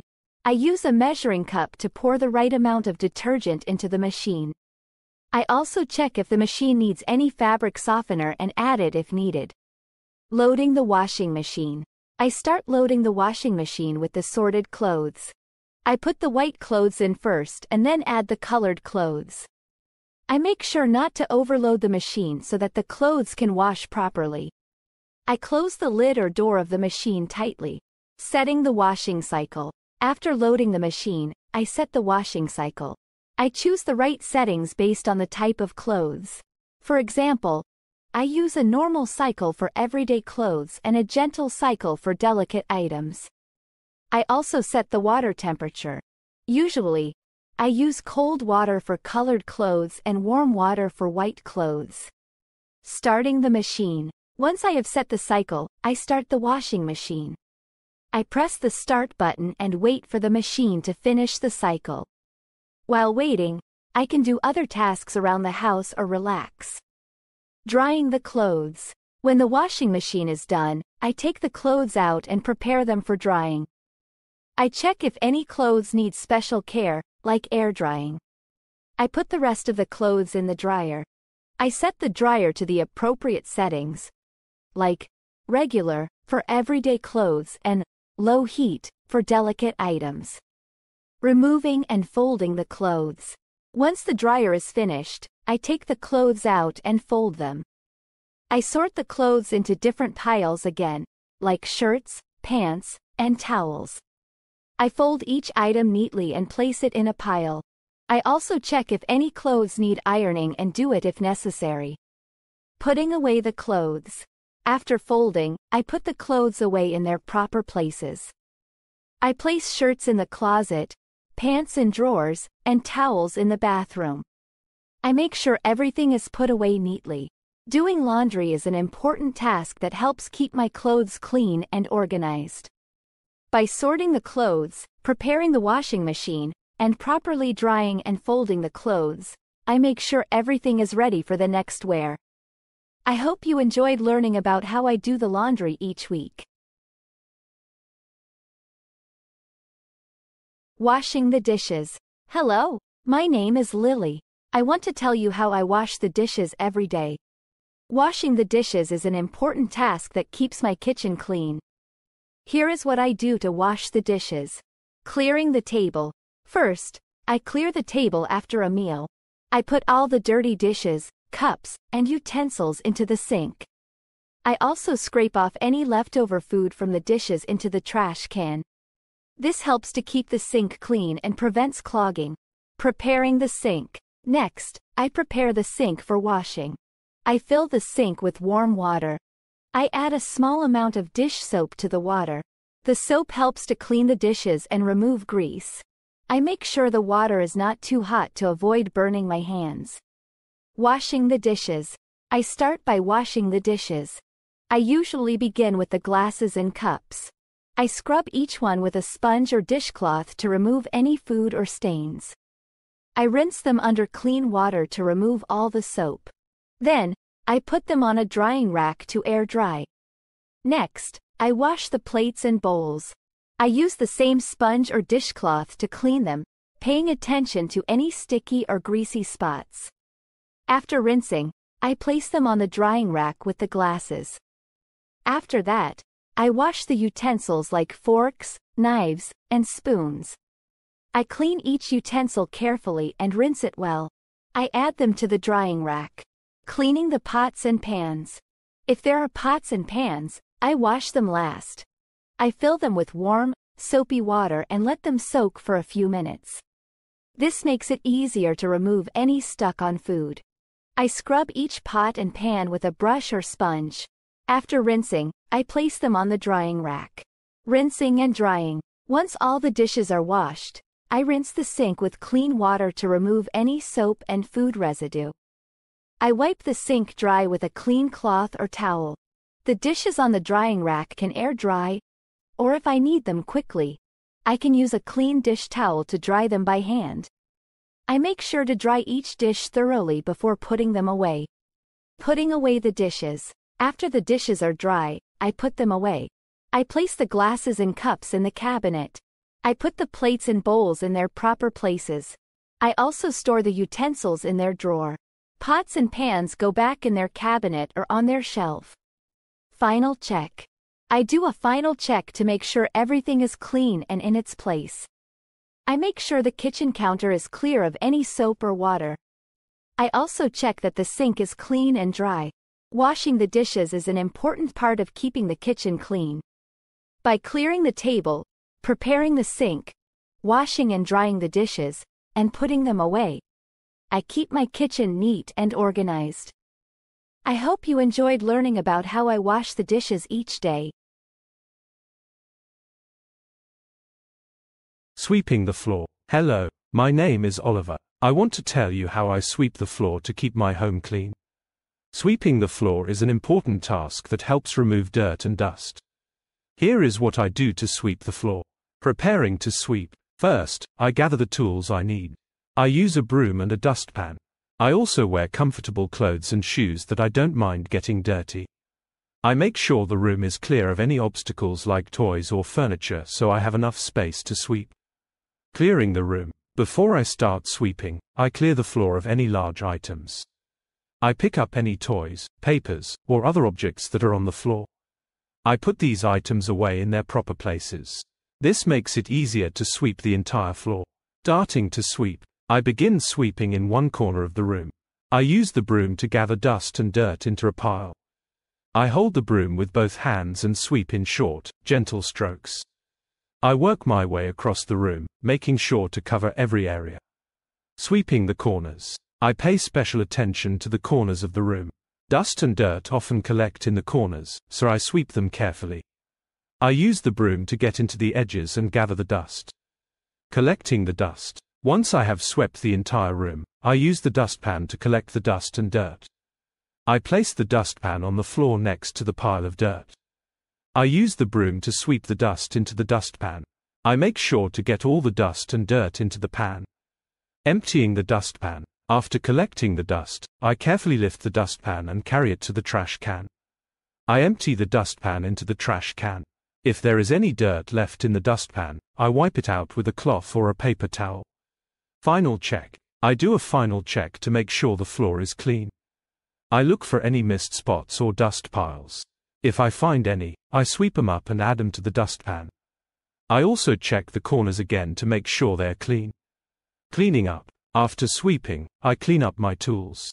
I put the broom and dustpan away in their proper places. I also check the area around the trash can to make sure no dirt or dust has fallen on the floor. I clean any stray dust with a damp cloth if needed. Sweeping the floor is an important task that helps keep my home clean and tidy. By preparing, clearing the room, sweeping carefully, and cleaning up, I make sure the floor is free of dust and dirt. I hope you enjoyed learning about how I sweep the floor each day.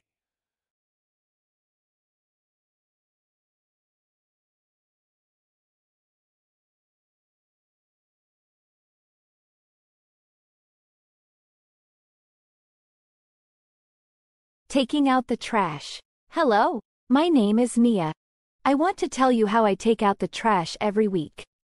Taking out the trash is an important task that helps keep my home clean and organized. Here is what I do to take out the trash.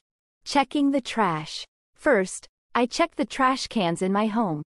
I have a trash can in the kitchen and smaller ones in other rooms. I look inside to see if they are full or need to be emptied. If the trash is full or getting close to full, it's time to take it out. Preparing to take out the trash. Next, I put on a pair of gloves. Gloves help keep my hands clean and protect them from any sharp objects or spills.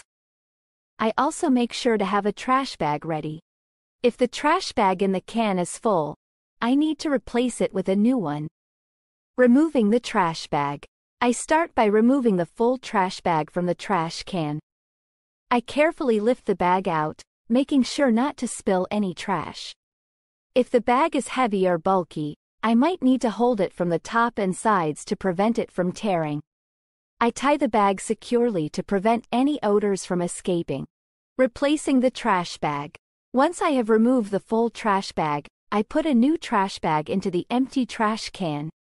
I make sure the bag fits properly and is securely in place. This way, the trash can is ready for new waste. Taking the trash outside. I carry the full trash bag outside to the trash bin or dumpster. If the trash bin is far from the house, I make sure to carry the bag carefully so it doesn't break. I also watch for any obstacles or hazards on the way. Disposing of the trash. When I reach the trash bin, I open the lid and place the trash bag inside. I make sure the bag is properly disposed of and that it goes all the way to the bottom. If there are recycling items, I separate them and place them in the recycling bin instead of the trash bin. Cleaning up. After disposing of the trash, I close the lid of the trash bin tightly. This helps keep any odors and pests away. I then return to the house and make sure everything is in order. If there are any spills or messes near the trash can, I clean them up. Final check. I do a final check to ensure the new trash bag is in place and the trash can is clean. I also make sure the outdoor trash bin or dumpster is properly closed. If needed, I check if the trash bin needs to be moved to the curb for pickup on trash collection day. Taking out the trash is an important part of keeping my home clean and organized. By checking the trash, preparing, removing the old bag, replacing it with a new one, and properly disposing of the trash, I make sure everything stays tidy. I hope you enjoyed learning about how I take out the trash each week. Folding clothes. Hi, my name is Sarah. I want to tell you about my daily routine. Every day, I do many things. One important task is folding clothes. Let me tell you about my day and how I fold clothes. I wake up at 7 a.m. I get out of bed.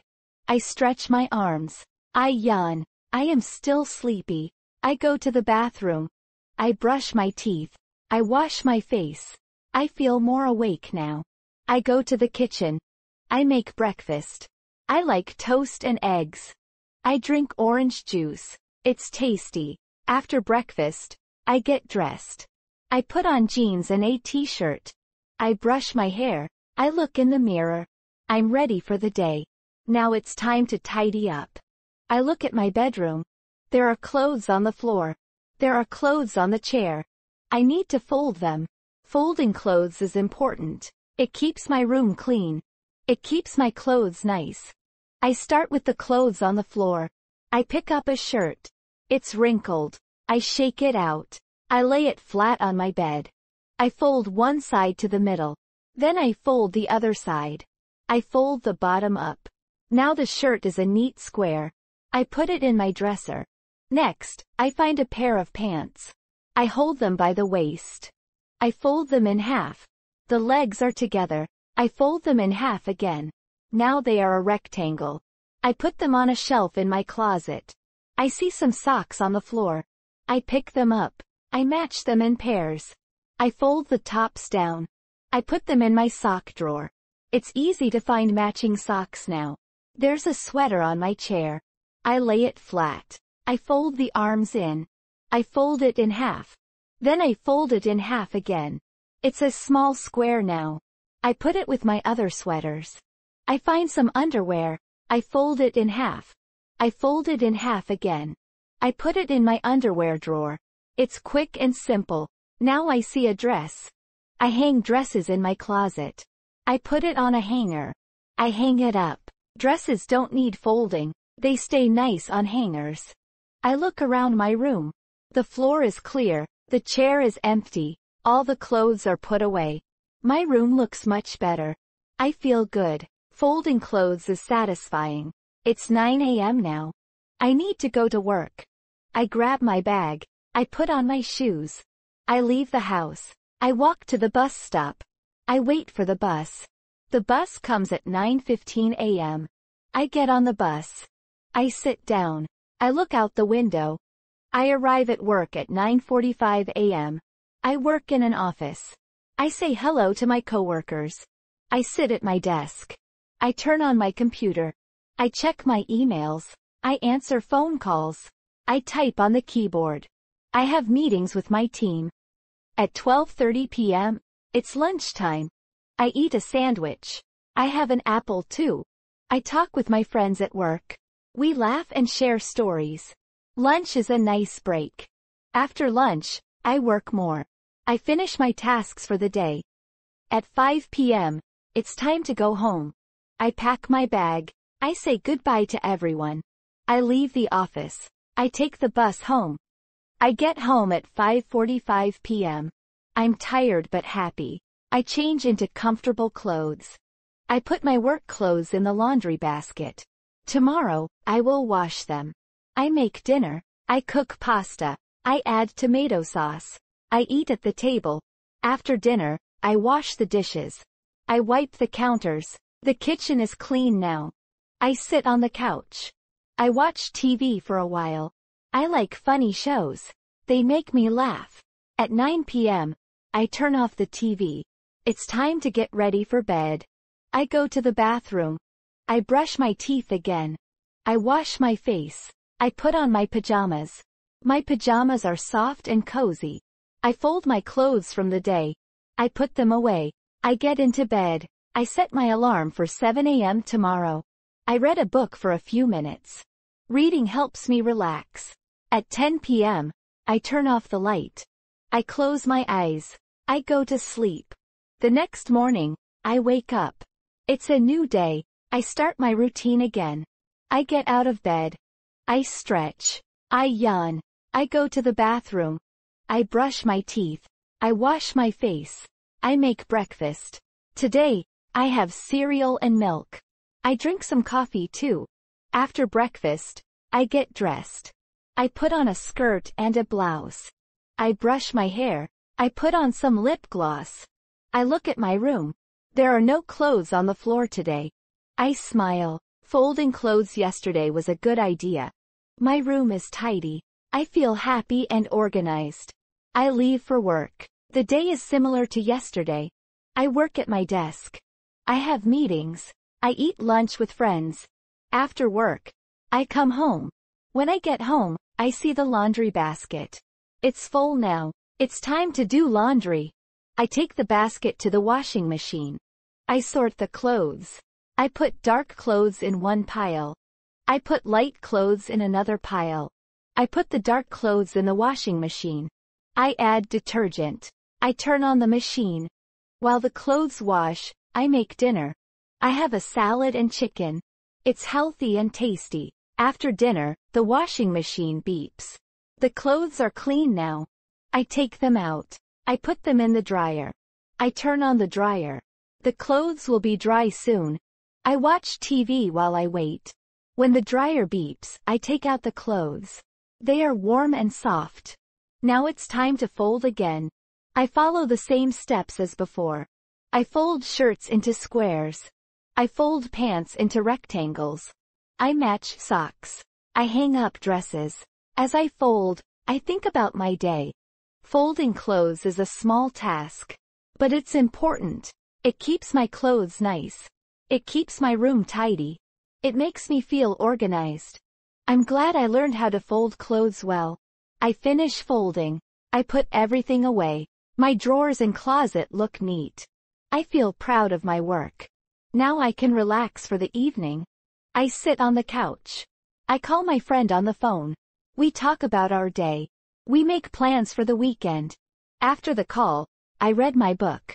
At 10 p.m., I go to bed. I'm ready for another day tomorrow. This is my daily routine. Folding clothes is a big part of it. It's a simple task, but it makes a difference. It helps me stay organized. It makes my home nice. I hope you enjoyed learning about my day. Ironing clothes. Hello, my name is John. I want to tell you about my daily routine. Every day, I do many things. One important task is ironing clothes. Let me tell you about my day and how I iron clothes. I wake up at 6:30 a.m. I open my eyes. I turn off my alarm. I sit up in bed. I stretch my arms. I yawn. I am a bit tired. I get out of bed. I walk to the bathroom. In the bathroom, I brush my teeth. I wash my face. I comb my hair. I feel more awake now. I go back to my bedroom. I change out of my pajamas. I put on workout clothes. I go to the kitchen. I make a quick breakfast. I eat a banana. I drink a glass of water. Then I leave the house. I go for a short run. Running helps me wake up. It makes me feel good. I come back home at 7:30 a.m. I take a shower. The warm water feels nice. After my shower, I dry off. I put on my bathrobe. Now it's time to get ready for work. I look in my closet. I need to choose clothes for work. I see a shirt. It is wrinkled. I see pants. They are wrinkled too. I need to iron my clothes. Ironing is important. It makes my clothes look neat and clean. I take out my ironing board. I set it up in my bedroom. I plug in the iron. I turn it on. I wait for it to heat up. While I wait, I get my shirt and pants ready. The iron is hot now. I start with my shirt. I lay it flat on the ironing board. I smooth it out with my hands. I start ironing the collar. I move the iron slowly. I am careful not to burn the fabric. Next, I iron the shoulders. Then I do the sleeves. I make sure to iron both sides. I move to the front of the shirt. I iron it section by section. I turn the shirt over. I iron the back. Now my shirt looks crisp and neat. I hang up my shirt. I use a nice hanger. This helps keep it wrinkle-free. Now I start on my pants. I lay them flat on the ironing board.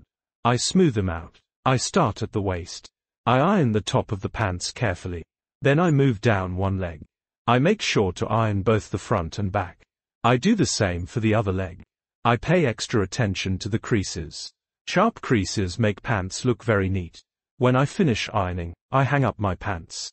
I use a pants hanger. It keeps them straight and wrinkle-free. I look at my ironed clothes. They look much better now. I feel proud of my work. It's 8:15 a.m. now. I need to get dressed for work. I put on my freshly ironed shirt and pants. I put on socks and shoes. I look in the mirror. I look neat and professional. Ironing my clothes makes a big difference. I go to the kitchen. I make a cup of coffee. I drink it while I eat some toast. I check the time. It's 8:45 a.m. I need to leave for work soon. I pack my lunch. I put it in my bag. At 9 a.m., I leave the house. I walk to the bus stop. The bus comes at 9:10 a.m. I get on the bus. I find a seat. I look out the window during the ride. I arrive at work at 9:40 a.m. I work in a store. I say good morning to my coworkers. I go to the staff room. I put my bag in my locker. I put on my name tag. I'm ready to start work. I work at the cash register. I greet customers. I scan their items. I take their money. I give them change. I say, thank you, and have a nice day. I help customers find things in the store. I answer their questions. At 1 p.m., it's my lunch break. I eat the lunch I packed. I have a sandwich and an apple. I talk with my coworkers. We share stories about our day. Lunch break goes by quickly. After lunch, I go back to work. I organize shelves. I help more customers. At 5 p.m., my workday is over. I say goodbye to everyone. I leave the store. I take the bus home. I get home at 5:45 p.m. I'm tired but happy. I change into comfortable clothes. I put my work clothes in the laundry basket. I will wash them tomorrow. I make dinner. I cook some chicken and vegetables. I eat at the table. After dinner, I wash the dishes. I clean the kitchen. Everything looks tidy now. I sit on the couch. I watch TV for a while. I like watching the news. At 8:30 p.m., I turn off the TV. It's time to get ready for tomorrow. I go to my closet. I choose clothes for work tomorrow. I take out another shirt and pants. They are wrinkled. I need to iron them. I set up my ironing board again. I iron my clothes for tomorrow. I follow the same steps as this morning. I iron the shirt first. Then I iron the pants. When I finish, I hang them up carefully. Now my clothes are ready for tomorrow. At 9:30 p.m., I start getting ready for bed. I go to the bathroom. I brush my teeth. I wash my face. I put on my pajamas. My pajamas are soft and comfortable. I get into bed. I set my alarm for 6:30 a.m. I read a book for a few minutes. Reading helps me relax. At 10 p.m., I turn off the light. I close my eyes. I go to sleep. The next morning, I wake up. It's a new day. I start my routine again. I get out of bed. I stretch. I yawn. I go to the bathroom. I brush my teeth. I wash my face. I make breakfast. Today, I have oatmeal and fruit. I drink some orange juice. After breakfast, I get dressed. I put on my freshly ironed shirt and pants. They look great. I feel confident and ready for the day. I leave for work. The day is similar to yesterday. I work at the store. I help customers. I eat lunch with coworkers. After work, I come home. When I get home, I see the laundry basket. It's full now. It's time to do laundry. I take the basket to the washing machine. I sort the clothes. I put dark clothes in one pile.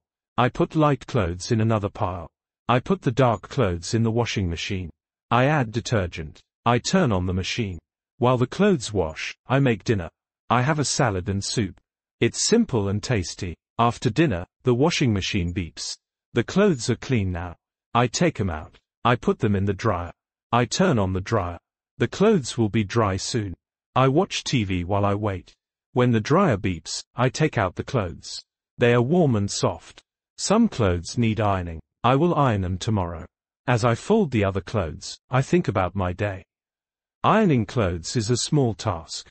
But it's important. It keeps my clothes looking nice. It helps me look professional at work. I'm glad I learned how to iron clothes well.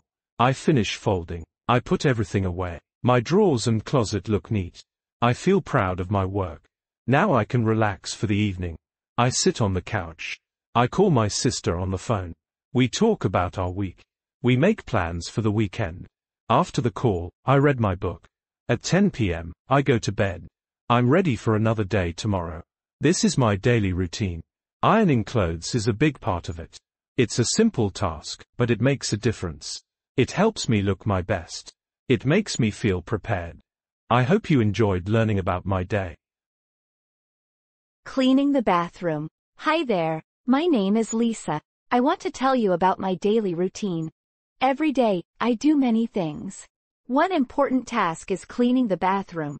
Let me tell you about my day and how I clean the bathroom.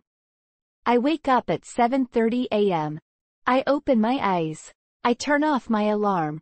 I sit up in bed. I stretch my arms. I yawn. I am a little sleepy. I get out of bed. I walk to the bathroom. In the bathroom, I brush my teeth. I wash my face. I comb my hair. I feel more awake now. I go back to my bedroom. I change out of my pajamas. I put on comfortable clothes. I go to the kitchen. I make breakfast. I eat some cereal with milk. I drink a cup of tea. It's warm and nice. After breakfast, I wash my dishes. I wipe the table. The kitchen looks clean now. It's 8:30 a.m. It's time to clean the bathroom. I clean the bathroom every day. It's important to keep the bathroom clean. A clean bathroom is healthy and nice. I go to the bathroom. I look around. I see what needs cleaning. The sink has some water spots. The mirror has some marks.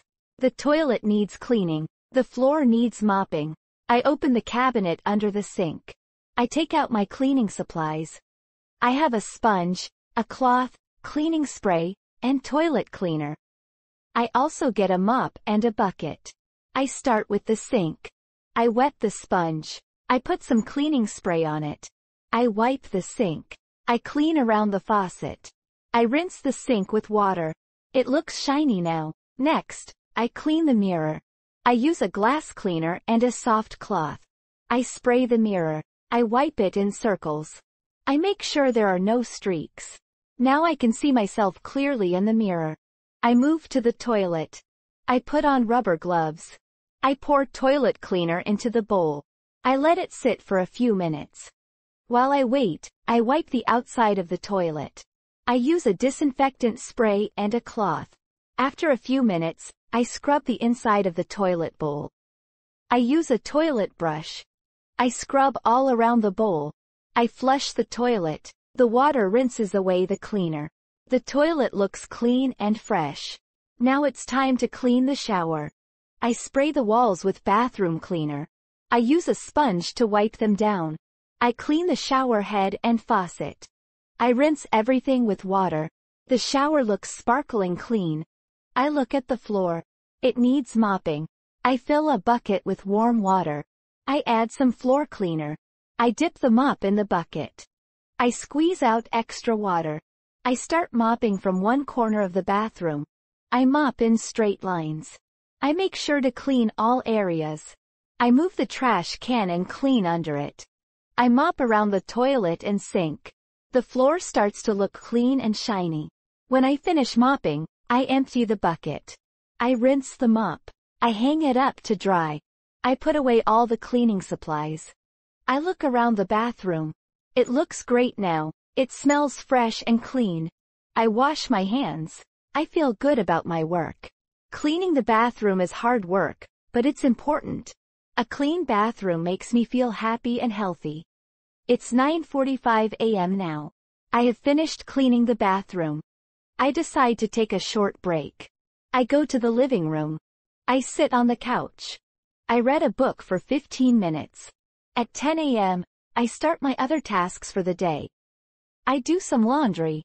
I put clothes in the washing machine. I add detergent. I turn on the machine. While the clothes wash, I vacuum the living room. I move the furniture. I vacuum under the couch and chairs. I vacuum the carpet carefully. The living room looks much better now. At 11:30 a.m., the washing machine beeps. The clothes are clean. I take them out. I put them in the dryer. I turn on the dryer. The clothes will be dry soon. I make lunch. I have a sandwich and some fruit. I eat at the table. After lunch, I wash my plate. I wipe the table again. The kitchen stays clean. In the afternoon, I do some work on my computer.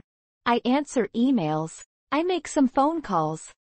At 3 p.m., I take a break. I have a snack and some water. At 4 p.m., I hear the dryer beep. The clothes are dry now. I take them out. I fold the clothes. I put them away in drawers and closets. Everything looks neat and tidy. At 5:30 p.m., I start making dinner. I cook some pasta. I make a salad. I set the table. At 6 p.m., I eat dinner. After dinner, I wash the dishes. I wipe the counters. I sweep the kitchen floor. In the evening, I relax. I watch some TV. I talk to my friend on the phone. At 9 p.m., I start getting ready for bed. I go to the bathroom. I brush my teeth. I wash my face. I look around the bathroom. It still looks clean from this morning. I feel happy about my work. Cleaning the bathroom was a good start to my day. I put on my pajamas. I get into bed. I set my alarm for 7:30 a.m. I read a book for a few minutes. At 10 p.m., I turn off the light. I close my eyes. I go to sleep. The next morning, I wake up. It's a new day. I start my routine again. I get out of bed. I stretch. I yawn. I go to the bathroom. I brush my teeth. I wash my face. I look around the bathroom. It still looks clean from yesterday. I smile. Cleaning the bathroom every day keeps it nice. I don't need to clean as much today. I make breakfast. I have toast and eggs.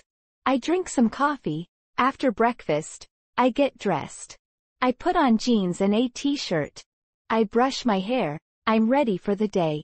I leave the house. I go to work. I work in an office. I type on a computer. I talk to coworkers. At lunchtime, I eat with friends. After work, I come home. When I get home, I change into comfortable clothes. I make dinner. I eat and clean up. In the evening, I do a quick check of the bathroom. I wipe the sink and mirror. I make sure everything looks okay. Before bed, I think about my day. Cleaning the bathroom is an important part of my routine. It keeps my home nice. It helps me stay healthy. I'm glad I take time to clean every day. This is my daily routine. Cleaning the bathroom is a big part of it. It's not always fun, but it's important. It makes my home a better place. I hope you enjoyed learning about my day. Vacuuming the carpet. Hello, my name is Tom. I want to tell you about my daily routine. Every day, I do many things. One important task is vacuuming the carpet. Let me tell you about my day and how I vacuum the carpet. I wake up at 7 a.m. I open my eyes. I turn off my alarm. I sit up in bed. I stretch my arms. I yawn. I am a little tired. I get out of bed. I walk to the bathroom. In the bathroom, I brush my teeth. I wash my face. I comb my hair. I feel more awake now. I go back to my bedroom. I change out of my pajamas. I put on comfortable clothes. I go to the kitchen. I make breakfast. I eat some toast with jam. I drink a glass of orange juice. It's fresh and tasty. After breakfast, I wash my plate and glass. I wipe the table. The kitchen looks clean now. It's 8 a.m. It's time to vacuum the carpet. I vacuum the carpet every day. It's important to keep the carpet clean. A clean carpet makes the house look nice and feel fresh. I go to the living room. I look at the carpet.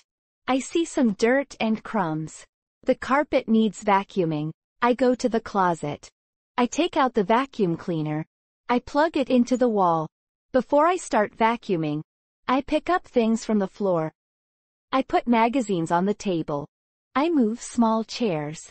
I pick up any toys. Now the floor is clear. I can vacuum easily.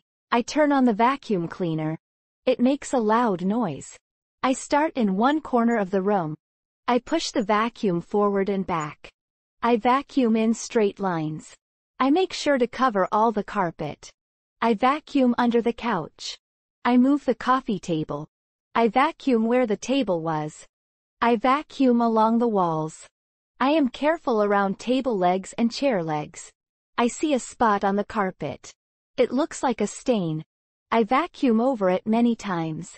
Most of it comes off. I will clean it better later. I keep vacuuming. I move from one end of the room to the other. I can see the lines in the carpet where I have vacuumed. The carpet already looks cleaner. After I finish the living room, I move to the hallway. The hallway carpet is long and narrow. I vacuum it in straight lines. I am careful near the doors. Next, I vacuum the bedrooms. I start with my room. I vacuum around my bed. I move small rugs and vacuum under them.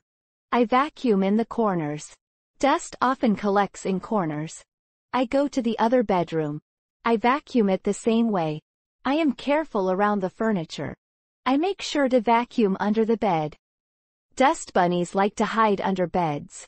After I finish vacuuming, I turn off the vacuum cleaner. I unplug it from the wall. I wind up the cord. I put the vacuum cleaner back in the closet. I look around the rooms. The carpets look much better now. They are clean and fresh. Vacuuming makes a big difference. I feel happy with my work. It's 9:30 a.m. now. I have finished vacuuming. I decide to take a short break. I go to the kitchen. I drink a glass of water. I eat a small snack. At 10 a.m., I start my other tasks for the day. I do some laundry. I put clothes in the washing machine. I add detergent. I turn on the machine. While the clothes wash, I clean the bathroom. I wipe the sink and mirror. I clean the toilet. I mop the floor. The bathroom looks shiny and clean. At 11:30 a.m., the washing machine beeps. The clothes are clean. I take them out. I put them in the dryer. I turn on the dryer. The clothes will be dry soon. I make lunch. I have a sandwich and an apple. I eat at the table. After lunch, I wash my plate. I wipe the table again. The kitchen stays clean. In the afternoon, I do some work on my computer. I answer emails. I make some phone calls. At 3 p.m., I take a break. I have a snack and some tea. At 4 p.m., I hear the dryer beep. The clothes are dry now. I take them out. I fold the clothes. I put them away in drawers and closets. Everything looks neat and tidy. At 5:30 p.m., I start making dinner. I cook some chicken and vegetables. I set the table. At 6 p.m., I eat dinner. After dinner, I wash the dishes. I wipe the counters. I sweep the kitchen floor. In the evening, I relax. I watch some TV. I read a book. At 9 p.m., I start getting ready for bed. I go to the bathroom. I brush my teeth. I wash my face. I put on my pajamas. I get into bed. I set my alarm for 7 a.m. I read a book for a few minutes. At 10 p.m., I turn off the light. I close my eyes. I go to sleep. The next morning, I wake up. It's a new day. I start my routine again. I get out of bed. I stretch. I yawn. I go to the bathroom. I brush my teeth. I wash my face. I look at the carpet in the hallway. It still looks clean from yesterday. I smile. Vacuuming every day keeps the carpet nice. I don't need to vacuum as much today. I make breakfast. I have cereal and milk. I drink some coffee. After breakfast, I get dressed. I put on a shirt and pants. I brush my hair. I'm ready for the day. I leave the house. I go to work. I work in a store. I help customers. I organize shelves. At lunchtime, I eat with coworkers. After work, I come home. When I get home, I change into comfortable clothes. I make dinner. I eat and clean up. In the evening, I do a quick check of the carpets. I pick up any small things on the floor. I make sure everything looks okay. Before bed, I think about my day. Vacuuming the carpet is an important part of my routine. It keeps my home clean and nice. It helps me feel good about my space. I'm glad I take time to vacuum every day. This is my daily routine. Vacuuming the carpet is a big part of it. It's not always fun, but it's important. It makes my home a better place. I hope you enjoyed learning about my day. Organizing my desk. Hello, my name is Emma. I want to tell you about my daily routine. Every day, I do many things.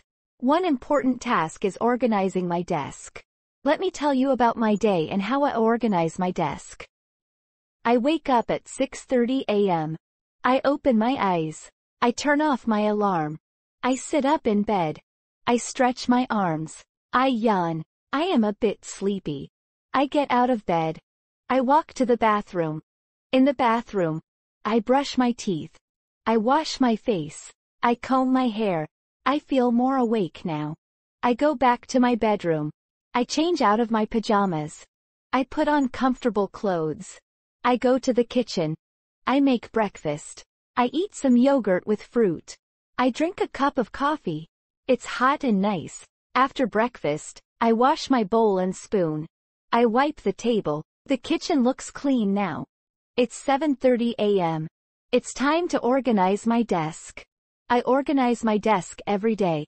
It's important to keep my desk clean. A clean desk helps me work better. I go to my home office.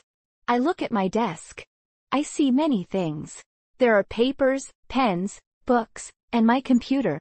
The desk is messy. I need to organize it. I start with the papers. I pick up all the papers on my desk. I look at each paper. I make 3 piles. One pile is for important papers. One pile is for papers I can throw away. One pile is for papers I need to file. I put the important papers in a folder. I put the folder in my desk drawer. I throw away the papers I don't need.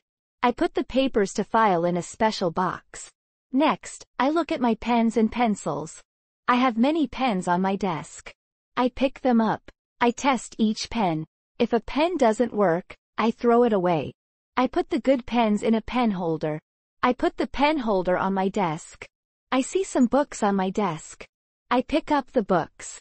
I decide which books I need today. I put those books on one side of my desk. I put the other books on my bookshelf. Now I clean my computer. I use a soft cloth. I wipe the screen. I wipe the keyboard. I wipe the mouse. My computer looks shiny now. I look at my desk calendar.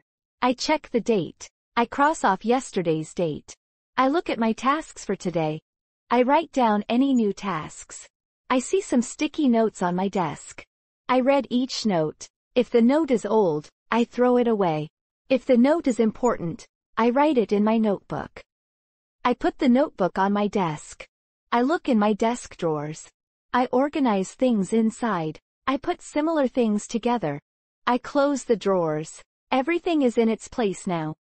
Last, I wipe my desk with a clean cloth. I remove any dust. My desk looks clean and shiny. I look at my organized desk. It looks much better now. Everything is in its place. I feel ready to start my work. An organized desk helps me feel calm and focused. It's 8:30 a.m. now. I have finished organizing my desk. I decide to take a short break. I go to the kitchen. I drink a glass of water. I eat a small snack. At 9 a.m., I start my work. I sit at my clean, organized desk. I turn on my computer. I check my emails. I make a list of tasks for the day. I work on my computer. I write reports.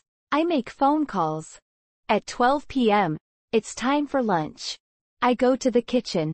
I make a sandwich. I eat my lunch. After lunch, I wash my plate. I go back to my desk.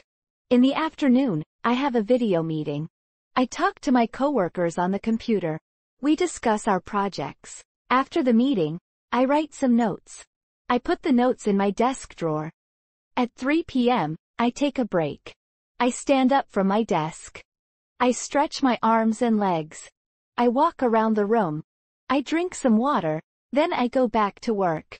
At 5 p.m., I finish my work for the day. I look at my desk. It's a little messy now. I spend a few minutes tidying up. I put papers away. I put pens in the pen holder. I close my computer. I leave my home office. I go to the kitchen. I start making dinner. I cook some rice and vegetables. I set the table. At 6:30 p.m., I eat dinner. After dinner, I wash the dishes. I wipe the counters. I sweep the kitchen floor. In the evening, I relax. I watch some TV. I read a book. At 9:30 p.m., I start getting ready for bed. I go to the bathroom. I brush my teeth. I wash my face. I put on my pajamas. I get into bed. I set my alarm for 6:30 a.m. I read a book for a few minutes. At 10:30 p.m., I turn off the light. I close my eyes. I go to sleep. The next morning, I wake up. It's a new day. I start my routine again. I get out of bed. I stretch. I yawn. I go to the bathroom. I brush my teeth. I wash my face. I go to my desk. I look at it. It still looks organized from yesterday. I smile. Organizing my desk every day keeps it nice. I don't need to organize as much today. I make breakfast. I have toast and eggs. I drink some tea. After breakfast, I get dressed. I put on a blouse and skirt. I brush my hair. I'm ready for the day. I sit at my desk.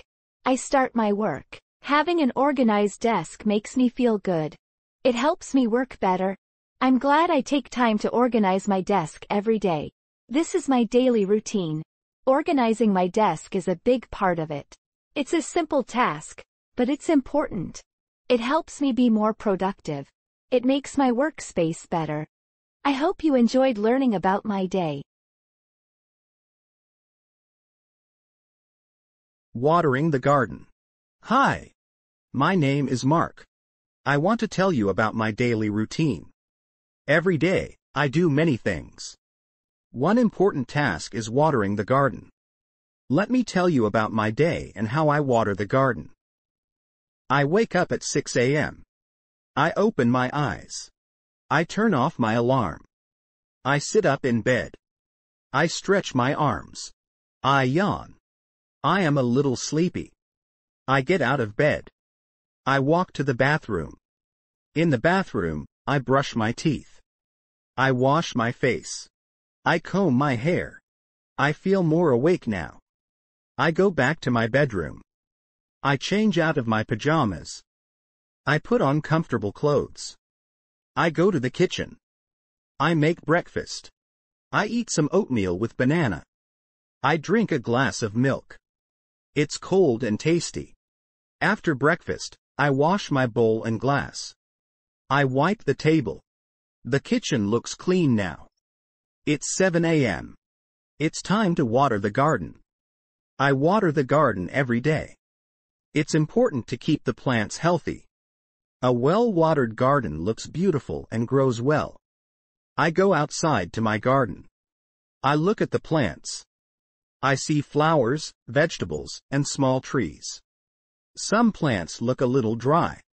They need water. I go to the side of the house. I turn on the water tap. I pick up the garden hose.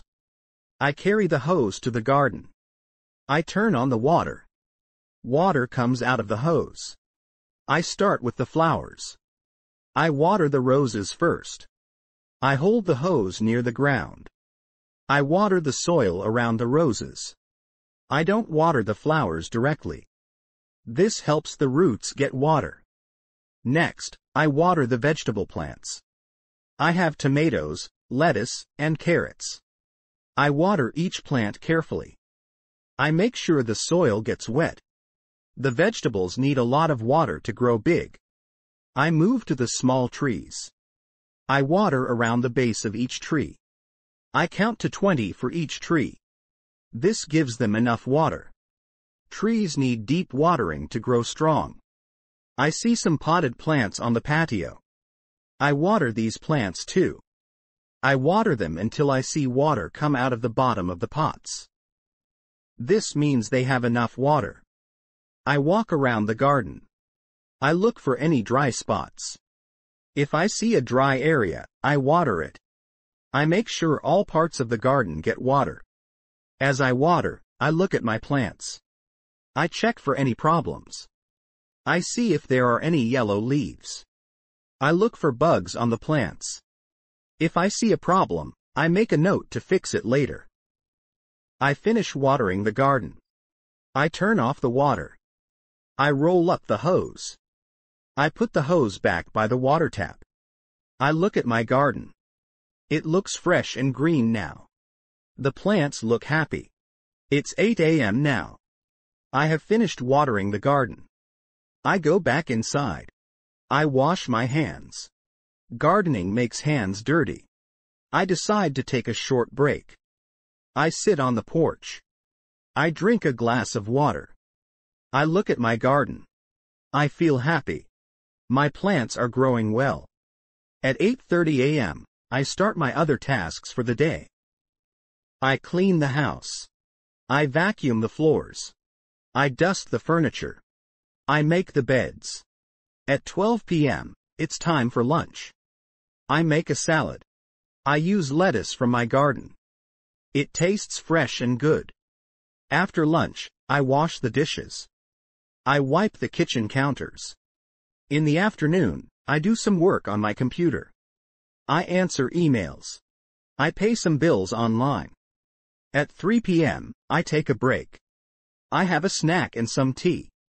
At 4 p.m., I go back to the garden. I check the plants again. If any plants look very dry, I give them more water. I pick some ripe vegetables for dinner. At 5:30 p.m., I start making dinner. I cook some chicken. I make a salad with my garden vegetables. I set the table. At 6:30 p.m., I eat dinner. After dinner, I wash the dishes. I clean the kitchen. In the evening, I relax. I watch some TV. I read a gardening magazine. At 9:30 p.m., I start getting ready for bed. I go to the bathroom. I brush my teeth. I wash my face. I put on my pajamas. I get into bed. I set my alarm for 6 a.m. I read a book for a few minutes. At 10:30 p.m., I turn off the light. I close my eyes. I go to sleep. The next morning, I wake up. It's a new day. I start my routine again. I get out of bed. I stretch. I yawn. I go to the bathroom. I brush my teeth. I wash my face. I look out the window at my garden. The plants look good from yesterday's watering. I smile. Watering the garden every day keeps it healthy. I'm happy to start my day in the garden again. I make breakfast. I have toast and fruit. I drink some coffee. After breakfast, I get dressed. I put on a t-shirt and shorts. I put on my gardening hat. I'm ready for the day. I go outside. I start watering the garden. As I water, I think about my day. Watering the garden is an important part of my routine. It keeps my plants alive and growing. It makes my home look nice. I enjoy taking care of my garden every day. This is my daily routine. Watering the garden is a big part of it. It's a simple task, but it's important. It helps my plants grow. It makes my outdoor space beautiful. I hope you enjoyed learning about my day. Checking the mail. Hello, my name is Lucy. I want to tell you about my daily routine. Every day, I do many things. One important task is checking the mail. Let me tell you about my day and how I check the mail. I wake up at 7:30 a.m. I open my eyes. I turn off my alarm. I sit up in bed. I stretch my arms. I yawn. I am a little tired. I get out of bed. I walk to the bathroom. In the bathroom, I brush my teeth. I wash my face. I comb my hair. I feel more awake now. I go back to my bedroom. I change out of my pajamas. I put on comfortable clothes. I go to the kitchen. I make breakfast. I eat some cereal with milk. I drink a cup of orange juice. It's cold and refreshing. After breakfast, I wash my bowl and glass. I wipe the table. The kitchen looks clean now. It's 8:30 a.m. It's time to check the mail. I check the mail every day. It's important to get my letters and bills on time. Checking the mail helps me stay organized. I put on my shoes. I grab my house keys. I open the front door. I walk outside. It's a nice day. The sun is shining. I feel happy. I walk to the mailbox. My mailbox is at the end of my driveway. It's a short walk. I see my neighbors. I wave and say, "Good morning." I reach my mailbox. I open it. I look inside. I see some envelopes. I take out all the mail. I close the mailbox. I look at the mail in my hands. I see different kinds of envelopes. Some are white. Some are colored. Some are big. Some are small. I walk back to my house. I go inside. I sit at the kitchen table. I start to sort the mail. I make 3 piles. One pile is for bills. One pile is for personal letters. One pile is for junk mail. I look at each envelope. I read the names on them. Some are for me. Some are for my family members. I put each letter in the right pile. I open the bills. I read them carefully. I write down the due dates on my calendar. I put the bills in a special folder. I will pay them later. I look at the personal letters. I see a letter from my friend. I'm excited to read it. I put it aside to read later. It will be nice to hear from my friend. I look at the junk mail. It's mostly advertisements. I don't need these. I put them in the recycling bin. I finish sorting the mail. I feel good. My mail is organized now. I know what bills to pay. I have a nice letter to read later. It's 9 a.m. now. I have finished checking the mail. I decide to take a short break. I go to the living room. I sit on the couch. I drink a glass of water. At 9:30 a.m., I start my other tasks for the day. I clean the house. I vacuum the carpet. I dust the furniture. I do some laundry. At 12 p.m., it's time for lunch. I make a sandwich. I eat an apple too. After lunch, I wash the dishes. I wipe the kitchen counters. In the afternoon, I do some work on my computer. I answer emails. I make some phone calls. At 3 p.m., I take a break. I have a snack and some tea. At 4 p.m., I remember the letter from my friend. I sit in my favorite chair. I open the letter. I read it slowly. It makes me smile. My friend tells me about her new job. She invites me to visit her. At 5:30 p.m., I start making dinner. I cook some pasta. I make a salad. I set the table. At 6:30 p.m., I eat dinner. After dinner, I wash the dishes. I clean the kitchen. In the evening, I relax. I watch some TV. I read a book. At 9:30 p.m., I start getting ready for bed. I go to the bathroom. I brush my teeth. I wash my face. I put on my pajamas. I get into bed. I set my alarm for 7:30 a.m. I read a book for a few minutes. At 10:30 p.m., I turn off the light. I close my eyes. I go to sleep. The next morning, I wake up. It's a new day. I start my routine again. I get out of bed. I stretch. I yawn. I go to the bathroom. I brush my teeth. I wash my face. I make breakfast. I have toast and eggs. I drink some coffee.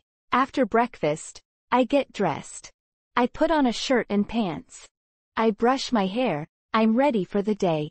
I look at the clock. It's time to check the mail again. I put on my shoes. I walk to the mailbox. As I walk, I think about my day. Checking the mail is an important part of my routine. It helps me stay connected. It helps me pay my bills on time. I'm glad I check the mail every day. Making a shopping list. Hello. My name is Jordan. Today, I want to tell you about my routine for making a shopping list. Creating a shopping list helps me stay organized, save money, and make sure I don't forget anything important when I go to the store. Let me explain how I go about making my shopping list from start to finish. I usually start by thinking about what I need to buy. I consider what meals I want to cook for the week and check if I have enough of the basic items I use regularly.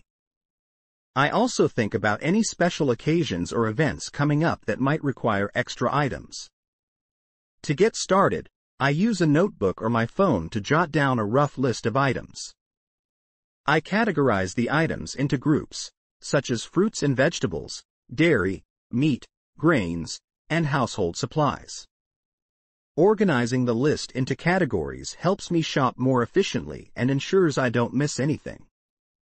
I then check my pantry, refrigerator, and freezer to see what I already have. I look at the expiry dates on items and see if I need to restock anything. For example, I check if I have enough pasta, rice, or canned goods. I also look at condiments and spices to see if any need to be replaced. Next, I plan the meals I want to cook for the upcoming week. I choose recipes and make a list of all the ingredients needed for each one. If a recipe calls for something I don't have, I add it to my shopping list. I also make note of any special ingredients I might need for new recipes I want to try. I then review my list and check for any additional items I might need. I think about snacks, drinks, and any other items that might not be part of my regular meals but are useful to have. I also make a note of any household supplies I need, like cleaning products or toiletries. Once my list is complete, I organize it according to the layout of the store. I put the items into the same categories as in the store, like produce, dairy, and bakery. This makes shopping easier and helps me move through the store more quickly without missing anything. Before I go shopping, I check for any discounts or sales at my local grocery store. I might look at the store's flyer or website to see if there are any good deals on items I need. If I find any, I add them to my list or adjust my list to take advantage of the savings. When I am ready to go shopping, I take my list with me and bring reusable shopping bags. Using reusable bags helps the environment and is handy for carrying groceries. I also bring a pen to cross off items as I put them in my cart. At the store, I follow my list and stick to my plan. I try to avoid buying items that are not on the list to prevent unnecessary spending. I check my list frequently to make sure I have everything and to ensure I am buying the right quantities. After I finish shopping and return home, I put away the groceries. I organize the items in the pantry, refrigerator, and freezer, making sure to put new items behind older ones. This helps keep everything fresh and easily accessible. Making a shopping list is an important part of my routine because it helps me stay organized and makes shopping more efficient. It also helps me stick to my budget and ensures I don't forget important items. I enjoy the sense of accomplishment that comes with having a well-prepared list and a successful shopping trip. Sometimes, I like to review my shopping list with family or roommates to see if there is anything they need or if they have any suggestions. This helps ensure everyone's needs are met and makes shopping even more efficient. I hope you find making a shopping list helpful too. It's a simple yet effective way to stay organized, save time, and make sure you get everything you need. You can start by creating a basic list and gradually add more details as you get used to it. Making a shopping list is a great way to make your shopping trips easier and more enjoyable. That's all about my routine for making a shopping list. Thank you for reading. I hope you have a great day and enjoy your shopping adventures. Going grocery shopping. Hello. My name is Alex. Today, I want to tell you about my routine for going grocery shopping.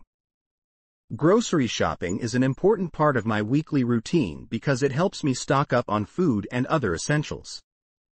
Let me explain how I go about grocery shopping from start to finish. I usually start my grocery shopping routine on Saturday morning. I get up early, around 8 a.m., and have breakfast. After that, I make sure I have everything I need for my shopping trip. I dress comfortably, usually in jeans and a t-shirt, because I might be walking around the store for a while. Before heading to the store, I make a shopping list. I think about what I need for the upcoming week, including meals and snacks. I check my pantry, refrigerator, and freezer to see what items are running low or need to be replaced. I also plan any special meals or events, which might require additional items.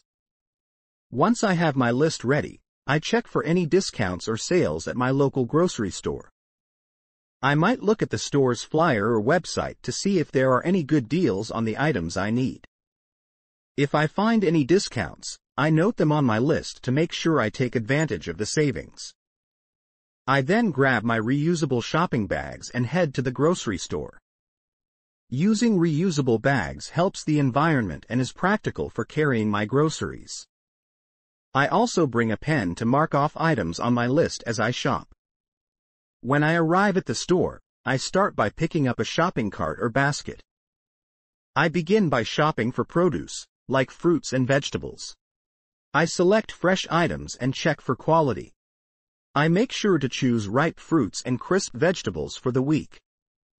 Next, I move to the dairy section. I pick up items like milk, cheese, and yogurt. I check the expiration dates to make sure the products are fresh and will last throughout the week. I also look for any sales or discounts on dairy products. After the dairy section, I head to the meat or plant-based protein section. I select meats or alternative proteins, like tofu or beans, based on the meals I plan to prepare. I check the packaging and expiration dates to ensure the quality of the products. Then, I move to the dry goods and pantry staples. I pick up items like rice, pasta, canned goods, and spices.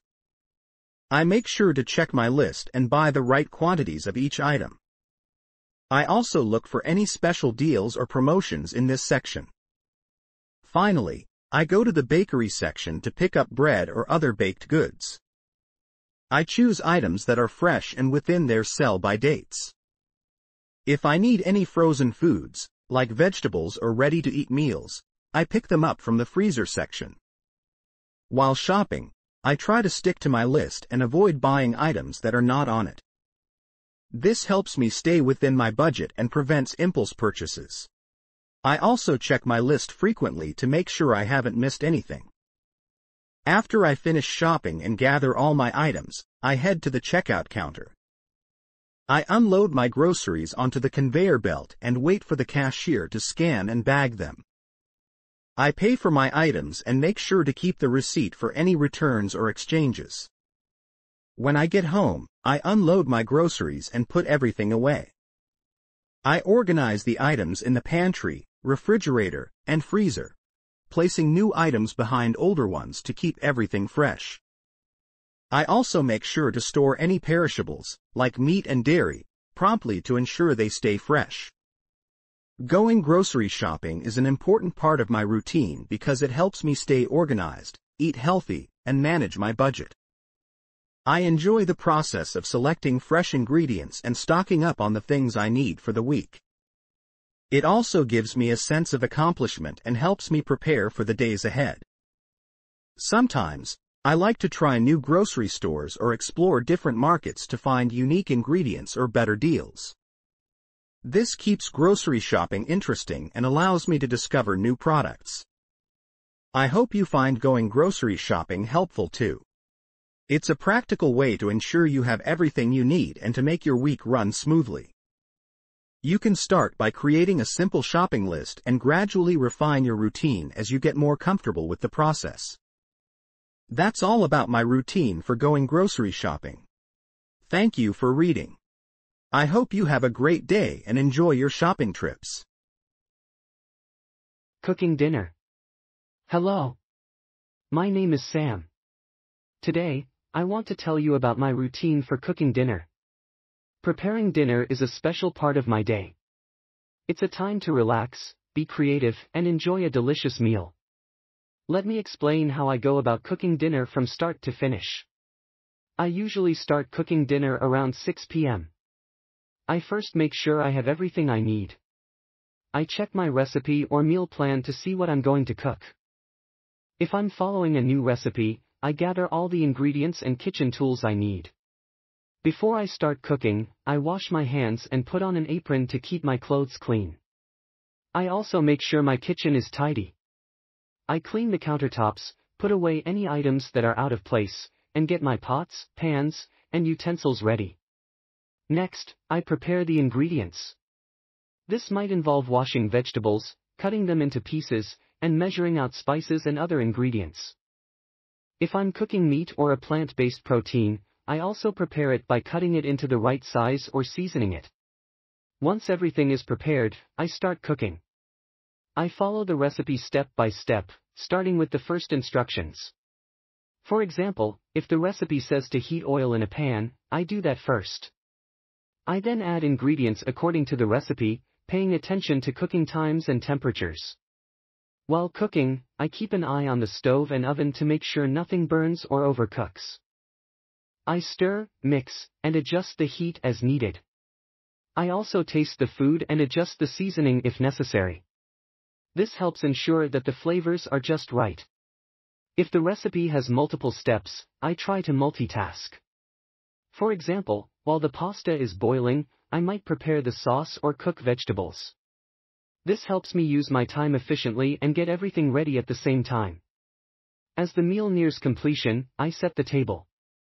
I place plates, utensils, and glasses on the table, and make sure everything is ready for serving. I might also prepare a simple salad or side dish to go with the main course. When the food is ready, I carefully serve it onto the plates.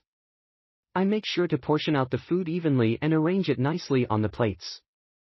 I also check that everything is cooked properly and that the meal looks appetizing. After serving the food, I sit down and enjoy my meal. I take my time to savor the flavors and appreciate the effort that went into cooking. If I'm eating with family or friends, I enjoy the conversation and the time spent together. Once dinner is finished, I clear the table and start cleaning up. I put away any leftovers and store them in the refrigerator or freezer. I then wash the dishes, pots, and pans, and wipe down the countertops.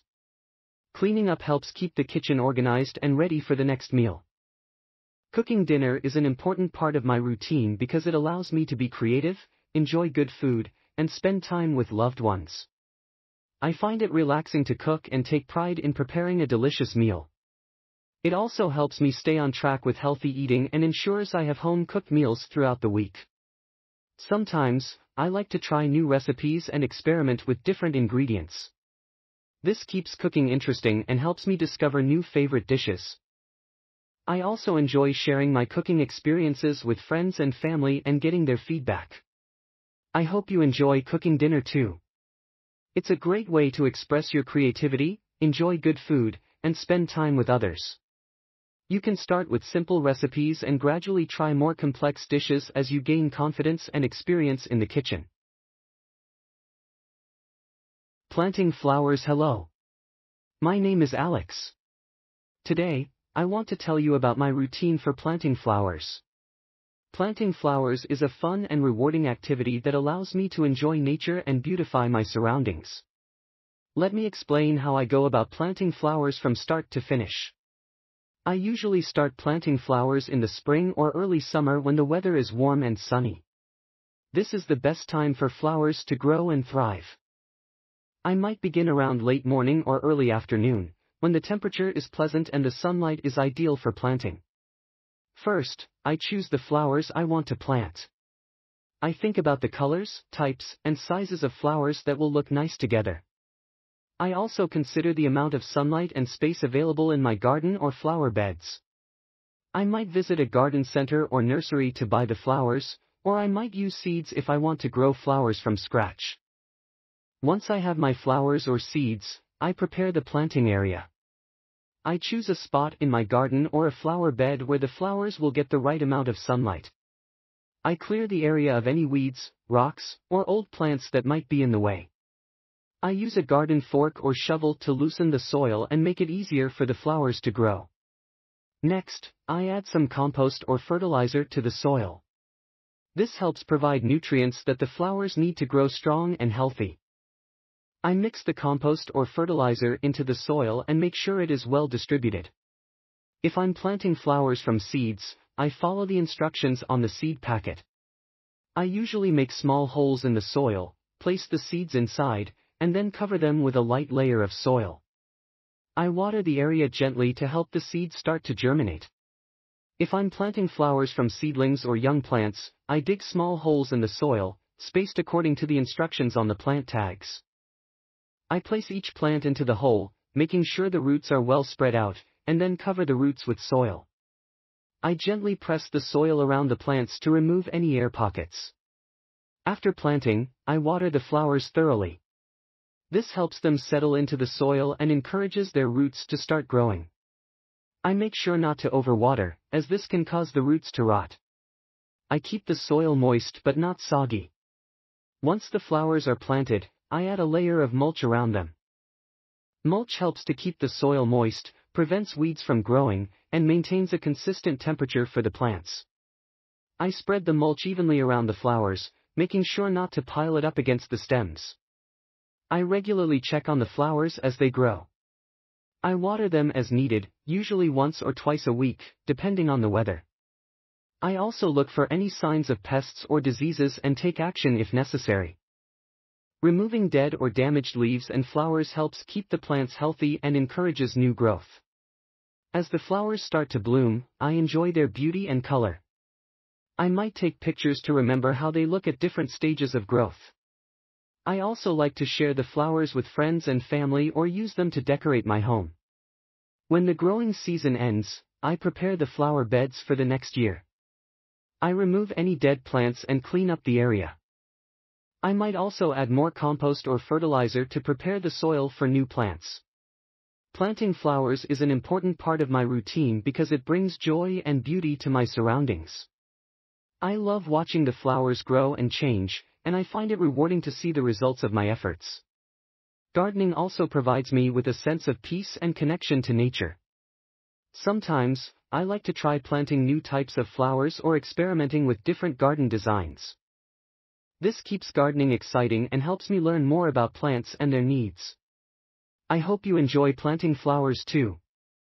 It's a wonderful way to create beauty, connect with nature, and enjoy the outdoors. You can start with easy-to-grow flowers and gradually explore more varieties as you gain experience and confidence. Making a card. Hello. My name is Sam. Today, I want to tell you about my routine for making a card.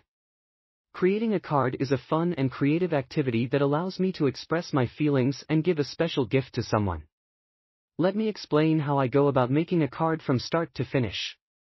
I usually start making a card when I have a special occasion or event coming up, like a birthday, anniversary, or holiday. I might begin the project a few days before the event to make sure I have enough time to create a thoughtful card. First, I gather all the materials I need.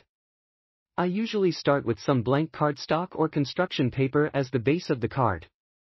I also get colored pens or markers, stickers, stamps, glue, and any other decorative items I want to use. Sometimes, I use patterned paper or ribbon to add extra details. Next, I decide on the design and theme of the card. I think about the occasion and the person who will receive the card. For example, if it's a birthday card, I might choose a design with balloons and cake. If it's a thank you card, I might go for a design with flowers or a simple, thank you, message. Once I have my design idea, I start by folding the cardstock or construction paper to create the card's shape. I usually fold it in half to make a standard card size, but I sometimes make different shapes depending on the design. I make sure the fold is neat and even. After folding the card, I begin decorating it. I might draw or write a message on the front of the card.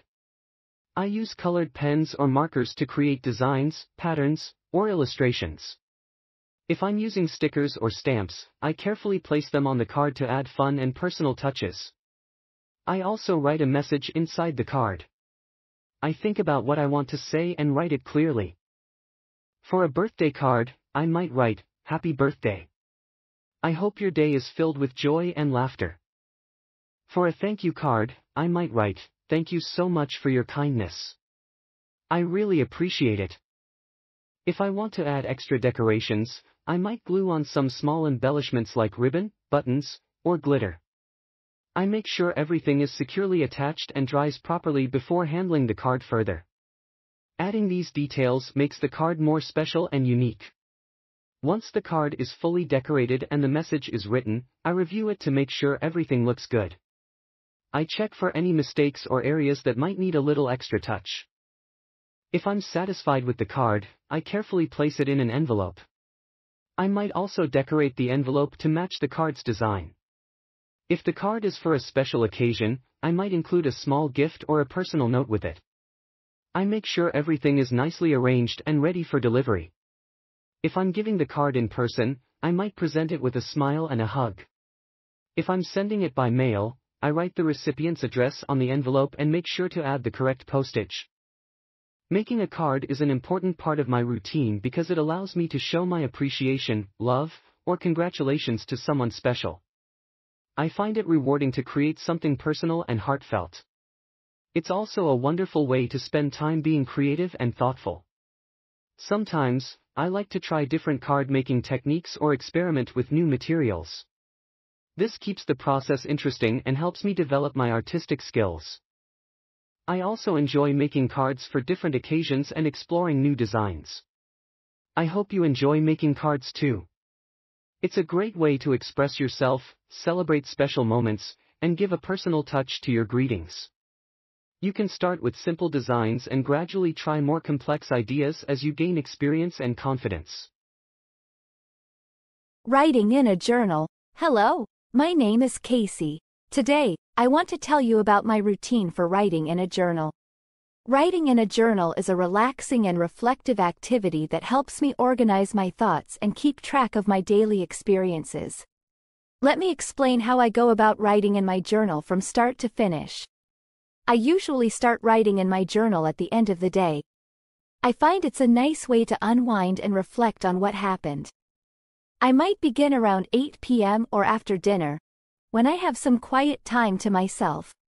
First, I choose my journal. I have a special notebook that I use for journaling. It could be a simple lined notebook, a fancy journal with a cover I like, or even a digital journal on my tablet. I like to make sure it's comfortable to write in and that I enjoy using it. Before I start writing, I find a quiet and comfortable spot where I can focus. I might sit at my desk, on a cozy chair, or in bed. I make sure the area is well lit so I can see what I'm writing clearly. I also have a pen or pencil ready. I like to use a pen that writes smoothly and comfortably. Once I'm settled, I start writing in my journal. I usually begin by writing the date at the top of the page. This helps me keep track of when I wrote each entry. Then, I start writing about my day. I might describe what happened, how I felt, or any thoughts that come to mind. I try to be honest and open in my writing.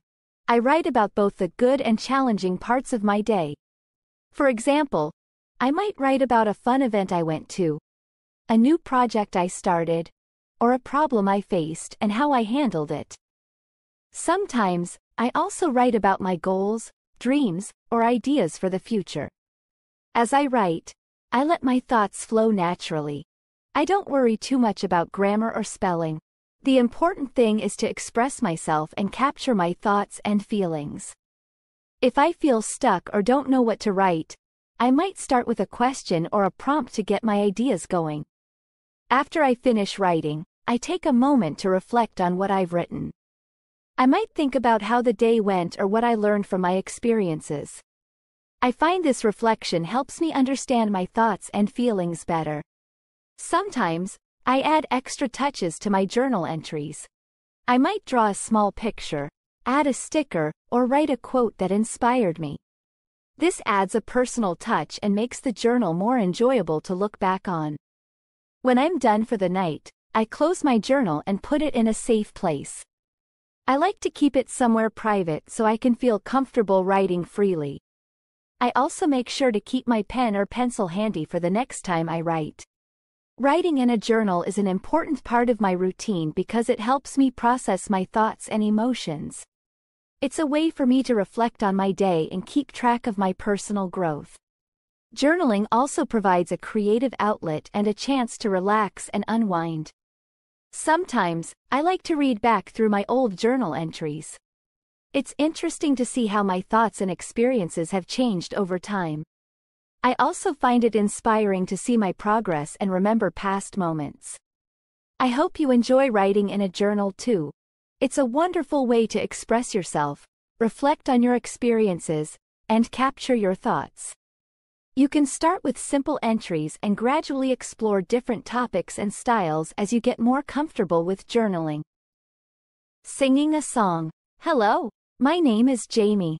Today, I want to tell you about my routine for singing a song. Singing is one of my favorite activities because it helps me relax, have fun, and express my feelings. Let me explain how I go about singing a song from start to finish. I usually start singing in the late afternoon or evening, after I have finished my daily tasks. This is a time when I can enjoy singing without feeling rushed. I might begin around 5 p.m. or after dinner, when the day is winding down. First, I choose a song to sing. I pick a song based on how I'm feeling or what kind of mood I want to create. Sometimes, I choose a song that I'm excited about or one that I know well. I might also choose a song that fits the occasion, like a happy song for a celebration or a soothing song for relaxation. Once I have chosen a song, I find a good place to sing. I look for a comfortable spot where I can sing without distractions. This might be in my room, living room, or even outside if the weather is nice. I make sure the area is quiet so I can focus on the music. If I have lyrics for the song, I might have them in front of me. I can use a printed copy, a digital version on my phone, or even memorize the lyrics if I know the song well. Having the lyrics helps me stay on track and sing the song correctly. Before I start singing, I do a quick warm-up to prepare my voice. I might hum or sing simple scales to warm up my vocal cords. This helps me avoid straining my voice and makes singing more enjoyable. When I'm ready, I start singing the song. I try to focus on the melody and lyrics, and I enjoy the music as I sing. I pay attention to the rhythm and try to match my voice to the tune. If I'm singing along with a recording, I follow the music closely. As I sing, I let myself express my emotions through the song. Singing is a way for me to convey how I feel, whether it's happiness, sadness, or excitement. I might add my own style to the song, like changing the tempo or adding extra notes, to make it more personal.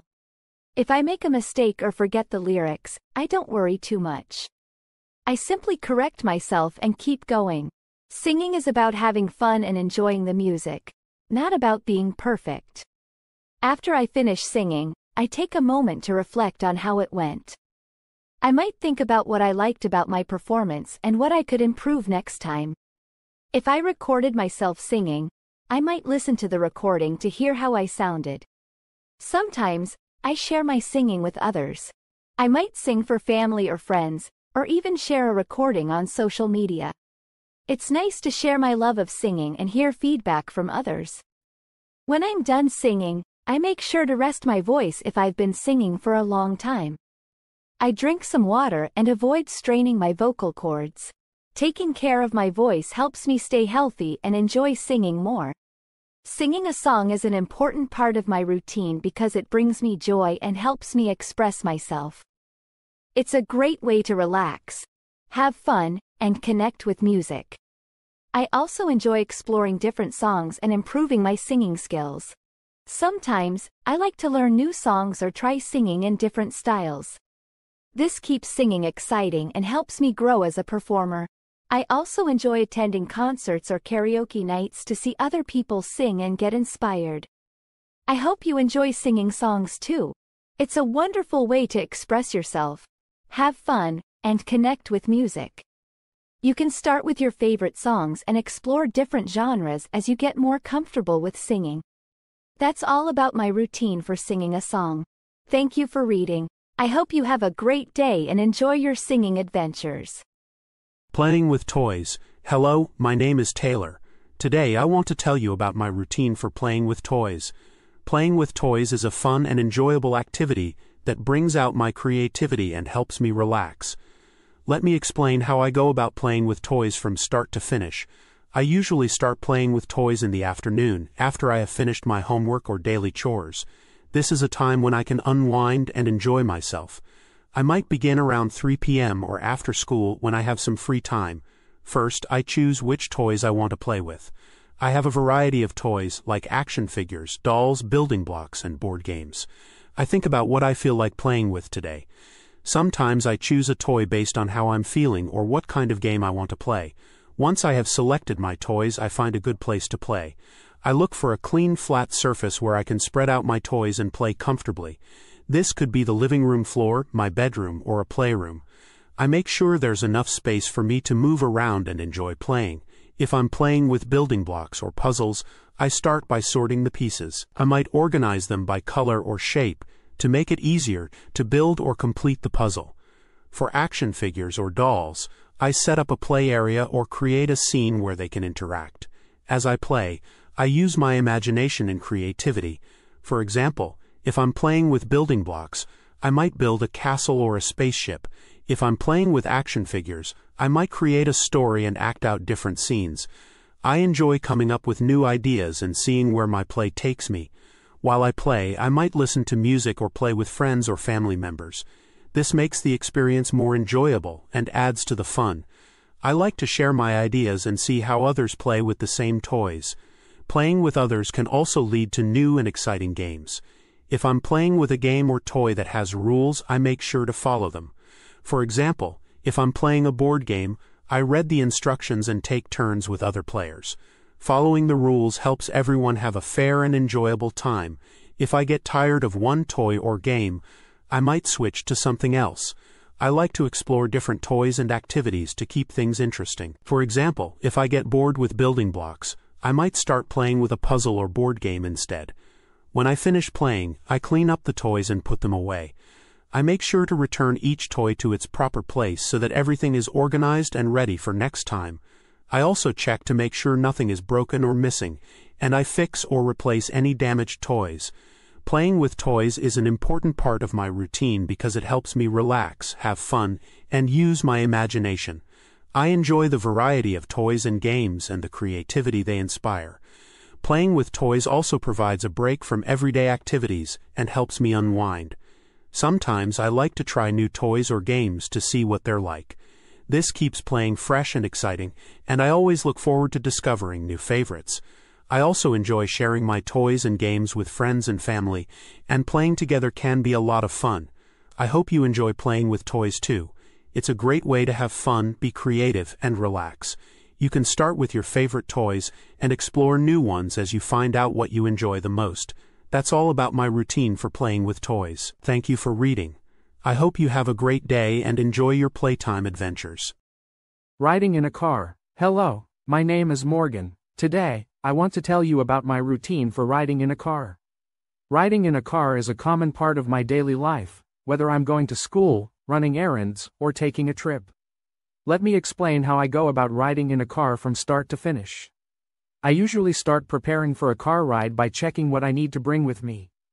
If I am going to school, I make sure I have my backpack with my books, lunch, and any homework I need. If I am going to a special event or a trip, I pack any necessary items like snacks, water, and my phone.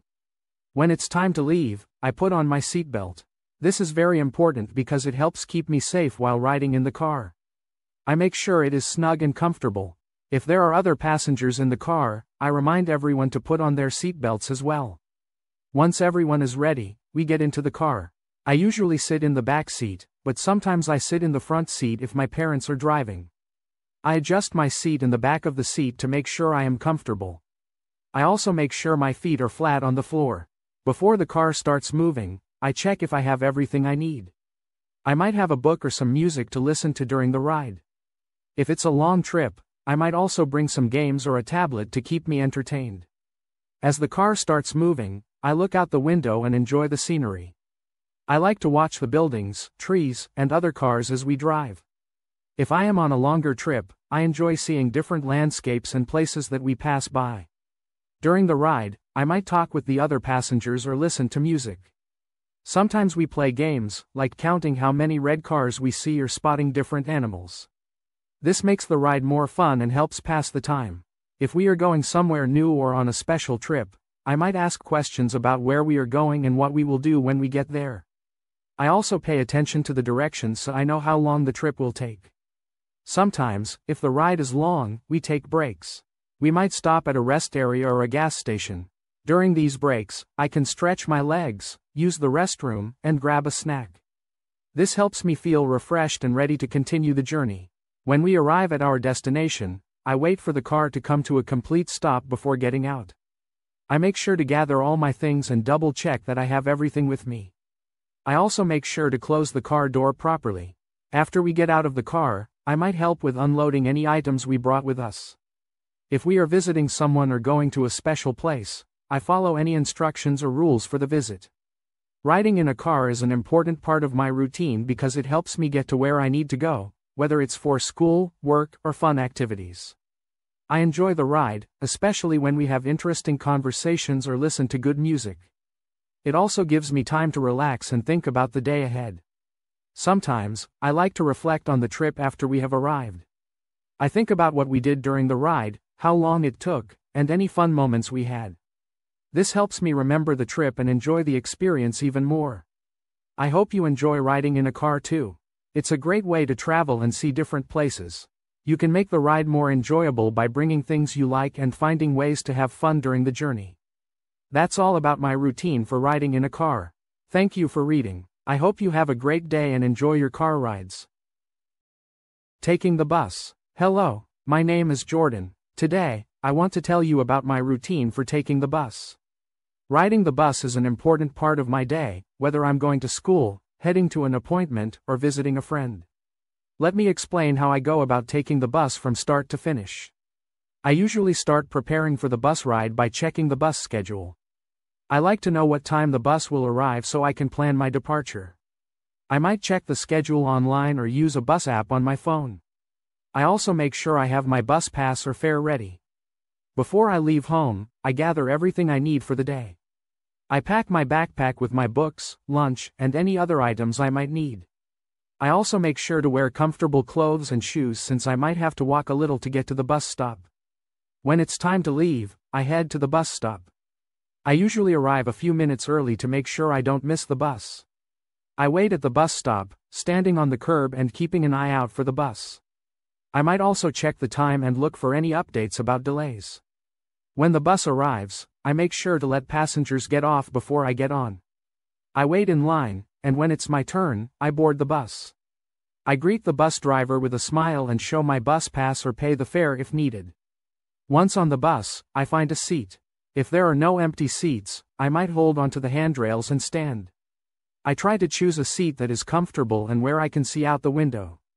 If the bus is crowded, I make sure to keep my belongings close and be considerate of other passengers. As the bus starts moving, I look out the window and enjoy the view. I might see familiar places, like my school or favorite shops, or notice new things along the way. I also pay attention to the stops and listen for the announcements so I know when to get off. During the ride, I might read a book, listen to music, or just relax.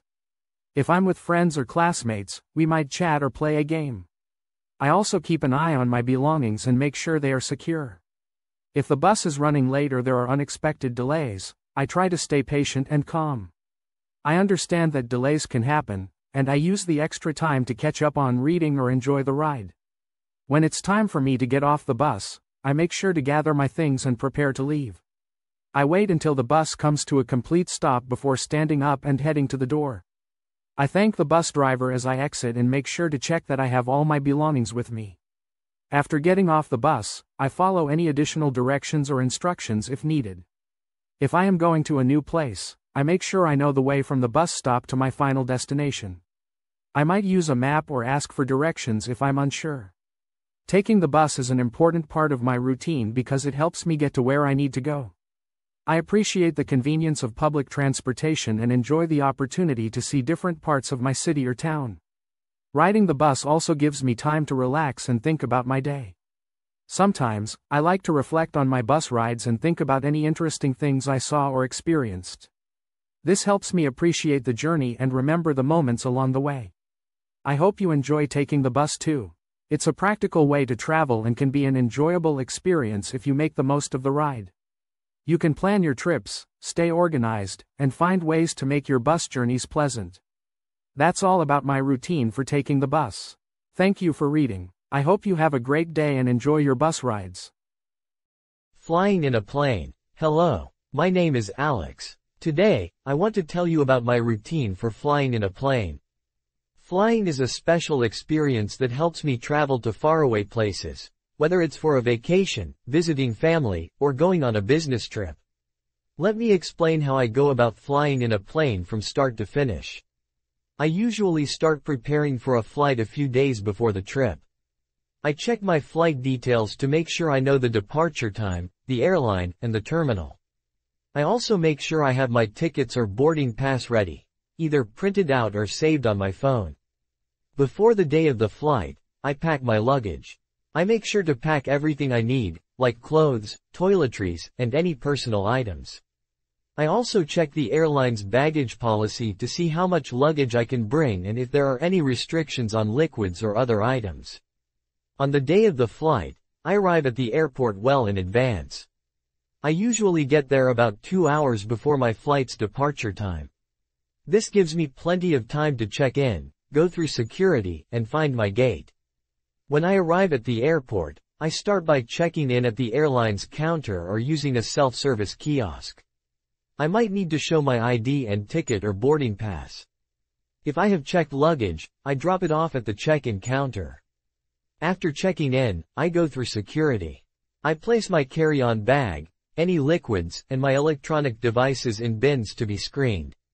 I walk through the metal detector and make sure I follow all the instructions from the security staff. This process helps ensure that everything is safe for the flight. Once I'm through security, I head to my departure gate. I check the monitors to see if there are any updates about my flight, like changes in departure time or gate. I find a comfortable seat in the waiting area and wait until it's time to board. While waiting, I might grab a snack or something to drink. I also make sure my boarding pass and ID are easily accessible. When it's time to board, I listen for announcements about boarding groups or rows. I line up according to the instructions and show my boarding pass and ID to the gate agent. When it's my turn to board the plane, I walk down the jet bridge and enter the aircraft. I find my seat and place my carry-on bag in the overhead bin or under the seat in front of me. I buckle my seatbelt and get settled. As the plane takes off, I watch the safety demonstration from the flight attendants. They explain how to use the seatbelt, oxygen masks, and life vests. I pay attention to this information, as it is important for safety during the flight. Once we're in the air, I might enjoy some of the in-flight entertainment. This could be watching a movie, listening to music, or reading a book. I also stay hydrated by drinking water and might have a meal or snack if it's provided. If I need to use the restroom, I wait until it's convenient and not during turbulence. I make sure to follow any instructions from the flight attendants and keep my seatbelt fastened when required. During the flight, I like to look out the window and enjoy the view. I might see clouds, cities, or landscapes below. It's interesting to watch the world from above and see how it changes during the flight. When we start our descent, I prepare for landing. I put away any items I was using, stow my tray table, and make sure my seatbelt is fastened. I follow the crew's instructions and stay seated until the plane comes to a complete stop. After landing, I wait for the plane to taxi to the gate. I gather my belongings and exit the plane when it's my turn. I follow the signs to the baggage claim area if I have checked luggage or proceed to customs if it's an international flight. At the baggage claim, I wait for my luggage to arrive on the conveyor belt. I check my bag to make sure it is in good condition and then head to the exit. If I'm in a new city, I might use a taxi, shuttle, or public transportation to reach my final destination. Flying in a plane is an important part of my routine because it allows me to travel long distances quickly. I enjoy the experience of being in the air and exploring new places. I also appreciate the convenience of modern air travel and the chance to see different parts of the world. Sometimes, I like to reflect on my flight and think about any interesting things I experienced or saw. This helps me remember the journey and appreciate the travel experience even more. I hope you enjoy flying in a plane too. It's a great way to travel and explore new destinations. You can make the experience more enjoyable by being prepared, staying comfortable, and making the most of your time in the air. That's all about my routine for flying in a plane. Thank you for reading. I hope you have a great day and enjoy your flights. Riding on a train. Hello. My name is Riley. Today, I want to tell you about my routine for riding on a train. Taking the train is a comfortable and exciting way to travel, whether I'm going to a nearby city, visiting friends, or heading on a longer journey. Let me explain how I go about riding on a train from start to finish. I usually start preparing for a train ride a few days before the trip. I check the train schedule to find out the departure and arrival times. I also make sure to buy my ticket in advance, either online or at the station. I keep my ticket in a safe place, ready for the journey. On the day of the train ride, I pack everything I need. I make sure to bring my ticket, any personal items like a book or a tablet, and a water bottle. I also check the weather to dress appropriately and prepare for any possible changes in temperature during the trip. I arrive at the train station with plenty of time before my train departs. I like to get there about 30 minutes early. This gives me time to find the right platform, check for any updates, and make sure I'm not rushing. When I get to the station, I look for the ticket validation or check-in area. If I have an electronic ticket, I might show it on my phone. If I have a paper ticket, I might need to validate it at a kiosk or counter. After handling my ticket, I find the platform where my train will depart. I check the station's information boards or signs to make sure I'm at the right platform and that the train is on time. I wait in the designated waiting area until it's time to board. When it's time to board the train, I follow the signs to the correct car and seat. I make sure to bring all my belongings with me.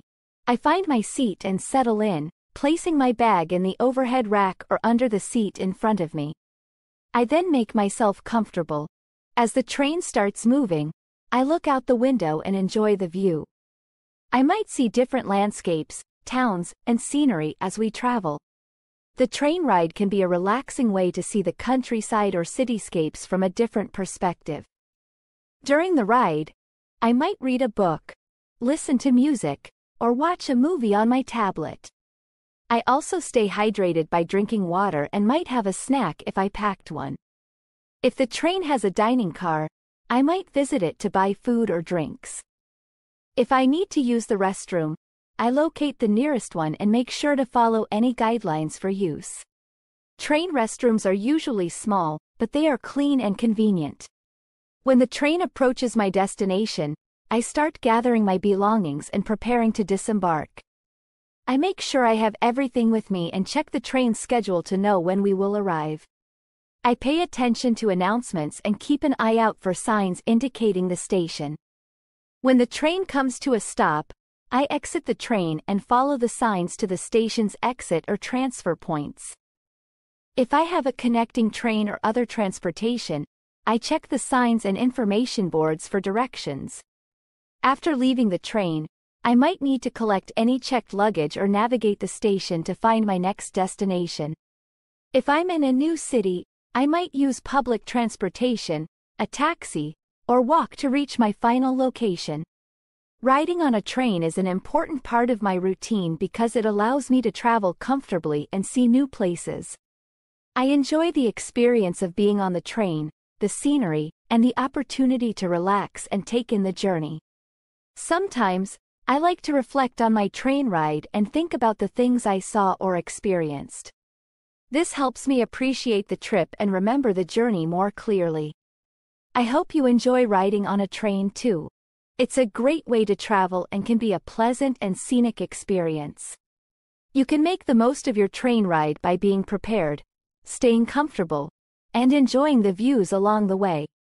That's all about my routine for riding on a train. Thank you for reading. I hope you have a great day and enjoy your train journeys. Walking to the park. Hi there, my name is Sam. Today, I want to tell you about how I walked to the park. Walking to the park is a nice and relaxing activity I enjoy often. Here's how I do it from start to finish. First, I get ready for my walk. I make sure to put on comfortable clothes and shoes. I also grab a water bottle to stay hydrated. If the weather is sunny, I wear a hat and sunglasses to protect myself from the sun. Before I leave the house, I check that I have everything I need. I might bring a small bag with some snacks or a book if I plan to sit and read in the park. I also make sure my phone is with me in case I need it. When I am ready, I leave my house and start walking toward the park. I like to follow a regular route that I know well. I walk at a steady pace and enjoy the fresh air. I also look around and enjoy the scenery as I walk. Along the way, I might see different things. I notice the trees, flowers, and houses. Sometimes, I see other people walking their dogs or children playing. It's nice to see and say hello to friendly faces. As I get closer to the park, I might cross a few streets. I always look both ways before crossing to make sure it's safe. I follow the crosswalks and wait for the traffic light if there is one. When I arrive at the park, I enter through the main gate. I take a moment to look around and appreciate the beauty of the park. I see the green grass, playground, and sometimes people having picnics or playing sports. I like to choose a spot in the park where I feel comfortable.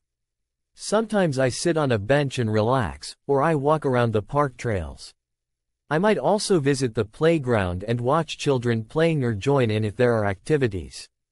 If I have a snack, I find a nice place to sit and enjoy it. I make sure to clean up after myself and keep the park tidy. I also take time to enjoy the nature around me, listening to the sounds of birds or the rustling of leaves. After spending some time in the park, I decide it's time to head back home. I retrace my steps and walk back the same way I came. I continue to enjoy the walk and take in the sights along the way. When I get home, I feel refreshed and happy. Walking to the park is a great way to get some exercise and enjoy the outdoors. It's also a nice break from being indoors and a way to relax. Sometimes, I like to think about my walk and how much I enjoyed it. I appreciate the time I spent outside and look forward to my next visit to the park. I hope you also enjoy walking to the park. It's a wonderful way to spend time outside and enjoy nature. Remember to be prepared, stay safe, and have fun on your walk. That's all about my routine for walking to the park. Thank you for reading. I hope you have a great day and enjoy your walks to the park. Cycling to school. Hi there, my name is Jamie. I want to share with you how I cycled to school. Cycling to school is a fun and healthy way to get there. Here's how I do it from start to finish. First, I get ready for my bike ride. I put on comfortable clothes and my helmet. Safety is very important, so I make sure my helmet fits well. I also check that my bike is in good condition. I make sure the tires are properly inflated and the brakes work.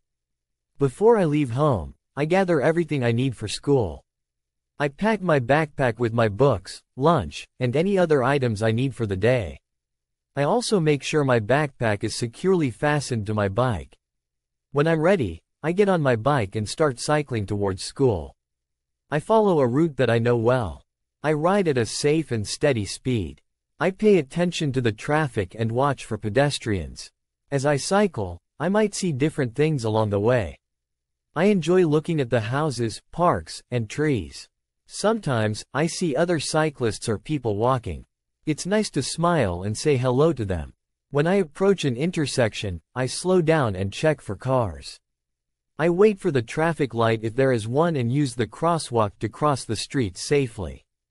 I always look both ways before crossing to make sure it's safe. If I need to ride on a bike lane, I make sure to stay in my lane and follow any traffic rules. I also make sure to signal with my hand if I need to turn or stop. This helps other people know what I am doing. As I get closer to school, I see the familiar buildings and playground. I follow the signs and find the bike rack where I can park my bike. I carefully lock my bike to the rack to make sure it stays safe while I am in school. After I park my bike, I check to make sure everything is secure. I grab my backpack and head into school. I feel good knowing that I cycled safely and got some exercise on the way.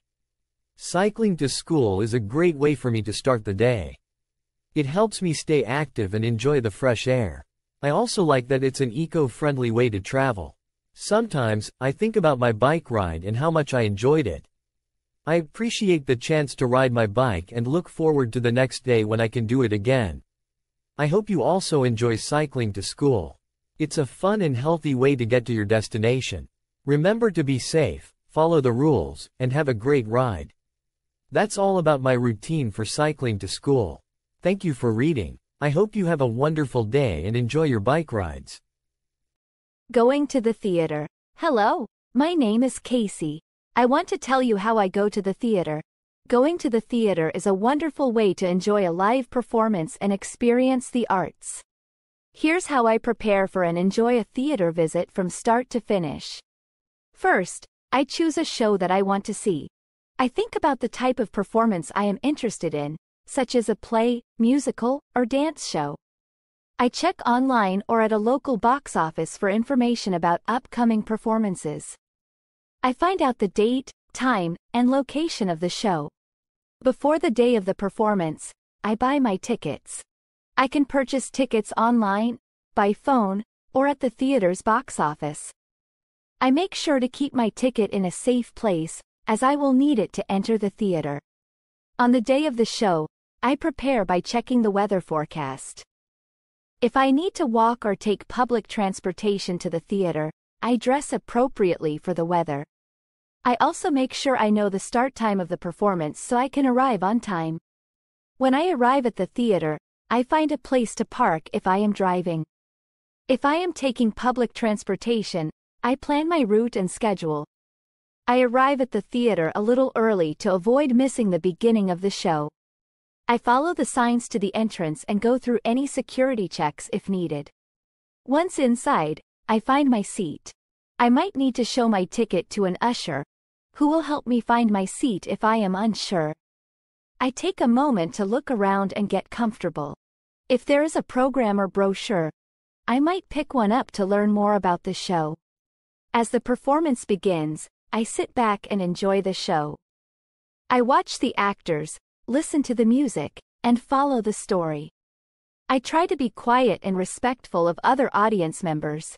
I also avoid using my phone or taking photos during the performance, as this can be distracting. During intermission, if there is one, I might stretch my legs and use the restroom. I can also buy refreshments like snacks or drinks if I want. I enjoy chatting with other people and sharing thoughts about the first part of the show. After the performance ends, I wait until the audience starts to leave before getting up. I check that I have all my belongings and make my way out of the theater. I might take a moment to appreciate the experience and reflect on what I saw. If I enjoyed the show, I might want to share my thoughts with friends or family. I can also look for reviews or talk about the performance online. Sometimes, I might even consider attending another performance or show at the same theater. Going to the theater is a special experience that allows me to enjoy live performances and support the arts. I love the excitement of seeing a show and the feeling of being part of the audience.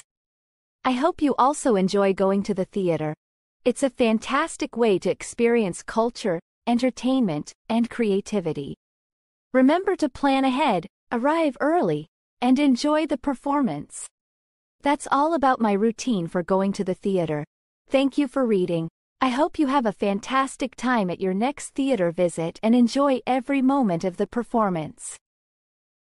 Volunteering at a food bank. Hello. My name is Alex. I want to tell you about how I volunteer at a food bank. Volunteering at a food bank is a rewarding way to help people in need. Here's how I prepare for and participate in this important activity. First, I find out about local food banks and choose one where I want to volunteer. I might look online or ask friends and family for recommendations. Once I find a food bank, I contact them to learn about their volunteer opportunities. I ask about the days and times when they need help and what tasks I might be doing. Before my first day volunteering, I make sure to fill out any necessary forms or applications. The food bank might require some basic information from me, such as my contact details and emergency contacts. I also check if they have any special requirements, like wearing comfortable clothing or closed-toe shoes. On the day of my volunteer shift, I make sure to arrive on time. I dress in comfortable clothes that I don't mind getting dirty, and I wear closed-toe shoes for safety. I also bring a water bottle to stay hydrated and maybe a snack if I need one. When I arrive at the food bank, I check in with the staff or coordinator. They might give me a brief orientation to explain the tasks I will be doing and any important rules or procedures. I listen carefully and ask any questions if I'm unsure about something. During my shift, I perform various tasks to help the food bank run smoothly. I might sort and organize food items, pack boxes for clients, or help distribute food to people in need. Sometimes, I might assist with inventory or clean up the area after a busy day. While volunteering, I work with other volunteers and staff members. I make sure to be friendly and cooperate with everyone. I also follow the food bank's rules and guidelines to ensure that everything is done correctly and safely. If the food bank has a break room or area for staff and volunteers, I use it to take short breaks if needed. I stay hydrated and eat a snack if I brought one. I also take the time to reflect on the work I am doing and the impact it has on the community. At the end of my shift, I check out with the staff or coordinator. I make sure to return any equipment or supplies I used and say thank you for the opportunity to volunteer. I might also provide feedback about my experience if the food bank asks for it. After volunteering, I feel good knowing that I have helped others. I might share my experience with friends or family and encourage them to volunteer as well. I also think about how I can continue to support the food bank in the future. Volunteering at a food bank is a valuable way to give back to the community and make a positive difference in people's lives. I love knowing that my efforts help provide food and support to those who need it. I hope you also consider volunteering at a food bank. It's a wonderful way to help others and make a meaningful impact. Remember to plan ahead, be prepared, and enjoy the experience of giving back. That's all about my routine for volunteering at a food bank. Thank you for reading. I hope you have a fulfilling experience when you volunteer and enjoy the opportunity to make a difference. Donating clothes to charity. Hello. My name is Jamie. I want to tell you how I donate clothes to charity. Donating clothes is a simple and meaningful way to help others who are in need. Here's how I prepare for and complete this charitable activity. First, I decide which clothes I want to donate. I look through my wardrobe and find items that I no longer wear or need. I focus on gently used clothes that are in good condition. I also check for any items that may be outgrown or no longer fit. Before donating, I make sure the clothes are clean. I wash and dry them so they are ready to be given to someone else. I also check the clothes for any stains, tears, or missing buttons. If I find any issues, I try to fix them or set those items aside if they cannot be repaired. Next, I sort the clothes into different categories. For example, I might separate them by type, shirts, pants, jackets, and so on. This helps make the donation process easier and more organized. I also fold the clothes neatly or place them in bags to keep them tidy. Once the clothes are sorted and prepared, I find a charity or organization to donate to. I might look online for local charities or ask friends or family for recommendations. Many charities accept clothing donations, such as homeless shelters, thrift stores, and non-profit organizations. I check the charity's guidelines for donating clothes. Some organizations have specific instructions about what they accept and how to drop off donations. I make sure to follow their rules to ensure my donation is received properly. On the day of the donation, I pack the clothes into bags or boxes. I label the bags or boxes if needed, especially if the charity has specific categories they want. I then transport the clothes to the donation site. This might be a physical drop-off location or a designated area for donations. When I arrive at the donation site, I check in with the staff or volunteers. I might need to fill out a form or provide some information about my donation. I hand over the bags or boxes of clothes and thank the staff for their work. If the charity has any additional instructions, such as where to leave the donation or how to organize it, I follow their directions. I also ask if there is anything else I can do to help or if they have any upcoming events or needs.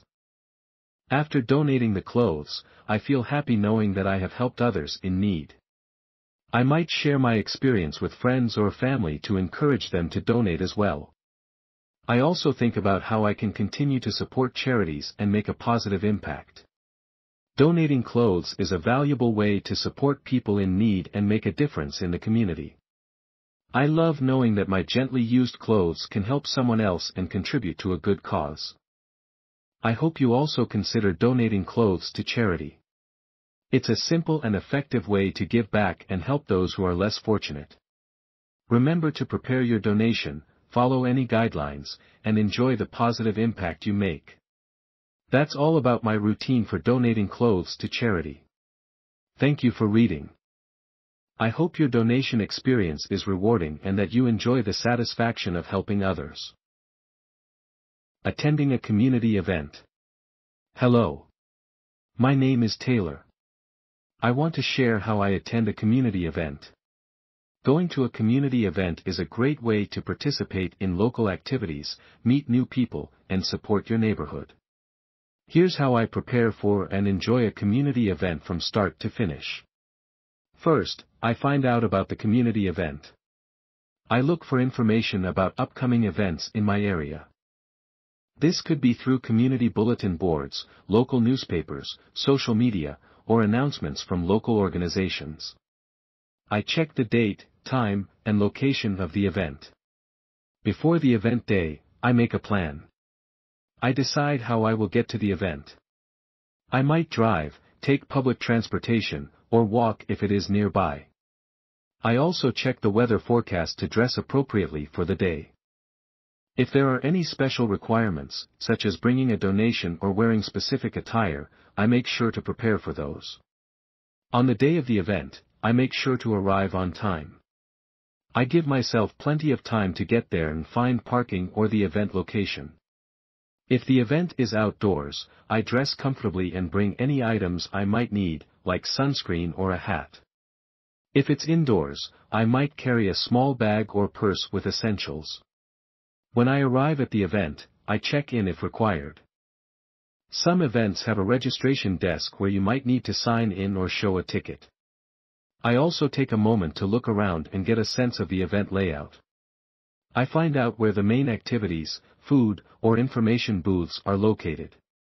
During the event, I participate in the activities and enjoy the experience. I might join in games, watch performances, or visit different booths and stalls. I also interact with other attendees and make new friends. If there are refreshments or food, I might try some and enjoy a snack or meal. If the event includes any speeches or announcements, I listen carefully and stay engaged. I respect the event schedule and follow any instructions from organizers or volunteers. I also make sure to be polite and considerate of others around me. If there are opportunities to help out, like volunteering or supporting a cause, I might consider participating. Community events often need extra hands, and it's a great way to contribute and get more involved. After the event, I take a moment to reflect on my experience. I might share my thoughts with friends or family and talk about the highlights of the event. I also clean up any items I brought and make sure I leave the area tidy. If I enjoyed the event, I might look for similar future events and mark them on my calendar. I also consider following any organizations or groups involved in the event to stay updated on their activities. Attending a community event is a fantastic way to connect with others and be part of local happenings. I love how these events bring people together and create a sense of community. I hope you also enjoy attending community events. They are a wonderful way to participate in local life, support good causes, and have fun. Remember to plan ahead, enjoy the activities, and make the most of your time at the event. That's all about my routine for attending a community event. Thank you for reading. I hope you have a great time at your next community event and enjoy every moment of the experience. Participating in a sports game. Hello everyone. My name is John. Today I want to talk to you about my daily when I participate in a sports game. Every day, I wake up early in the morning to ready for the game. I start by eating a healthy breakfast to give me energy for the day. Then, I put on my sports gear and pack my bag with all the necessary equipment. Once I arrive at the sports field, I warm up by doing some stretching exercises. This helps me to prevent injuries during the game. After that, I join my teammates and we start practicing our moves and strategies. When the game begins, I give it my all and try my best to score points for my team. It's always a lot of fun to play and compete with my friends. We work together to win the game and celebrate our victory at the end. After the game, I cool down by doing some light exercises and stretching. It's important to take care of my body and prevent any muscle soreness. Then, I shower and change into clean clothes before heading home. When I get home, I like to relax and refuel with a nutritious meal. I also take the time to rest and recover from the day's activities. Sometimes, I watch a sports game on TV to learn new techniques and improve my skills. Overall, participating in a sports game is a big part of my daily routine. It helps me stay active, healthy, and happy. I enjoy the thrill of competition and the camaraderie of playing with my teammates. I look forward to the next game and the opportunity to have fun and stay fit. I hope you enjoyed learning about my daily routine when I participate in a sports game. Thank you for listening. Participating in a sports game. Hello everyone. My name is John. Today I want to talk to you about my daily when I participate in a sports game. Every day, I wake up early in the morning to ready for the game. I start by eating a healthy breakfast to give me energy for the day. Then, I put on my sports gear and pack my bag with all the necessary equipment. Once I arrive at the sports field, I warm up by doing some stretching exercises. This helps me to prevent injuries during the game. After that, I join my teammates and we start practicing our moves and strategies. When the game begins, I give it my all and try my best to score points for my team. It's always a lot of fun to play and compete with my friends. We work together to win the game and celebrate our victory at the end. After the game, I cool down by doing some light exercises and stretching. It's important to take care of my body and prevent any muscle soreness. Then, I shower and change into clean clothes before heading home. When I get home, I like to relax and refuel with a nutritious meal. I also take the time to rest and recover from the day's activities. Sometimes, I watch a sports game on TV to learn new techniques and improve my skills.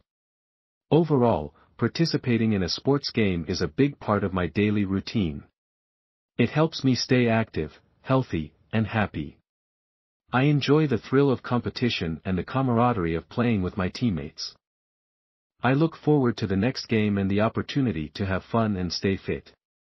I hope you enjoyed learning about my daily routine when I participate in a sports game.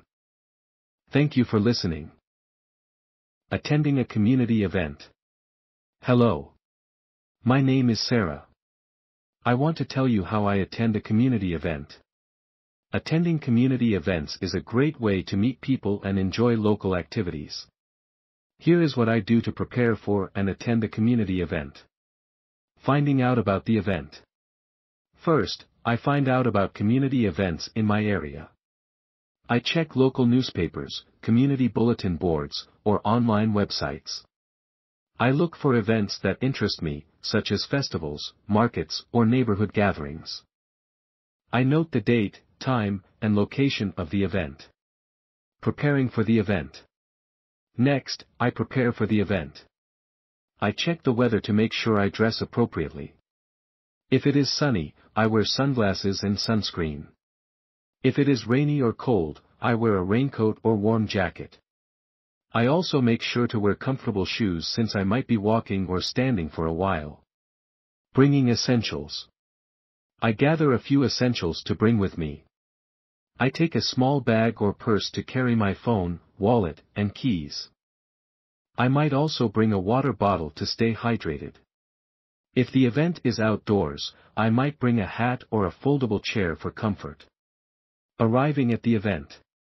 On the day of the event, I arrive at the location a bit early. This gives me time to find parking or navigate public transportation.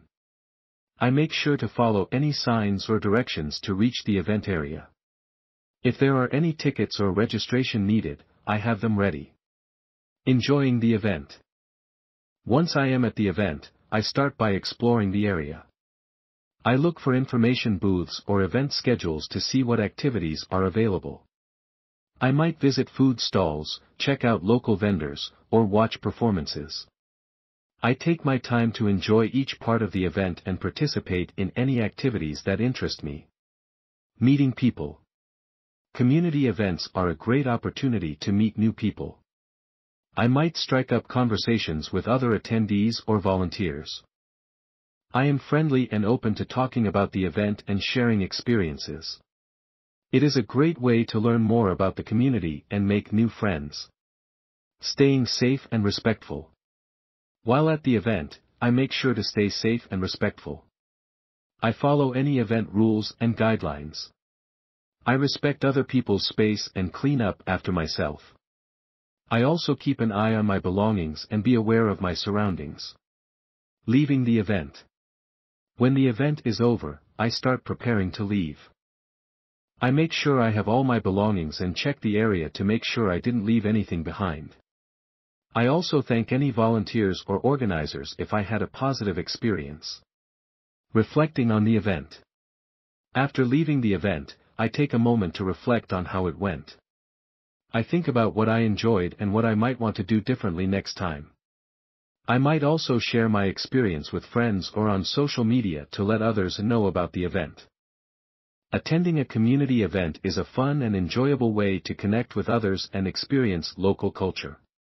By preparing, exploring, meeting people, and staying safe, I make the most of the event. I hope you enjoyed learning about how I attend community events. Cheering at a parade. Hello. My name is Jake. I want to tell you how I cheer at a parade. Attending and cheering at a parade is a fun and exciting experience. Here is what I do to enjoy a parade and cheer for the participants. Finding out about the parade. First, I find out when and where the parade is happening. I check local event listings, community boards, or online announcements. I note the date, time, and location of the parade. I also look for any special instructions, like where to park or if there are any specific rules. Preparing for the parade. Next, I prepare for the parade. I check the weather forecast to decide what to wear. If it's sunny, I put on a hat and sunscreen. If it's cold or rainy, I wear a warm jacket and bring an umbrella. I also make sure to wear comfortable shoes because I might be standing or walking for a while. Bringing essentials. I gather a few essentials to bring with me. I take a small bag or backpack to carry my phone, wallet, and keys. I also bring a bottle of water to stay hydrated and maybe some snacks if the parade is long. I might also bring a camera or smartphone to take pictures. Arriving at the parade. On the day of the parade, I arrive early to get a good spot. I find a place along the parade route where I can see the floats and performers clearly. If the parade is very crowded, I might need to find a spot a little earlier. I also make sure to follow any signs or directions for seating and safety. Enjoying the parade. Once the parade starts, I watch the different floats, bands, and performers. I cheer and clap for each group as they pass by. I might also wave a flag or hold a sign to show my support. I enjoy the music, costumes, and the excitement of the parade. Interacting with others. Parades are a great opportunity to interact with other spectators. I might talk to people nearby and share excitement about the parade. I also make sure to be polite and considerate of others around me. If I see children or families, I let them have a good view and enjoy the parade too. Staying safe and respectful. While cheering at the parade, I stay safe and respectful. I keep a safe distance from the parade route and avoid blocking others' views. I also follow any instructions from parade organizers or police officers. I make sure to clean up any trash and keep the area tidy. Leaving the parade. When the parade is over, I start preparing to leave. I make sure I have all my belongings and check the area for any items I might have left behind. If the parade route is crowded, I wait for a safe time to leave and follow the crowd to avoid any accidents. Reflecting on the experience. After leaving the parade, I take a moment to reflect on the experience. I think about what I enjoyed the most and if there is anything I would do differently next time. I might also share my experience with friends or on social media to let others know how much fun I had. Cheering at a parade is a joyful and festive experience. By preparing, enjoying the parade, interacting with others, and staying safe, I make the most of the celebration. I hope you enjoyed learning about how I cheer at a parade. Visiting a farmer's market. Hello. My name is Alex. I want to tell you how I visit a farmer's market. Visiting a farmer's market is a great way to buy fresh produce and support local farmers. Here is what I do to enjoy my trip to the market. Finding the farmer's market. First, I find out where and when the farmer's market is held. I check local listings, community boards, or online resources to find this information. I note the date, time, and location of the market. Some markets are held weekly, while others are monthly, so I make sure to check the schedule. Preparing for the visit. Next, I prepare for the visit.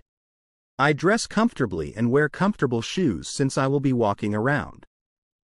I also check the weather forecast. If it's sunny, I wear a hat and sunscreen. If it's rainy or cold, I bring a raincoat or warm jacket. Bringing essentials. I gather a few essentials to bring with me. I take a reusable shopping bag or basket to carry my purchases. I also bring some cash, as some vendors may not accept credit or debit cards. I might also carry a small notebook and pen to jot down any information about the products or vendors. Arriving at the market. On the day of the market, I arrive early to get the best selection of produce. I park my car or use public transportation to get to the market. I follow any signs or directions to reach the market area. When I arrive, I take a moment to look around and get a sense of where the different vendors are located. Exploring the market. Once at the market, I start exploring the different stalls. I visit vendors selling fresh fruits and vegetables, homemade bread, and local cheeses. I take my time to look at the produce and ask questions about how it was grown or made. Many vendors are happy to share information about their products. Sampling and purchasing. Some farmers' markets offer samples of their products. I try different samples to find new favorites. When I find something I like, I decide how much I want to buy. I check prices and make my purchases. I use my reusable bag or basket to carry my items. Interacting with vendors. I enjoy interacting with the vendors. I ask them about their farming practices, recipes, or how to prepare certain items. They often have helpful tips and advice. I make sure to be polite and thank them for their time. Supporting local businesses. I also take the opportunity to support local businesses. I might buy items like homemade jams, local honey, or handcrafted goods. Supporting these small businesses helps the local economy and encourages more markets in the future. Leaving the market. After I have finished shopping, I check my purchases to make sure I didn't forget anything. I make sure my reusable bag or basket is packed properly. I then head back to my car or use public transportation to return home. Reflecting on the visit.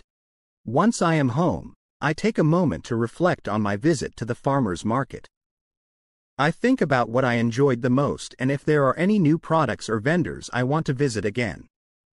I might also plan future visits to explore new markets or try different items. Visiting a farmer's market is a fun and rewarding experience. By preparing, exploring, sampling, and supporting local vendors, I make the most of my visit. I hope you enjoyed learning about how I visit a farmer's market. Going to a fair. Hello. My name is Emily. I want to tell you how I go to a fair. Going to a fair is a fun and exciting experience with lots of activities, food, and entertainment. Here is what I do to enjoy my visit to the fair. Finding out about the fair. First, I find out when and where the fair is taking place. I check local event listings, community boards, or online announcements. I note the date, time, and location of the fair. I also look for any special instructions, like ticket prices or parking information. Preparing for the fair. Next, I prepare for the fair. I check the weather forecast to decide what to wear. If it's sunny, I wear light, comfortable clothes and bring a hat and sunscreen. If it's rainy or cold, I wear a warm jacket and bring an umbrella. I also make sure to wear comfortable shoes since I will be walking a lot. Bringing essentials. I gather a few essentials to bring with me. I take a small bag or backpack to carry my phone, wallet, and keys. I also bring some cash for tickets, food, or games. If the fair is large, I might bring a map or event schedule to help me navigate. Arriving at the fair. On the day of the fair, I arrive a bit early to avoid long lines and to get a good parking spot. I follow any signs or directions to reach the entrance. I might need to buy tickets or show a ticket if I purchased it in advance. Once inside, I take a moment to look around and get my bearings. Exploring the fair. Once I'm at the fair, I start exploring the different areas. I visit the rides and attractions, such as the Ferris wheel, roller coasters, or carousels. I also check out the food stalls and try different snacks, like cotton candy or popcorn. I look for games and booths where I can win prizes. Participating in activities. At the fair, there are often many activities to enjoy. I might participate in contests, watch live performances, or visit petting zoos. I take part in any activities that interest me and enjoy the entertainment provided. Interacting with vendors. I also visit the various vendors and booths at the fair. I might buy souvenirs, crafts, or other items from local artisans. I enjoy talking to the vendors and learning about their products. I make sure to be polite and thank them for their help. Staying safe and hydrated. While at the fair, I make sure to stay safe and hydrated. I drink plenty of water, especially if the weather is hot. I also follow any safety guidelines for rides and attractions. I keep an eye on my belongings and be aware of my surroundings. Leaving the fair. When it's time to leave, I check my belongings to make sure I didn't forget anything. I also make sure to dispose of any trash and leave the fairgrounds clean. If the fair is crowded, I wait for a safe time to leave and follow the crowd to avoid any accidents. Reflecting on the visit. After I get home, I take a moment to reflect on my visit to the fair. I think about what I enjoyed the most and if there are any activities or attractions I would like to visit again next time. I might also share my experience with friends or family.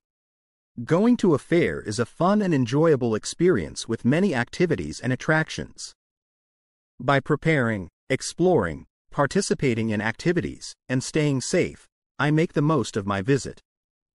I hope you enjoyed learning about how I go to a fair. Attending a festival. Hello. My name is Lucy. I want to tell you how I attend a festival. Attending a festival is an exciting and enjoyable experience, full of music, food, and fun activities. Here is what I do to make the most of my time at a festival. Finding out about the festival. First, I find out about the festival I want to attend. I check local event listings, community boards, or online announcements to get details about the festival. I make a note of the date, time, and location. I also look for any ticket information, parking details, or special instructions. Preparing for the festival. Next, I prepare for the festival. I check the weather forecast to decide what to wear. If it's sunny, I wear light, comfortable clothes and bring sunscreen and a hat. If it's rainy or cold, I wear a warm jacket and bring an umbrella or raincoat. I also make sure to wear comfortable shoes since I will be walking and standing a lot. Bringing essentials. I gather a few essentials to bring with me. I take a small bag or backpack to carry my phone, wallet, and keys.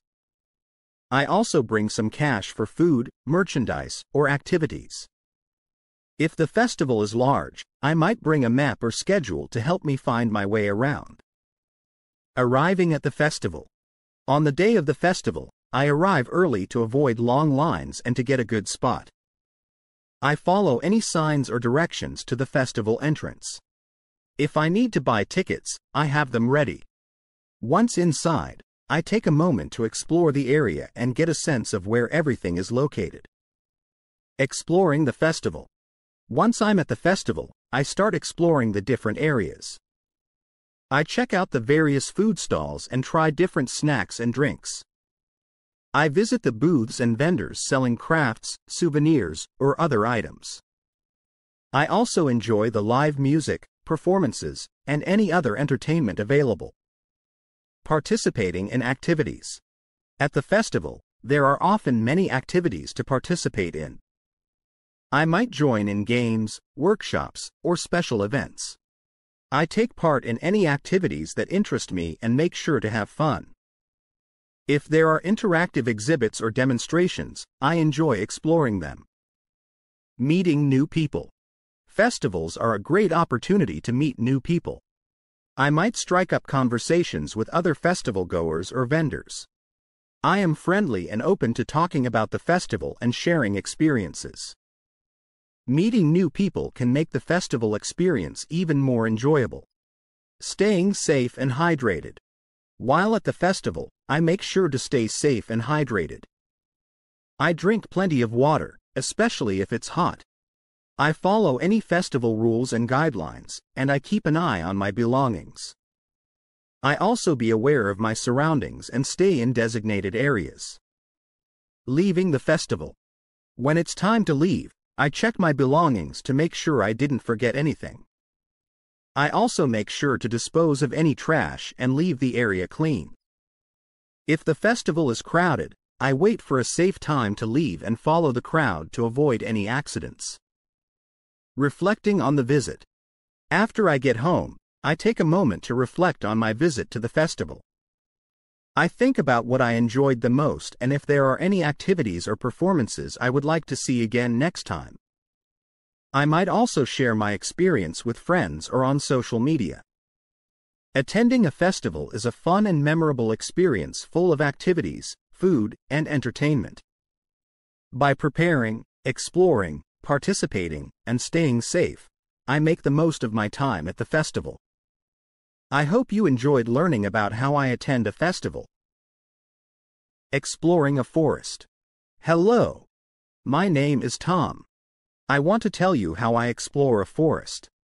Exploring a forest is a wonderful way to connect with nature and enjoy the great outdoors. Here is what I do to make the most of my forest adventure. Preparing for the forest. First, I prepare for my visit to the forest. I check the weather forecast to decide what to wear. If it's sunny, I wear light, breathable clothes and bring sunscreen and a hat. If it's rainy or cold, I wear a waterproof jacket and warm layers.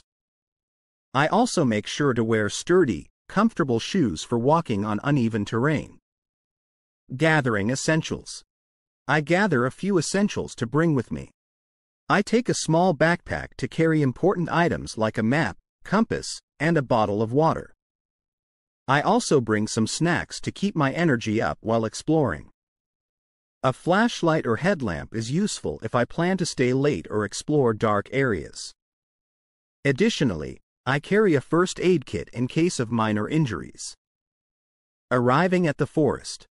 On the day of my forest adventure, I arrive at the forest entrance and park in the designated area.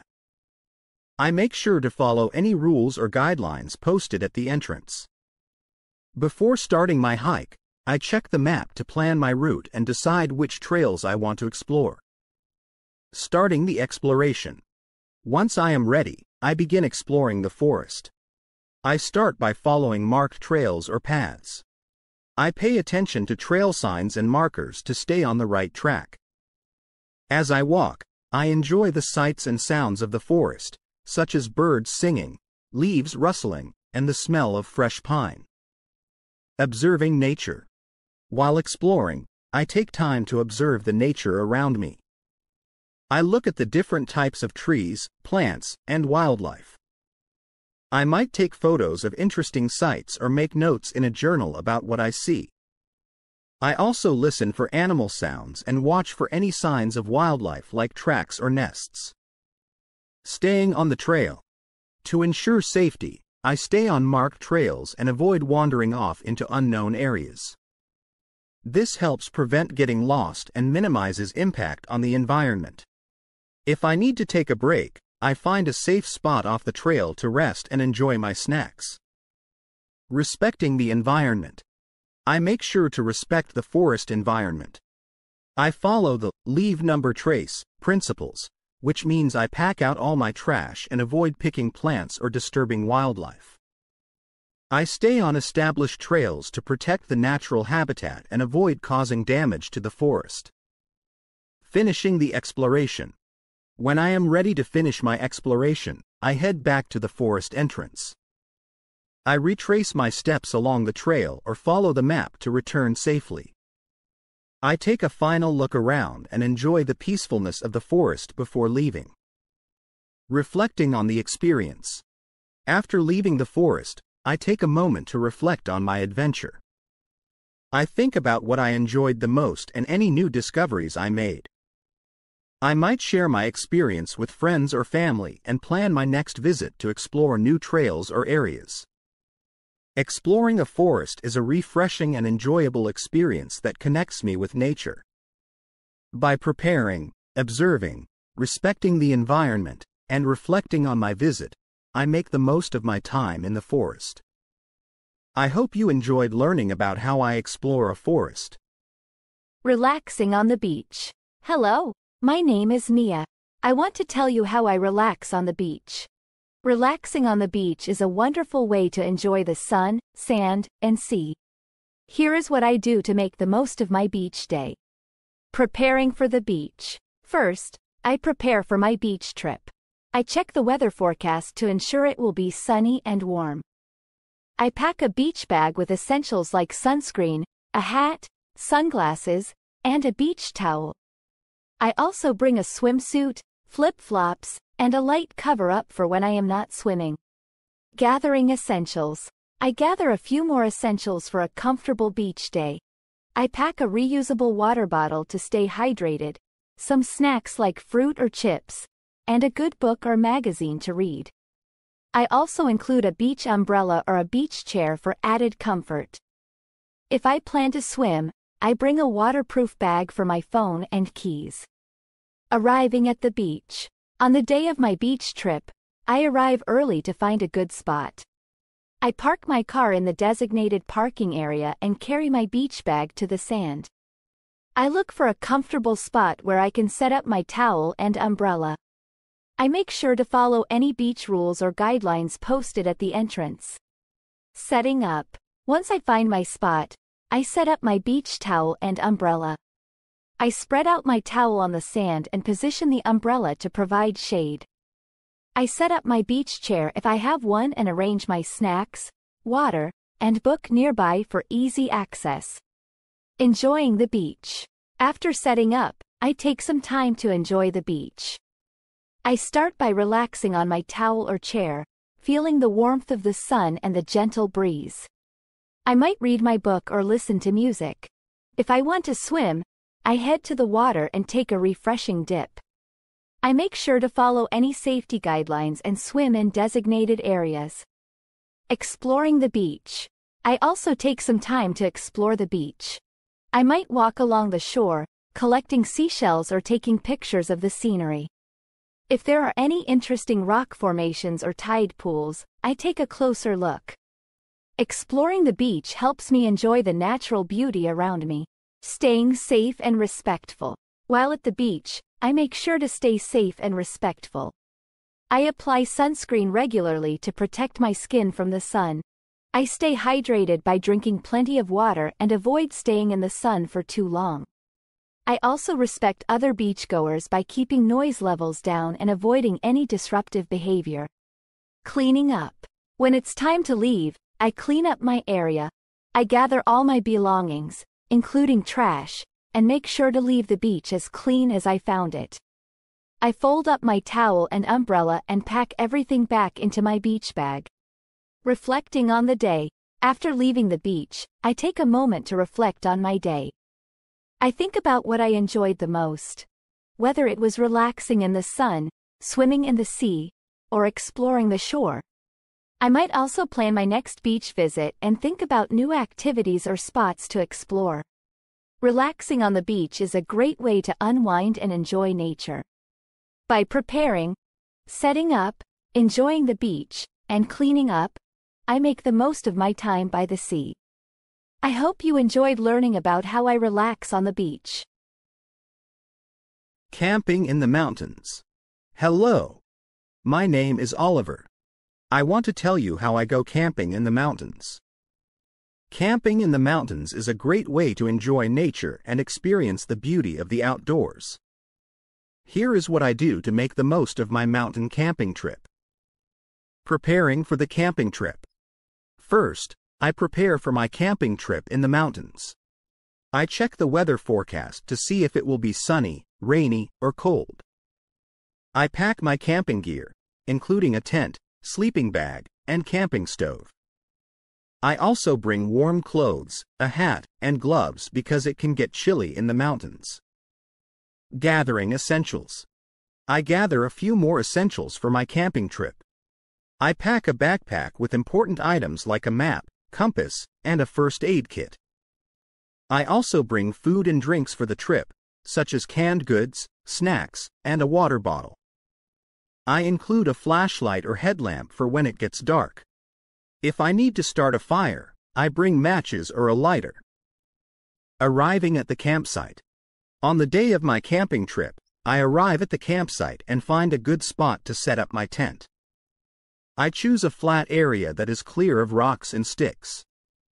I follow any campsite rules or guidelines, such as setting up my tent away from water sources and respecting fire restrictions. Setting up the tent. Once I find my spot, I start setting up my tent. I lay out the tent on the ground and secure it with stakes. I make sure the tent is set up properly so it will stay dry and safe.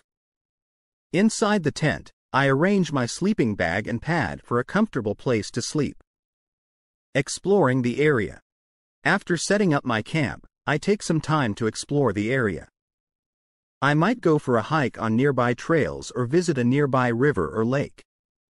I enjoy the fresh mountain air and take in the beautiful views. I also look for interesting plants, animals, or rock formations. Cooking and eating. When it's time to eat, I prepare my meals using my camping stove. I cook simple meals like pasta, soup, or rice. I enjoy eating my food while sitting by the campfire if it is allowed. I make sure to clean up my cooking area and store food properly to keep animals away.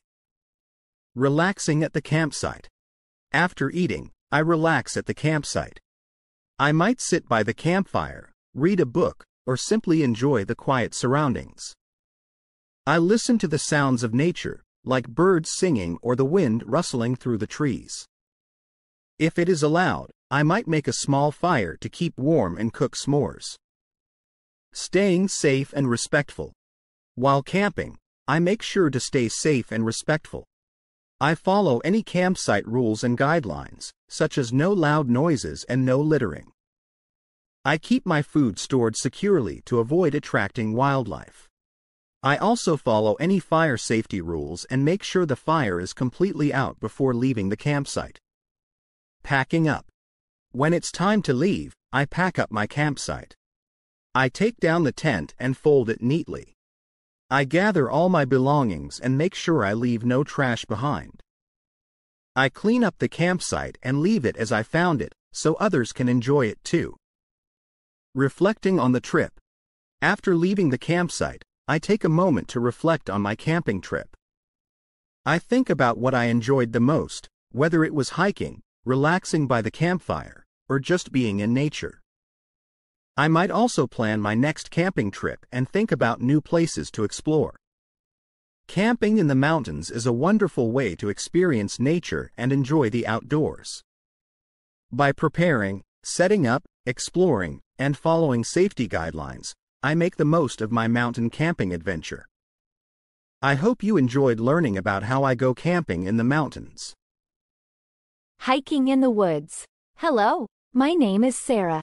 I want to tell you how I go hiking in the woods. Hiking in the woods is a great way to enjoy nature, get some exercise, and explore beautiful landscapes. Here is what I do to make the most of my hiking trip. Preparing for the hike. First, I prepare for my hike in the woods. I check the weather forecast to see if it will be sunny, rainy, or cold. I choose a hiking trail that suits my fitness level and interests. I also gather my hiking gear, including a comfortable backpack, sturdy shoes, and weather-appropriate clothing. Gathering essentials. I gather a few essentials to bring with me. I pack a water bottle to stay hydrated and some snacks like granola bars or fruit for energy. I also include a map or GPS device to help me navigate the trail. A first aid kit is important for safety, and a flashlight or headlamp can be useful if I might be out after dark. Arriving at the trailhead. On the day of my hike, I arrive at the trailhead and find a parking spot. I make sure to follow any parking rules or guidelines. I take a moment to read any posted signs about the trail and check the map to plan my route. I also make sure to inform someone about my hiking plans and expected return time for safety. Starting the hike. Once I am ready, I start hiking on the trail. I follow the marked path and pay attention to trail signs and markers to stay on the right track. I take my time and enjoy the sights and sounds of the woods, such as birds singing and leaves rustling. I maintain a steady pace that I am comfortable with. Observing nature. As I hike, I take time to observe the nature around me. I look at the different types of trees, plants, and flowers. I might take photos or make notes about interesting things I see. I also listen for wildlife sounds and watch for animals like deer or squirrels. Taking breaks. During the hike, I take short breaks to rest and catch my breath. I find a safe spot to sit and enjoy a snack or drink some water. I use these breaks to stretch and relax before continuing on the trail. Taking breaks helps me stay energized and enjoy the hike more. Staying safe and respectful. While hiking, I make sure to stay safe and respectful. I stay on marked trails to avoid getting lost and to protect the environment. I carry out any trash I bring with me and avoid picking plants or disturbing wildlife. I also follow any trail rules or guidelines to ensure a safe and enjoyable hike for everyone. Returning from the hike. When it's time to finish my hike, I head back to the trailhead. I retrace my steps or follow the map to return safely. I make sure to check for any lost items and gather my belongings. If I encounter other hikers, I am friendly and share any helpful information about the trail. Reflecting on the hike. After finishing the hike and returning home, I take a moment to reflect on my experience. I think about what I enjoyed the most, whether it was the beautiful scenery, the physical challenge, or the sense of accomplishment. I might also plan future hikes and explore new trails. Hiking in the woods is a refreshing and enjoyable way to connect with nature and get some exercise. By preparing, observing nature, staying safe, and reflecting on the experience, I make the most of my hiking adventure. I hope you enjoyed learning about how I go hiking in the woods. Picnicking in the park. Hello, my name is Emma. I want to tell you how I enjoy a picnic in the park. Picnicking in the park is a fun way to relax, enjoy good food, and spend time outdoors. Here is what I do to make the most of my picnic. Preparing for the picnic. First, I prepare for my picnic in the park. I choose a day when the weather will be nice, ideally sunny and warm. I decide what food to bring and make a picnic menu. I also gather my picnic gear, including a picnic blanket, a cooler or basket, and some utensils. Gathering essentials. I gather a few essentials for my picnic. I pack the food and drinks in a cooler or picnic basket. I bring items like sandwiches, fruit, chips, and drinks. I also pack napkins, plates, and cups. For extra comfort, I include a portable speaker for music, a book, or a frisbee for fun activities. Arriving at the park. On the day of my picnic, I arrive at the park and find a nice spot to set up.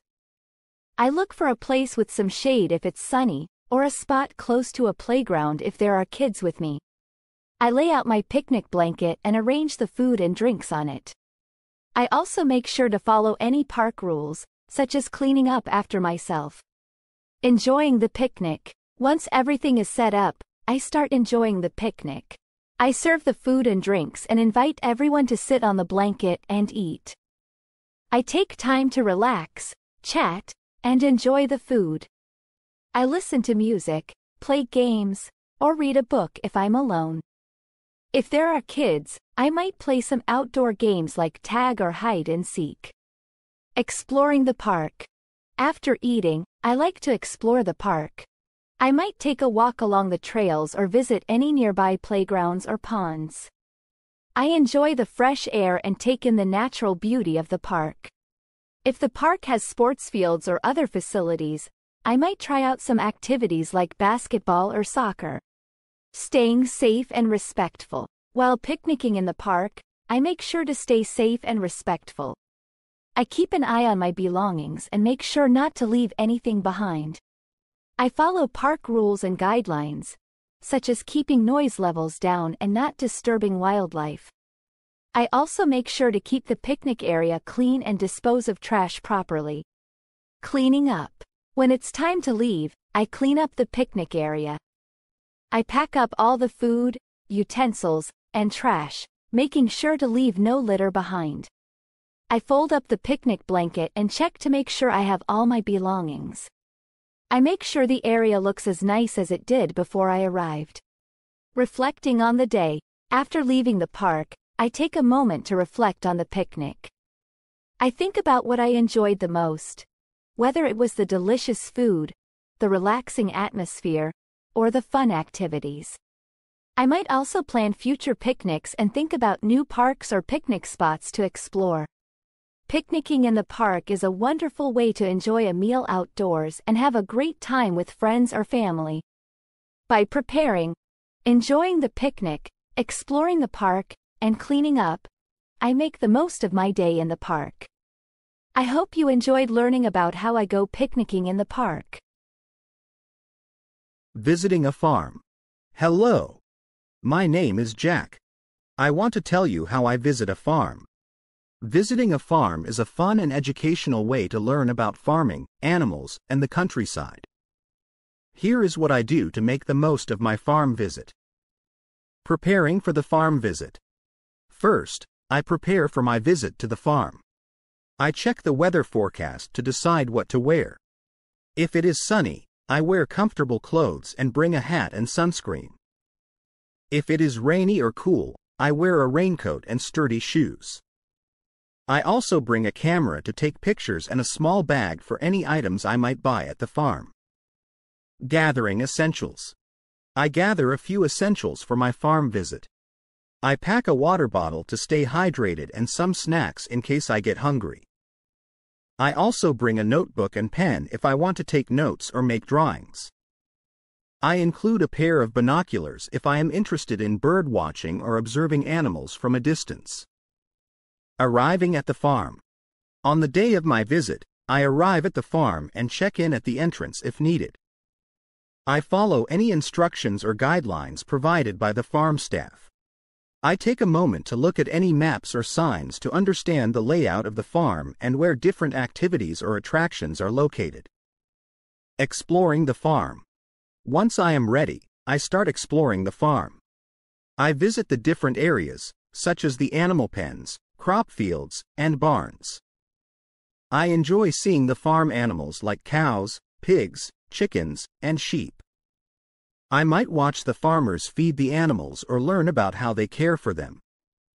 If there are guided tours available, I join one to learn more about farming practices. Participating in activities.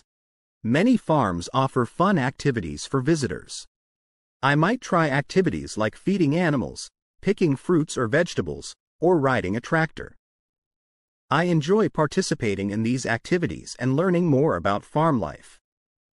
If the farm has a petting zoo or play area for kids, I visit these areas to have some extra fun. Learning about farming. While exploring the farm, I take the opportunity to learn about farming. I ask questions to the farmers or staff about how they grow crops, raise animals, and manage the farm. I learn about different farming techniques and how the farm operates throughout the seasons. Enjoying farm fresh products. After exploring the farm, I visit any farm shops or markets to buy fresh produce or homemade products. I might buy fruits, vegetables, cheese, or baked goods. I enjoy tasting and bringing home some of the farm's fresh products as a souvenir. Respecting the farm environment. While at the farm, I make sure to respect the environment. I follow any rules about interacting with animals and stay on designated paths to avoid damaging crops. I make sure to clean up after myself and dispose of any trash properly. I am polite and respectful to the farm staff and other visitors. Leaving the farm. When it is time to leave, I make sure I have all my belongings and any purchases I made. I thank the farm staff for their hospitality and make sure I leave the farm in good condition. I also take a final look around and enjoy the peaceful countryside before heading home. Reflecting on the visit. After leaving the farm, I take a moment to reflect on my visit. I think about what I enjoyed the most, whether it was seeing the animals, learning about farming, or tasting fresh produce. I might also share my experience with friends or family and plan future visits to other farms. Visiting a farm is a great way to learn about agriculture and enjoy the countryside. By preparing, exploring, participating in activities, and respecting the environment, I make the most of my farm visit. I hope you enjoyed learning about how I visit a farm. Swimming in a lake. Hello, my name is Lily. I want to tell you how I enjoy swimming in a lake.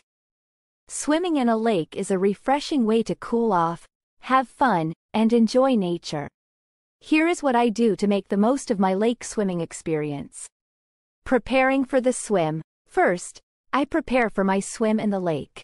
I check the weather forecast to make sure it will be warm and sunny.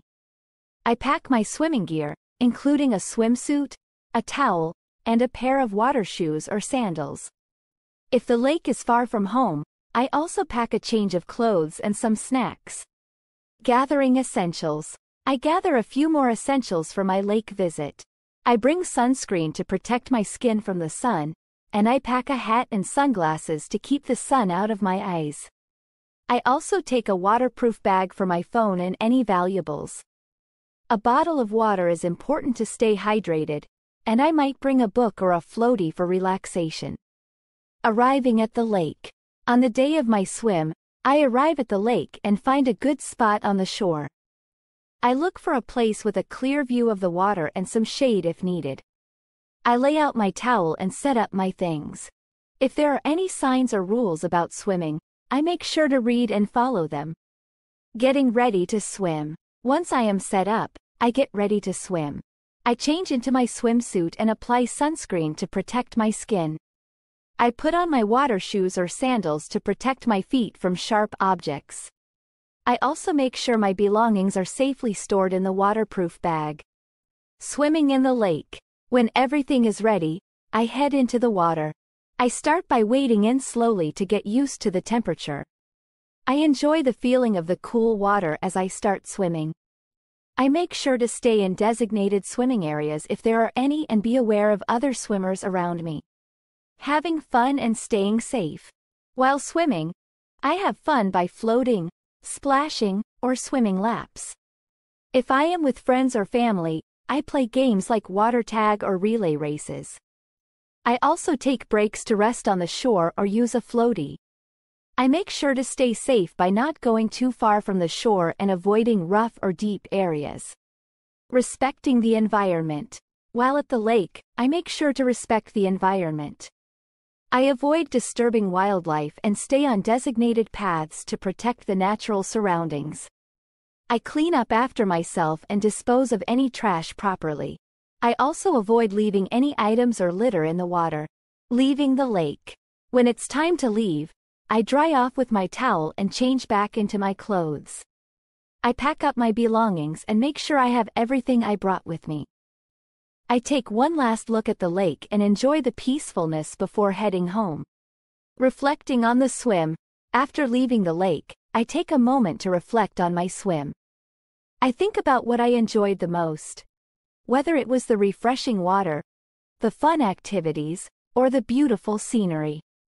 I might also share my experience with friends or family and plan my next visit to the lake. Swimming in a lake is a great way to relax, have fun, and enjoy the natural beauty around you. By preparing, staying safe, and respecting the environment, I make the most of my lake swimming experience. I hope you enjoyed learning about how I swim in a lake. Paddling in a canoe. Hello.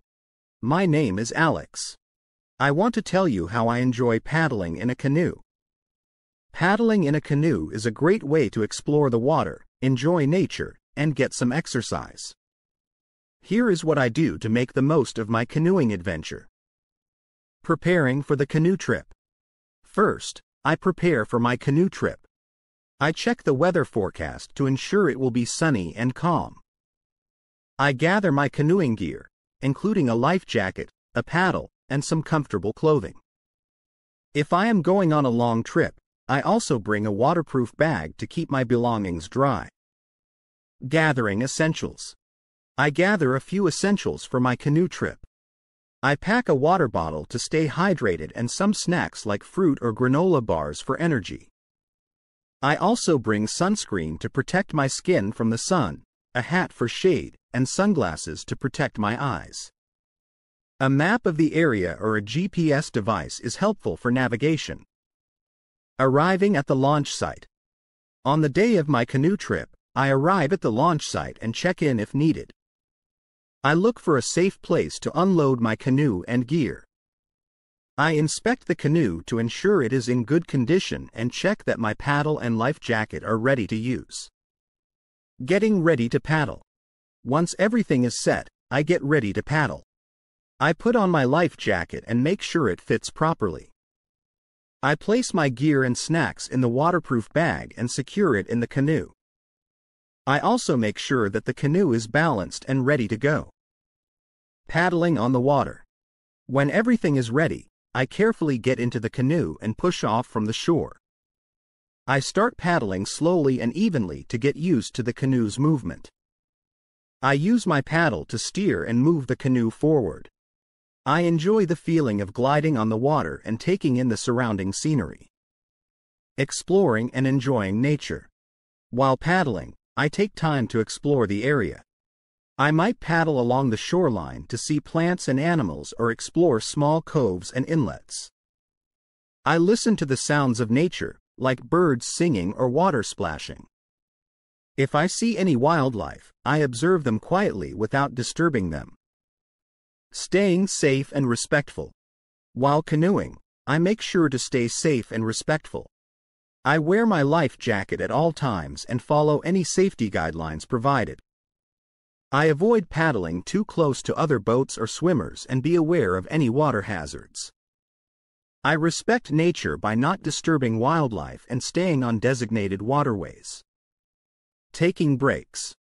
During my canoe trip, I take breaks to rest and enjoy the surroundings. I find a safe spot to pull over and have a snack or drink some water. I stretch my legs and take a moment to relax before continuing my paddle. Taking breaks helps me stay comfortable and refreshed. Returning from the trip. When it's time to finish my canoe trip, I paddle back to the launch site. I carefully approach the shore and guide the canoe to a safe spot. I unload my gear and inspect the canoe to make sure it is in good condition. I also take time to clean up any trash and leave the area as I found it. Reflecting on the trip. After leaving the launch site, I take a moment to reflect on my canoe trip. I think about what I enjoyed the most, whether it was the peaceful water, the beautiful scenery, or the fun of paddling. I might also share my experience with friends or family and plan future canoeing adventures. Paddling in a canoe is a wonderful way to explore the water and enjoy nature. By preparing, staying safe, and respecting the environment, I make the most of my canoeing adventure. I hope you enjoyed learning about how I go paddling in a canoe. Climbing a tree. Hello, my name is Mia. I want to tell you how I enjoy climbing a tree. Climbing a tree is a fun and adventurous activity that lets you experience nature from a different perspective. Here is what I do to make the most of my tree climbing adventure. Preparing for the climb. First, I prepare for my tree climbing adventure. I choose a day when the weather is good, sunny and dry. I wear comfortable clothes and sturdy shoes that provide good grip. I avoid wearing anything too loose that might get caught in the branches. If I have long hair, I tie it back in a ponytail. Gathering essentials. I gather a few essentials for my climb. I bring a small backpack with water to stay hydrated and a few snacks for energy. I also pack a pair of gloves to protect my hands from rough branches. If I am climbing with friends, I bring a camera to take pictures of our adventure. Choosing the right tree. When I arrive at the park or forest, I look for a tree that is safe and suitable for climbing. I choose a tree with strong, low branches that are easy to reach. I avoid trees with weak or dead branches and those that are too tall or have sharp objects around the base. I make sure the tree is not near any power lines or other hazards. Inspecting the tree. Before climbing, I inspect the tree carefully. I check the branches to ensure they are strong and healthy. I look for any signs of damage, like cracks or rot. I also make sure the ground around the tree is clear of obstacles that could cause injury if I fall. Starting the climb. Once I am ready, I start climbing the tree. I choose a strong, low branch to use as my starting point. I grip the branch firmly and use my legs to push up. I climb slowly and carefully, making sure to test each branch before putting my full weight on it. I keep 3 points of contact with the tree at all times, either 2 hands and 1 foot or 2 feet and 1 hand. Climbing safely. As I climb higher, I stay aware of my surroundings. I avoid reaching for branches that look weak or unstable. I also make sure not to climb too high, especially if I am not experienced or if the tree is very tall. I listen for any signs that the tree or branches might be unstable and stop climbing if I feel unsure. Enjoying the view. Once I reach a comfortable and safe height, I take a moment to enjoy the view. I look around and take in the scenery from above. I might take a few photos to remember the experience. I also make sure to stay calm and not make sudden movements that could affect my balance. Descending the tree. When it's time to come down, I climb down slowly and carefully. I make sure to move in a controlled manner and use the same branches I used to climb up. I avoid rushing or jumping down, as this could be dangerous. I keep my balance and focus on each step as I make my way back to the ground. Respecting nature. While climbing, I make sure to respect the tree and nature. I avoid breaking branches or damaging the tree in any way. I also ensure that I do not disturb wildlife or other plants around the tree. If I have any trash with me, I make sure to take it with me and leave the area clean. Reflecting on the adventure. After finishing my climb, I take a moment to reflect on the experience. I think about what I enjoyed the most. Whether it was the fun of climbing, the beautiful view, or the sense of accomplishment. I might share my adventure with friends or family and plan future climbing outings. Climbing a tree is an exciting way to connect with nature and enjoy a new perspective. By preparing, climbing safely, and respecting the environment, I make the most of my tree climbing adventure. I hope you enjoyed learning about how I climb a tree. Watching the sunset. Hello, my name is Oliver. I want to tell you how I enjoy watching the sunset. Watching the sunset is a peaceful and beautiful experience that allows me to connect with nature and relax. Here's what I do to make the most of my sunset watching time. Preparing for sunset. First, I prepare for watching the sunset. I check the time for sunset so I know when to be ready. I choose a good location where I can see the sunset clearly. This could be a park, a beach, or even my backyard. I wear comfortable clothes and bring a blanket or chair to sit on. Gathering essentials. I gather a few essentials for my sunset watching experience. I bring a camera or smartphone to take pictures of the sunset. I also pack a water bottle to stay hydrated and some snacks if I want a light treat. If the evening is cool, I bring a sweater or jacket to stay warm. Arriving at the location. On the day of watching the sunset, I arrive at my chosen location a little early. This allows me to find a good spot and set up my blanket or chair. I take a moment to look around and enjoy the surroundings before the sunset begins.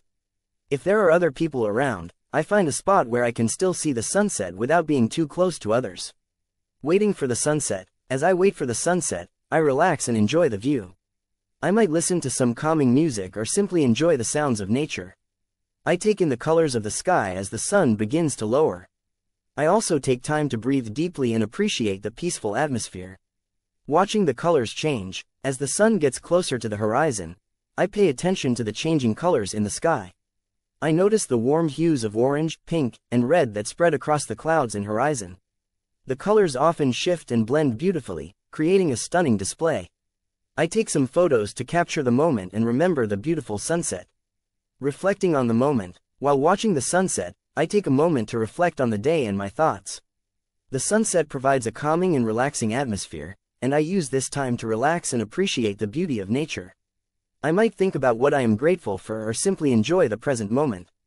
Enjoying the view. As the sun sets completely below the horizon, I continue to enjoy the view of the fading light. I watch as the sky gradually darkens and the stars begin to appear. The transition from day to night is a beautiful and peaceful experience. Leaving the location. When the sun has fully set, I start packing up my things. I make sure to leave the area clean and take all my belongings with me. I check that I haven't left any trash behind and thank the location for the wonderful experience. Reflecting on the experience. After leaving the location, I take a moment to reflect on the sunset watching experience. I think about what I enjoyed the most, whether it was the colors in the sky, the peaceful atmosphere, or the sense of calm. I might share my experience with friends or family and plan future sunset watching outings. Watching the sunset is a wonderful way to connect with nature and enjoy a moment of peace and beauty. By preparing, observing the colors, and reflecting on the experience, I make the most of my sunset watching time. I hope you enjoyed learning about how I watch the sunset.